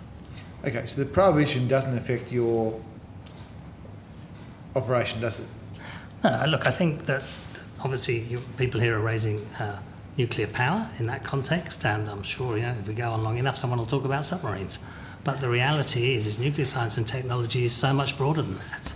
We operate across health, defence, the environment, and so many other subjects. Again, I would urge you to visit because I can talk about it in a small room and maybe even put slides on the wall. But until you come and see the technology and the work we do, and the fact that we have 5,000 visiting researchers every year from universities and overseas, during the pandemic at the synchrotron, we completed 120 experiments on the COVID virus to better understand the virus itself, to help with creating vaccines. So nuclear science and technology is a broad church of activities that we do to benefit Australia. And we're spending a lot of time here talking about maybe nuclear power and those things, but I would like to celebrate the other things we do as well. Yeah, and not wanting to diminish that at all, but I think you have a unique perspective, given the committees that you sit on, to talk about Australia's position. Yeah. So do other countries that are in a similar position to Australia have a prohibition like we have? There's only ourselves, Germany and Austria, as I'm aware. Okay, so does it come up when you have discussions at international forums and the like? It come up in what respect? So I'm not Well, sure I understand. do people raise it as an issue and say Australia's weird? Australia is weird? I mean, I can't imagine anyone's ever said that before. No, we are highly regarded for our nuclear science and technology capability, and I think that what happens is that in international fora like that, other countries realise that policy in the country is that of the jurisdiction of the government of that country. Yeah, well, that's what I want to take you to that. So, how many people work at the facility in Lucas Heights? So we have a head count of around 1,360 people. 1,000. Plus, we would have on site additional contractors for the capital works that we do that have obviously a shorter term scale, but about 1,360. Of that, about 120 actually down at our site in Clayton in Melbourne, so that's spread across 2 sites. Yeah, how many are at the Sydney site? Well, about 1,200 then. Right. And do most of those people live around South Sydney? So we're probably the biggest employer in the Southern Shire, and we have a lot of people who do live in the Southern Shire and down into the Illawarra, but our staff are spread all across Sydney. We have people travelling from the northern beaches all the way around, but the majority would be in the Shire and the Illawarra region. And how far away are the closest houses? I think the closest one just comes within the 1.6 kilometre radius around the old Hifar reactor. So there are houses that people living in today within 1.5 kilometres? Yeah. Right.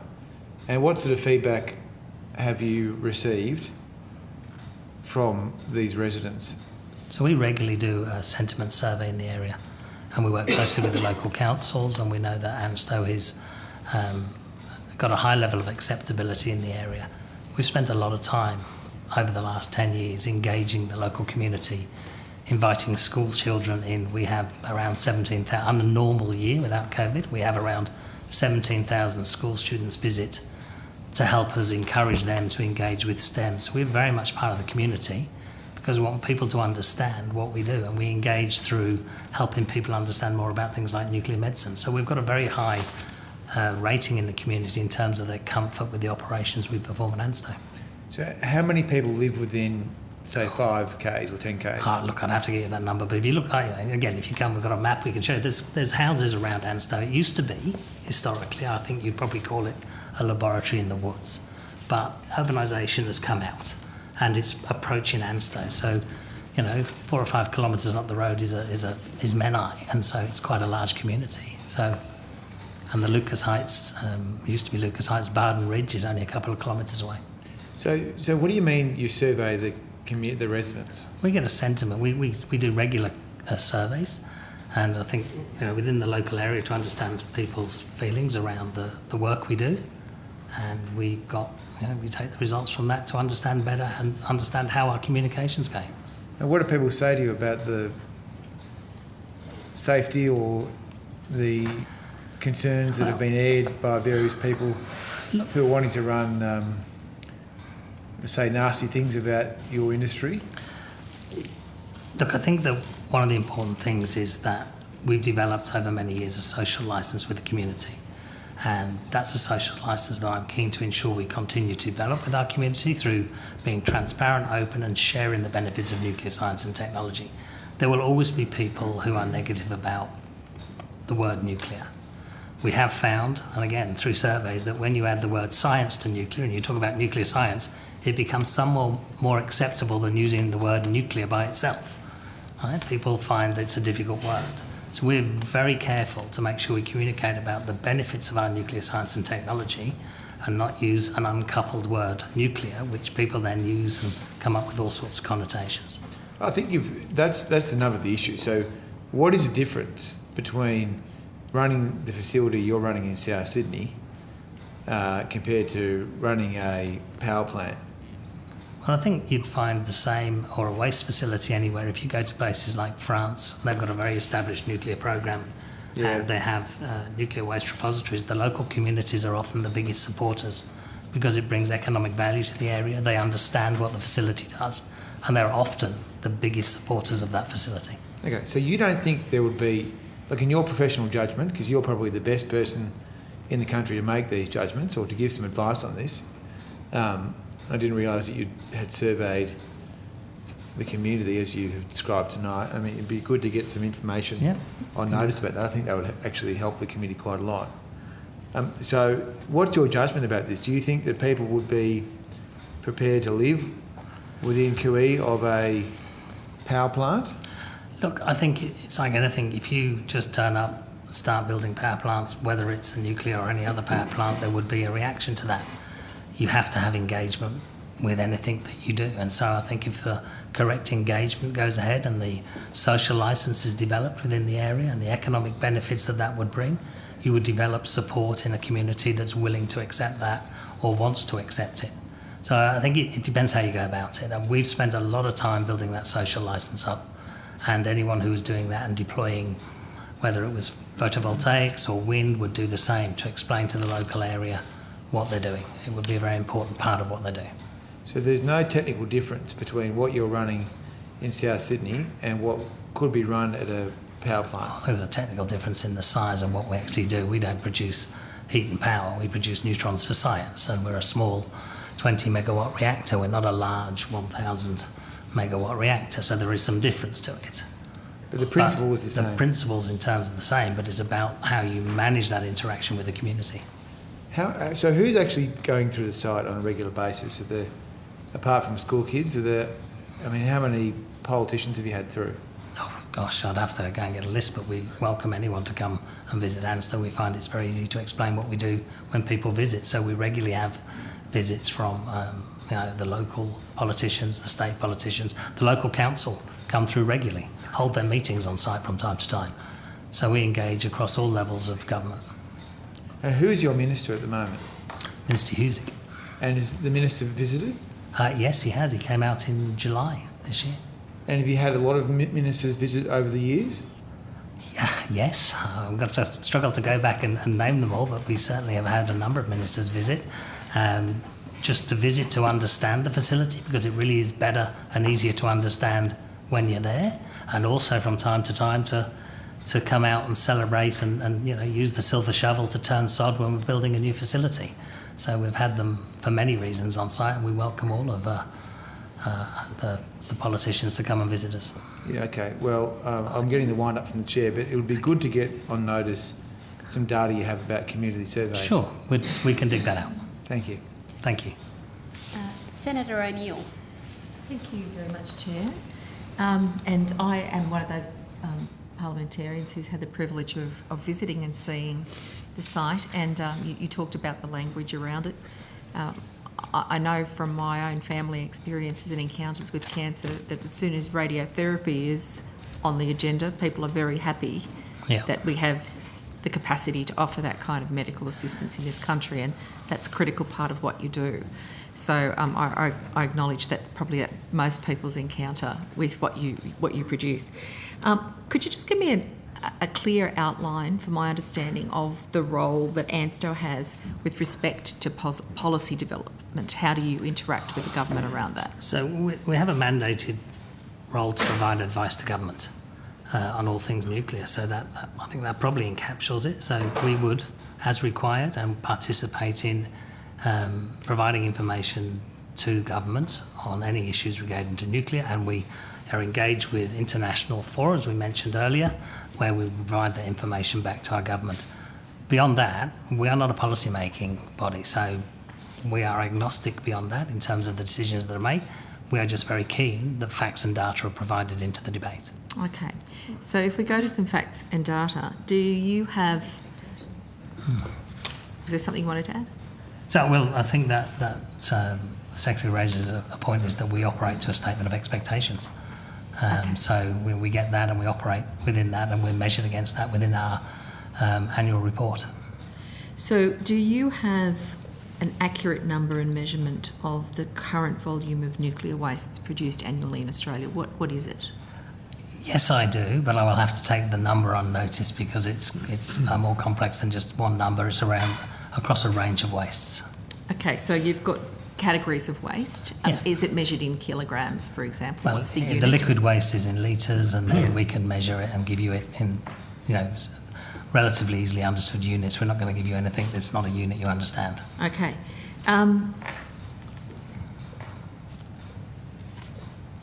Do you have any idea of how much nuclear waste a small modular reactor of the type that's been discussed here this evening typically might generate? Okay, so I'm going to answer that question, I'll maybe come to that at the end. I can talk about what ANSTO has produced over the 70 years of its life from operating the HIFAR reactor and now the OPAL reactor, which is a small reactor. Yes. It's not a small modular reactor, it's a small research reactor, so there are differences. But in these 70 years of operations, we've generated, and again, if you come to site, we can point to them. There's 2 big casks that contain the waste. It would probably be the equivalent of about a 40-foot shipping container for 70 years of operations in volume at the moment. As for what a small modular reactor would produce, it is yet not a deployed technology, so I would only be guessing, and I think that would be inappropriate to do so. So, are there any studies that you're aware of that have a predictor on that? I'm trying to get a sense of, what you've done by comparison to what this new technology might generate if it's being considered. Look, I think the other part of that is what happens to the waste, how it's treated and what format it's in as to the volume. So we can go away and take a look at the information we have and see if there's anything we can provide to you, but I couldn't give you a sensible answer here today. Okay, well, that'd be good. And I'd like to understand what sort of waste you get from an SMR. And I'm sure that there would be waste details about the larger, older nuclear. Indeed. So I'm trying, if you can understand my thinking, I'm trying to get a bit of a comparator of what we have, where an SMR might take us. And if we're not able to get that data, then we can work with the waste agency who might be able to help with that too. Fantastic. Do you know anything about the cost to bring a small modular reactor online? I think, again, at this stage, as we talked about earlier, jurisdictional differences and regulatory and differences. It's not a deployed technology at this stage. So, first of a kind type things tend to be more expensive, and then you go down the cost curve. So I think we're all waiting to see how things play out in the US and understand what that technology looks like as it's deployed in the coming years. Okay. The commercial readiness is a factor that's been considered quite a bit in the discussion over the course of the day. Do you have a view about the earliest possible date at which nuclear technology could be advanced in Australia? That's that particular SMR. So I think, I sort of go back to my earlier point. Every time people ask about nuclear power, it's how long will it take to get there and how much will it cost? And those are both very difficult questions to answer. You talk about the technical readiness, the operational readiness, you've got to think about the regulatory readiness of that and your market readiness. And I talk about that being the social licence. So really there's work to be done on all of those before you would be able to properly implement that technology in any country. And it will be different in every country. If you're implementing that in a country that has an established civil nuclear program, your social licence is probably somewhat different. If you're trying to implement that in a country that doesn't, it would be harder to do so. So it's very difficult for me to give you an accurate prediction on that. In terms of the time to move towards, say a decision were made today, just for the sake of argument, to establish a program to get an SMR in Australia. What's your best professional estimate of, the kind of processes that you just described, how long it might take to stand up such a thing, which is as yet unproven? I think you call it a best professional estimate. It's probably a very unprofessional estimate. It's really so many competing factors in there. The answer is, could a country develop that technology over time? Yes, of course they can. What is that time? I think I would be doing you and this committee a disservice if I tried to give you a number, because I would be plucking a number out there. So I think that is a very professional answer, because I think the complexity of this is really important to get on the public record. We are obviously in an energy crisis, and when you're in that kind of a situation, as Australia finds itself currently with these 10 years that we haven't really attended to the reality of sorting that out, people in a panic can be attracted to the novel, but this is so novel that its practical application is really not on the agenda. It's novel to Australia, and what I wouldn't do is underestimate Australia when it comes to desire to implement anything. If they intended to do something and put their mind to it, I'm sure they could. So I wouldn't underestimate the capability of the skills we have in Australia, but I still don't think I can give you a sensible date at this stage. And I might conclude my questions there just with an invitation for you to put on the record the standard of the actual unit that you operate, the research unit at Lucas Heights, in terms of how often it is online by comparison to anything around the world. And I can just say, Senators, when I visited, one of the most remarkable things was to get a sense of the continuity of intellectual capacity and the sharing of knowledge with a very stable workforce over a long period of time, delivered a remarkable piece of technology, truly Australian made, and it's doing really, really well on all the measures internationally, isn't it? Thank you, Sam. I will put that on record. We operate on average 300 days at power per year, and that probably puts it as the most hard-working reactor in the class of globally. Many others operate between 100 and 180 days. We are very keen to make sure that we do that because it delivers nuclear medicine, and it's a reactor that's been operating for 15 years. And as you say, that doesn't happen without the commitment and hard work of a lot of excellent people at ANSTO who deliver to that every day. So thank you for asking that question. Pleasure. Thank you, Senator O'Neill. So I'm aware that there are 3 senators who have additional questions, and by way of timekeeping, when those senators ask those questions, we will go over time, and I'm aware that there's also significant interest in the next witness as well. So I'm just proposing strictly enforced 5-minute blocks now, which I think I've had some agreement about. Senator Pocock. Thank you. The clock is ticking. How advanced is the new $60 million facility that is to continue to store intermediate level waste for decades to come, as we've confirmed here tonight?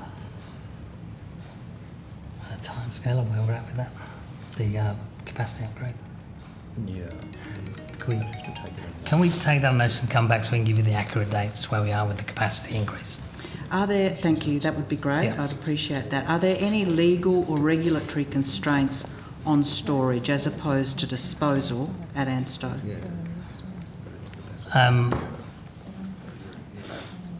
Not unless we're applying for new facilities, and then we'd have to go through a regulatory process. For the ones we have and the ones in train, they're covered off.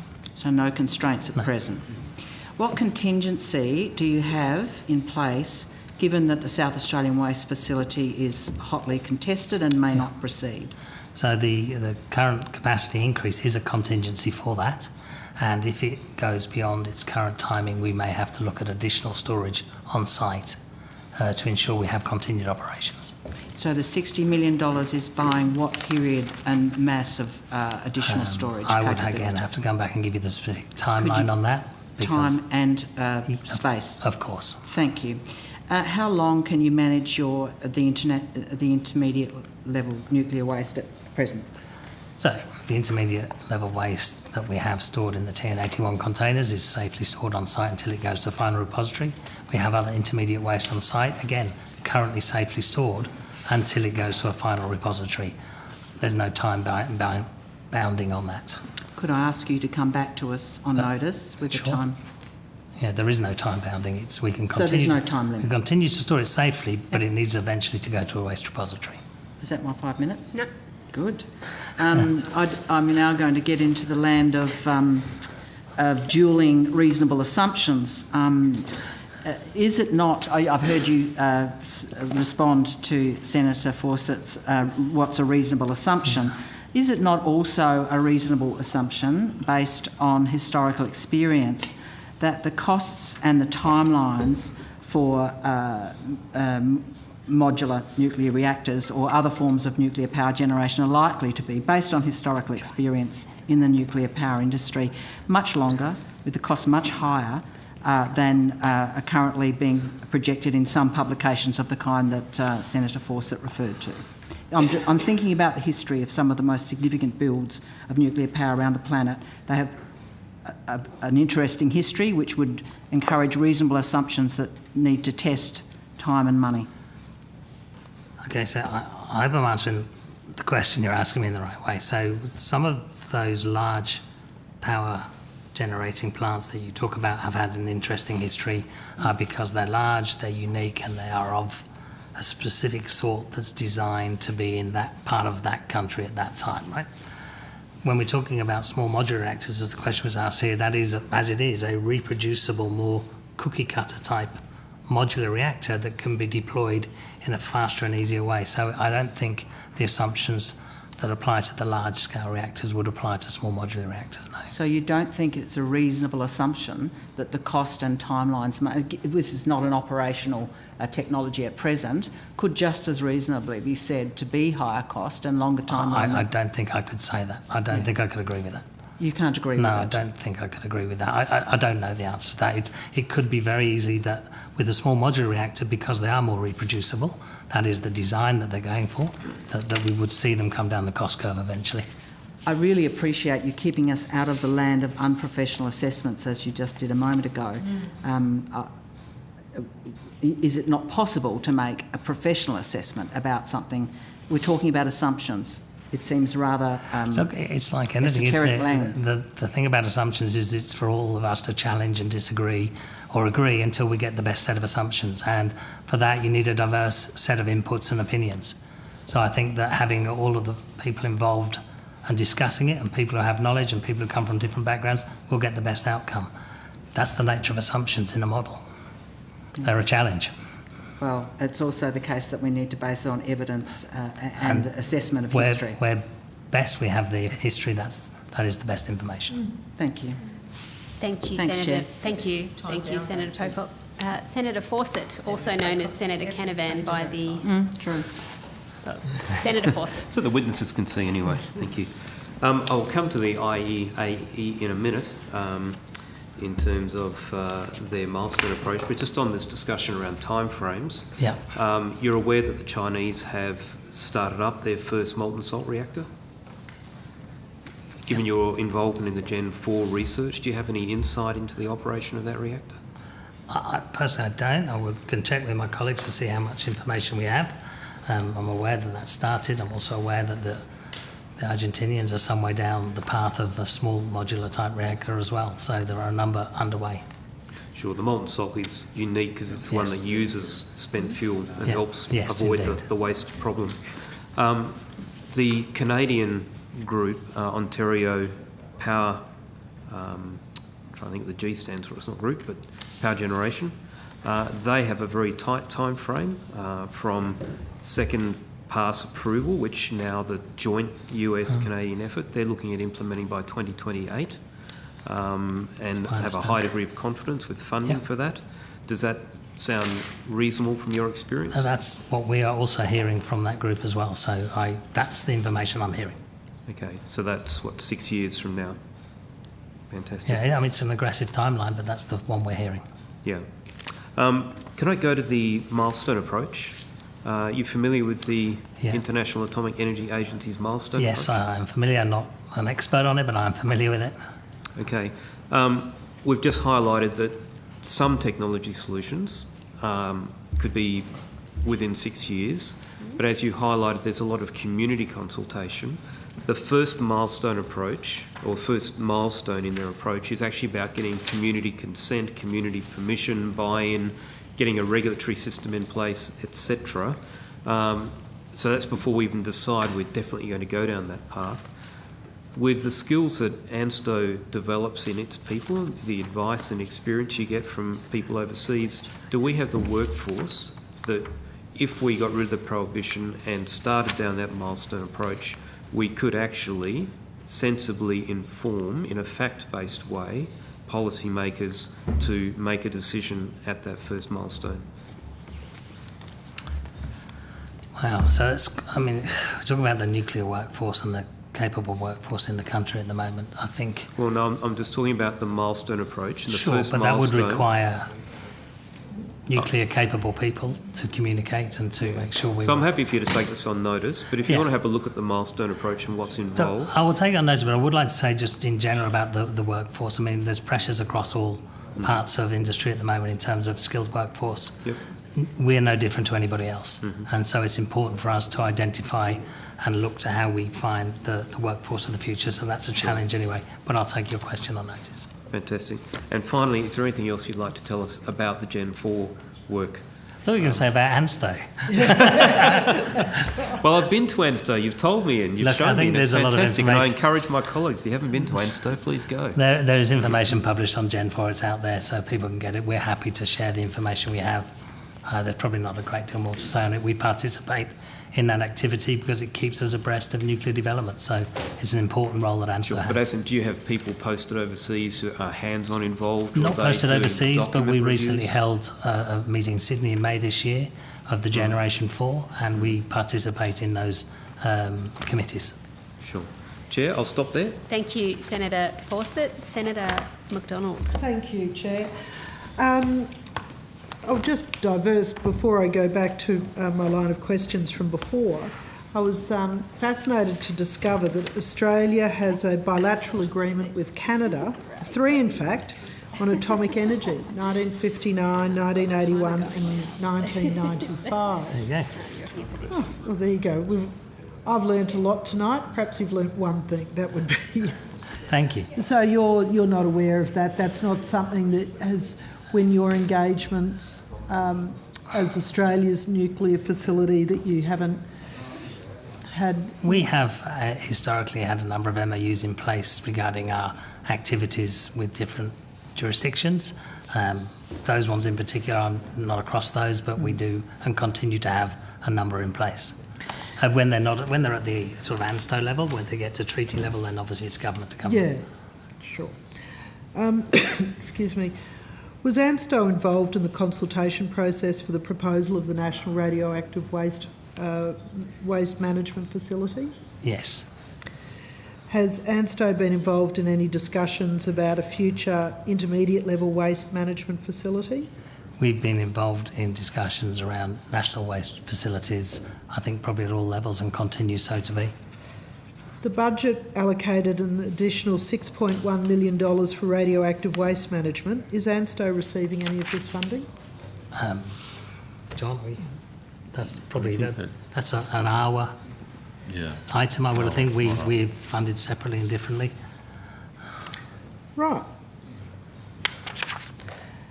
So you don't know where that $6.1 million is going then? No. It's interesting, isn't it? If you don't know where it is, I'm sure there'll be... So we've got AWA coming up next. They can talk about funding that they've received. Terrific, thank you. The Department of Industry, Science and Resources, PBS, page 79, ANSTO's annual budget has decreased approximately $700,000. Why is this? Oh, do you want to? This is the savings measure. I'll just find it. We'll be with you in a second. Mm-hmm.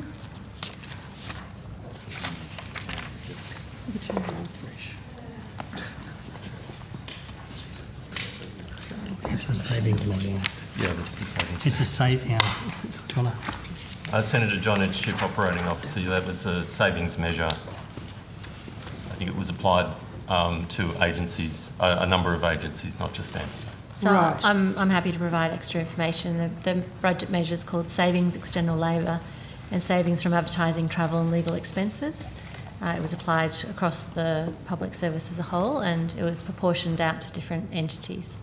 So savings to advertising, travel... So it's called Savings External Labour and Savings from Advertising, Travel and Legal Expenses. I'm surprised that ANSTO would have maybe external labour, I don't know, but advertising? Spend much money on advertising? So it would have been the Department of Finance, it's their measure, but the Department of Finance looked at the proportion of different entities and how much they'd spent on various components, and as a rough rule, that's how it was applied across the system. So it would have mattered on how many external contractors people had, travel budgets and things like that. So ANSTO spends a lot on travel and legal expenses then? Well, you've got a savings measure of $700,000. We have a travel budget and we have a legal budget. And this savings measure is less than 1/4% of their government funding, so it's not a very large amount. Okay, so you won't miss it then. That's what will happen every year now, if you say that that's a good idea.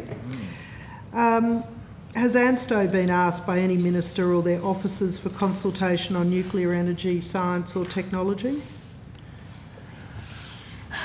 We provide, it's one of our mandated roles to provide information on nuclear science and technology, so we will have been asked on many occasions to provide input and advice, and we would do so. What about current ministers and the current government? I would have to check and see what we've had specifically on that. Would you take that on notice Sure. for me, please?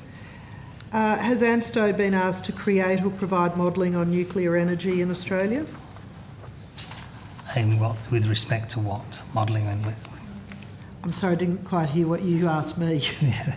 So with respect to what? You said modelling for nuclear energy. Modelling on nuclear energy in Australia. No, we It's a haven't. very broad question. No, thank you.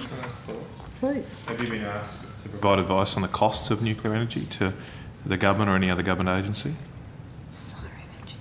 So we've had some discussions with SIRA about updating their assumptions in gen cost. Was that discussion? Senator McDonald I was yield happy. to Senator Canavan. Just about finished. That was the end of a 5-minute block, so just a couple of questions, Senator Canavan. Was those discussions before or after the latest gen cost? After the most recent one. Did CSIRO contact you before the gen Not cost before, report? They didn't contact you? No. So how did the contact come about? Did you initiate the contact with We CS? have a regular meeting now with CSIRO, and it was discussed in there about all of our activities we're looking to engage in. No, but specifically about the advice Came on up the in a costs. meeting. Came up in a meeting. Yeah.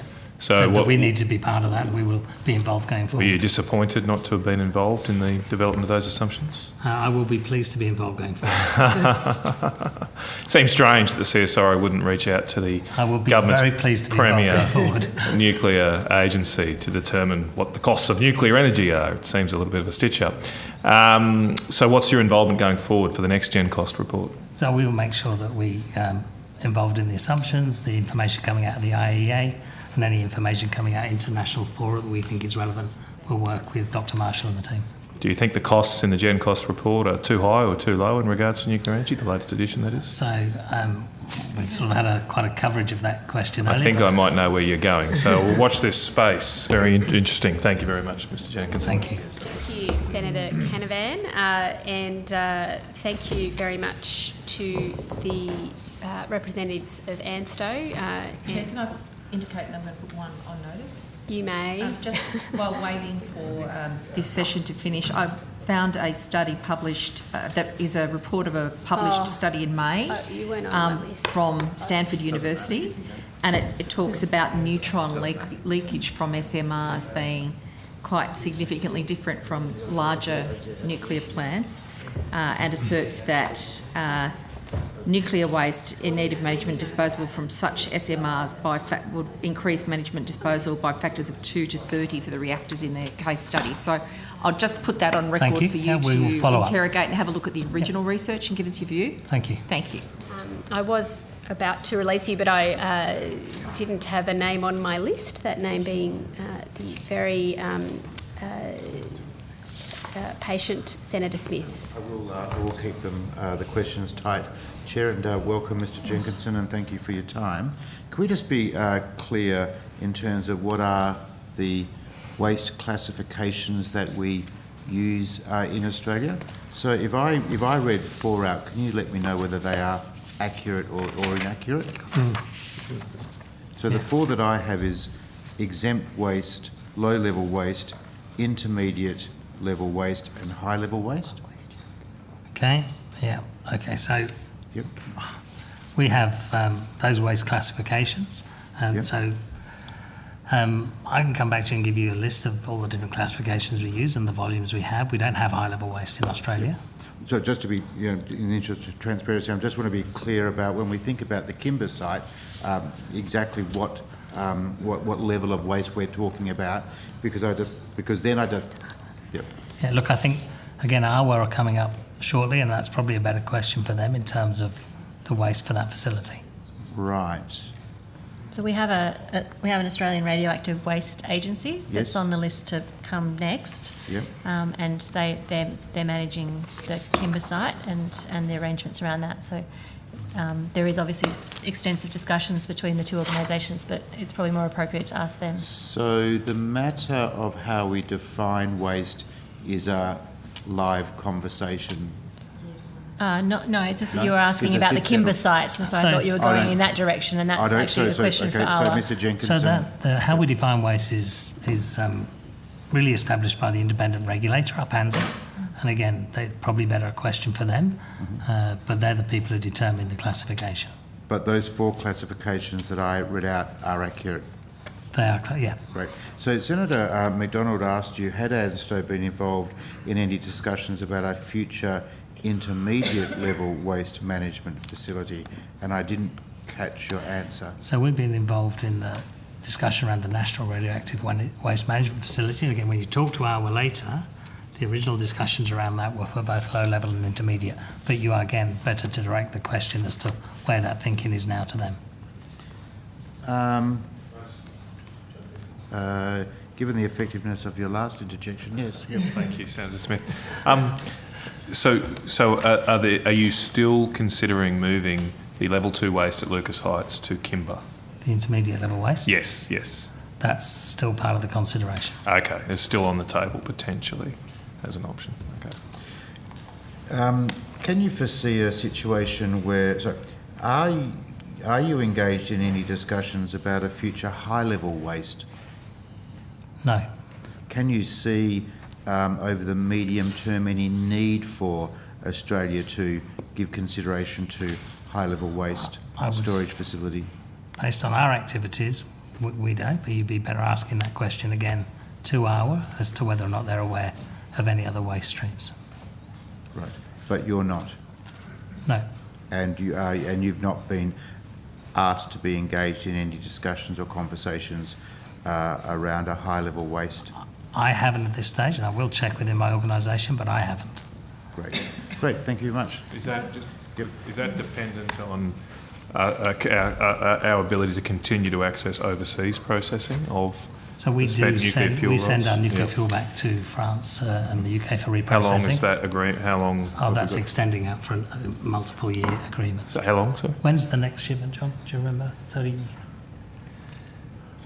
I suppose what I'm asking is, do you negotiate that for every shipment, or do we have a 10-year or 20-year agreement? We do for sort of years ahead, so I'll get back to you with specific times on that. If we couldn't send it overseas, we would then need to have high-level processing facilities here, presumably. But I think that is an ongoing... You don't think there's a big chance that we'll be able to access overseas? Mr Jenkinson, can I ask on notice that you provide any emails either internally or externally with CSIRO on the cost assumptions made in the GenCost 21-22 report, please? 21-22, okay.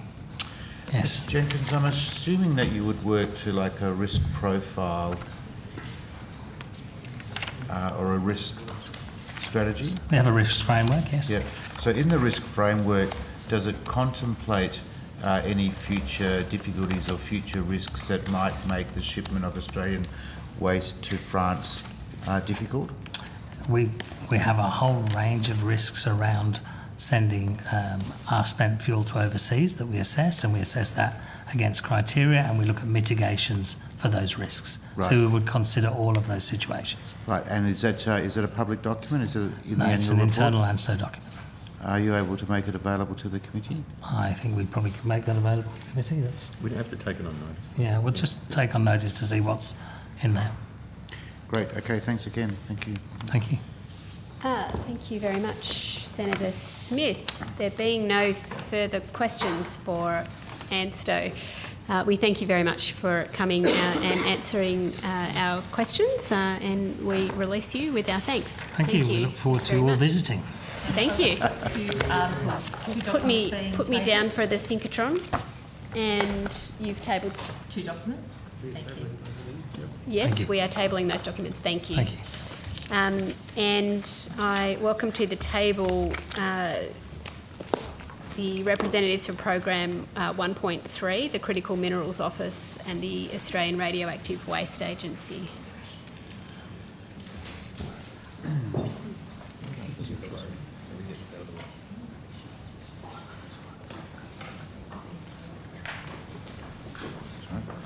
Absolutely.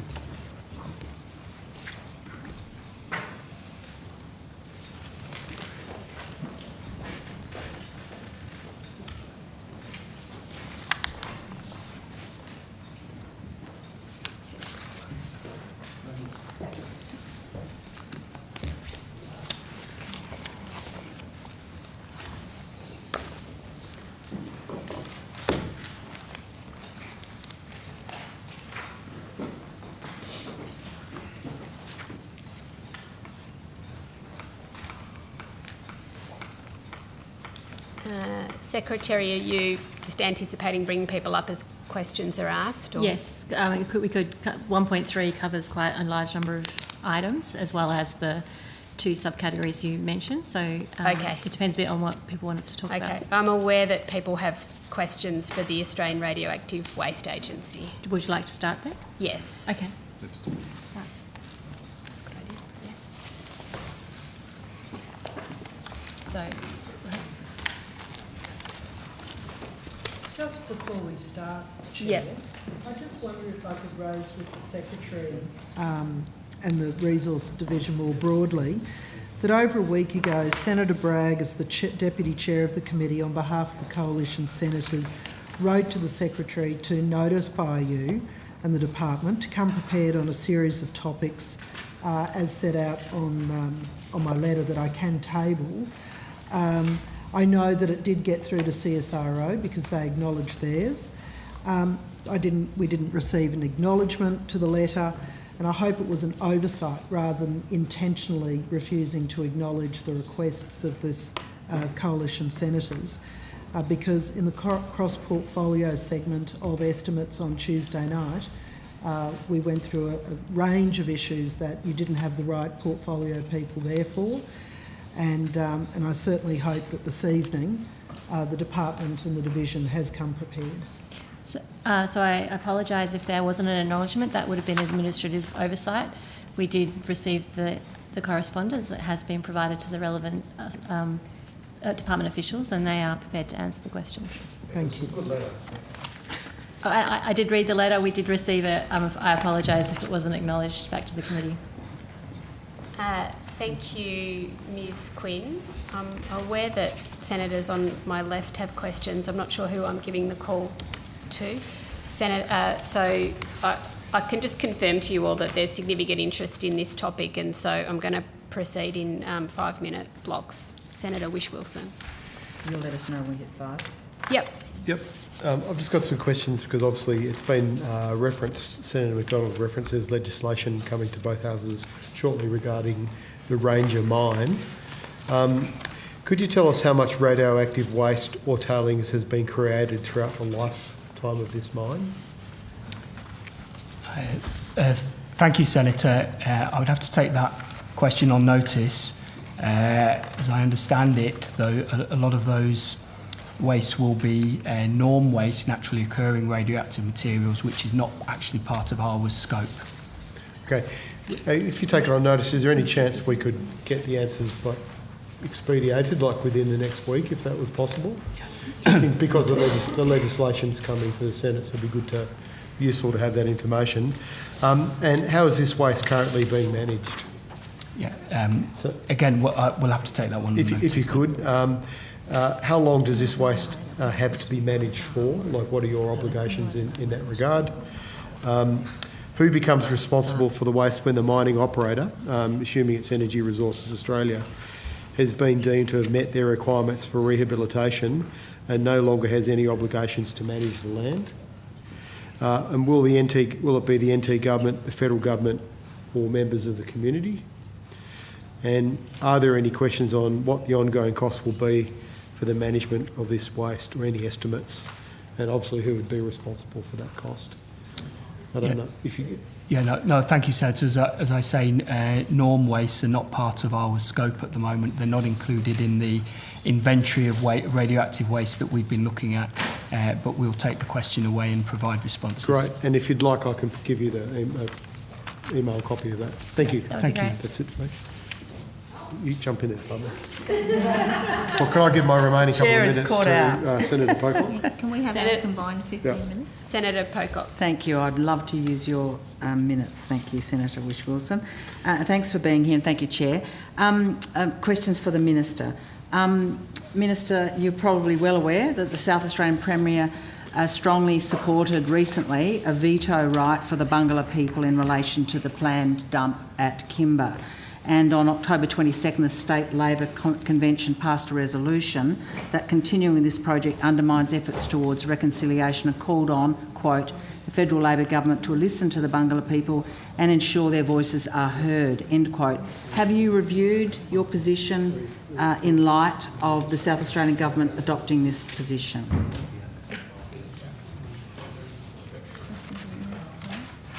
Sorry, Senator, I have 3 folders of notes and... Lucky you. Just wanted to make sure I've got the right notes. So there is a requirement to have a national facility. That's not what my question is, Senator. I just frame the government. I mean, the government has not changed its view in relation to these issues. There is a requirement for a national facility to store radioactive waste. We just heard evidence from ANSTO in relation to their own waste requirements, and they're running out of capacity in that important national facility. We'll work carefully, of course, in accordance with the scientific evidence. We'll be transparent. We'll work very carefully with traditional owners in a very careful and respectful way, and we'll adopt the best practice. Senator Ayres, my question's about the Labor Party and the South Australian Premier.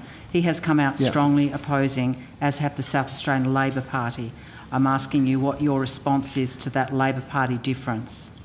I totally agree we need to have a safe way of disposing of our waste. We listen carefully to different views across the country, including in South Australia, and I've just outlined the government's position to you.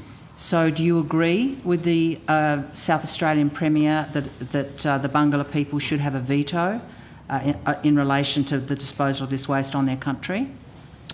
We'll work in a way that's consistent with the best scientific evidence. We'll work in a way that is transparent, and we'll work in a careful and respectful way with local traditional owners. The Bangala people, to a person, have opposed this dump over many years. Their voices have not been heard. They were not included in the ballot, the local ballot. There is no uncertainty, no division. There can be no vagueness about the position of the Bangala people. Do you accept that your government's position, the position you just put, contravenes, for example, the UNDRIP resolution, which says states shouldn't take effective measures to ensure no storage or disposal of hazardous materials should take place on the lands or territories of Indigenous peoples? Well, the truth is that the previous government made a mess of the consultation process. Yes.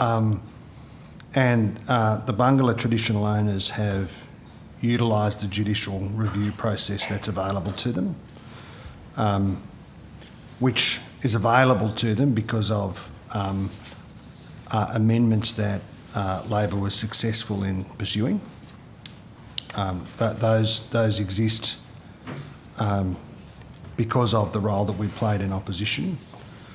And that means that they've got the capacity to dispute the site selection at Kimba. And we won't preempt the outcome of that court case. Not here. The Minister hasn't. Won't do it this evening. We take our responsibilities as a government to take the rights of traditional owners very seriously, and we will follow that through carefully, and we await the judicial determination, and we'll review that carefully, and we'll move from there. What are your views on, and you've mentioned the legal case, isn't it the case that the new government is running a deep pockets legal campaign against a small community-based First Nations group and against the general community around Kimba, including the local farmers, citizens and residents who oppose the dump? This is a case of David and Goliath, is it not? The First Nations Bangala group, for example, have spent $124,000 on their legal expenses in recent months, while the government has spent a total of $9.9 million since 2017, and your government, as I'm quoting from a question on Notice recently, is spending $50,000 a week in recent months in that court case opposing the Bangala people. Isn't this a deep pocket strategy which is contrary to your obligations as a government to be a model litigant in legal processes as a government? Well, I don't think there's any serious allegation that we're not taking seriously our responsibilities as a model litigant, but I'll let Mr Usher add some detail. Good evening, Senator. If I just briefly introduce myself, my name's Sam Usher. I'm the CEO of the Australian Radioactive Waste Agency. I have 30 years of nuclear experience, based mainly in the UK, but also internationally. I have experience of delivering a wide range of radioactive waste programs, both technical, operational, regulatory policy, and I'm very pleased to be able to lead ARWA. As we know, radioactive waste is a technically challenging field, and even in countries with mature nuclear industries and those much larger than we have in Australia, radioactive waste disposal is a complex and challenging issue, also with managing technical and Mr Usher, my question is about legal costs. I'm very delighted to hear about your experience, but I think the Minister's referred to you for a response in relation to the fact that $50,000 are being spent a week opposing a small First Nations group. So if you could respond to that, my time, the clock is ticking for me. It's about 2 minutes. So they, since December the 21st, when the judicial review was instigated, ARWA has spent around $607,000 on legal costs. I think it is expected that defendants in cases such as this would spend more than applicants because they have additional requirements such as undertaking discovery documents and ensuring that the information is made available to the court.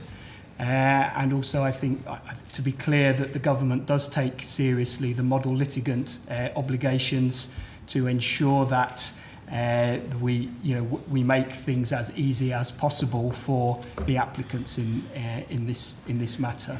I think many citizens would think a spend by a First Nations group of $127,000 versus $600,000 in the last few months is hardly a fair battle in a court. So I just want to summarise where we're at. The South Australian Labor Party don't support the dump. The South Australian people as a whole have not had a say on this dump. They haven't been properly consulted. The traditional owners unequivocally oppose it. Your government is spending $50,000 a week, on taxpayer money on legal costs for something with no social licence. In the face of all this opposition and expense, are you considering undertaking a different process to find a better solution? And if not, why not? I think that's a question for me, not... It is, Minister, yes. This matter is before the courts. It's before the courts for three reasons. The first reason, as I set out before, is that Labor fought for in opposition and secured a capacity for legal review. Secondly, the previous government had 9 years to resolve this problem and deferred decision-making until just before the election because it was all about the politics and not about resolving this significant national challenge, dealing with radioactive waste. It's a big challenge. It's not helped by political. Excuse me. We're about to get the It's not helped by making it political. This is ridiculous. That actually is a national problem because you're undermining the national we have you'd know all about that. We have enormous benefit. We don't have a deep bench. That the community gets from, in particular, the ANSTO facility and nuclear medicine more broadly.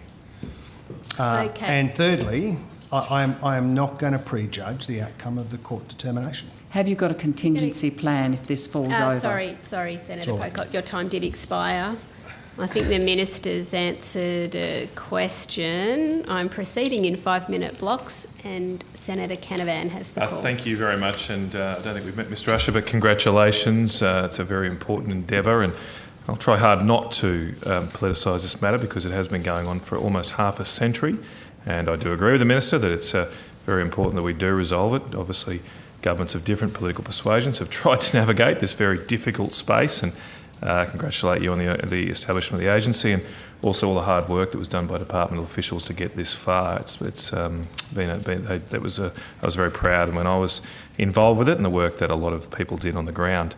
And I also do welcome the government's effort to seek to engage with the Bangala peoples. I think it's important to put in the record that the former government did all it could to do that. It was very difficult because most communication, almost all communication except for one meeting I was able to have with them, went through lawyers, which I don't have a lot of time for lawyers myself.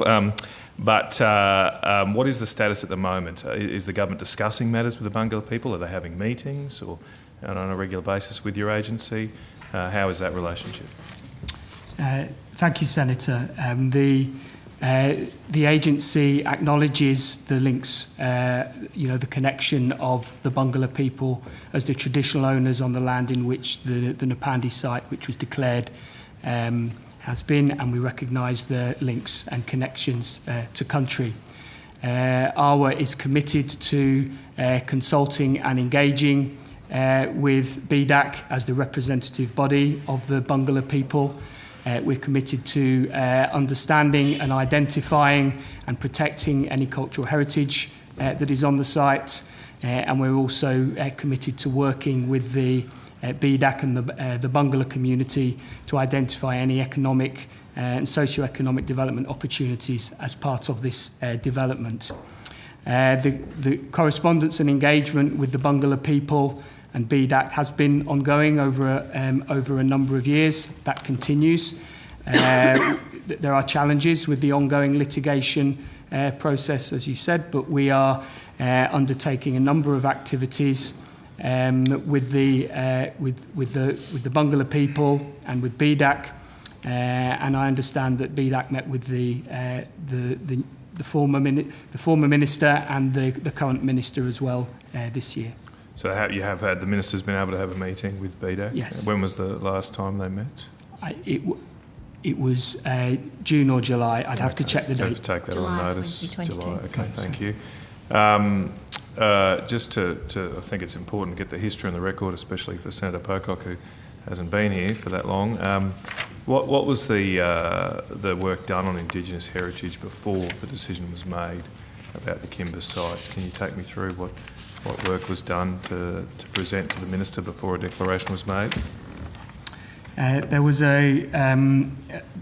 work done to identify the cultural heritage on the site.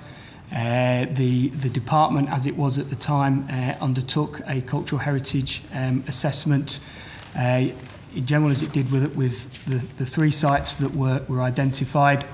The department engaged with BDAC as the representative body to seek their participation in that, and BDAC didn't undertake that, but as we understand, they did undertake their own cultural heritage survey, which was provided to the department in response to the consultation to the minister. And that cultural heritage assessment was taken into account as part of the former minister's considerations across a wide range of issues as he declared the site. Okay. Is there any native title on the declared site? No, there's no native title on the site. The site that was acquired was freehold land. Okay. When do you expect to start construction at the moment of the facility? So there are a number of regulatory steps that we must go through first before we start construction. We need to undertake an environmental impact statement through the EPBC Act.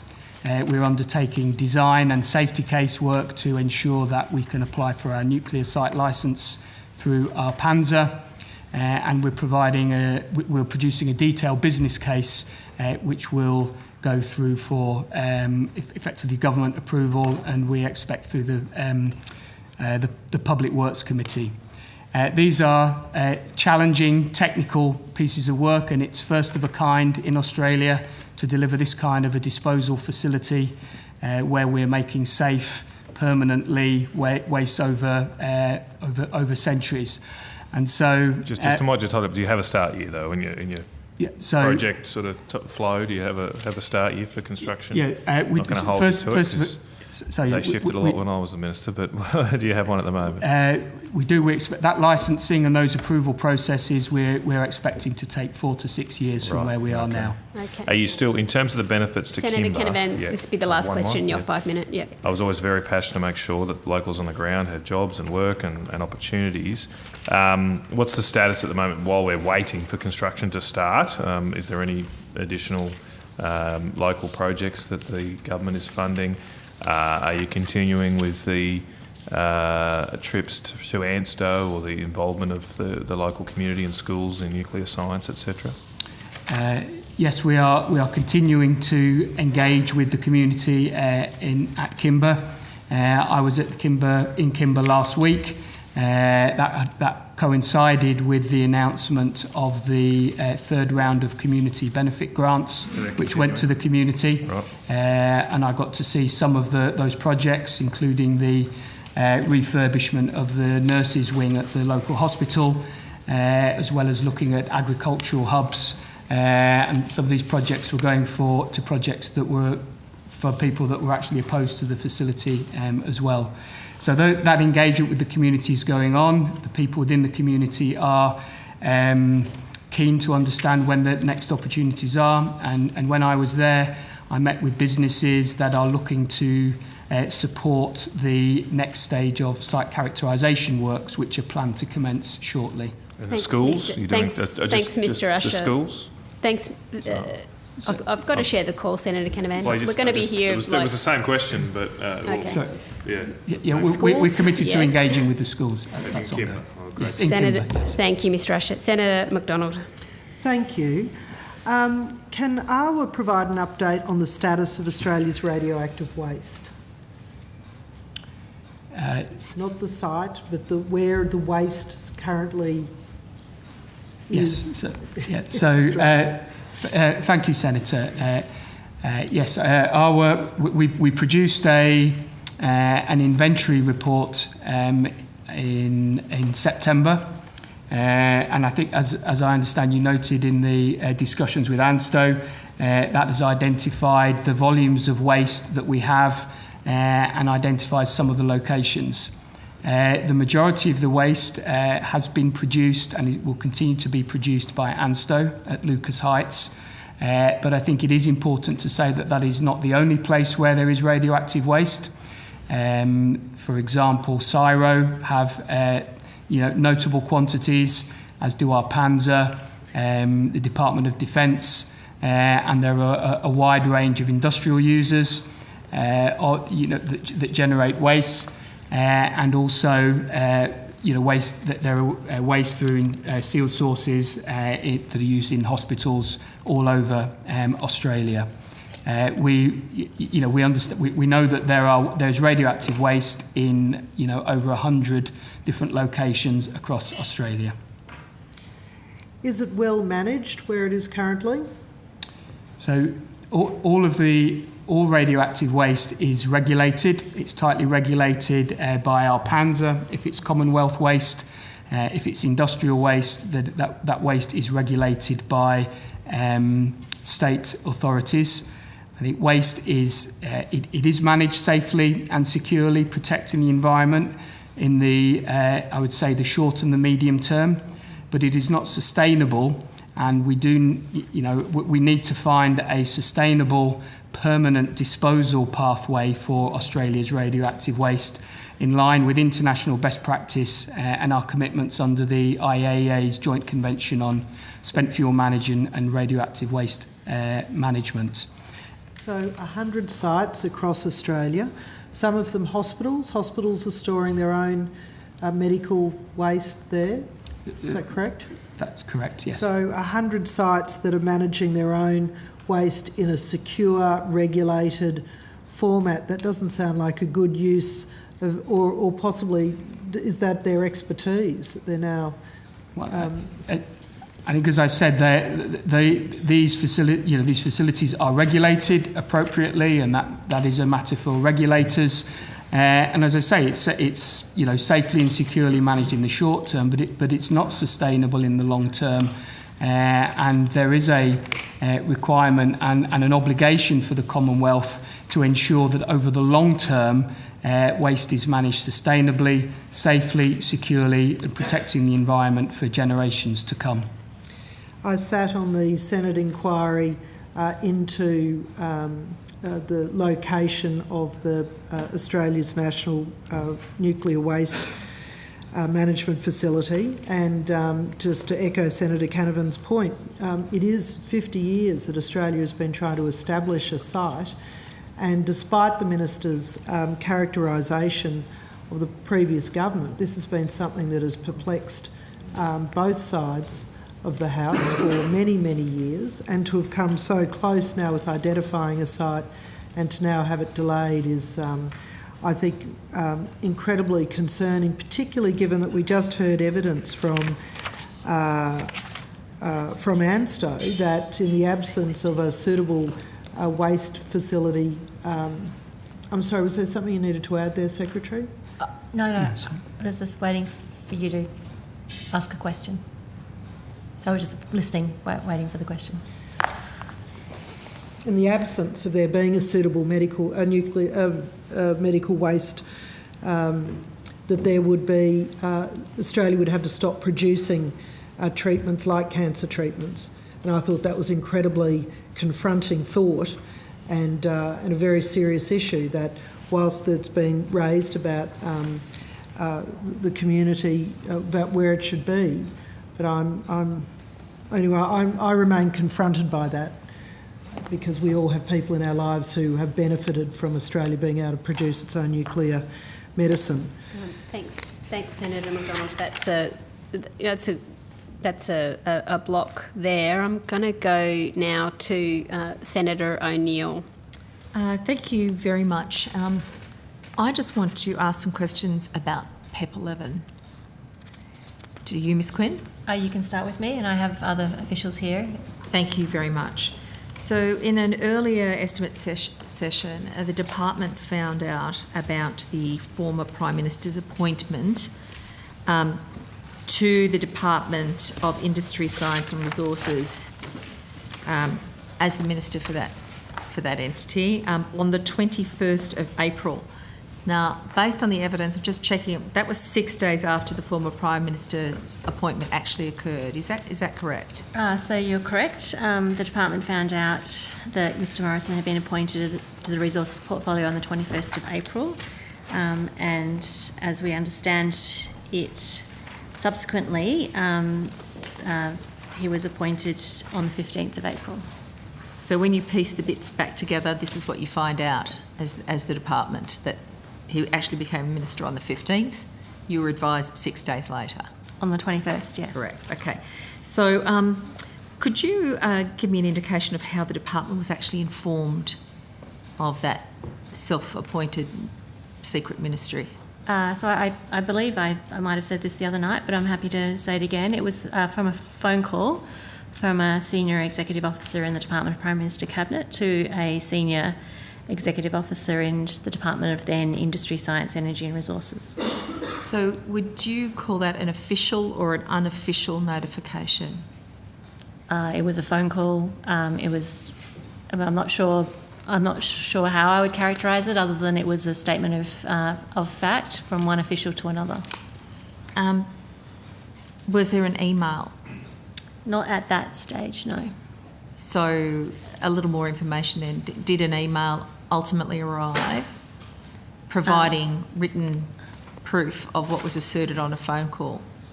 So not at that stage. There was no action required at that point. So as I understand it, there was a discussion about the appointment, but there was no subsequent action required, and so there was not any correspondence entered into until a later date. Right. So putting aside the extraordinary sequence of events that we're discussing, the shocking sequence of events that we're discussing about a Prime Minister's action and secrecy. And I want to ask lots of questions about, were you told to be quiet? Did you just decide to be quiet? Was all of the drama that must have gone on behind the scenes? But you've just indicated at some point an email does arrive. So let's continue the magical mystery tour of the Prime Minister's appointment. How did you get it in writing that this secret event had occurred? So it was in subsequent period. I just note that there is an inquiry into this matter that the government has instituted that is going through some of these questions. So, and that inquiry will be provided to the government in due course. The department was informed through a phone call in April 2021. Subsequent contact was in December 21, once again from the Department of Prime Minister and Cabinet. There was a meeting held between the two departments. There was an explanation there, and from that subsequent period, there were exchanges of information, including official documents from that point forward. Okay, so let's just unpack that. The initial phone call is the one you've already talked about, the April 21st, no contact, and then another phone call from PM&C to your department in December, is that correct? So there was a meeting held, and so how was the meeting? I'm not convened. Was there any written? I'm not written? Exactly sure of the arrangements about calling the meeting. I don't have that information kind of here, and actually none of the officials involved at the time are currently in the department. They are all in the Department of Energy at this point. They've provided their evidence to Ms. Bell's inquiry, but I'm sort of not party to their personal evidence because they're not current officials of my department. So I can only relay what we've got in terms of official records, which was that there was a subsequent meeting held between the department and there was a subsequent informing that the Prime Minister had been sworn into the resources portfolio. It was at that meeting that there was a discussion about him being a decision maker for the purposes of the PEP 11 application. So in the form of a discussion and not in any documentation, the department was advised that the PEP 11 matter was now to be decided by the Prime Minister acting as the Minister for the Department of Industry. There were subsequent processes to establish the legal position of the swearing in. Could you take me through those then, please? So I might just pass to my colleagues to see whether they've got additional information.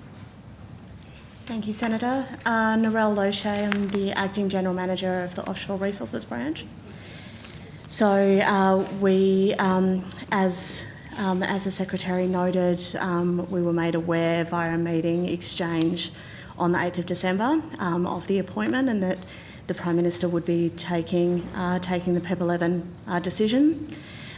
We agreed that as part of that, our department would take the lead on the briefing to the Prime Minister and commence that process. So a meeting generates a paper trail. Do you have any of that documentation? Senator Jane Urquhart, Deputy Secretary. As the Secretary mentioned, we have cooperated fully with the inquiry, including providing all documentation available to the department around, the timeline of events. So, again, I ask, is there paperwork that has been referred to in your response to me so far that was subsequent to the meeting that set in train the direction that the decision on PEP 11 was to be communicated, as I understand from the evidence yesterday and today, solely to the Prime Minister, and to cut out the known minister in public, Minister Pitt, from any further correspondence or communication with the department?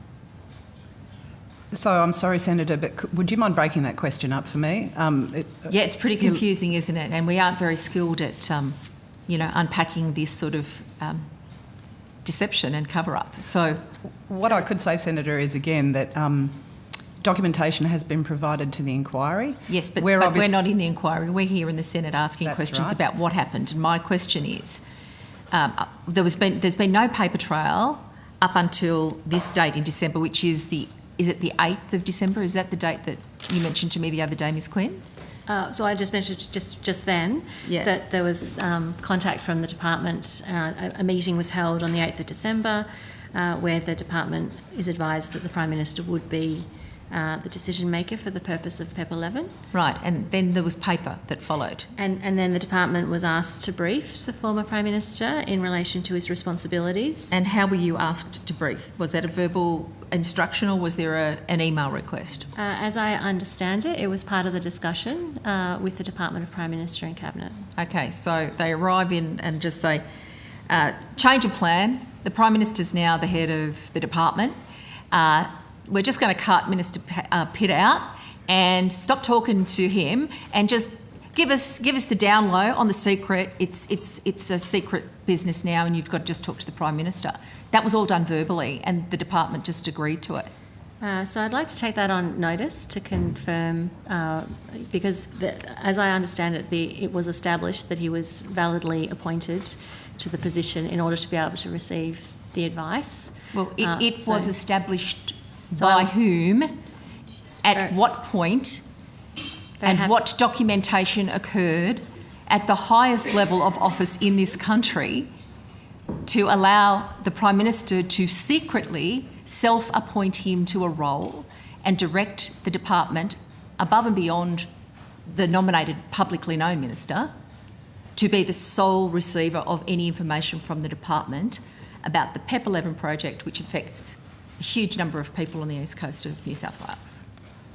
So I'm very happy to take it on notice, the precise arrangements, but as I'll just repeat what I said, that it was established within the department the legal veracity of providing advice to a minister sworn to the portfolio for the purposes of making the administrative decision. So as I understand it, and as I've been advised, the legality of the department's actions at the time to provide the information was established. The briefing was provided, a decision was taken. So legality. Can I just ask one here about the legality? Okay. The legality was established. You've said that twice now. What is the mechanism that establishes the legality of the action that the Prime Minister is now known to have taken? Seeking legal advice on the veracity of of whether the appointment was possible and whether he was sworn in as Resources Minister and how that works within the Act.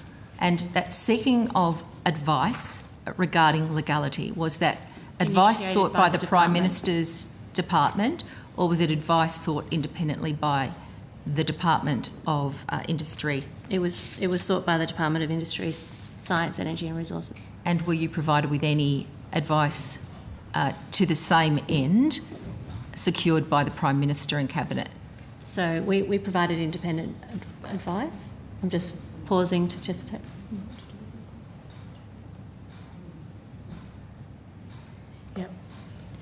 So we, Senator, we didn't receive advice from Prime Minister and Cabinet specifically about the appointment, no. You did not No. receive advice? We didn't. Legal advice from... Or are you talking about legal advice? We sought legal advice, but we did not receive legal advice from Prime Minister and Cabinet. So you have your own legal advice and you had nothing else to rely on other than the legal advice you sought yourself? And Senator, the communications that we received from senior officials within the Prime Minister and Cabinet of the appointment and the legality of that appointment. Okay, so given the... I've got many more questions, but given the restricted nature of the written communications that you've indicated to me, could you provide what you have to that point to this committee? So, Senator, I'd like to take that on notice. I would like to assist, but I'm very conscious that at the moment this matter is part of a litigation that's on foot, and so I would like to take advice before I come back to you. I'm mindful that we're only up to the 8th of December and there's still a fair bit to prosecute, so I'm hoping I might get another crack at some questions, but I'll cede to you, Chair. Thank you. Thank you, Senator O'Neill. Senator David Pocock. Thank you, Chair. Thanks for your time so late. I've got a few questions about the department's website. Straight to you. You can ask me. I might not be able to answer, okay. But well, if I can, I'm very happy to take them on notice. Thank you. the department's website, there's a section titled Global Resources Strategy Community Report Liquefied Natural Gas. Are you familiar with that section? I'm not, but my resources people may well be. So, I'll look at that. Thank you.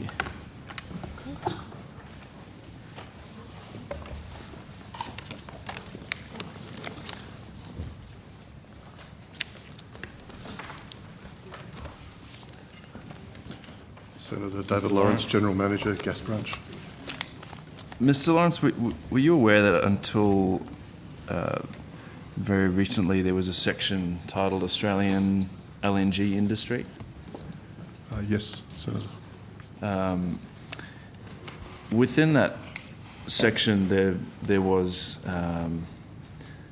3 pages of, I guess, what can only be described as APR sort of promotion for the gas industry. Are you aware of that document that was on there? So, Senator, the LNG commodity report was produced as part of the Global Resources Strategy, and it was meant to be part of a group of reports covering the gas sector, the coal sector and the iron ore sector, amongst others. The LNG one was the first one that was completed, and as part of that process we sought input from a range of stakeholders to present a variety of views on the sectors. So we were, for the reports that were going to cover coal and or iron ore, there would have been sought input from the Minerals Council of Australia, but in this case we sought something from APIA. Okay. I mean, I was sort of checking out the website a few months ago, and it really struck me as strange. It starts, think LNG, think Australia, message from the Australian Petroleum Production and Exploration Association. Goes on to promote the role of gas industry in funding hospitals, schools, roads and services, the role of the LNG industry in reducing emissions.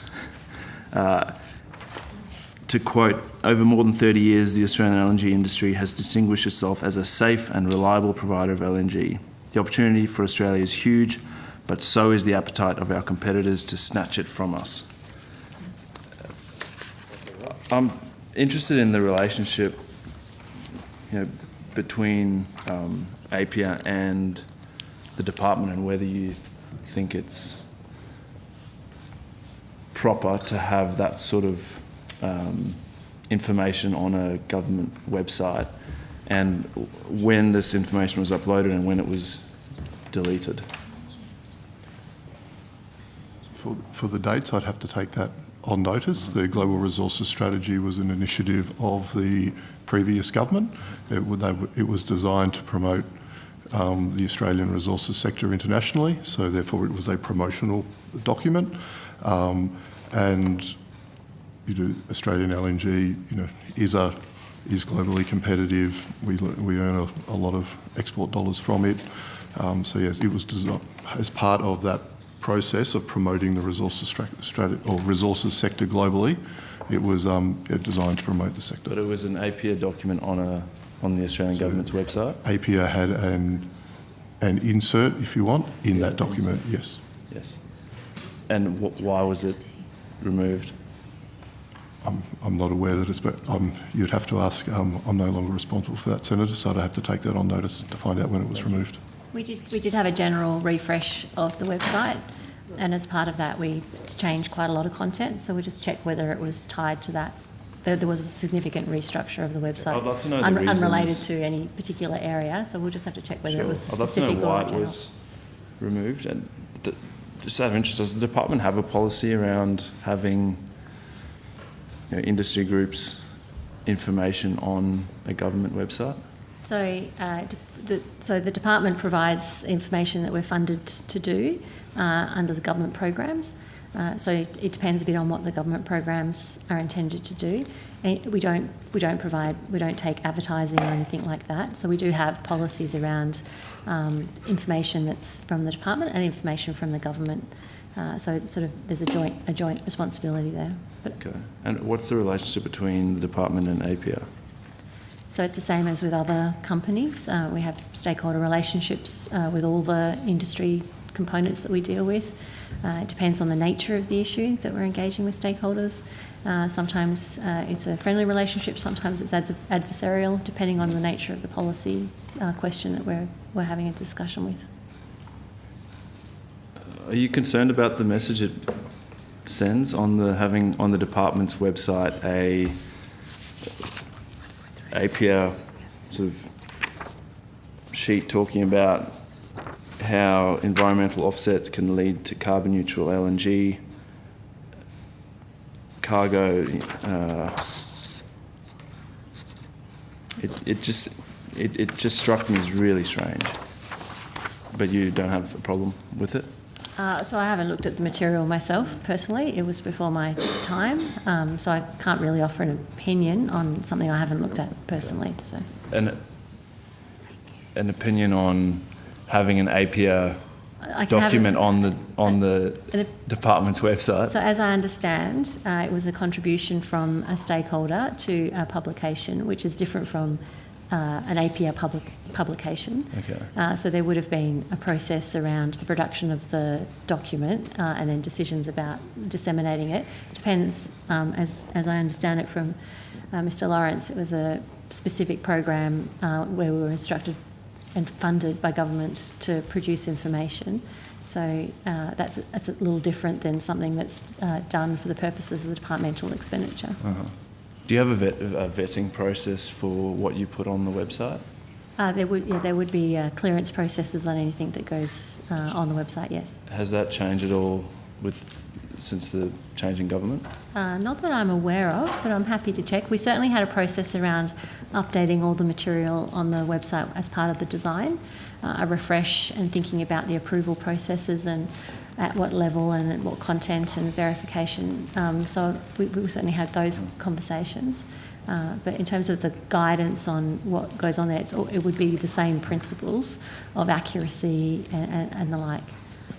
Dr. Lawrence, was this a decision by the department to remove that section of the website or a directive from someone in government? I'd have to take that on notice, Senator. Great. Thank you. Cheers. Thank you, Senator Pocock. So we're at that time of the night where I just need to advise senators that we're over time. We've just asked questions through what was scheduled to be a 15-minute break. We've got another witness who was scheduled to come for an hour. We do think we're going to get to you, not SEMA. But it's just that time where I just need to start to advise people that if they have questions that could be put on notice, that's going to be helpful. But I also understand that senators still have questions. So at this stage, I'll ask who's seeking the call over here. Sorry, Senator. Can I just table this as well for the can we have a quick look at it up here? Yeah, for sure.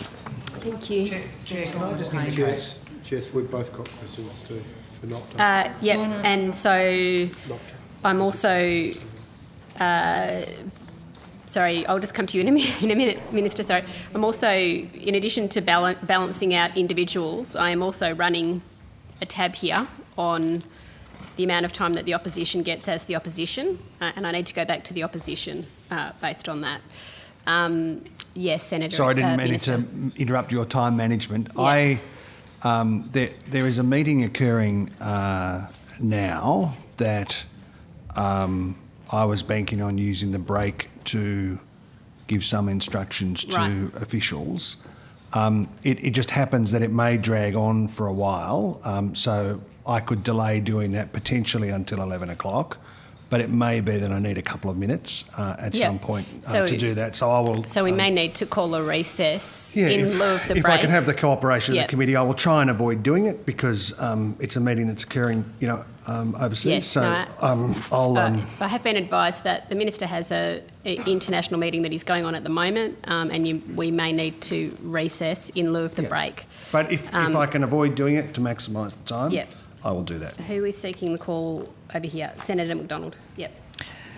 Chair, I'll let you know that I do have more questions than time allows. I had to move a lot of questions from cross-portfolio the other night that the department didn't come prepared to answer. So I have all of those questions to work my way through as well. You have the call. Thank you.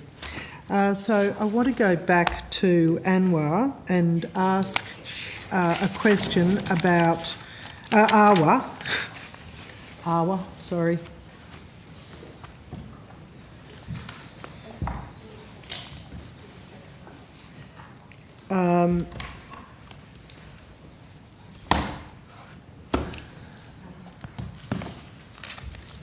Thanks, Mr. Usher.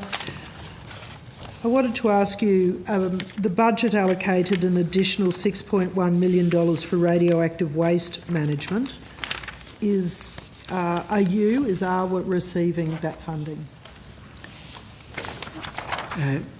Thank you, Senator. I think this is referring to a movement of funds from financial year 21-22 to 22-23. That $6 million is made up of $1 million of grants, $1 million of legal costs, 0.8 million for community engagement and Indigenous engagement, and $3.4 million of technical work.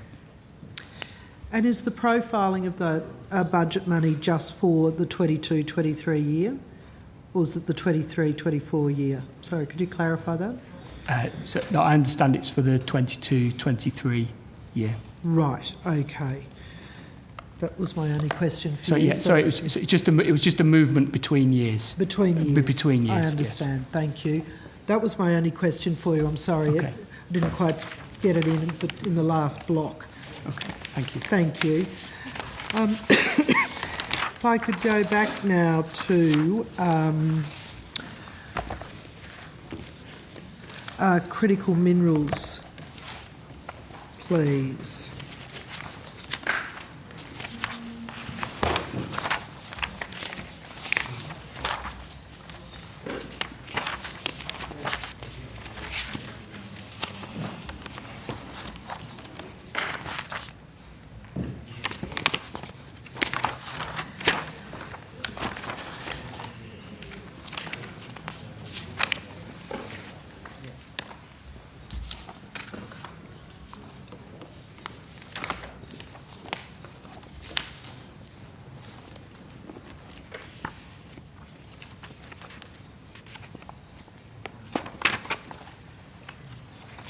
I'm sorry, be patient with me. I'm searching for my my page.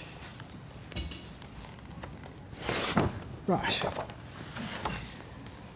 I want to ask you why the Critical Minerals Office changed from the Critical Minerals Facilitation Office. What's that change? Good evening, Senator Andrew Hutchinson, General Manager of the Critical Minerals Office. Hello. There's nothing particularly momentous behind that, merely that the role of the Critical Minerals Office has evolved since it was established in 2019. Originally, it had a particular focus on facilitating projects. Over the intervening years, our role has expanded to continue facilitating, but also to do things like international outreach to partner governments, to administer grant programs, to work with the R&D community, and so we felt the more concise name better reflected the broader remit of the office. Sure. Thank you. So there were no staff or resources cut with this change. Are there any other effects on the operation of the Minerals Office? No, Senator. Are there any costs associated with this change, for example, branding, advertising, communications? No, Senator. I still use the same business cards as I had. Oh, very sensible of you. Is the Critical Minerals Office assisting or consulting in part with the 2023 Critical Minerals Strategy? Yes, Senator. We'll be leading a lot of the policy work on that. Terrific. So what's that role entail? What are you doing as part of that strategy? So, Senator, as you'd appreciate, the announcement of the government to do a new strategy is fairly recent. So we're still working with Minister King to determine some of the parameters of the review and the new strategy. but I'm happy to speak in general terms about what we imagine the process and our role will involve. Based on the comments from Minister King, there'll be public consultation to seek views from industry, First Nations Australians, potentially international partners and other key stakeholders. Obviously, there'll be a reconsideration of what government is attempting to achieve, what its vision is and what the objectives are, and also where its key areas of focus will be. I thought that was a terrific list of consultation. I know there's certainly a lot of overseas interest from commercial interests about critical minerals required for development of pretty well everything, isn't there?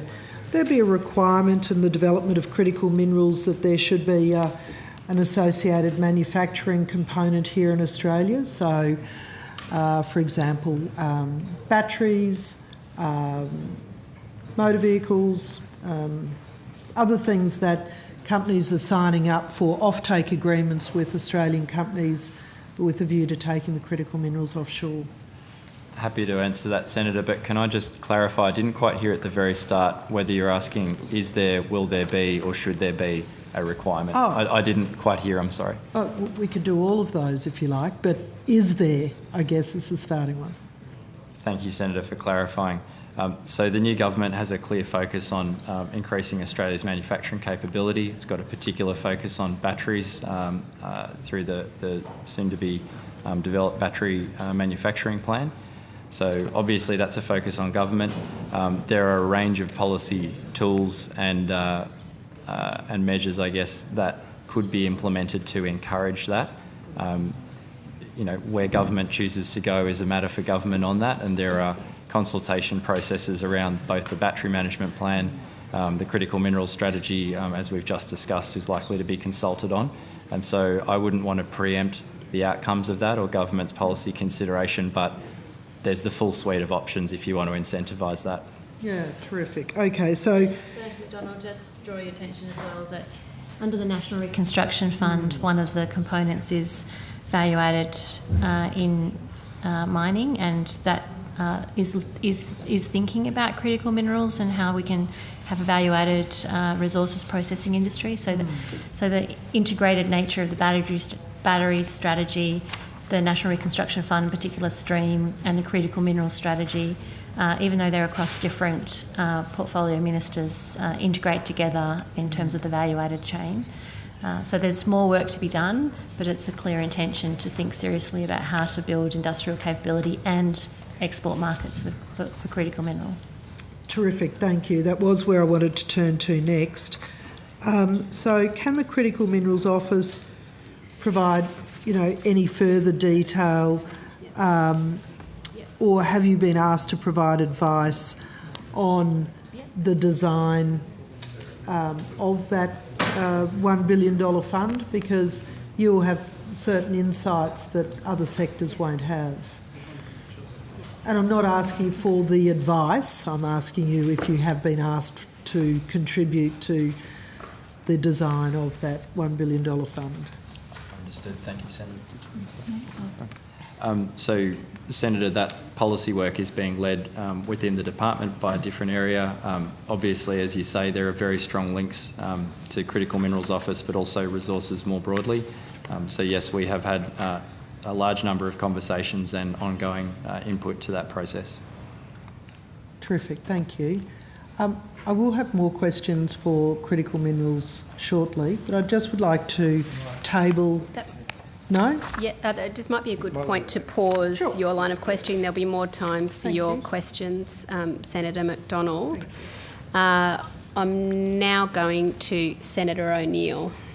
Thank you very much. And just to return to the questioning that I had around the Prime Minister's appointment, self-appointment to his role as the Minister for the Department of Industry, Science and Resources,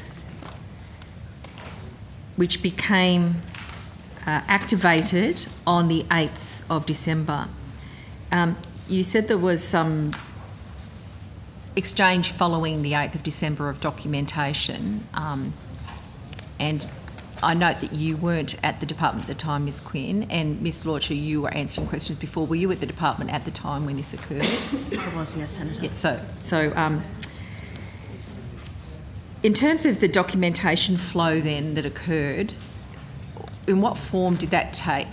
Was it hard copy letters, emails, notes, briefing? What sort of range of documents are we talking about? Do you have a list of the communications backwards and forth?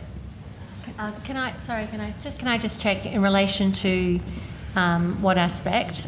We have a timeline in terms of the PEP 11 decision, or are you asking, back on the previous question, more around the department was informed on the 8th that the Prime Minister would be the decision maker on that component. Advice was provided as to that. The department sought its own views on how to manage the arrangement to ensure that the Act would be administered effectively.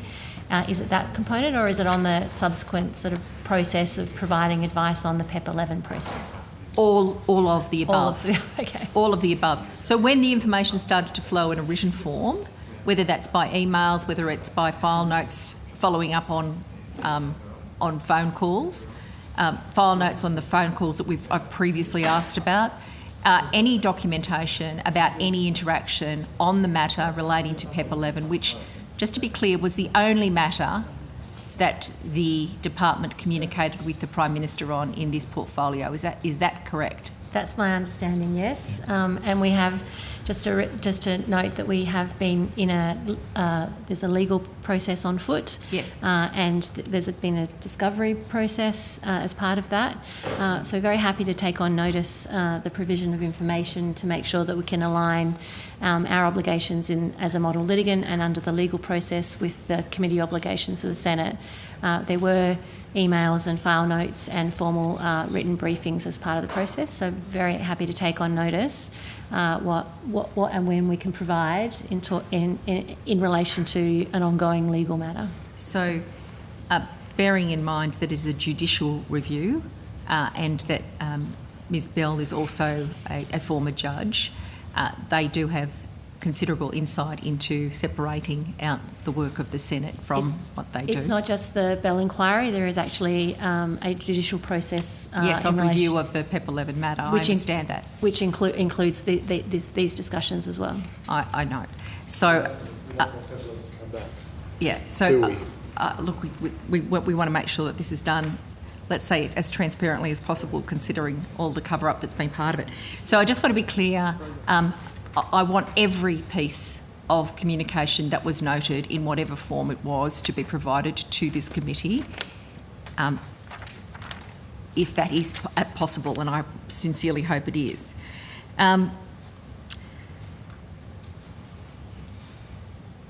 If I look at what we've just discerned this evening, it was 7 months after the fact of his self-appointment that the department was actually officially told in a telephone call of that appointment, and that was only a communication at a point where the Prime Minister determined that there was a particular decision to make. Is that a fair characterisation of the sequence of events? So the department was informed in a phone call on the 21st of April, and then between the 21st of April and the 8th of December, we're not aware of any correspondence or discussion. So it goes 15th of April, 21st of April. There's a first information, then no correspondence or engagement until the 8th of December. Okay. And then can you take me through the timing of the correspondence following the 8th of December? Yes. So I've taken this on notice already, and very, very happy to. In terms of the micro back and forward, the next significant milestone is providing advice to the Prime Minister via the Department of Prime Minister and Cabinet, which is on the 10th of December. Happy to get further guidance on what happened between the request for information and the provision of information, but there was a request from a valid sworn-in minister for advice on his legal responsibilities, and then advice provided by the department. 8th to the 10th is the two timelines there. Happy to take on notice things in the middle. And anything else that followed from the 10th? There's a whole sequence of things that happened from there because the advice was in relation to the actual PEP 11. So what were the other decision. critical dates then that you do have a record of? We go through the sort of 16th of December. There's Mr. Morrison instructed the NOPTA to notify the applicant of decisions. So there's a whole sequence of administrative decisions around the process of PEP 11, which mostly are guided by the legal framework and the Act. Senator Shane Gaddis, Head of Division, Oil and Gas Division. Once we start to get into the chronology of events of the actual PEP 11 decision, we're squarely in the frame of the judicial review. So we start to get to the space where we should really take some advice about whether or not we can provide more detail. I respect that, but I hope that the nature of my questions tonight indicate I want a blow by blow of what happened. And we'd like to give you that. We're, as you are aware, we're in a judicial review for this decision now, and we don't want to prejudice that process through this process. That matters to a lot of people. So we need to get some advice. Been taken on a ride already by the Prime Minister, the former Prime Minister. Just the legal advice. Can I ask about that? You sought legal advice on the 8th of December, and then you started to provide advice to the former Prime Minister. So again, Senator, legal advice. We're not willing to talk about legal advice because we may waive legal privilege. So talking about the content of legal advice, how we engage with that, what we did with that again is in that area around the So without going into the detail about which you're concerned, already as a matter of public record now from the discussion, you sought legal advice on the 8th of December when the request came in from PMNC in the meeting. Then you provided documentation on the 10th of December. So between the 8th of December and the 10th of December, the department assured itself that the Prime Minister's self-appointment was sufficiently in order for them to accept him as the minister responsible for PEP 11. Could I just clarify the term self-appointment, Senator? I mean, he didn't appoint himself. The Governor-General appointed him to the role as Industry, Science, Energy and Resources Minister. Maybe self-selected in secret might be a better way to describe it. You may characterise it that way, but the Governor-General made a valid appointment. He appointed himself. I think we're going over the same. He appointed himself way back in April, but you did not seek advice until the 8th of December because you were not asked to do anything by the former Prime Minister until the 8th of December. So the department ensured that the arrangements were in place for the information to flow as required under the Act. All acts have arrangements for who is legally entitled to make decisions and how that information flows and to protect the administrative integrity of the legislation. So before providing advice as part of the process, the department assured itself that the legal position was appropriate, and from that point the Act was followed and processes went forward as it would have done under another person being appointed by the Governor-General for those responsibilities. So was there only a single piece of advice that was sought? Happy to take that on notice. It's rare that it's actually rare in my experience that legal advice is kind of a one shot. Often there's back and forward and draft and discussions to clarify the question and things like that. So happy to take on notice further details, as I already have done. Thank you. But sometime between the 8th and the 10th, the department was confident that it could proceed with answering the Prime Minister's request as the self-appointed Minister for DISA with regard to PEP 11, and the information started to flow on the 10th of December. That's a fair characterisation of the events. So the only question I'd clarify is that the department was assured that the Prime Minister was legally able to administer the Act as appointed by the Governor-General.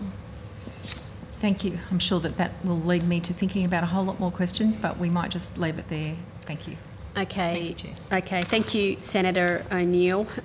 So I advise the department that senators still have questions for you in an effort to try. I just have one more block tonight on this one for the department, and then we can move on. Yes, well, I can. Yes, I think the chair's going to finish that thought, but I just want to alert her that I just need another short block this evening. I don't think that's not possible. It's not possible. We all have. Sorry, it's not. I have identified that. If we go now, we can ask. Let us have a public To be meeting. fair, if we just fit in 5 minutes, that'd be... Yeah, if you've got two questions, we Senator won't ask any questions from Sorry? Seamer, okay? 2 questions. Like we've got about Senator McDonald. We've got 4 minutes on the plan that we've made for Well, timing. no questions, not Seamer. Thank you. Thank you. So, Secretary, in the last couple of months, there's been some real uncertainty, particularly out of Queensland, based on the coal royalty changes that happened there. I know that the Japanese ambassador and the Korean ambassador have expressed their concerns about energy security and supply from Australia. Is it fair to say that Australia remains a good trading partner and a secure and reliable supplier of coal and gas and energy to our trading partners? So Australia has a strong regulatory environment, good infrastructure, a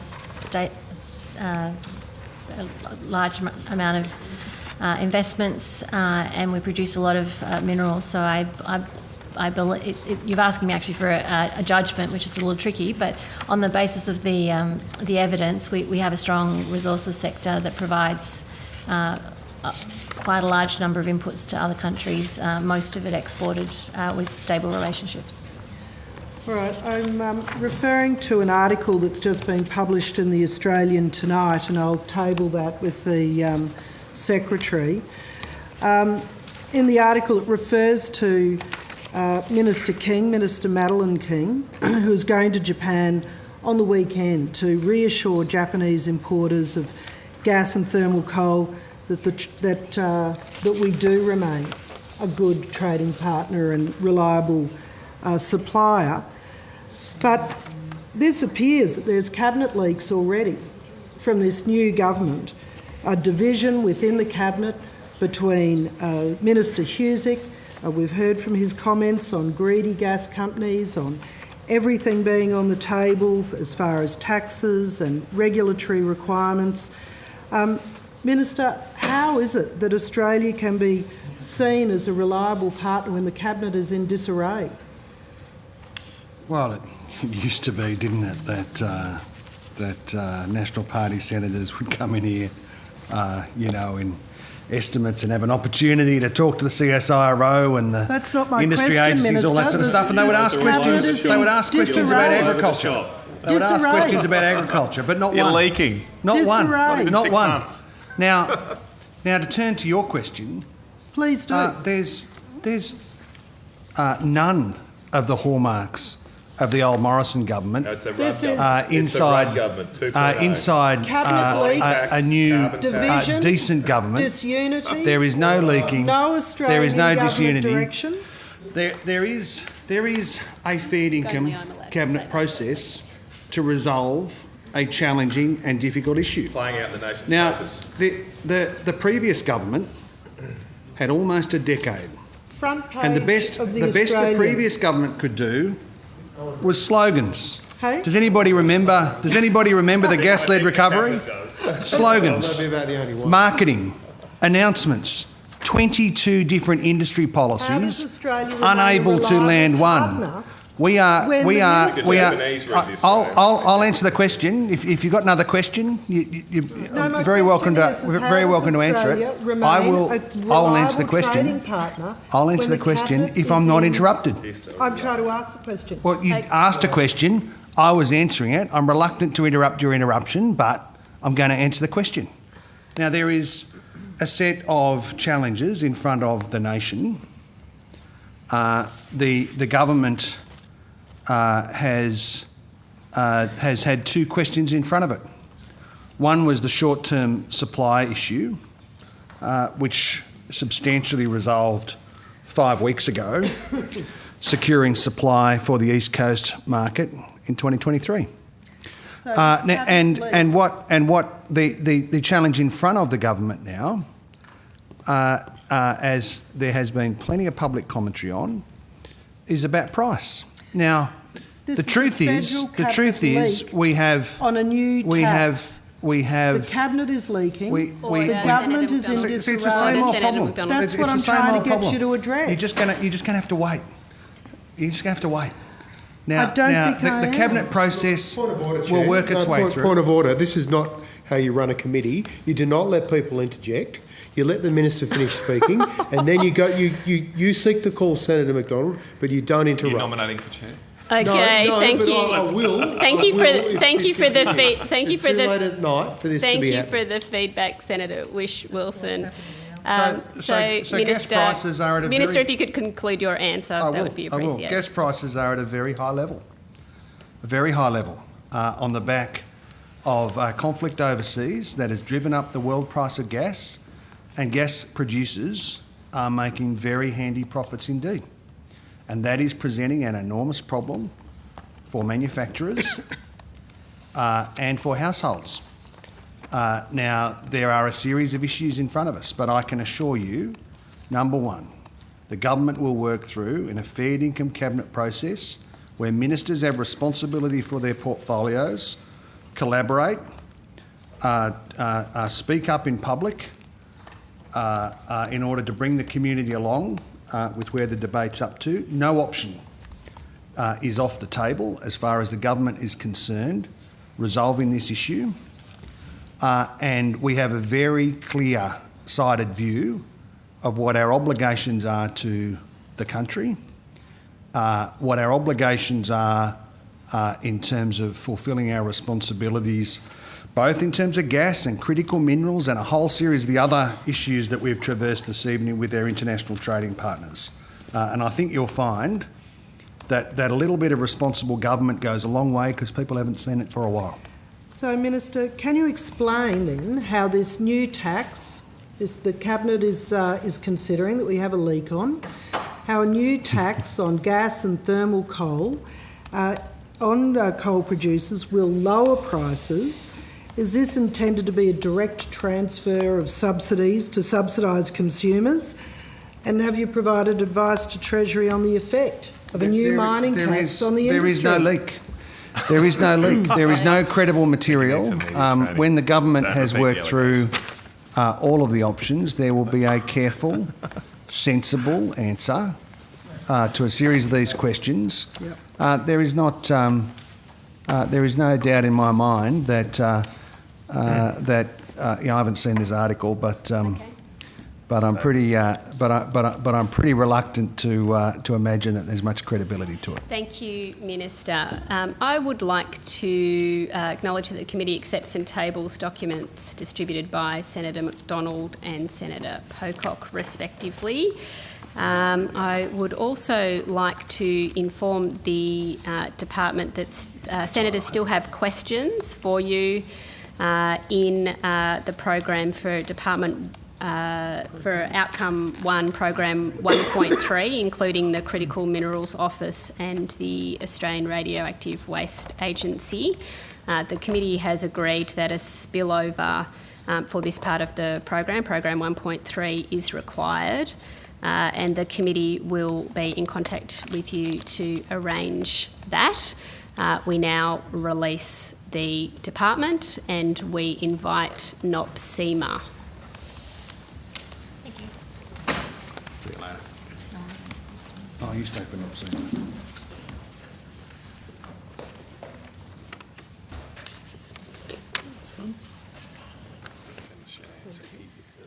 That cameo.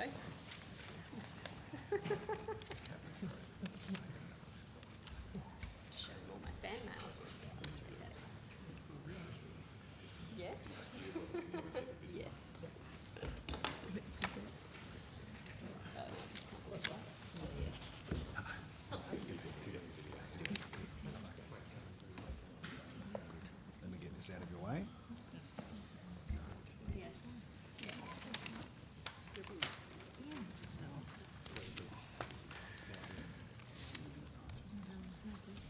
We welcome NOPSEMA.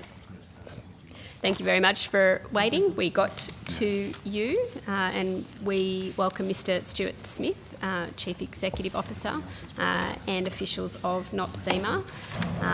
I'll go through the procedure of asking if you have an opening statement. If you do, it would be appreciated if you table it, but we would welcome any opening remarks that you may have. Thanks. Well, we're conscious of the time and happy to just go straight to questions and make the most of the available time. Thank you very much, Mr Smith, and we understand that you've all come from Perth to be with us here in Canberra. Further effort to try some timekeeping. I note that it's the commitment of the senators to do our very best to finish at 11 o'clock and try and set some standard in relation to working hours here. Senator Whish-Wilson, you have the call. Thank you, Chair. Could I just confirm if NOPSEMA has a current investigation of Schlumberger's 2019 seismic survey of the Otway Basin? Yes, Senator. We are investigating. Can you tell us a bit more about what that's about? Well, it relates to the seismic survey and the manner of it. What specifically are you investigating? Right, I'll get Mr Grieve to just elaborate on the nature of that matter and why we'd be looking into it. Thank you. Thank you, Senator, for the question. As Mr Smith confirmed, the investigations in relation to the Schlumberger seismic survey. The specifics of it, because under investigation and the potential outcome of that investigation isn't yet found and could result in further action, it's premature to discuss any of the content of the investigation. Sorry, could you repeat that? Well, the matter is still under investigation, and the nature of the investigation obviously is to look into potential breaches of conduct of that seismic survey by the title holder. And the investigation is still underway, and to talk about details in the investigation could prejudice the outcome of the investigation or any action that we took after that. Why would it prejudice the outcome? If you're doing that under parliamentary privilege, is it before courts at the moment?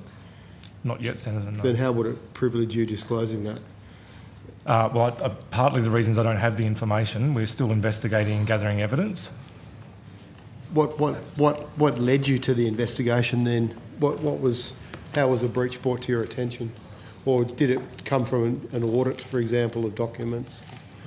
What's the process? Clear, Senator, we haven't established yet whether there is a breach. That's the purpose of the investigation. That's an example of why we can't go into too much detail, but if we're happy to answer questions to the extent we can. Is this a regular thing you do for every seismic survey? No, Senator. So something's led you to investigate? Yes, Senator. But you can't say what? Correct, Senator. Because the company might withhold information if they get an inkling of what you're trying to investigate. I'm just trying to work this through as to why you wouldn't be able to disclose that. Yeah, Senator, because it could influence where we end up with the investigation and what action we then take, whether we go to court, whether we use our powers, or whether we don't find a breach and find the company hasn't acted in any breach of the law. That's fair enough. Yep, I accept that. Will it, however, but you have stated that the investigation won't affect your decision to approve the environmental plan for the current Schlumberger SPA, is that correct? Have you made that statement? No, Senator, that's not from NOPSEMA. We don't have any application for Schlumberger for any further seismic surveys at this point. I think you may be referring, I think you mentioned the SPA, a Special Prospecting Authority. Which is NOPTA, that? That's NOPTA, I'm sorry, yes, not NOPSEMA. Okay, but would you consider, in the case that, once an SPA had been granted by NOPTA, is it fair that you can't reject the project, only amend the terms of it via the EP if you, for example, find something in your investigation? Senator, I think the best way to answer that is probably to say that we do take into account information across our range of regulatory activities, including our inspections, outcomes from investigations, in informing how we conduct assessments and approvals of environment plans. That's sort of generally speaking, to ensure that we're, obviously taking into account new information that may relate to the conduct of activities, what's required to comply, and so on. Right. So perhaps I could put it another way: if an SPA has been approved by NOPTA, can it technically be rejected by NOPSEMA? The decision to reject or accept an environment plan, as it's called under the regulations, is set out in the regulations. So we would make the decision based on those criteria under Regulation 10 of the environment regulations under the OPGGS. I mean, have you ever approved a seismic survey of this size before? I mean, I know obviously I'm thinking back to when we had a Senate inquiry into this recently. You've approved over 130. As I said earlier, Senator, we haven't actually got an environment plan submitted for it, so NOPSEMA is not actually aware. I think people may be aware of the planning for a seismic survey because the requirement on the title holder or an applicant to consult with all relevant persons in preparing the environment plan. So I'm speculating here, but I suspect that's what they're doing. We try to be abreast of developments and forward plans of companies so that we can anticipate and resource, but we're not. There's no requirement for them to submit to us information about their activity before they make a formal environment plan submission. Okay. But that obviously would need to submit that to NOPTA, right, to get the SPA. They need to have to be an applicant in order to submit an environment plan to NOPSEMA, yes. But it is your understanding anyway, like separate to that it's the largest 3D seismic survey that you would have seen in your time or since NOPTA was set up? Well, I don't know. I don't know how large it is. I think and it depends on the type of survey. You'll recall from the inquiry that 7.7 million hectares is what I understand, which should be an area obviously bigger than Tasmania. Just where I happen to live. I could take on notice how the largest area surveyed. I'd be interested to know just whether this would be. I think it's fair to say if it's not the largest, it's up there amongst the largest few surveys. Even though we don't know the full details yet, Senator, it's going to be one of the largest. And would you technically classify it as a greenfield or a brownfield? Just as a matter of interest. I don't think we draw that distinction. You don't draw that distinction? Okay, that's been used in some language I've seen. Okay. Look, I might put some more detailed questions on that particular issue. Just a couple of other quick questions. In relation to Scope 3 emissions, I understand before caretaker period commenced earlier this year going into the federal election, former Minister Pitt wrote a statement of expectations to NOPSEMA. Is that statement of expectations still in place, or has the new minister issued a new statement of expectations?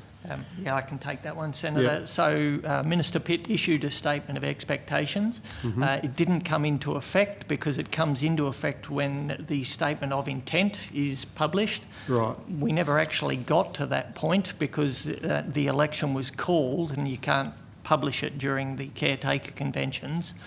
So it never came into effect, but I can tell you that the new minister has issued a statement of expectations. We have issued a statement of intent back and they've been published. So the statement of expectations issued by Minister King is the current statement of expectations. Okay, and could you just remind me, because I obviously haven't read it, does it include Scope 3, you assessing Scope 3 or possible Scope 3 emissions impacts in your approvals? I don't have a copy in front of me. I don't think it references Scope 3 specifically, which means we would apply the legislation, so the provisions of the EPBC Act, which means there will be occasions when we have regard to Scope 3. And could you give me an example of occasions where you have had regard for Scope 3? Yes, Senator. You can take those on notice if you don't. No, in the case of the Scarborough project for Woodside, for the OPP, or the Offshore Petroleum project, we did have regard to Scope 3. We did the same with the Shell Crux project, for instance. So there's two examples and there are more. Okay. And just a matter of interest, when you say with regard to Scope 3, you assess them, on what basis would it be a trigger, for example, not to approve a project? How do you quantify whether Scope 3 would be sufficient? Well, we're considering How do you weigh the that indirect impacts of a project, Yeah. and so it depends on how big the project is and the scale of the emissions, and then we'll look at what mitigation measures the companies will put in place to deal with the Scope 3 if they are sufficient to trigger the provisions in the legislation. Okay. So that provisions in legislation. Okay. Yeah, they're effectively in the regulations associated with the EPBC Act. All right. Thank you. You mentioned earlier in relation to consulting with parties, for example, the process that Schlumberger is going through at the moment. I've got some questions for you around the federal court decision recently in the Tiwi Islands. So Senator Whish-Wilson, that's my last set of questions. Yeah, that's fine. Yeah. I'll just advise you've got about 5 minutes No left worries. because Senator Pocock has some Senator questions as Pocock, well. I didn't see you there. Sorry, Senator That's all Pocock. So, in relation to the Tiwi Islands, what plan and the court decision, what plans does NOPSEMA have to ensure proper consultation in the future, based on the court's ruling? Senator, I'll get Mr Grebe to answer that Thank one, you. but just before I throw to him, Yeah. I mentioned in terms of Scope 3 that it's in the regulations. It's a policy position, Yeah. but that policy position gives effect to the legislation, so we apply that policy. Thank you. You've never rejected a project on your Scope 3 assessments before? As a matter of interest? Well, there's certainly been occasions where we haven't accepted proposals, which means it goes back to the company and they can revisit the application and resubmit if they choose to. So Right. that certainly has happened, Senator. I might put some questions to you on that one. Yeah. Sorry, if I could just go to the... Thank you for the question, Senator. The court case you're mentioning was outcome has been implemented in full by NOPSEMA. It's the first time that a decision to accept an environment plan has been taken to the federal court and overturned in more than 10 years at NOPSEMA. And the matter is under appeal by the company involved. NOPSEMA participated in that federal court action as a Hardeman, in the Hardeman principles, assisting the court with interpretation of the regulations. And since the judgment was delivered, we've applied that as law in the way we now administer the consultation provisions of the environment regulations, which requires a far broader application and capture of relevant persons under one of the categories that's defined in the regulations.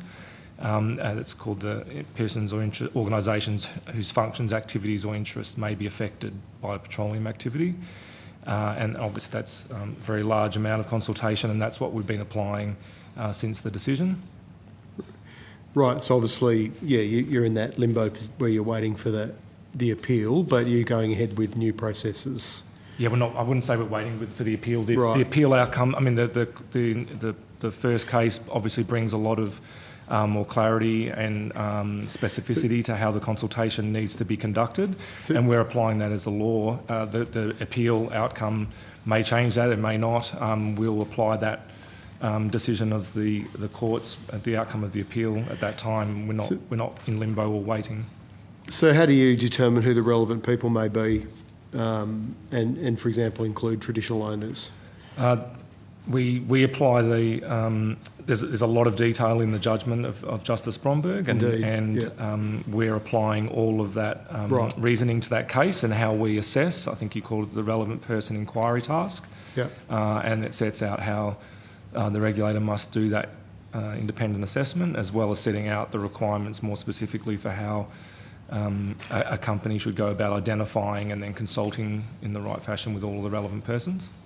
And that's you. Like I understand Santos, having met the Tiwi Islanders myself, Santos, I was told, sent 2 emails and made 1 unreturned phone call to one of the 8 affected clans by this project and this decision.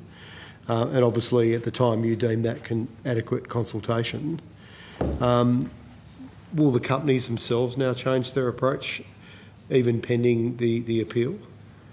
Well, I guess it's up to the company whether they change their approach, but they won't be getting an environment plan approved if they don't consult in accordance with the outcomes of the court. Okay, so you'll be looking for that adequate consultation to take Yes, place Senator. So, from for the example, companies? we've issued 43 decision notices since the judgment on environment plans that were already submitted and under assessment, requiring those title holders to consult as per the judgment. So that's consulting, but obviously traditional owners are asking for their free, prior and informed consent, which is a whole nother level of information